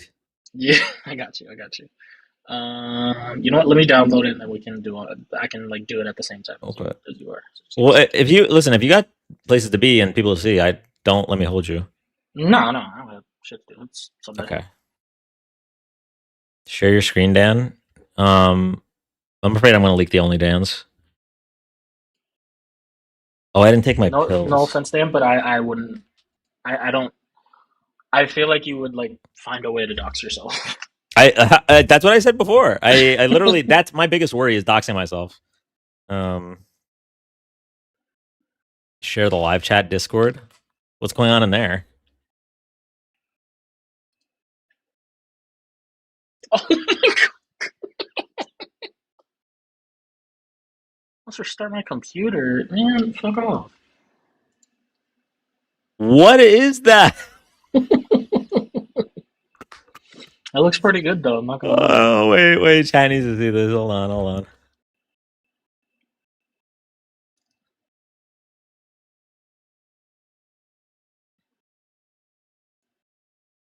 Wait, Chris said he was on his way to work, so that means he like got to a red light or something, went to the AI app, made the AI picture, went to Discord and posted it there.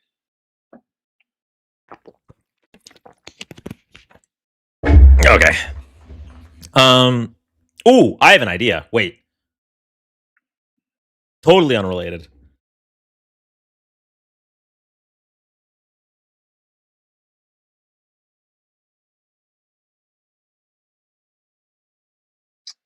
Yeah, I'm gonna have to fucking. I'm not. Okay, fuck it. Just give me a second. Voice meter X64. Okay. Where's the gain on this thing?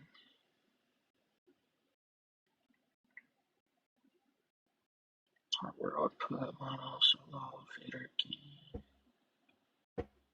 Fader gain. There's no volume gain?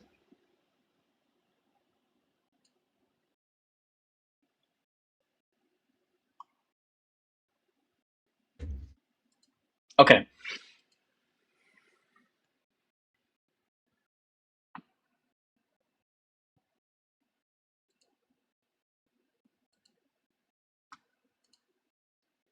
I'm literally. Oh shit! I forgot my speaker was on. My apologies. You're good. Browser.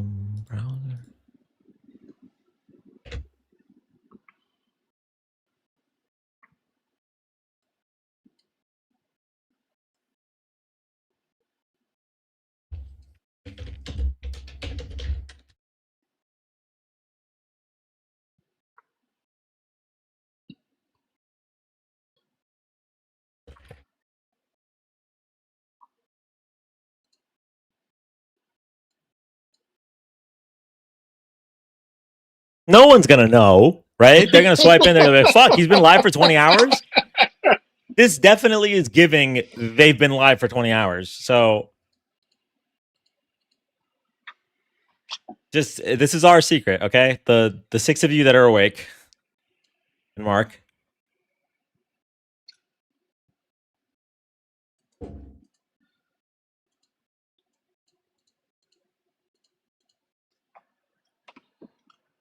Make sure to give Mark 5 stars on his review after this IT call. Okay. At the end of this call, there will be a quick survey. Can you please give me 5 stars, please? Gate compressor. This thing is kind of cool. And then,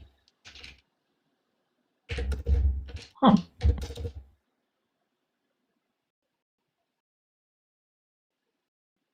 What is a built-in equalizer? Oh, yeah. Okay, so if you're on the thing, where it says so at the top, all the way to the left, it says stereo input one. Click that, and then click the microphone.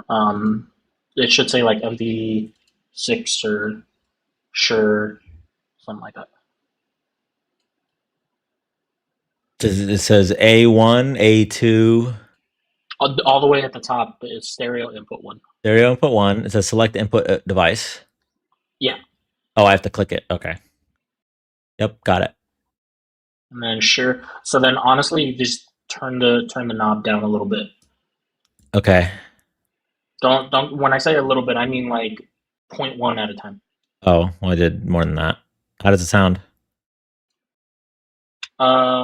It sounds better. You go back to where you were. When you said I did more than that. I didn't change it. Okay. I mean, I still hear you. All right. What about now? Basically, what this is basically you're turning down the sensitivity. What about now? I mean, still hear you. You're just turning down the sensitivity, so you're not able to hear the Okay. things. But we can also do the gates. Something tells me it's not working because I just put it all the way to the bottom. Oh. Huh. Okay. Why? Let's see.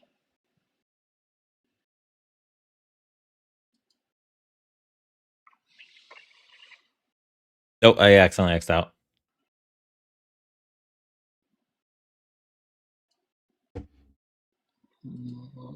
Why did it do that? You got to try the mouth noises. Oh, okay. Hold on. Voice meter banana X64. Okay. Oh, it's not even. I think you picked the wrong. I think you picked the wrong microphone because I'm testing it with my microphone right now, and I'm still getting like it worked immediately. Okay, So well, you might have just chose the wrong like input. So like I didn't. So, I checked it again. I did not check. I did not pick the wrong one. What the fuck? I don't know. Oh wait. Okay, so there's WDM and then there's MME. Does that make a difference? Maybe. Well, sure. Test? MV6. That doesn't make a difference. MM. What? Is that what it is? It's like sure MV7 W. Yeah. Okay. So when I press it, right, I press select input device. Okay. Oh, I see what you're saying. Yeah. It should be Wasabi. Wasabi. Okay. Yes, I picked the Shure. Okay.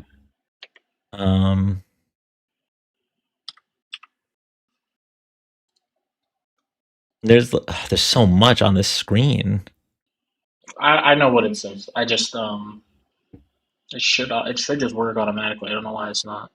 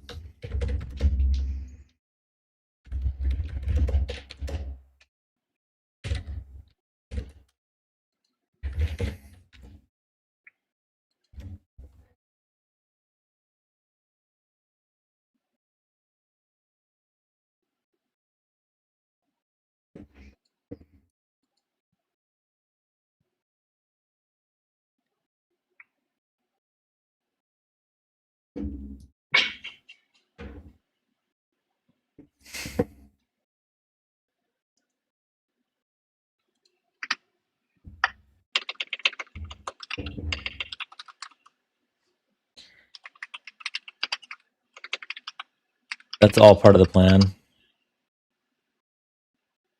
Oh wait, Kai, I don't remember. I asked if Kai was still in Twitch, and then I didn't look at Twitch for an hour. I don't know, so I don't know if you. But I see that she's there now. I'm not paid enough to try and stop it. Wait, Clutch, what are we stopping? I can only see 4 messages. Oh, I can scroll. I'm okay. We have 4 doors and a pig to start a coup. I don't even think they're watching my live. What's going on in Twitch chat?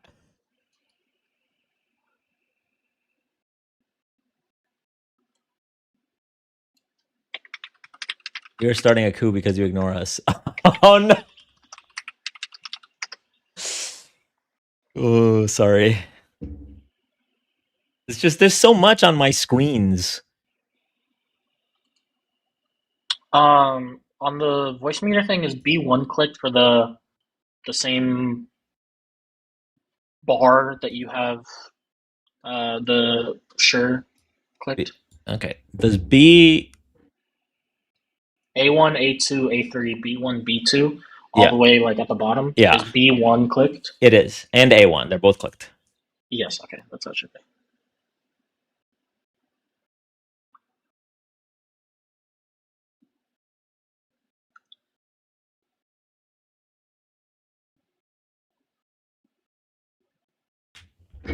Your output to TikTok and everything, it's already set to the share, right?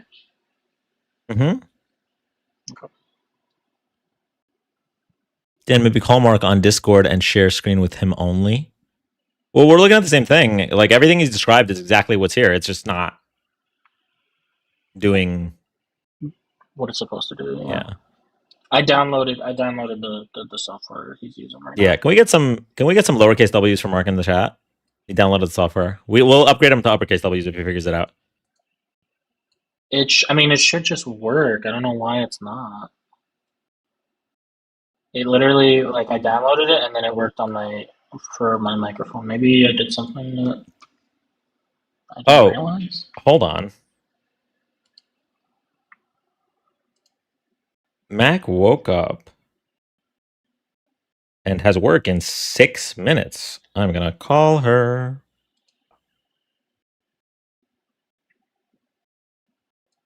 Oh, you guys will be able to not only hear her, you'll be able to hear her whole family tree. I'm gonna mute.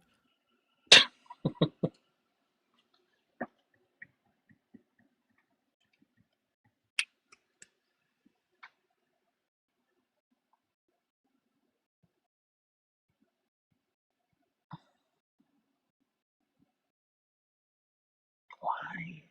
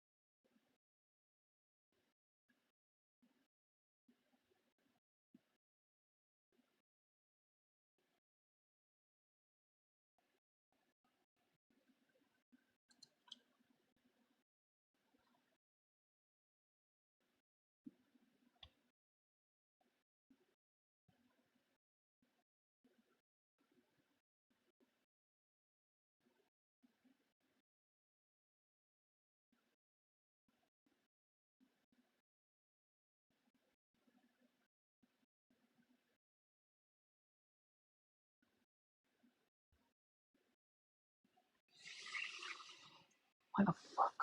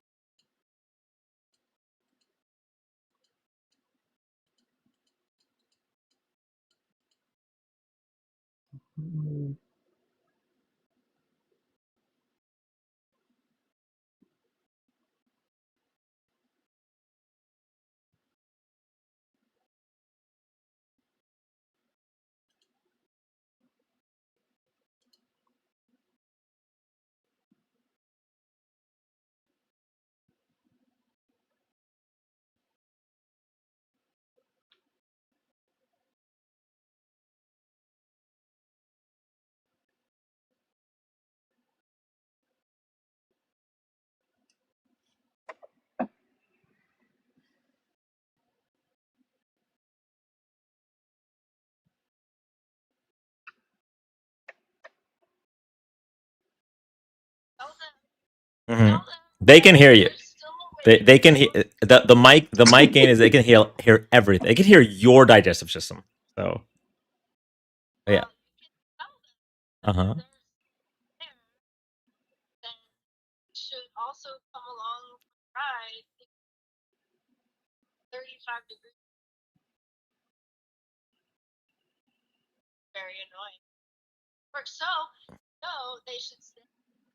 No need to yell, Mac. The mic does that for you.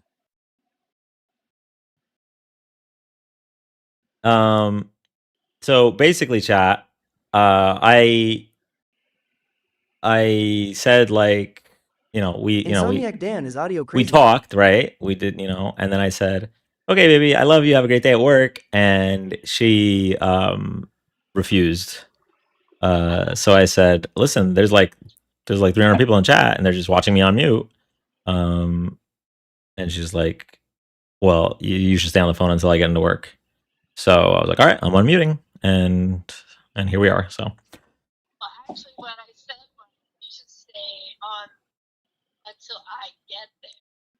yeah. Wait. I'm not staying on the phone with you for 6 hours, 7.5 hours. 48-hour live. Don't you have a job?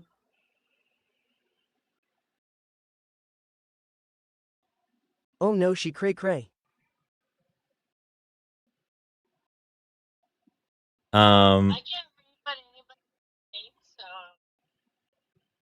They're all saying that you're very sane.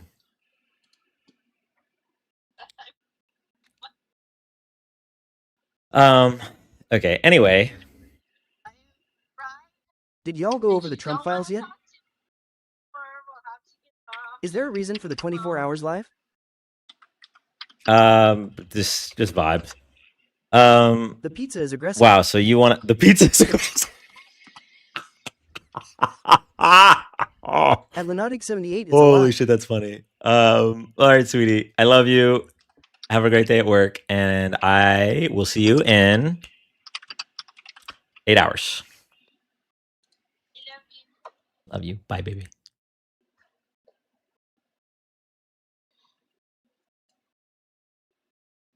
What input devices are on the list for when you click stereo input one? What input devices are my webcam and this? Those are the only That's two it. things that pop up? Mm-hmm.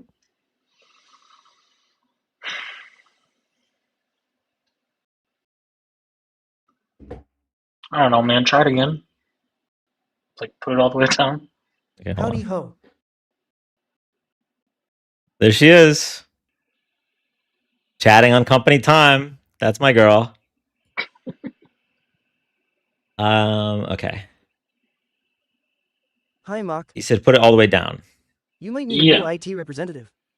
All right, testing.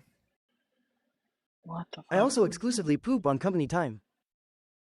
At Anna Michelle, okay, thank you, lol. Since when do you poop? Girls poop? No. They fart out rainbows and roses, so that's what she might be talking about. At Mock Daddy, as you should.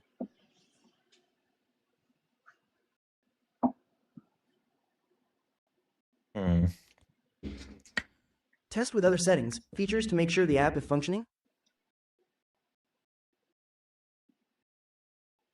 Shit, I don't know, man.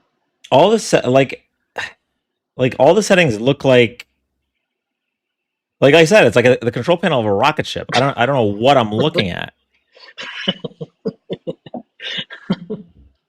My friend goes, "Oh man, I don't know why more people use this stuff. It's so easy." I'm like, "What are you talking about, dude?"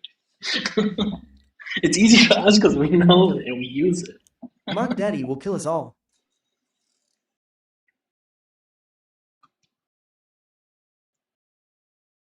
All right. Well, thank you for trying. I don't know, man. But if you can, At Anna Michelle OMG, I forgot about that. I mean, you can always try the share software, but it's always up to you.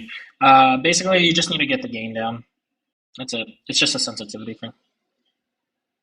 And then you can get a gate that kind of, it's fine. It's whatever. All right. Sorry, just Nightbot in Twitch chat just said a TikTok watcher has gifted a dino, which triggers a vote to kick or yeet the current guest. We should probably update Twitch. When was the last time we had a At Rock dino? Daddy tonight, we've learned Dan's digestive tract seems to be working well. Where the dino worked, anyway.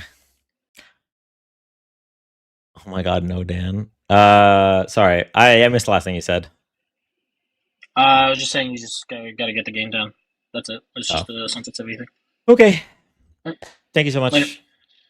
Bye. It works like clockwork, TBH.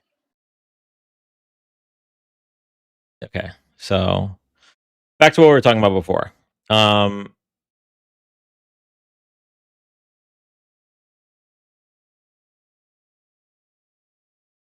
Never mind. That wouldn't have been a funny joke. Okay. I never did the poll, right? We were gonna do a poll. Laughing emoji for the old mic, crying emoji for the new mic. Sad BC, I can't see your face with chat over it. There you go. Laughing emoji for the old mic, crying emoji for the new mic. How did things end with MAGA reacts?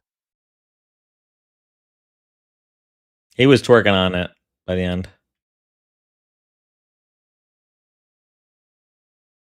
Damn. Wait, did someone change their vote? Isn't Epsilon good at this stuff? Haven't seen him active in a while though. The blue votes are getting Was it changed. 24-hour live or 12-hour live? On my screen, I'm only seeing one crying emoji, but I know at least 2 people What's the sent mic it. option? 3 people sent it. Which mic is brighter? They're stealing. Stop the Yes, steal. fraud. Rigged election. Voter fraud like 2020. We're going to have to hand count the ballots. Which mic is brighter? Well, that one's pink. Did you let the mic vote? All right, well,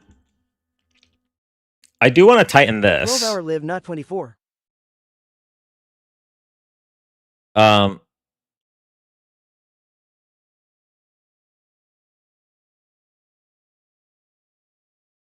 FYP spill. I'm lying. Engagement. I want to tighten this, but I have no idea how I'm supposed to. I'm supposed to angle At the FYP spill, no one will ever know. a screwdriver. Like, look at the angle it's at. Oh, got it.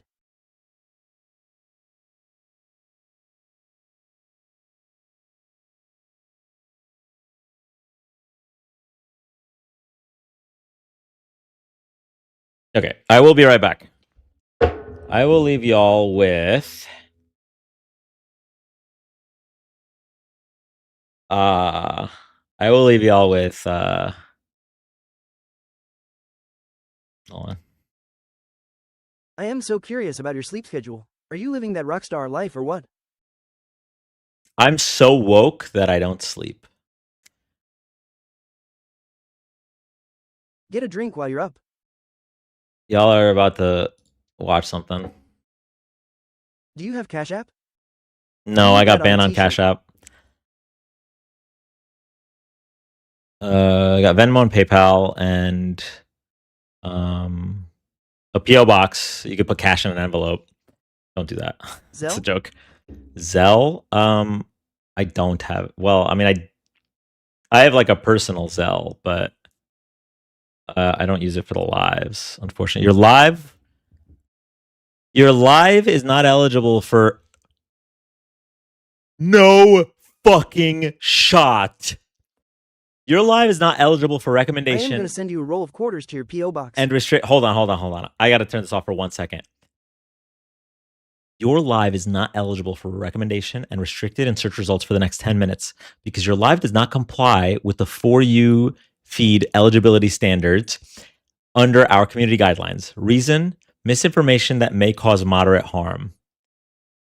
When I said I lied about the 24-hour live, that got flagged. It's because I heard pay apps. No, but there's a message for pay apps which says directing users off site. This one says misinformation that may cause moderate harm. No, it's because we mentioned the election. Oh, okay. That makes more sense. Okay. I think it might. Yeah. It makes more sense that it was the election, not the 24-hour thing. That would have been wild.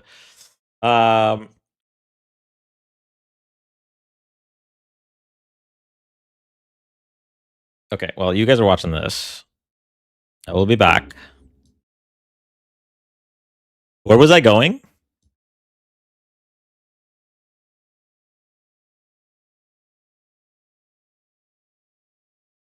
Screwdriver. Fell asleep to Dan, woke up to Dan.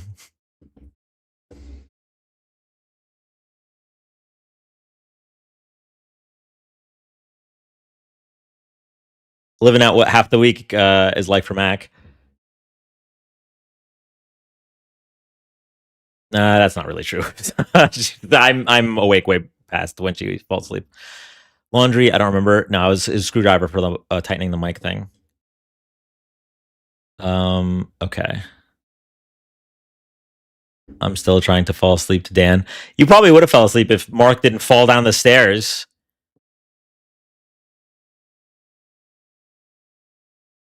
What was I was turning on the filter. Turning on the filter so TikTok doesn't get upset that we're watching this clip. Okay. Turning on the filter. Thank you for the heart maze. Thank you, Emmy.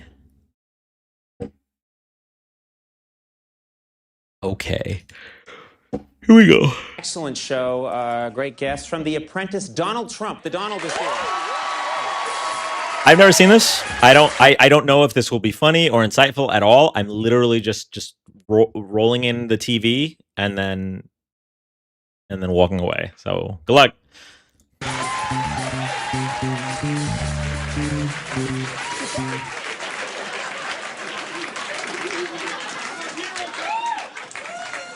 And he just left. He's getting in his gold Zeppelin and leaving.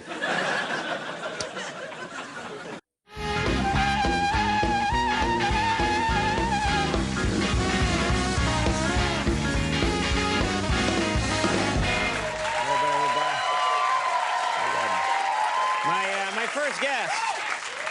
I don't get to say this often, but my first guest is a billionaire and the host of the NBC reality show The Apprentice, which has its live 2-hour season finale tomorrow night at 9 on NBC. Please welcome Mr. Donald Trump.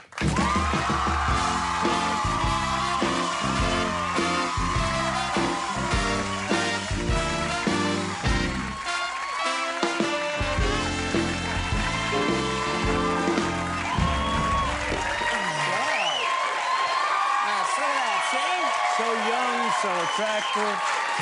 Look how young that audience is. That's great. You like it? We got a young crowd. Okay. You know what? I think we're just gonna call it. I think given I did not prepare. I literally did not know what this clip was gonna be. It was just recommended to me. And I come back and the first thing he says is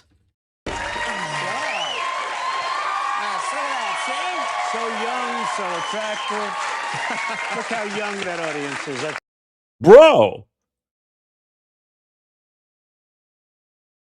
Yeah, we don't have to watch this. Oh shit, the live's still going. Oh shit, the live's still going. Oh shit, the live's still going. Oh shit, the live's still going.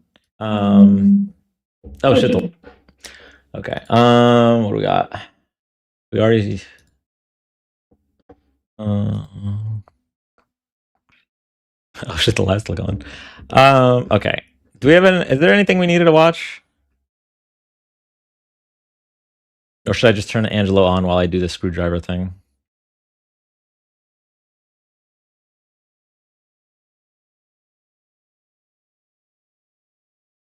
Bro, what is this? Tell me this doesn't look like... So that's I think that's Jeffrey Epstein on the phone. Tell me that doesn't look like one of the animatronics from the Epcot Center, like... It's the ride where they show you like the development of technology.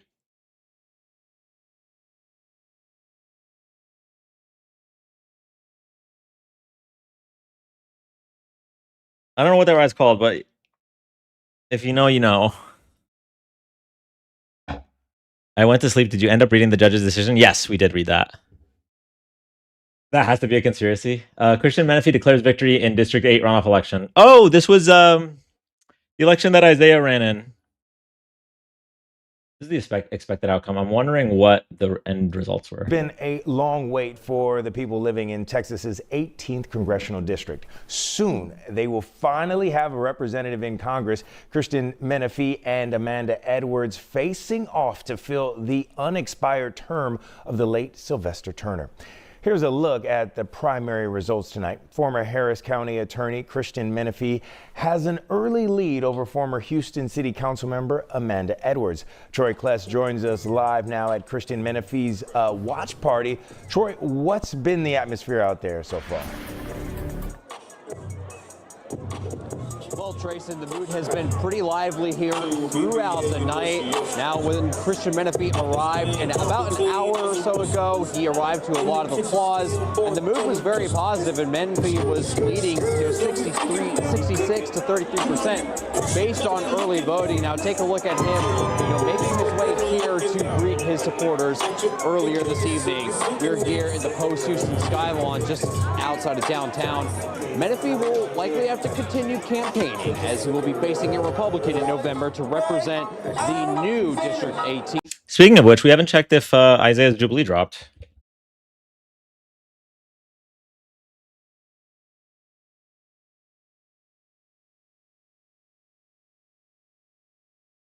Not yet.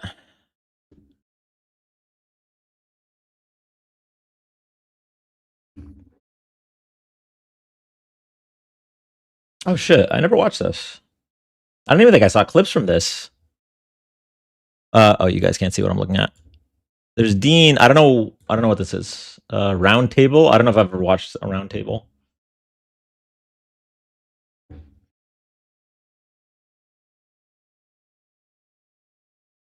All right. Well, new mic was fun. So now the question. Dean told that girl to shut up. Now the question.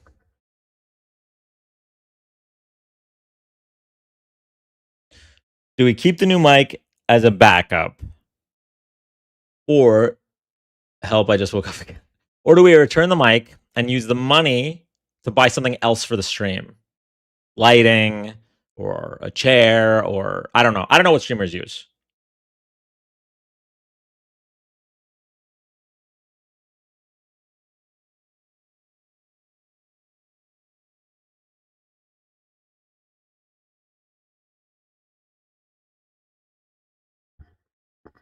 How much was it? Oh, I could just check. It was 170 plus tax, I think. Yeah.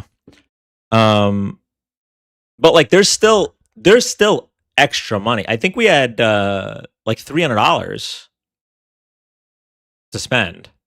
So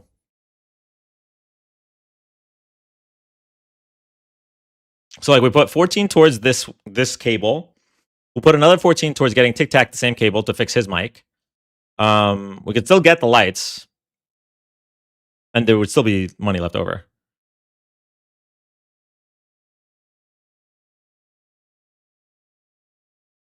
No fan, I got it. Oh?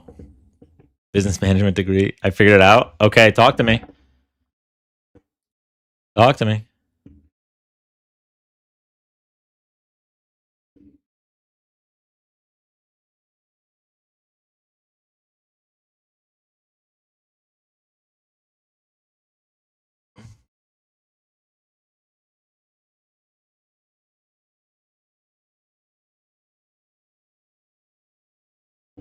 How are your eyes not bloodshot? That's my secret, Cap. I'm lying about the 24-hour. I got it. Okay. So, top right, hardware out. You see that? You said hardware. Hardware out.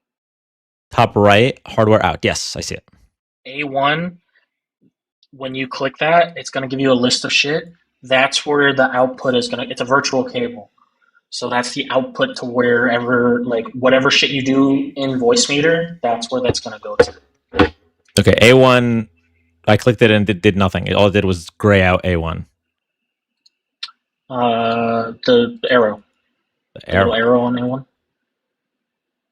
Yeah, it just grays out A1. Oh, top left. Oh, okay, I see it. Okay. What do I press? Now, what options do you have?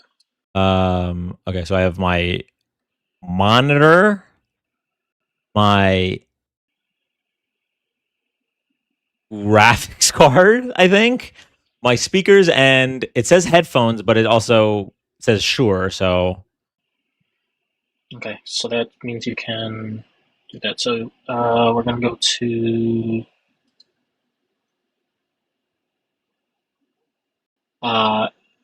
do you have ASIO Steinberg?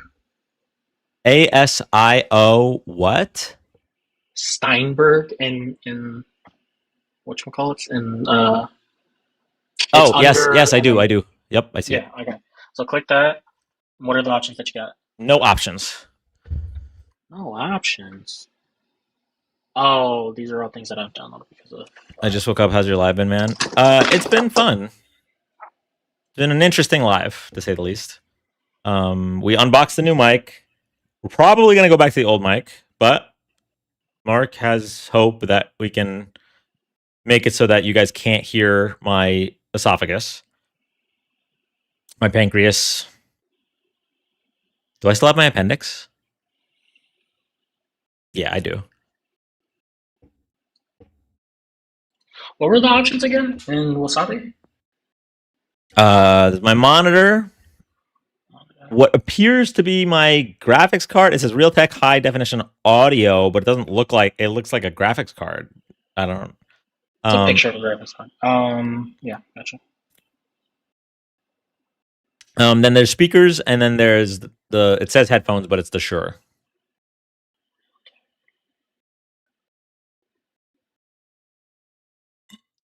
Switch to Realtek definition audio.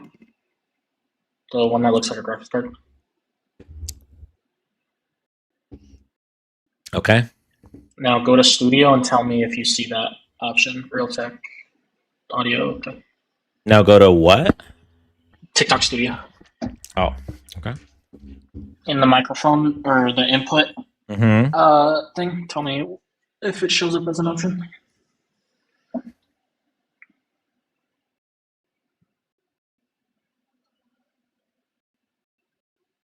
It doesn't. However, there are a lot of voice meters. There's like voice meter out A4, voice meter out B3. Yeah, I know A1, but the output bus is what you're looking for.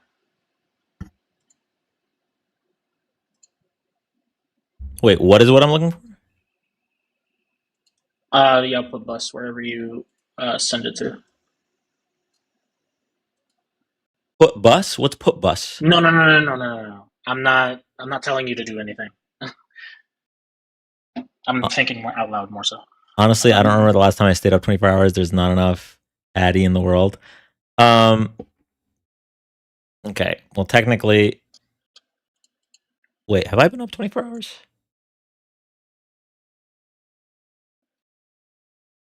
No, I don't think I have. Yeah. So we've been live for about 8 hours. We're probably going to be live for 12 or 16. But I figured, I think in 2026, I want to start lying more. Well, I still tip my hat to you, sir. Y'all remember that clip? I think it's Kevin from The Office. He says, my New Year's resolution is to lie more. It's going great.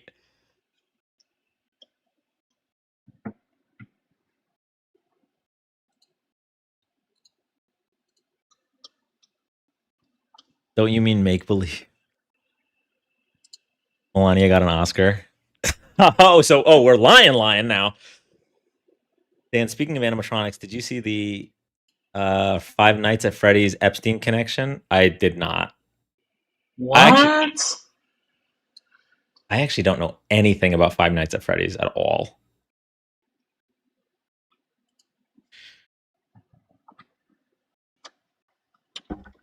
Okay, are you sure you don't want me to just like we did the vote? They voted for old Mike. I can just plug it back in, and then your job's done. Give me 1 second. Okay. I know. Trust me. I know.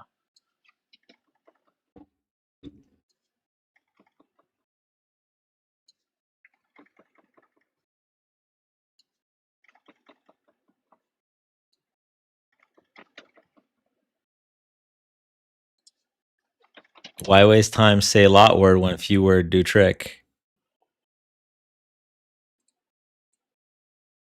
Nothing bad can happen. It can only good happen. Hey, Chris.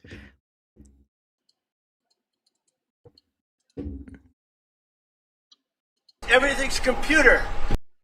Why is this not?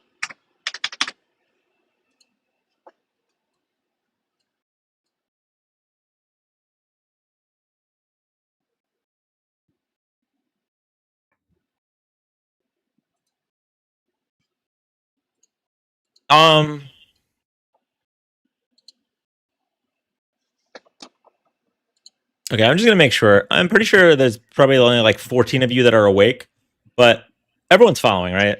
I'm just making sure. It really frustrates me that the Epstein files aren't moving the needle for MAGA. I mean, it kind of makes decision making easier. Like it's like for me, it's just clear. Okay, these are like villains. I need to stay away from them. I need to keep my loved ones away from them. Like it kind of makes like decision making easier. It has moved the needle a little bit for independence. Of course, I'm following, have been for a long time. Appreciate you. I have to imagine anyone watching like microphone troubleshooting at 7:25 in the morning probably is already following, but you never know.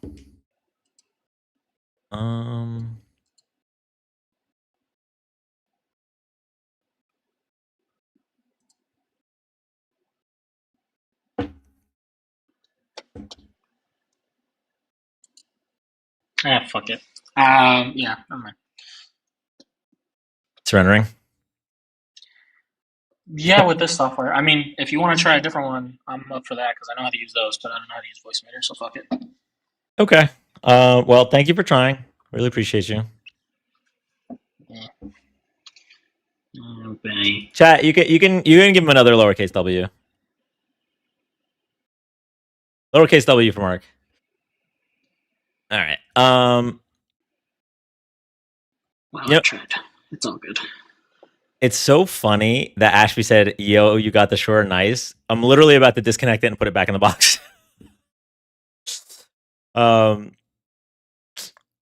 Unless you guys want to hear my gallbladder. No, let me remote in. It's okay. Hold on. It's okay because this is probably going to be a net benefit, right? We still have a mic that works because thanks to Carmine, we solved the connection issue. So we still have a mic that works, and now we can put that money towards something else for the stream. We could put it towards lights. We could put it maybe towards chair. We could put it towards something other streamers that are professionals do. They have stuff, right? Equipment, some kind of expense towards a Luffy statue. I have 2. Hold on. How does a hernia get created? Pressure.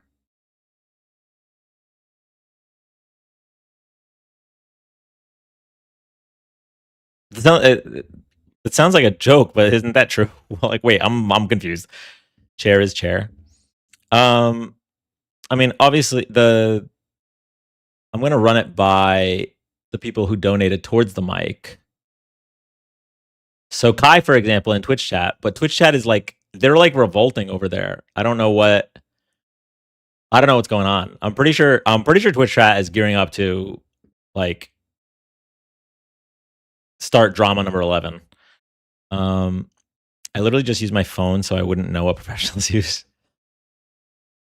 To be honest, I stayed up all night watching the stream and searching things in the new Epstein documents. There is truly some insane stuff in there. Yeah, that was actually something I wanted to do at some point during this live. We never really got around to it. The Twitch chat yearns for the 10K studio. Bro, yo, I'm literally like grasping at straws. I'm like, okay, chat donated $300 towards the new microphone. I don't want to just pocket it. So what can we put it towards? So I'm like, okay, a light. Someone mentioned a chair. All right, maybe a chair. And I'm trying to think what else. Bro wanted $10,000 for a studio. I can't even wrap my head around spending $300. What is in this studio? What?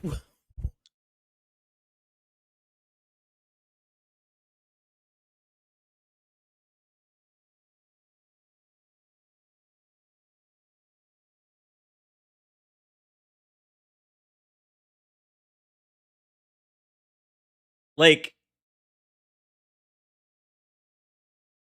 okay, what is it like when? Who did you like that? Wait, did me like what? Oh, I made that. Sorry. Okay, you know, like when people do podcasts and they all have headphones on.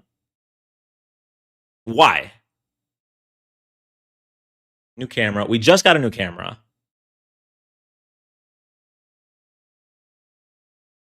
Building it from the ground up. Updated software. Updated software. I never got the headphone thing either. The headphones usually is a different audio, I'm assuming. Oh, usually they're noise canceling headphones. But I just don't understand why they need noise canceling headphones. Can't they just hear each other in the room that they're in?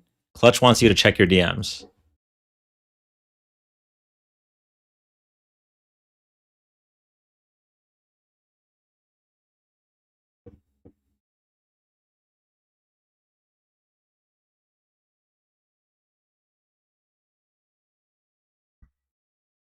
Okay. The problem with me checking that DM is I don't know how to answer that, Clutch. I I actually don't know. I'm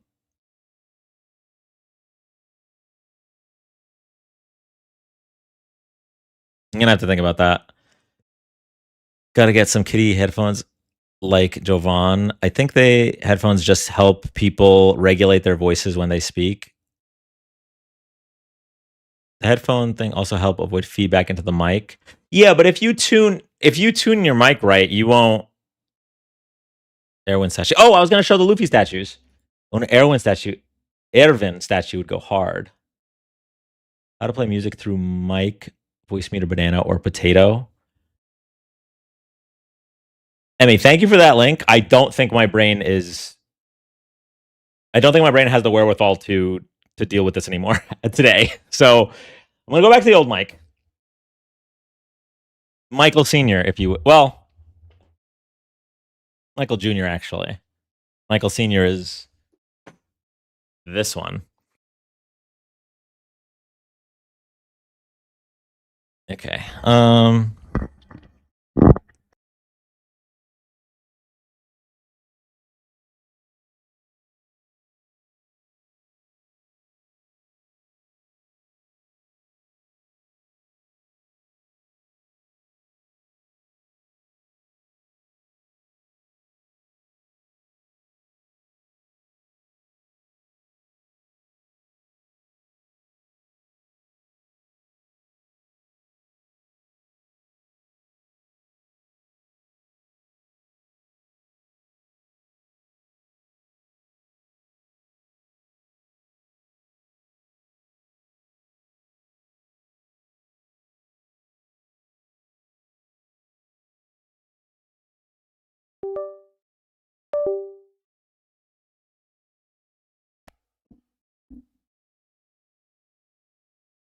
the whole thing is spinning. I'm not going to be able to get it off of the mic stand unless I get some like grippy gloves or something to hold this. Wait, what's the camera doing?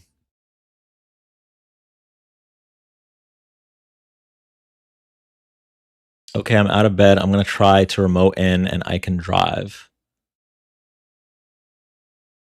What are you driving? I'm so confused.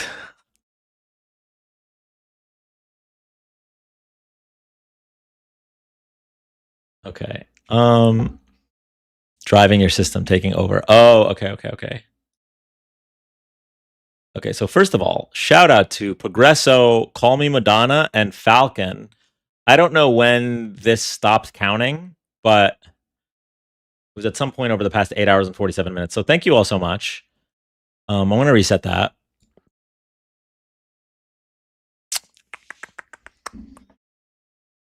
Haven't seen you for a while. Yeah, I've been really, really erratic, and I apologize for that. Let me get my auto tapper fired up.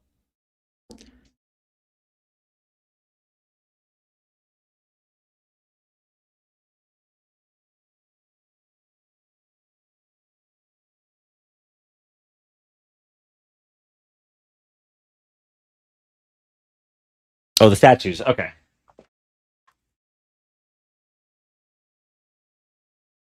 Oh, I actually have 3. Okay, so first, this is a phone stand, and it's Luffy when he picked up the ground to bounce back Kaido's attack. It's just a little fun thingamajig. But the statues.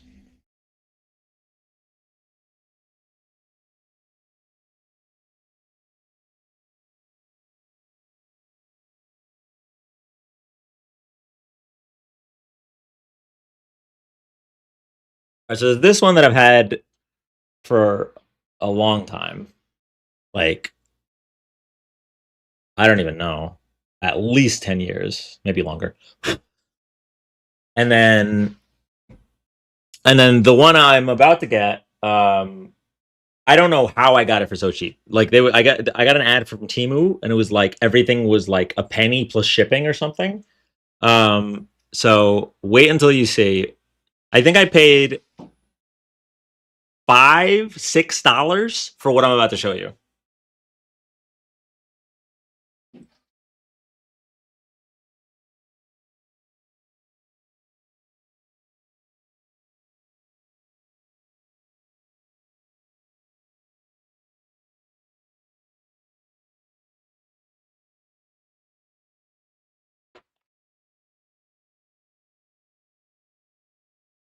Temu, like yeah, I know it's not authentic, but look at this.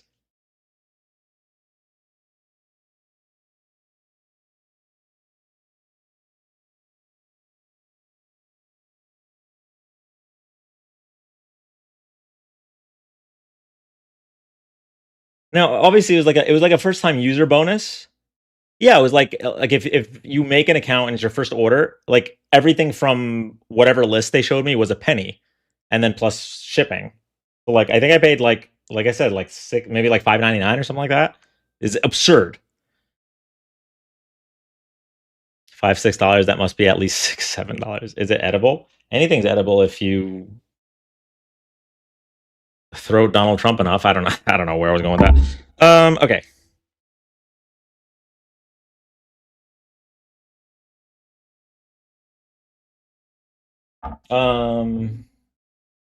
What time did this live start? Do you want the real answer or the lie? Damn, how much did you pay in tariff? This is before the tariffs. This is before the tariffs. I don't know what the tariff from China is now, but I know that when I went to buy a Japanese Pokemon card post tariffs, it was like 15%. 15% on top. Hey, baby.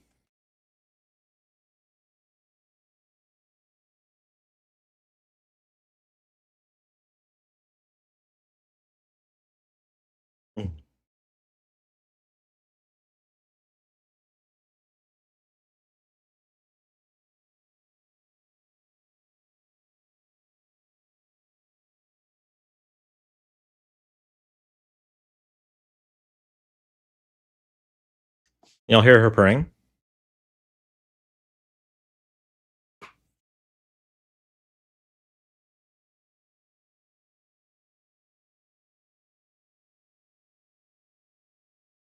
Surprisingly, no. Oh, great.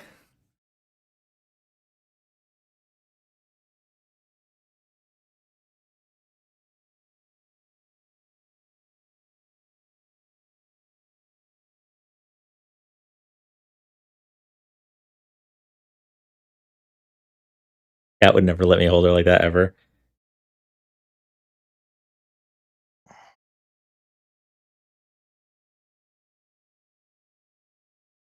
Oh, this paw is going like this. Do you still take her for a walk? I never took her for a walk. It was the other one. The junkyard dog version of a cat.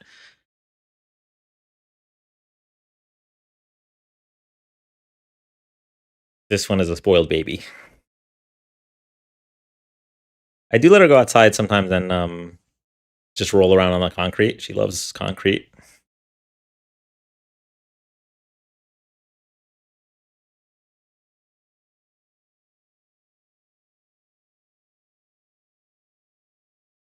Doesn't.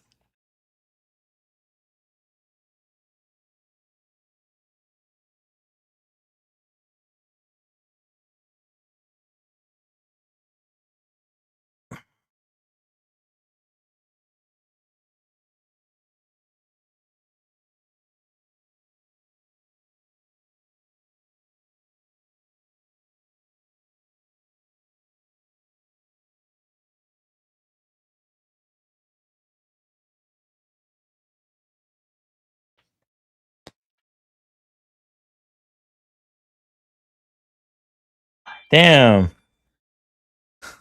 Her toe got caught on my sweater.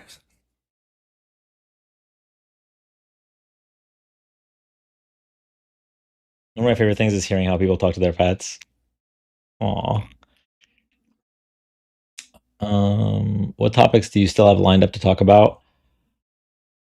We were gonna go. Well, okay, so honestly, this is feeling a little bit better. So we had the COVID timeline that I was going through. We were also gonna go over the Trump files. I gotta figure out the mic thing though. Let me take a quick break here. I'm gonna go give the cat some attention.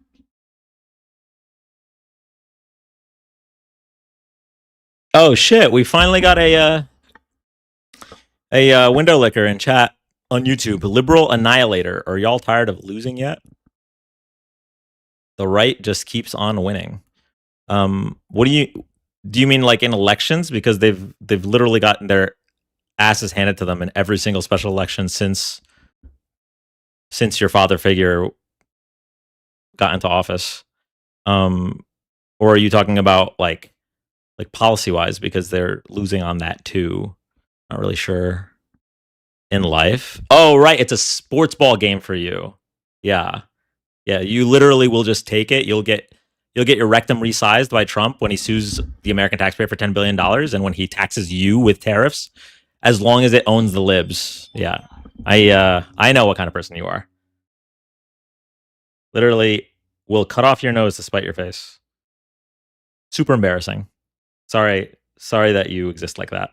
It's rough. Must be rough, buddy. With the exception for the one in Tennessee, it was still a massive swing and also required them to spend millions of dollars they otherwise shouldn't have in the arena of politics. I don't even know what that comment means. Okay, I'm going to be right back. I will leave y'all to chat amongst yourselves.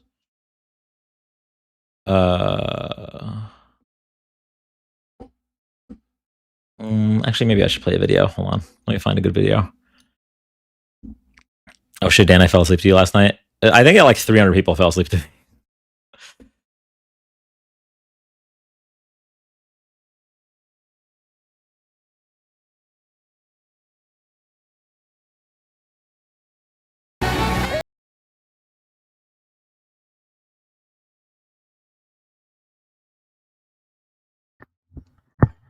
Okay. I'm really sorry, everybody. I'm going to end the live momentarily. I would like a little bit of advice. So, I just went outside to feed Walker. Yeah, y'all that watch live knows know Walker, but for those that don't, it's a feral cat that I've been feeding for a couple years now. And this is the first time I've really seen him in like the daylight. And I think he does need help.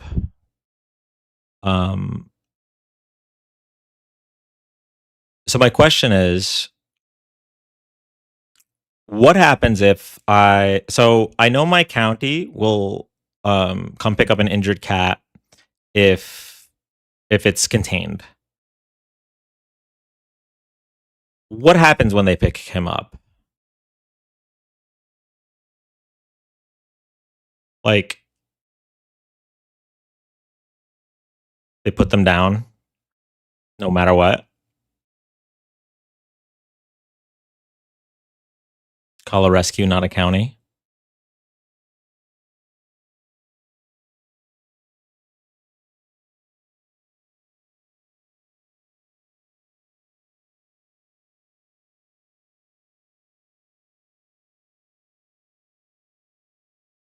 Probably would if he's sick.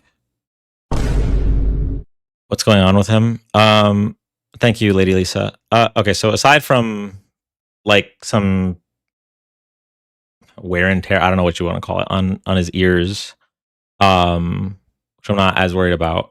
Like he's had a limp for a while, and like he's had a limp before that got better after a few days, but this has been like over a week, and now that I see like his arm in the daylight, I think he needs some kind of medical attention. Also, he's got some big ass balls that I can't see at night, so could also use a fix. Check for one of those groups of cat ladies who will trap and release, or an animal rehab.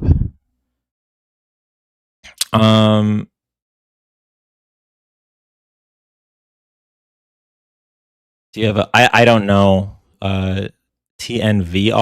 What's the V in TNVR? I'm gonna order a trap fix release. V equals X. Yeah, I think we do have that, but like I don't know if they would like also like help an injured cat, or just like you said, put them down. Do you have pet insurance? No, I don't. I also don't. I know that that I wouldn't be able to get Walker to my vet like immediately anyway. I'm in the Tampa Bay area. Oh, you are?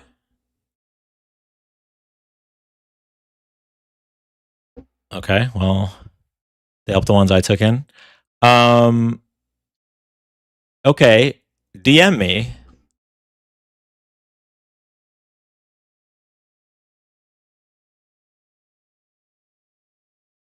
Like listen, at the end of the day, I don't care if like Walker is like released back into my neighborhood or whatever. I just feed him, you know. But like I want him to get help. I mean, if that means like if it's bad to the point where he needs to be put down, then I get it. But like I just don't want it to be like, oh, you brought a cat, we just put those down.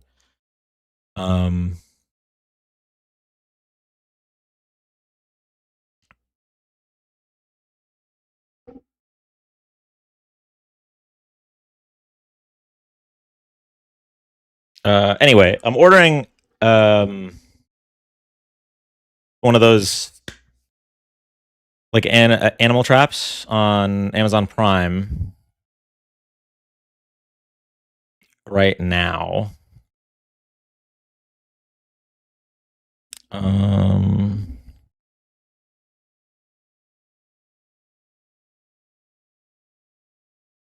Gotta accept my message. Is it on TikTok?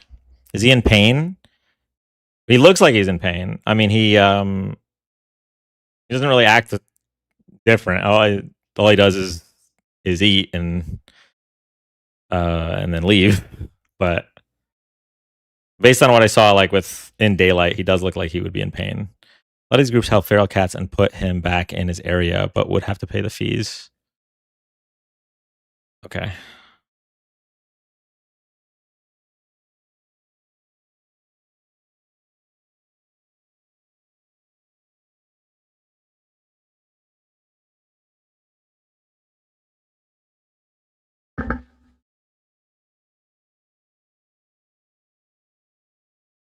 I mean, listen. He looks okay.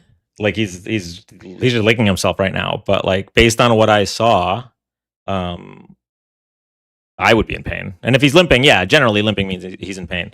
The reason I hadn't been worried until just now is because like over the past 2 years, he's come over with limps before, and then like after a couple days, so like I imagine he probably had something in his paw and he's limping to avoid stepping on it.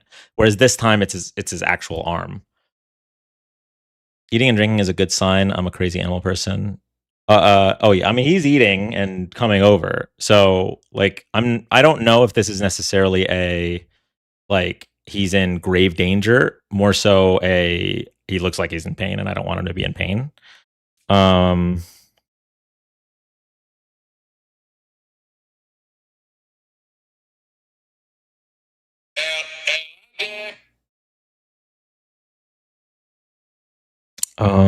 Requests. Okay, I see it. Okay, I accepted it.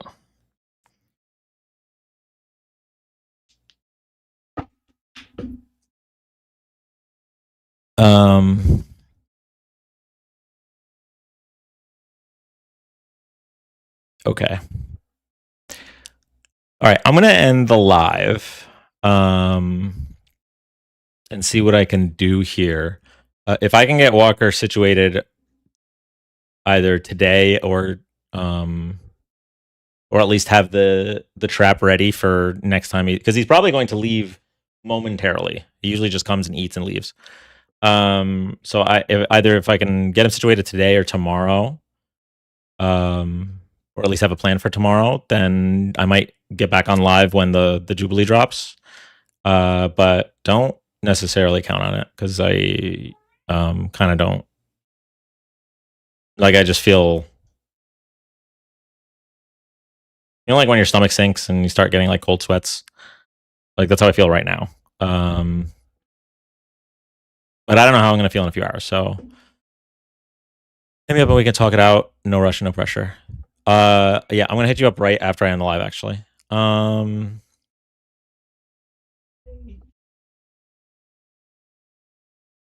He left. I should have taken a picture before he left. Actually. Need to sleep, maybe. I think I just need to know that, like, either he's getting help or we have a plan for him to get help.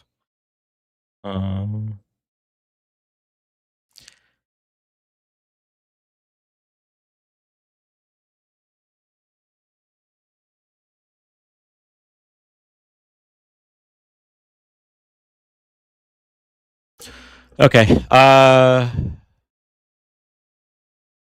Let's say good night, but good morning, everyone. Thank you so much for hanging out. We made it to 9 hours and 13 minutes.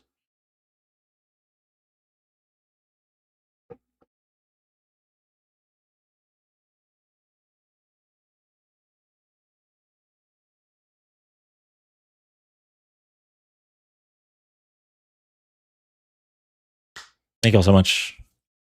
I'll keep you guys posted in Discord as best I can.